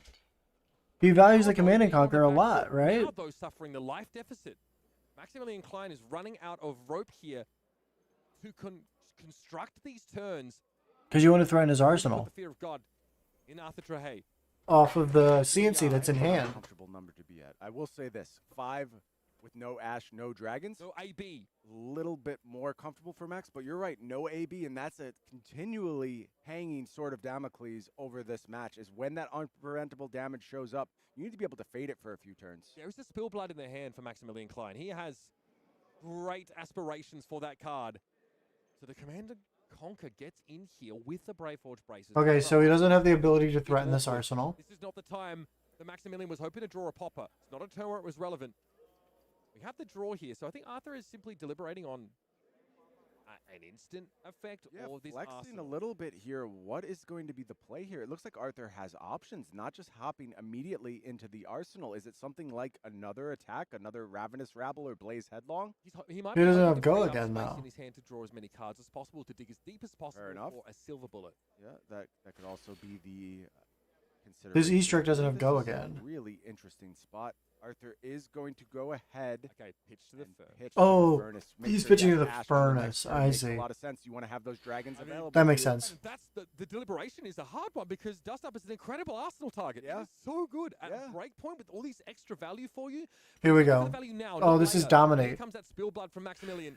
This could be Right it. on the axis. This could be it if there's Pokemon bad play, he's going for it. bad Also looking for blocks value on is Arthur's Max. Or side. dominate to kick the turn off. Tunic at the ready critically. in 4 this go spot. again, dominate. Is granted here by that agility. What does Arthur have available for defensive options? has I a see the Fate for fate. Scene. Okay, that's a nice spot. to pick up Ooh, one. that is good. He has all 3 blocks and a fade for scene. That's really That is good. good coverage of this particular attack. That's really, really good. And again, spill blood comes with a cost. Spent 2 resources of the 3 available already has Maximilian.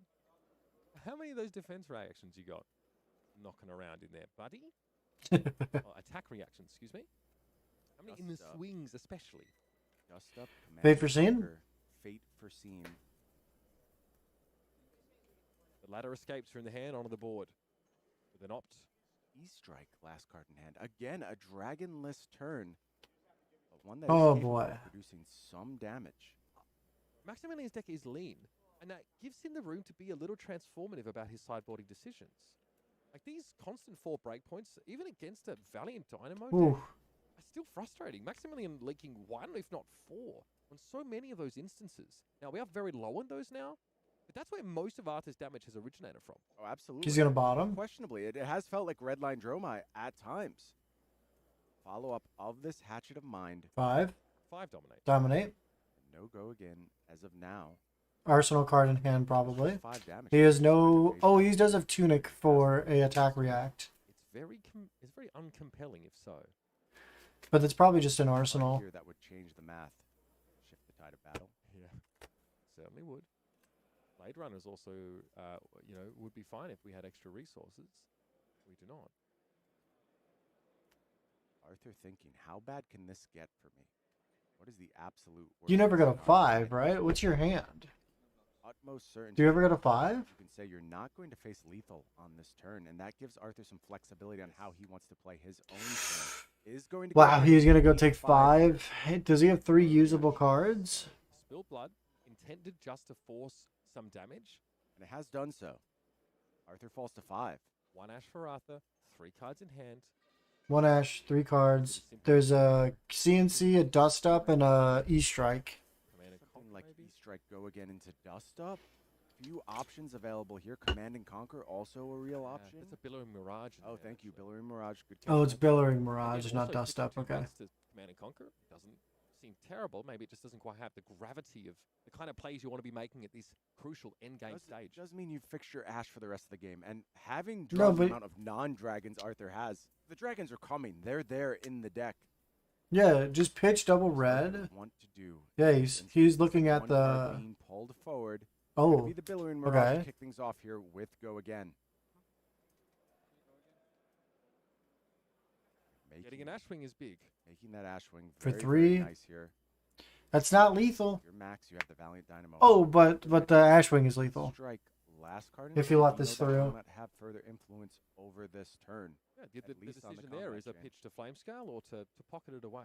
Feels like it's supposed to be pocketed here, but we will see. I'm not going to E-Strike go again on from the Arthur. arsenal. He has been flawless thus far all day Block long. 3. And a defensive card put in front Ash, of that 1. Billowing Mirage. And now this Ether Ashwing coming in for 1. Interesting. Dynamos at the ready. You expect those will be lined up.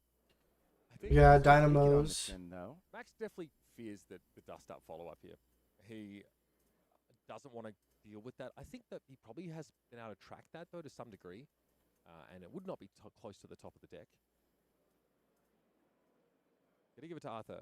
He's been very deceptive, extremely good at masking his intent and sequencing in such a way as that a lot of these attacks are coming from unforeseen axes. Agree. If you've Yeah. ever played against It's a good. truly great poker player, there's this ability to do the same actions as everyone else, but do them in a way that makes them indecipherable. I feel that way about Arthur. You know, the game plan is the same. You're seeing exactly what you would expect from this Dromai deck, but everything He is a feels go again, veiled an behind attack the layers of react. secrecy. And look at Interesting. double And take it on the damage chin. prevention available for Max, and you can understand why he's thinking about potentially spending one in this case. Do not want to get caught with a redundant copy Mm-hmm. of that kind of effect. Should the turn just end here? Does take it on the chin? We are approaching the in final Arsenal? verses of this Song of Fire and Iron, folks. 5 life, 4 life respectively here. Between Arthur Trahay and Woo! Maximilian Klein. The latter trying to decide what might follow this Aether Ashwing. If I commit my Dynamos here, I won't be able to effectively block a Dust Up with 1 card from hand. As I Makes put it, sense. It's massive. The difference between 2 cards and 3 here cannot be overstated. Holy moly. There's also a world, though, where these prevention effects are not able to be utilized all that effectively. And I think that's the second thing Max has to consider on this turn.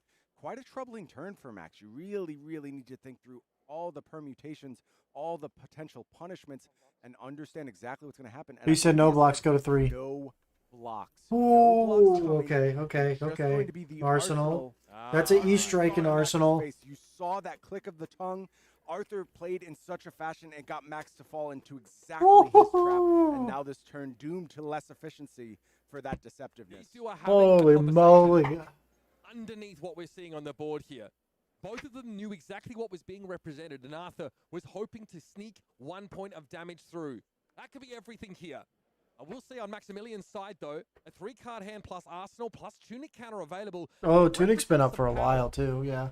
That's But nice. does he have the right cards? Arthur could have just claimed agility with almost no cost here, and it's quite painful. Or excuse me, Maximilian could have claimed that agility, and it's quite painful to know Holy this turn moly. could be so much more efficient, so much cleaner. Now, the second go-again enabler in Max's hand might be... He's better got avoid 3 and dragons avoid and... as No. much. He has Favorite Scene, 2 dragons, and We're in the green. one of the Tunic is at the ready, which I think Flaming is a big factor something. on this Oh, turn, man, and I can't maybe remember what allows the that Taking on other- the Chin to function well as a resource card. We have to see the right what side middle the card last is. I one don't is. remember. It is going to be hit and run to kick off the turn. Yeah, just missing out on the +3, though, Brian. You'd do anything to have access to a pump like that at this stage of the game.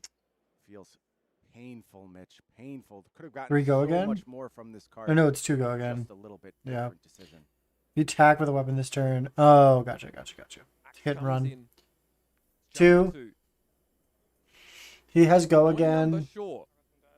But one that Arthur is absolutely equipped. Oh, he's swinging at the... No, it's going over towards an ash swing here. Maximilian so meticulous in clearing the board. How does he have go again? Into the axe of mine Oh, here. no, I'm wait. gonna be honest with you, Mitch. Sure, Max is being meticulous. This is a sign of a turn that has gone wrong. I think disaster befell Max on that last turn. I think a miss of that taken on the chin as a defensive option. Oh, hit and run gains go again. Duh. I messed up. I'm done. Potentially thousands and thousands I'm and done. thousands of dollars mistake for Maximilian Klein. Holy moly. You either have a way to pump this or you have a way to give it go again. You don't have both.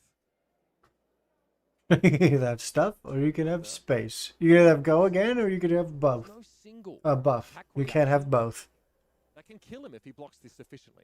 Oh, man. He's got a... Rich with dragons. I see an Uvia. I see a Yendurai. I know there are very few poppers left in Max's deck at this No, point. there's not Uvia. Can Arthur find the window? Does he once again? Blaze Headlong. That's what the card's called. It's Blaze Headlong, Fate Foreseen, Kyloria, and Yendurai. Some time to parse this one out, to understand exactly what is happening from Maximilian Klein. This is huge. In the swing, a little scary here. That does Fate represent- Foreseen. I think with that fate at the ready, no huge risk immediately apparent. What does he block? Does he block with the second instant of... What are the options available? No. Also simultaneously checking those attack reactions.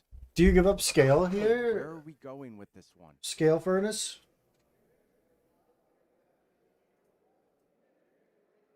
It's going to take quite a while to unfurrow the brows after this game.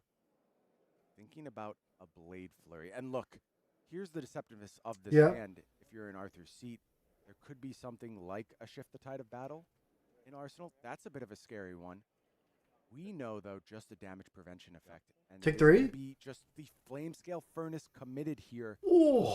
And that means Arthur is going into this Oh. turn with a full grip, ready to Oh. fuel that Enlightened Strike. That's ready scary. To make dragons. Can Maximilian Klein find a popper? This feels like a critical Ooh. moment to find either Can he that find a last flopper? Command and Conquer, I believe, or that Down and Dirty, which we have not seen thus far. Digging deep. 4 cards.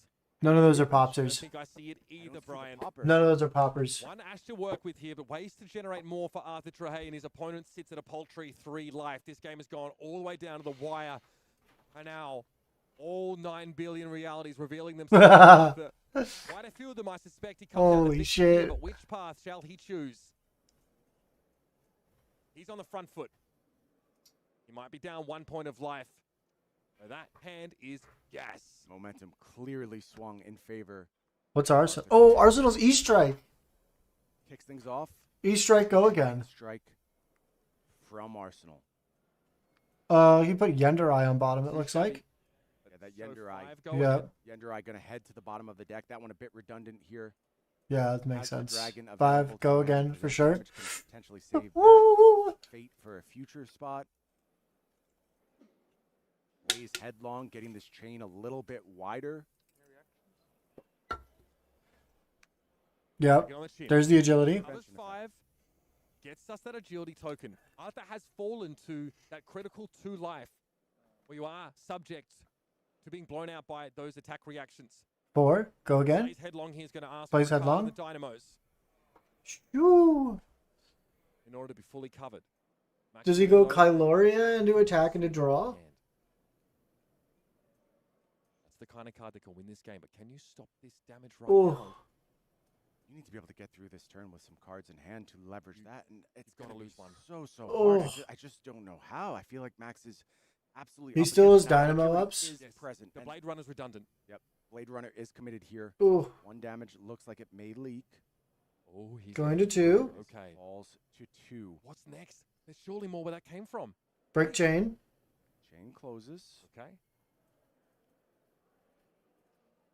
Here comes Kyloria. Yeah, because Kyloria will... point being shown. Oh, Kyloria won't draw cards. It'll Or steal the as copper. well as additional card draw. That's going to come in. There's the coppers, of course, so that blunts that. But more importantly, He wants blood, not coppers, Brian. card demanded here. Absolutely That's fair. demanded.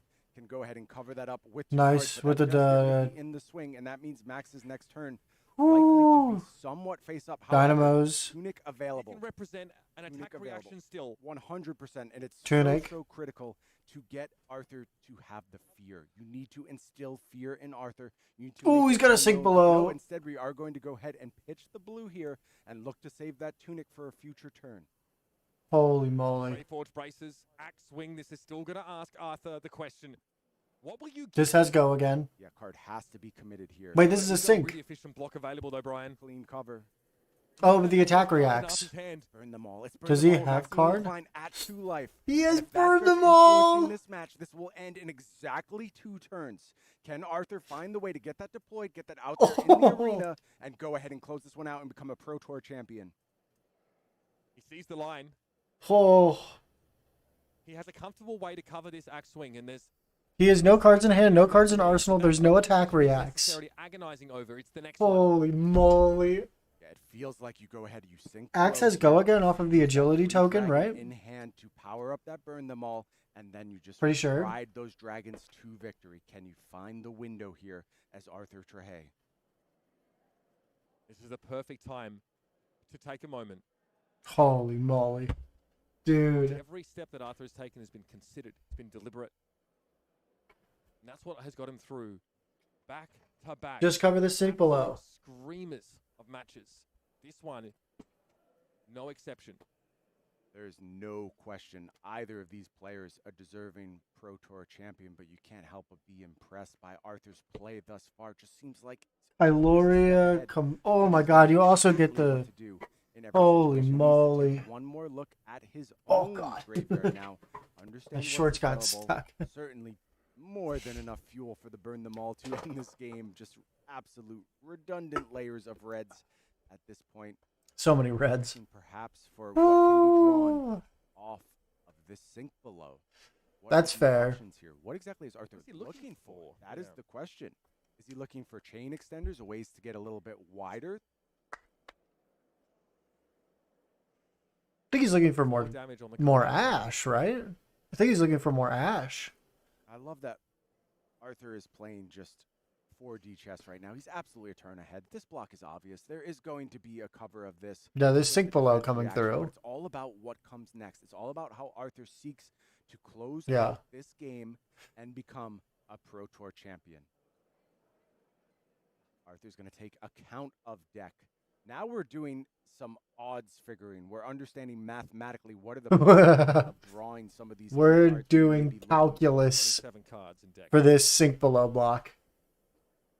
We're doing calculus for sink below. Oh, absolutely. This one's ending, and it's ending soon, Mitch. But how is it ending? What is going to be the play? Oh, I here forgot to do the with grand this? finals prediction, but it doesn't matter. He's not thinking about Arthur sink may below. defy expectations one more time. Why? Look instead to Why, defend though? with one of these dragons. The one that represents a breakpoint, no less. Why? Does know that if essentially those are negated by the Valiant Dynamo. So it gets in front of this axe swing. You are going to one? You're going to one! He knows he doesn't want to give those cards away and keeps the sink as a backup? What on earth is going on? Again, he's peered into every reality. What is he's happening? come up with. What is he doing? Madness or genius, we're going to find out. Here's the burn them all. Uh-huh. Flint and Tinder. As his last couple of turns Gloria. threatened to go up in an inferno. It is Chromai gonna gets be developed. Chromai. Chromai gives you action points, but you have nothing to do with the action points. Yes, you do, Arthur. No, he doesn't. Bad timing. And of course, a vehicle for that arcane damage means a Maximilian Klein has one more turn He needs to poppers. play. Arcane. Action point. at I guess the he's end. What saying, Arthur I has don't done lose here this has turn. set I up arsenal the that sink below. I have a good cover. I draw 3 Knows cards. he has to play one Or more draw turn. 4 cards, because he has to Believes he play needs one that more sink turn. below in order to This makes survive sense, one more turn. actually. We may have seen one last flash of next level genius from Arthur Trehay. Is he playing around Spillblood? He might be playing around Some ways Spoil he Blood. normally comes in for 4 dominate. In some ways, absolutely. Absolutely. Huh. There's a Spillblood in Maximilian Klein's hand. Are you kidding me? No Second way. card from the left. No way. Is there really? I didn't see the hand. Question: Can you fade 2 spill blood? 2 attacks. Oh my god, it is. There is a spill blood in hand. Blue hand. Holy moly. Yep, that's a spill blood. Even be possible. Looks And he held the sink below for the spill blood. 1-1. way to Holy shit. reaction, but it can be. He's on next level. Arthur's on the fucking... He sees through the goddamn matrix. The stakes of this match Oh. setting in this moment. All the money, all the prestige, that giant check, all on the line, and the pace of play has slowed. These players To a halt. desperate to find the way through a quagmire of disasters. So much threat. Oh. These players. So many pitfalls to navigate. Attack reactions, arcane damage, dragons. There's so many possibilities revealed to these 2 champions of the game at this point. And Max is well and truly in the tank. If he wants to overpower a dominated axe swing, it's basically impossible with having to give a card here. That attack reaction costs 3. Spill blood costs 1. Who is this guy? It's 5. Is he a judge? Why is he down here? Who is this guy? That's not on the card. You have a Glint the Quicksilver that represents a go against source with card draw. Excuse me. Because your opponent is at 1. But Sink Below from the Arsenal does not turn on Reprise. Oh, it doesn't. Critically, Mitch, I think that's a huge deal. Holy moly, you thought about reprise draw card too. We unpack the ramifications of Arthur's decisions to go ahead and take 1 and keep that sink for this turn cycle. The more brilliant it looks to me, Mitch, it could be the difference between being a Pro Tour champion and being a Pro Tour runner-up. I would say almost any other player on any other day just sends that sink. I slam it. I slam it immediately. Immediately. That's why I'm here, and Arthur is down there. That's fair. He has found the Oh, motivation to man. make that kind of decision at the end of 3 grueling days of play. Yeah, dude, they've been playing for 8 hours. In and of itself. Truly, truly incredible stuff. Loaded with. He's fatigued. Gonna have You know, he's falling asleep in his chair. Ready to move 1 in front of this square mile. Look, Max doesn't know what the follow-up here. It could be another difficult attack to deal with. Could be another break point, but it is Arsenal pass. Sink Below in the Arsenal versus Max's Oh. hand here. You can see 1, 2, 3, 4. What do Here you we do? go. What do we have? What do we have? That's 3 William blocks. Klein winds up with What the do you spill do blood. about the second? Here we go. Did you draw another defense react? Because I think it may take that to go ahead and get through this turn, and it is going to dominate. be 4 dominate offered here. The Sink Below is. Does he have go ready. again? What else is there in the hand? I don't know if Arthur has. The D-react. I don't see it, Mitch. He has no block left on his armor, Brian. This one here is an easy one. Surely you slam this here. He's asking himself, God knows what. Maybe if Does he goes sink? to another defense reaction. Oh, God, you have to sink into another Might be defense the case reaction. here. What other choice do you have? I don't know what else you can do. How You does he have get to go go- again? It has to be One sink. exactly a We're defense counting them. reaction. He doesn't know if he has another sink. I think he might have one more in deck. But how does this get go again? But even then, Or does spill blood give go again? Hatchet of Mind gets a +1. We go to 5.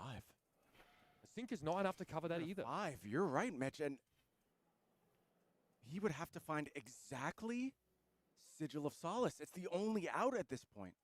What a call out. Sigil of Solace to keep him in the game. This plus sync? Yep, you've got to account for a potential. Yeah, It's reprise. going to be Glint the Quicksilver getting Maximilian, get another card. Still 1 damage. There's no go On again. the stack, There's so no go that'll be again, covered. right? Here's the sink. Off the top. Oh my God, he got it! Holy shit, he got it! Sigil of Solace. Oh my Are God! you kidding But me? he has showed no sign of this, no reaction whatsoever. Arthur Drahay Oh, kept himself in it again. The most unreasonable, the most. oh my God! Stay afloat in his For game. 5? And he dominate. Come off the top of the deck. 5 is offered here. Block 3. What's the last card? What's the last Sigil, card? sigil. Sigil of Sigil of Solace. Solace. Gain 3. Oh, Maximilian reaches. It has to be in the swing. What else can it be? He's got 1. That's It has to be an attack reaction. He's hesitating on it. You don't hesitate if you have it. Sigil of Solace back up to 4 to stay in the game. Maximilian Klein is throwing everything. He says, no reaction. Arthur down to 2, and he's alive in this game. Are you kidding? He attacks with the Chroma and he gets the arcane damage. Ready. Max at 1. What's left, Mitch? What's left? It's just this attack with Chromai. Take it on the chin. Does he have any of those available? Does he have take it on the chin? All of those. It would have to be a prevention effect. That's nothing. Not a 1 in the hand. Not a 1. It's a grimace. A rueful. Oh! At the head of the table sits Arthur Trahay, your Pro Tour Los Angeles champion, with the most incredible cold shot I have ever seen.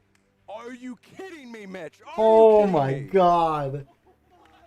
He had 1 out, 1 answer left in his entire deck.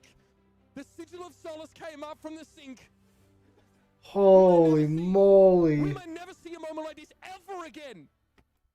Mitch, we have just witnessed the greatest game in Flesh and Blood history. Without question. Without question. I have never seen anything like that in the history of this game. The perfect Sigil of Solace off the top to go ahead and prevent that spilled blood turn and go ahead and declare Arthur our Pro Tour Los Angeles champion. He knew it. He counted his deck. He counted his graveyard. The number of sigils left in the deck. He calculated the possibility that he had an out, but ultimately it didn't matter. He knew that was his only way to survive. Holy shit, dude. Blood turn in any other reality would have gotten the job done.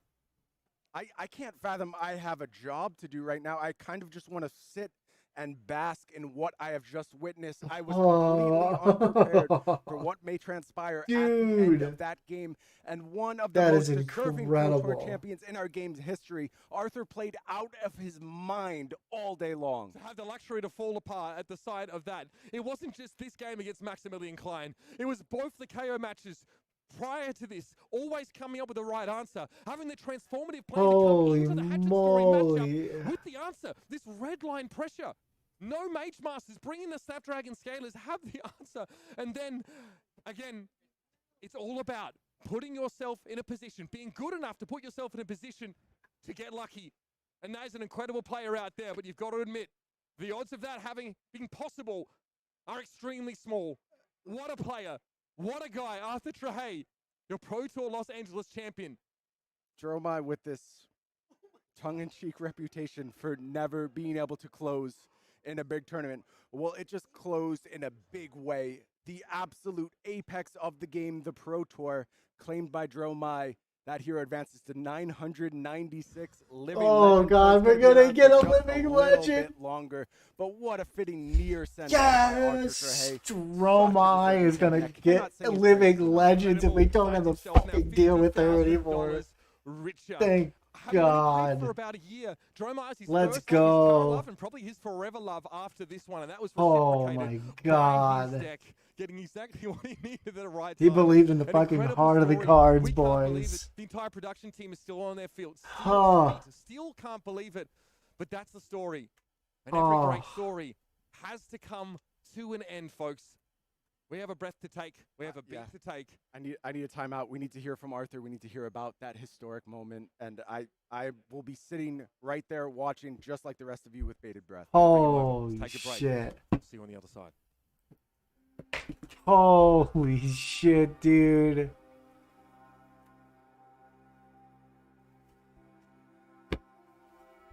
What an insane turn of events. What a not even turn of events, just what an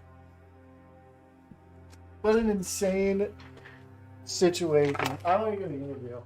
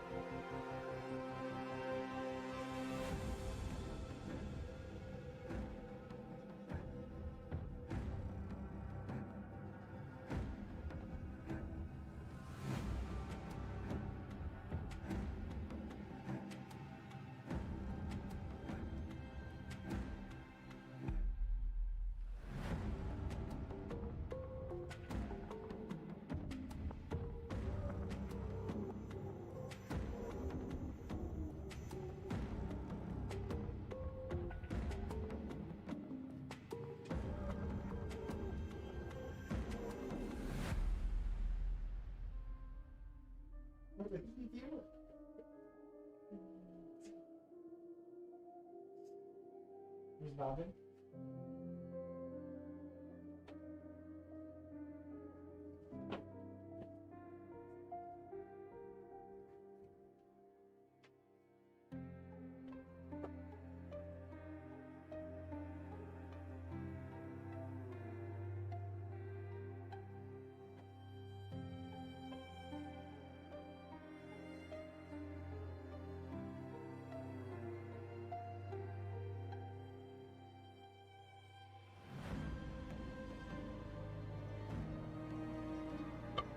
Oh, I'm not gonna lie. I was in a bit of a flesh and blood motivation drought.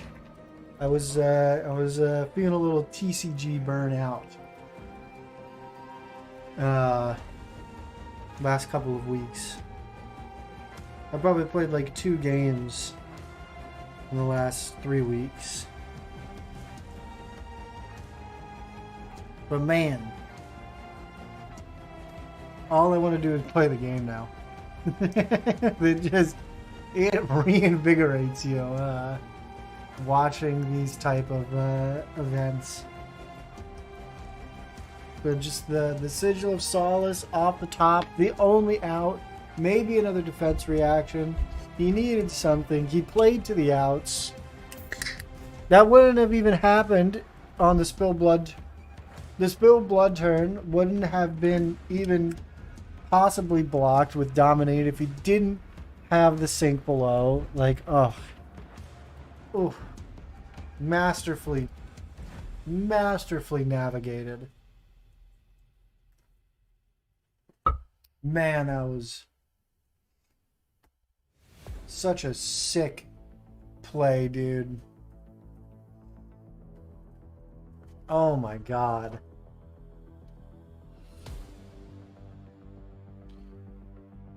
What just an awesome lineup. Oh.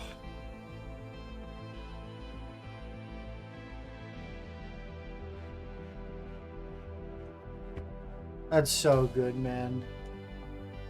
Conversion rate? Less than 50% of Dromai is converted. 52 Dromais. 76 KOs. 29 Dorinthias. Dorinthia made it all the way to runner-up. Holy moly. He beat 2 KOs and then had to take down the Dorinthia. Oh. And probably the interview coming up in 10 seconds. Oh. What an awesome Pro Tour final. I mean, we've been watching Top 8 all... Oh, hell yeah, we get the whole edit again. Because this edit goes fucking hard. Now this is pod racing. Both of our players leaving it all out there. 1, 2, 3, 4, 5, 6. That's gonna be 6 mic tokens, And that's the game. That's why he's the god, baby.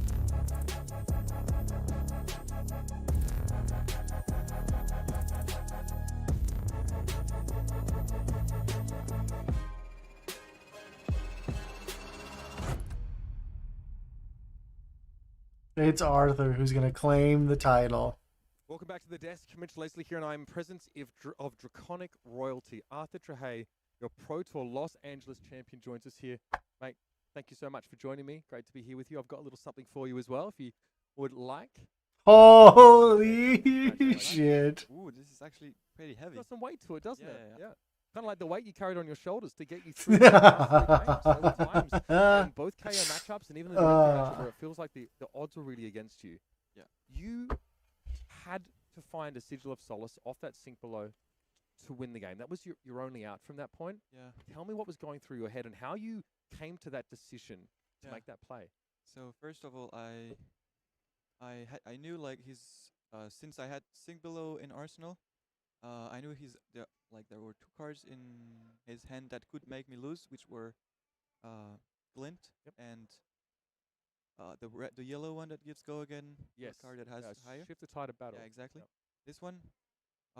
But it didn't make any difference for me to Carl's screaming in the activate, background. Glint or not. Yes. It didn't make any difference. If he has an extra card, yeah. Yeah, if it has an extra card, because he will just swing me and I'm dead. Because I have only one block 4 and block 3 I will die to the next axe. So I choose to overblock so that I don't die to the last Blaze Fury in his deck. And then when I see the glint, I'm like, okay, well, now the only thing that can save me is either me drawing a sigil or him deciding to target Chromite or what was it? Yeah, I think that's it. Yeah. Yeah, because if he could also actually try to target Chromite for me to not be able to present arcane damage. Right. Because I didn't have any dragons, no ash, and no furnace, so I couldn't pitch to get an ash back. But also, if he did this, he would leave me, I believe, with a 3-card hand, and then if I have one of the 2 Billowing Mirage that are left in my deck, get an Ashwing. I get an Ashwing and I can push the last Arcane and I win. So he actually played around Billowing Mirage and not Sigil of Solace, and I won. Yeah, for that. it feels like he, obviously Max plays around that to some degree because we're watching and we see a 4-power dominate attack coming in. Yeah, and everyone's just like, I mean, you've got a 4-power defense reaction. We sort of discussed it, right? So everyone's so taken aback when you make the choice not to make that block, and then we see why you need to hold on to that card. Really incredible moment. You have been playing Flesh and Blood for a little over a year now. That's, in the grand scheme of things, it's not a long time. Tell us how you feel like you've been able to advance to become the player that you are now, to be able to make such decisions after such long days of play and make the correct ones. Yeah. He has to first have of all, played this another day was game. actually like only 3 games with a lot of breaks, so way more exhausting than the last 2. But I don't know, honestly. I think like the first calling that I did really bad, but I learned a lot. Like I made lots of draw games, and then I understood I need to play faster. Maybe a deck also that plays faster. Yep. That's why I stopped playing big dragons, by the way. Yes. Then on the what was it? French Nationals you played in? Nationals, yeah. Yep. But also for on the Worlds, Yep. I went 9-5, but I learned that I was very too stressed at the beginning, and I made a misplay that cost me a game. So I learned You that tightened that up. Yeah, For sure. I learned that I need to be less stressed in game to be sure that I do the right things and not to get my hopes up from the beginning. So that's what I did this time. I was more prepared. I didn't hope to do any top 8. No big expectations. No big right? expectations, and I was calm in all my games, and I think almost all my games. Yeah. And I think that helped me to make the right decisions. You are now $50,000 richer. The title of Pro Tour champion, bringing that back to Europe, but also bringing it to France and your community as well there in Paris. Tell me how that must feel, and I mean, I don't know if you have some words you'd like to share with your friends, family, or watching at home. This is a great time to do that, I think. Yeah, for sure. I mean, obviously, huge thanks to the French community.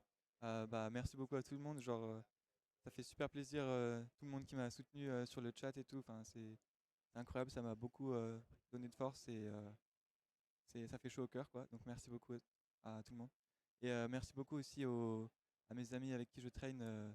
Donc ils se reconnaîtront, je pense. I don't speak French. I don't know what this man says. Incredible showing here. You have been a part of one of the most incredible moments in Flesh and Blood history up to this point. And you're credited with making the right decision under the tightest of circumstances. So again, I want to extend my congratulations and my thanks for joining me here in the booth and showing us how the game should be played by a true professional. Thank you again. And we'll hopefully see you very, very soon. For now, folks, we'll take a quick break. We're about to wrap the show up here. A couple of formalities and housekeeping things that need to be taken care of. So when we return, Sam and Pankaj will land this plane. Holy moly. What an awesome top 8. What a great final. Maybe one day I'll make it to the Pro Tour. Maybe one day I'll get all the way there. I'm playing in Pro Tour qualifiers for five Pro Tour qualifiers next month. Maybe I'll get there on Riptide. We're going to be streaming a lot more Flesh and Blood in preparation for those PQ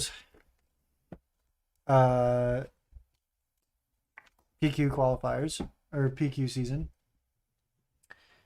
Thank you all for watching for like 8 hours, 15 minutes. Hopefully the watch along was at least a little bit entertaining. Make sure to go subscribe to my channel on YouTube and also Flesh and Blood's channel on YouTube, because they'll be streaming more events, I'm sure. MidMax Games also does a bunch of streams, so watch them as well and go subscribe to them for competitive stuff. Yeah. I'll see you guys tomorrow for Minecraft Monday. But hopefully you guys had fun. And yeah.